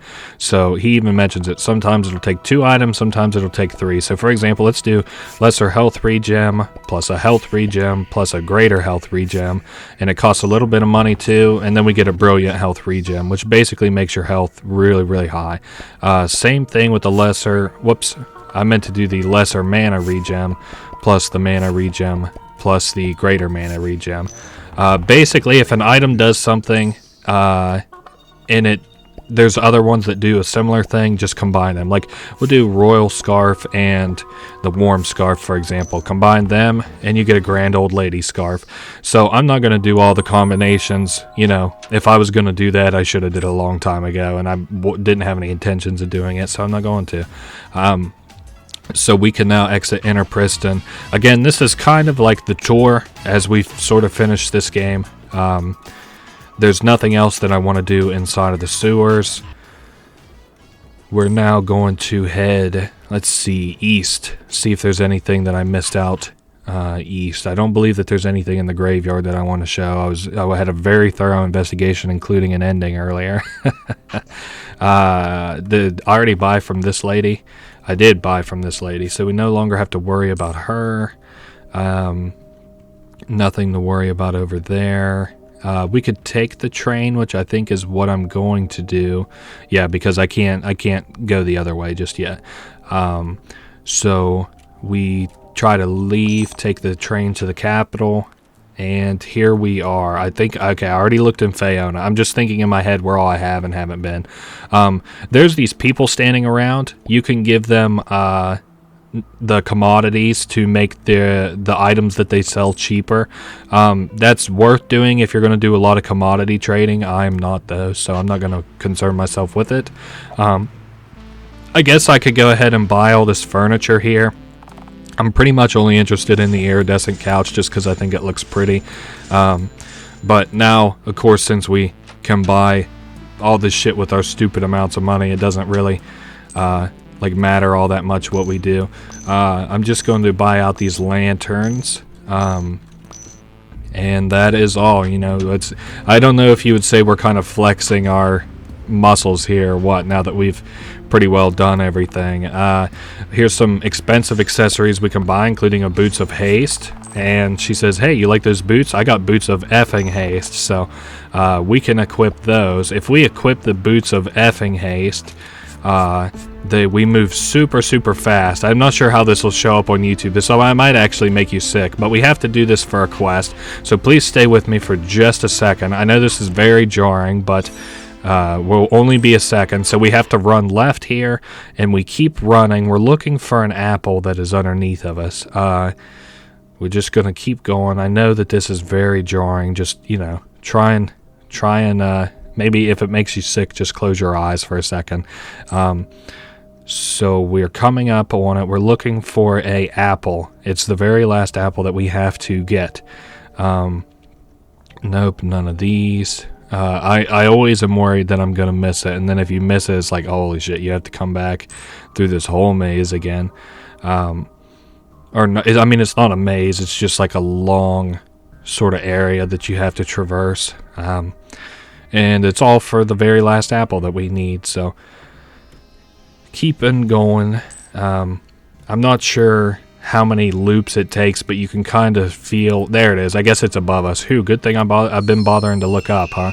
There is the last apple. So we're going to actually go to the apple maze, and I am going to unequip the boots of effing haste, and I'm going to equip the boots of regular haste. There we go. Slowed down. Things are a little bit more tame. So now that we have the boots and the shield on, I'm going to pretty much go ahead and wipe the floor with this if I'm able to.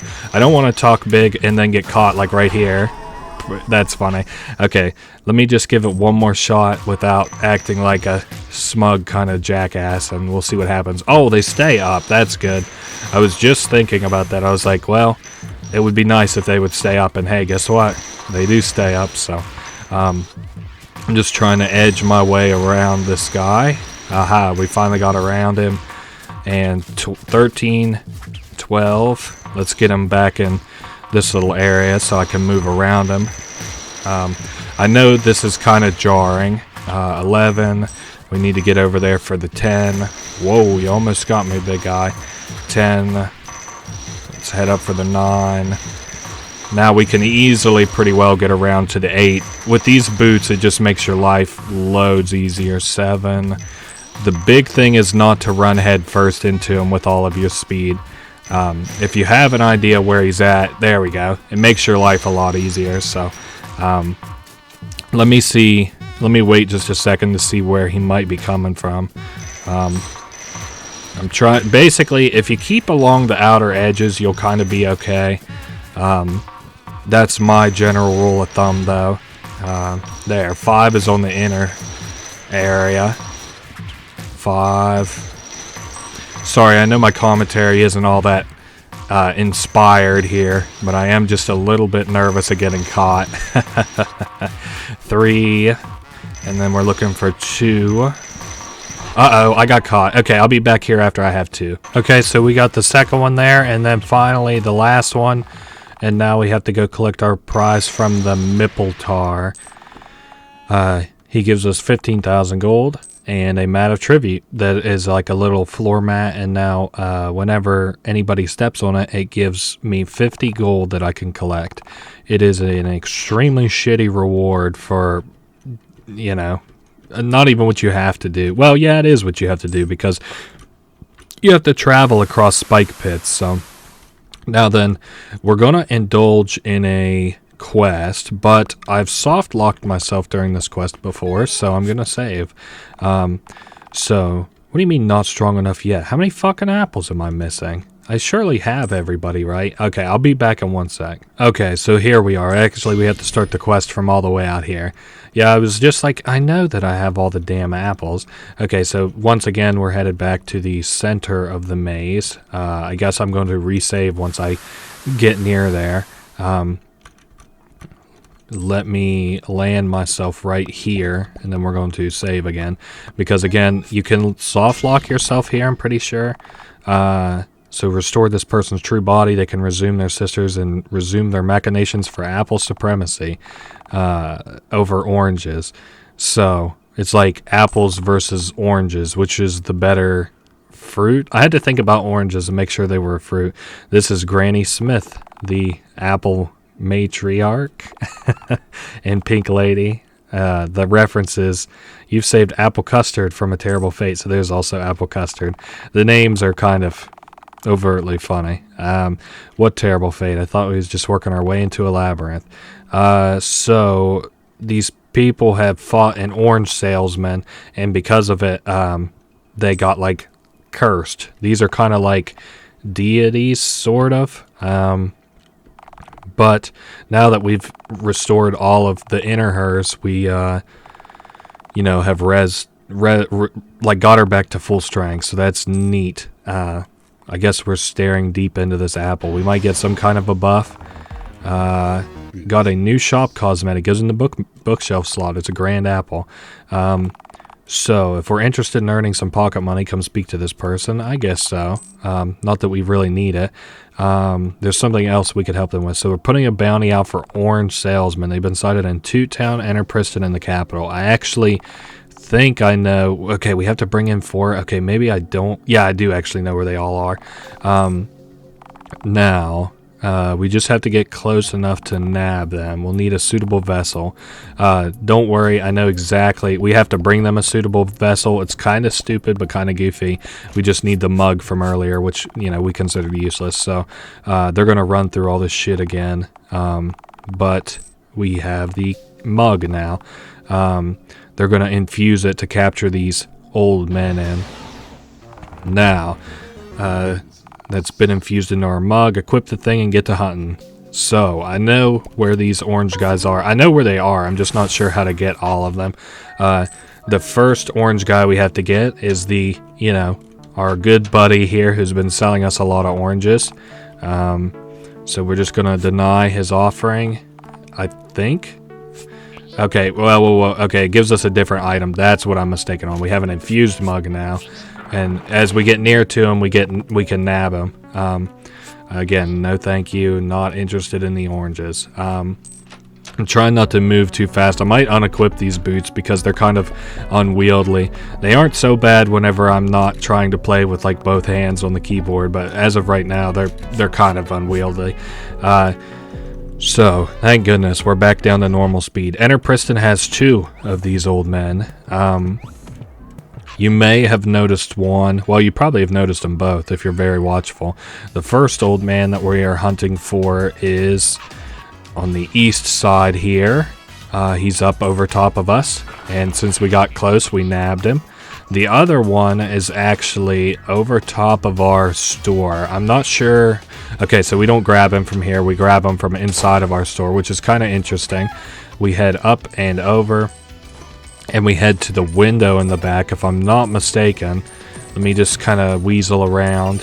He'll walk by sooner or later, I'm pretty sure. We just have to keep a lookout for him. I guess in the meantime, I could go ahead and... Yeah, there he is, there he is. Shoot, I missed him. Okay, so we have to probably be here whenever he swings by.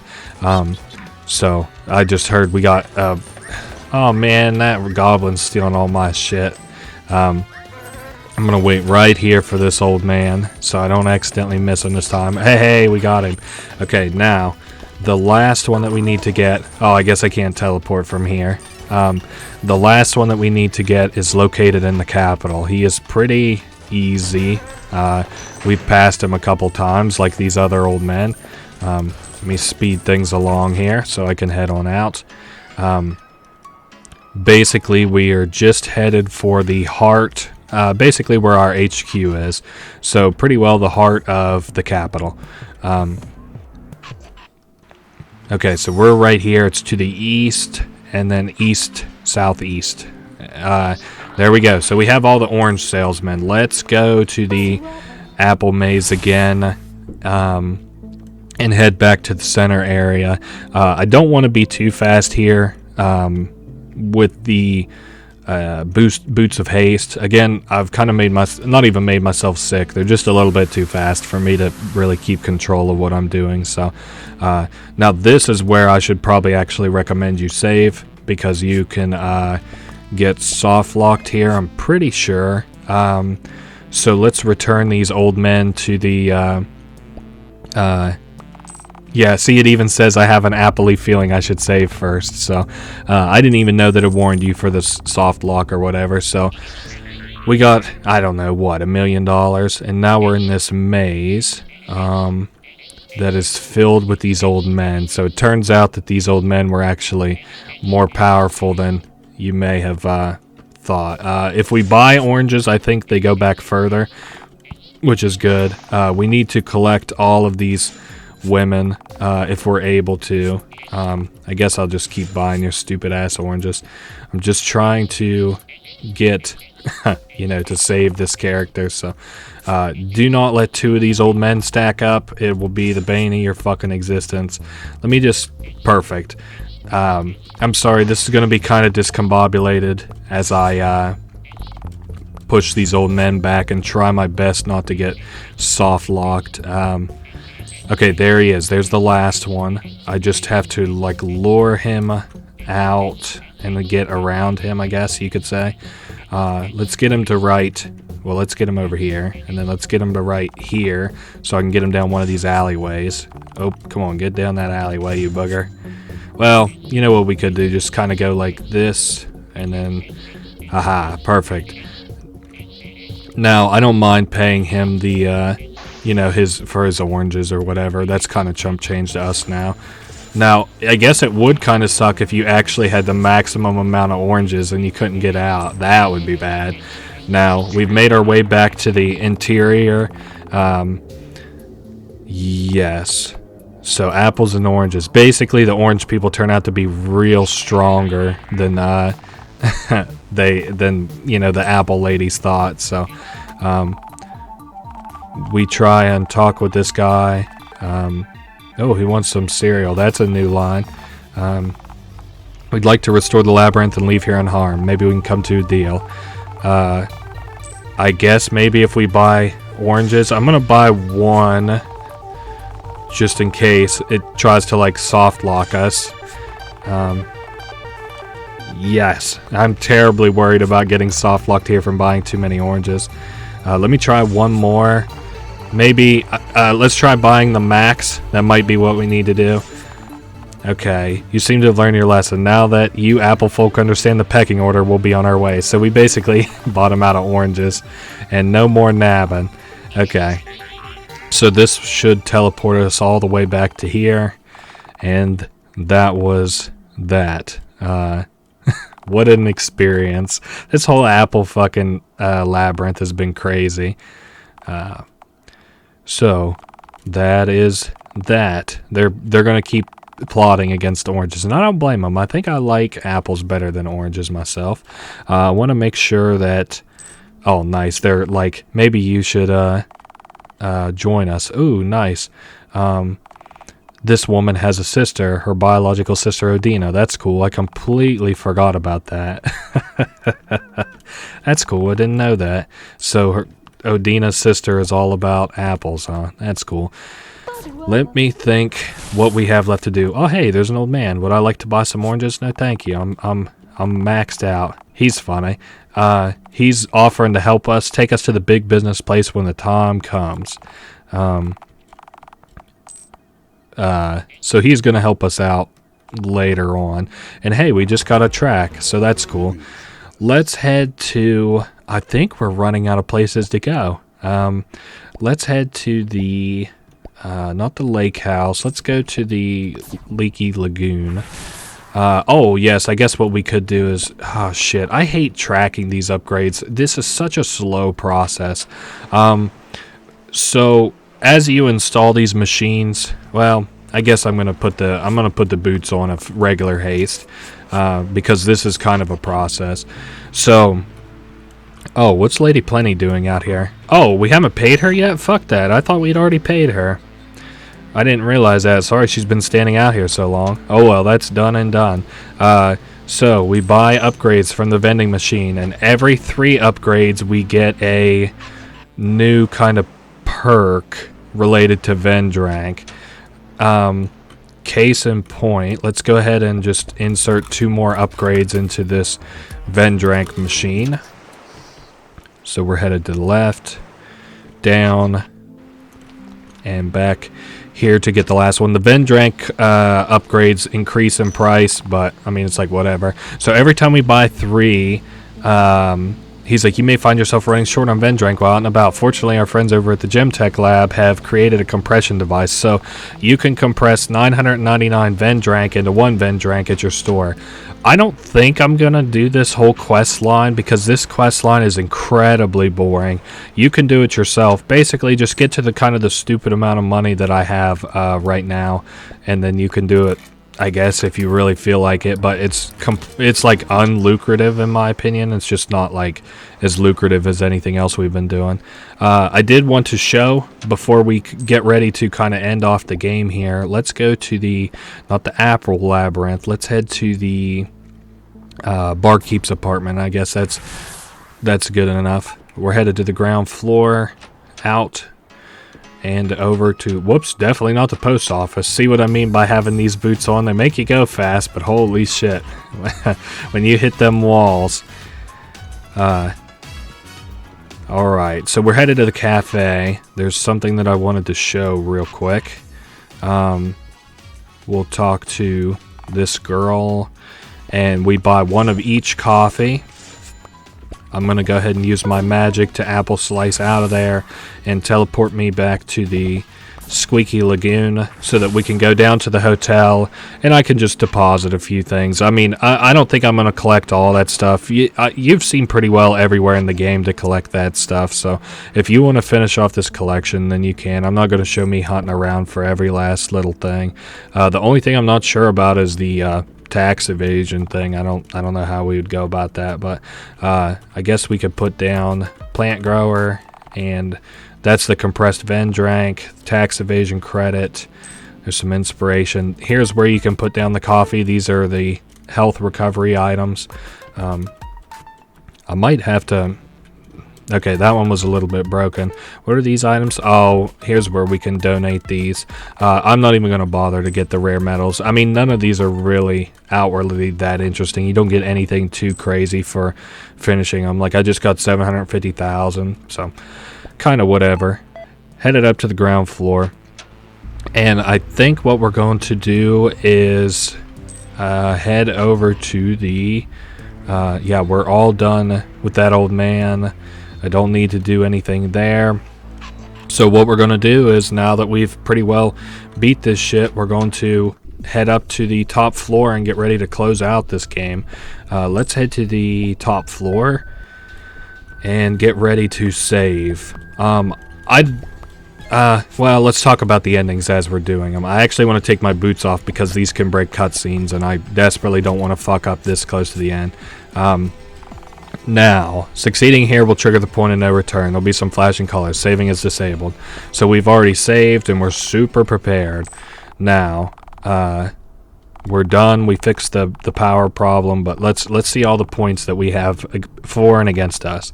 So we resolved the energy crisis. That's a point for us, and we took it a step further and nationalized the energy sector. So that's another point for us. We arranged the train service to begin serving the public. The oil barons hated that, and we had to maintain a good relation with them, but I guess she's happy that she can blame it on me. What the fuck ever. This seems like a point against me, but we're going to go with a point for me. We also accepted Lady Plenty's proposal to improve the water supply. And so she says something about a Vendrank contract. I don't know what the fuck she's talking about. We also negotiated against the Bureau during the gem contract, which kind of sucks, but, you know, oh well. Now we saved Mix2's life. That's another point for us. And then she thinks that we had murdered 3, but the reports from Alluvia proved her wrong, so that's another point for us. She's grateful for that. And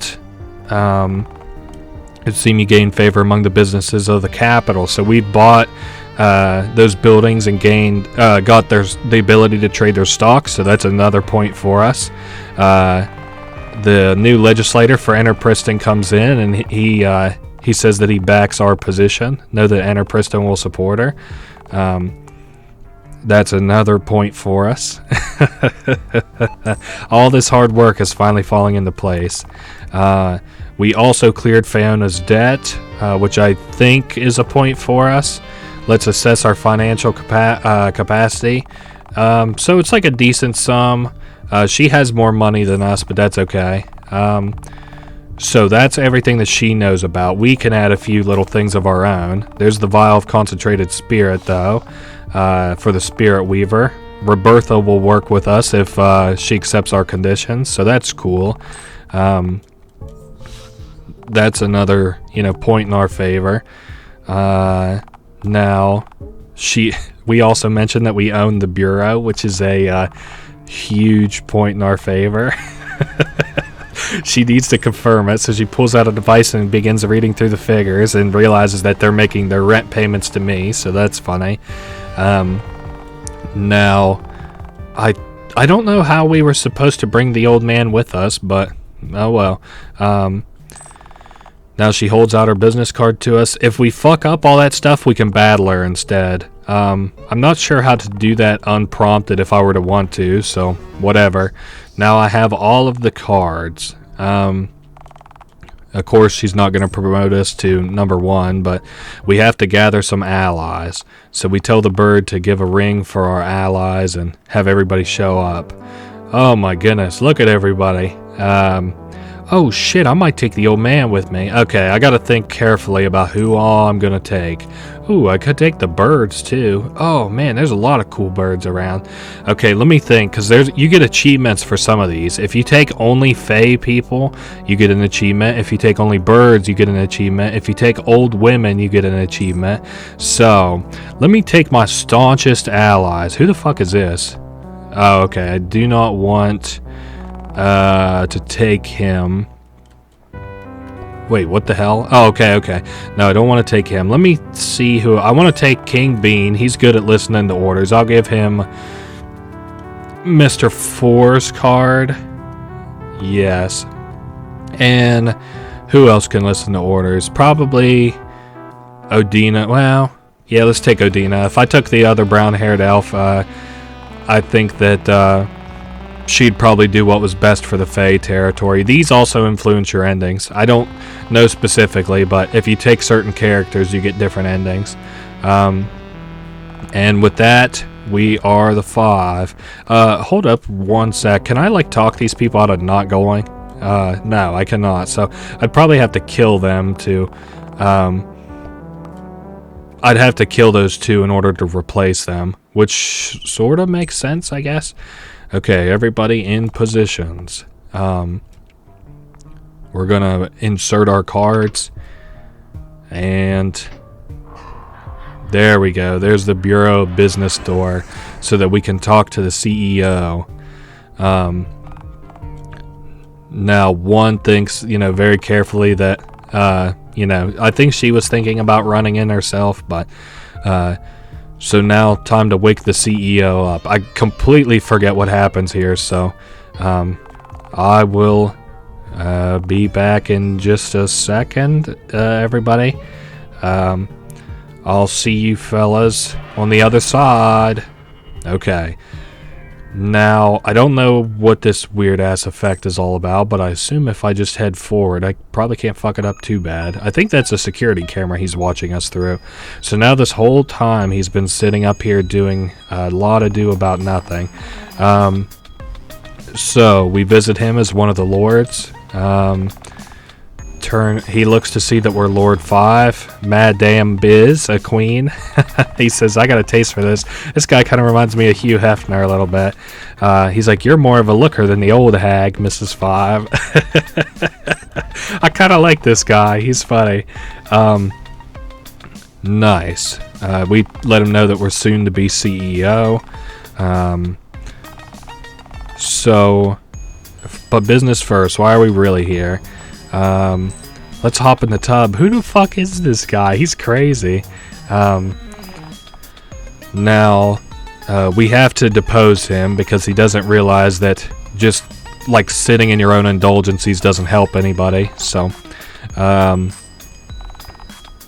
now, Lords of Business will not follow this guy, we say. He says, I can just make some new ones. I don't know what the hell... Feign attraction, issue eviction notice, or call top lawyer. I guess these are all like the different things that you can do to evict him. Fuck him, dude. I own this building. Suck my dick. I'm giving you a notice to evacuate the premises. Standard Bureau regulations dictate you have 5 minutes to leave. So, I guess, he says, no one has that much money except for me. Man, you would be fucking surprised. Man, we made a goofball out of this CEO, huh? I'll save up and buy my place back. Well, we'll see what happens again. So we've kicked the CEO out. He said, all I need is another trust fund. Damn, so he's been sitting in his own lap of luxury too long. You can also bring the queen up here, but I don't like it because... she overrides your ending and comes in here and kicks him out and then becomes the CEO. So, not the queen, but the old one, who lives in the old dilapidated castle. So his wealth is being redistributed. This will help the people. It's going to boost the economy. Nice. So I guess we've kind of become the bureau, sort of. Well, we've definitely become the CEO. And that seems to be that. The Bureau of Biz. So nice, we made it to the top after all that fucking time. This is easily my longest Let's Play yet. I don't think that there's any post-credit thing. There's probably just regular credits. But I just wanted to say, this has been a hell of a game. I don't think that I'm going to cover this anymore. If this guy ever makes another game, I'll probably play this. But, considering that I've done like 95% of everything available in the game, almost like 100%, and I've shown a couple secrets and stuff, I think that I pretty much had my fill of this game. It's been really cool. I doubt extremely highly that anybody makes it all the way to the end here, but if you did, of course, thanks for watching. I hope you enjoyed it as much as I enjoyed making it. Lot of a lot of passion went into this game, and so I wanted to give it an equal amount of effort in terms of doing a let's play for it. I wanted to be sure that I showed just about everything that I could in it, because I do think it deserves some more recognition. It's a lot of fun. I had a blast playing it. This is what tycoon games are kind of all about, sort of. But yeah, I can't wait till the next one, and I also can't wait until we get to see some more updates, like the shop that's going to be in the Fae territory supposedly. And yeah, if you like this game, you should definitely buy it. It was, tons and tons of fun. I think you would enjoy it too. So yeah, be on the lookout for this guy's projects. I'm going to have the Steam page down in the description, but I'm also going to have a link to the website, which I think looks cooler than the Steam page. So I feel like you should have an idea of where you can buy it, and also where you can learn more about the game. So that seems to have been the end. I just want to thank you guys again for watching. And he says, thanks for playing. So that seems to have been it. Now, I do want to say real quick that there is a new game plus. I also want to say that I'm probably not going to be showing it off, but there is achievements related to it. So I sort of figured that there would be a post-credit scene, and it looks like there is one where we're planting some grass, or not grass, but planting some ground. And Odina says, well, at least I planted one. That's pretty funny. I am not sure. This is the first time I've ever gotten this ending. So we give her the job of painting, and it looks, or planning, I'm sorry. And now we get to see this really cool cinematic here. I really like this.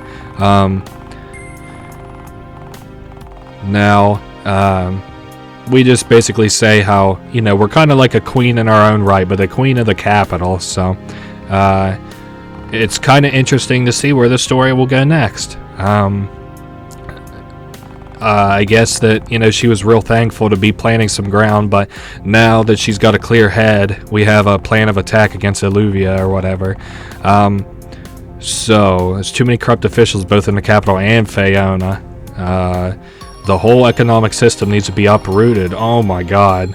Lady Plenty proposed an interesting alternative that looks good on paper. I'm interested to see what this is. Now, we have to, fight against this Queen of Een, hopefully, in the next game. So, just right now, we'll do that in the next game. But for right now, we're gonna enjoy this sunset. Yeah, I'm sorry if I'm a little giddy. I just had a heck of a time playing this game. This is another one of those that I really like. You can see here the lords that we killed and stuff like that. So yeah, we can create a new game plus save here. There'll be some changes of gameplay. Some things will carry over, some won't. Create a new game plus save file. I'm not going to do that. So that's been this game. I hope you enjoyed. I'll see you guys next week. Later.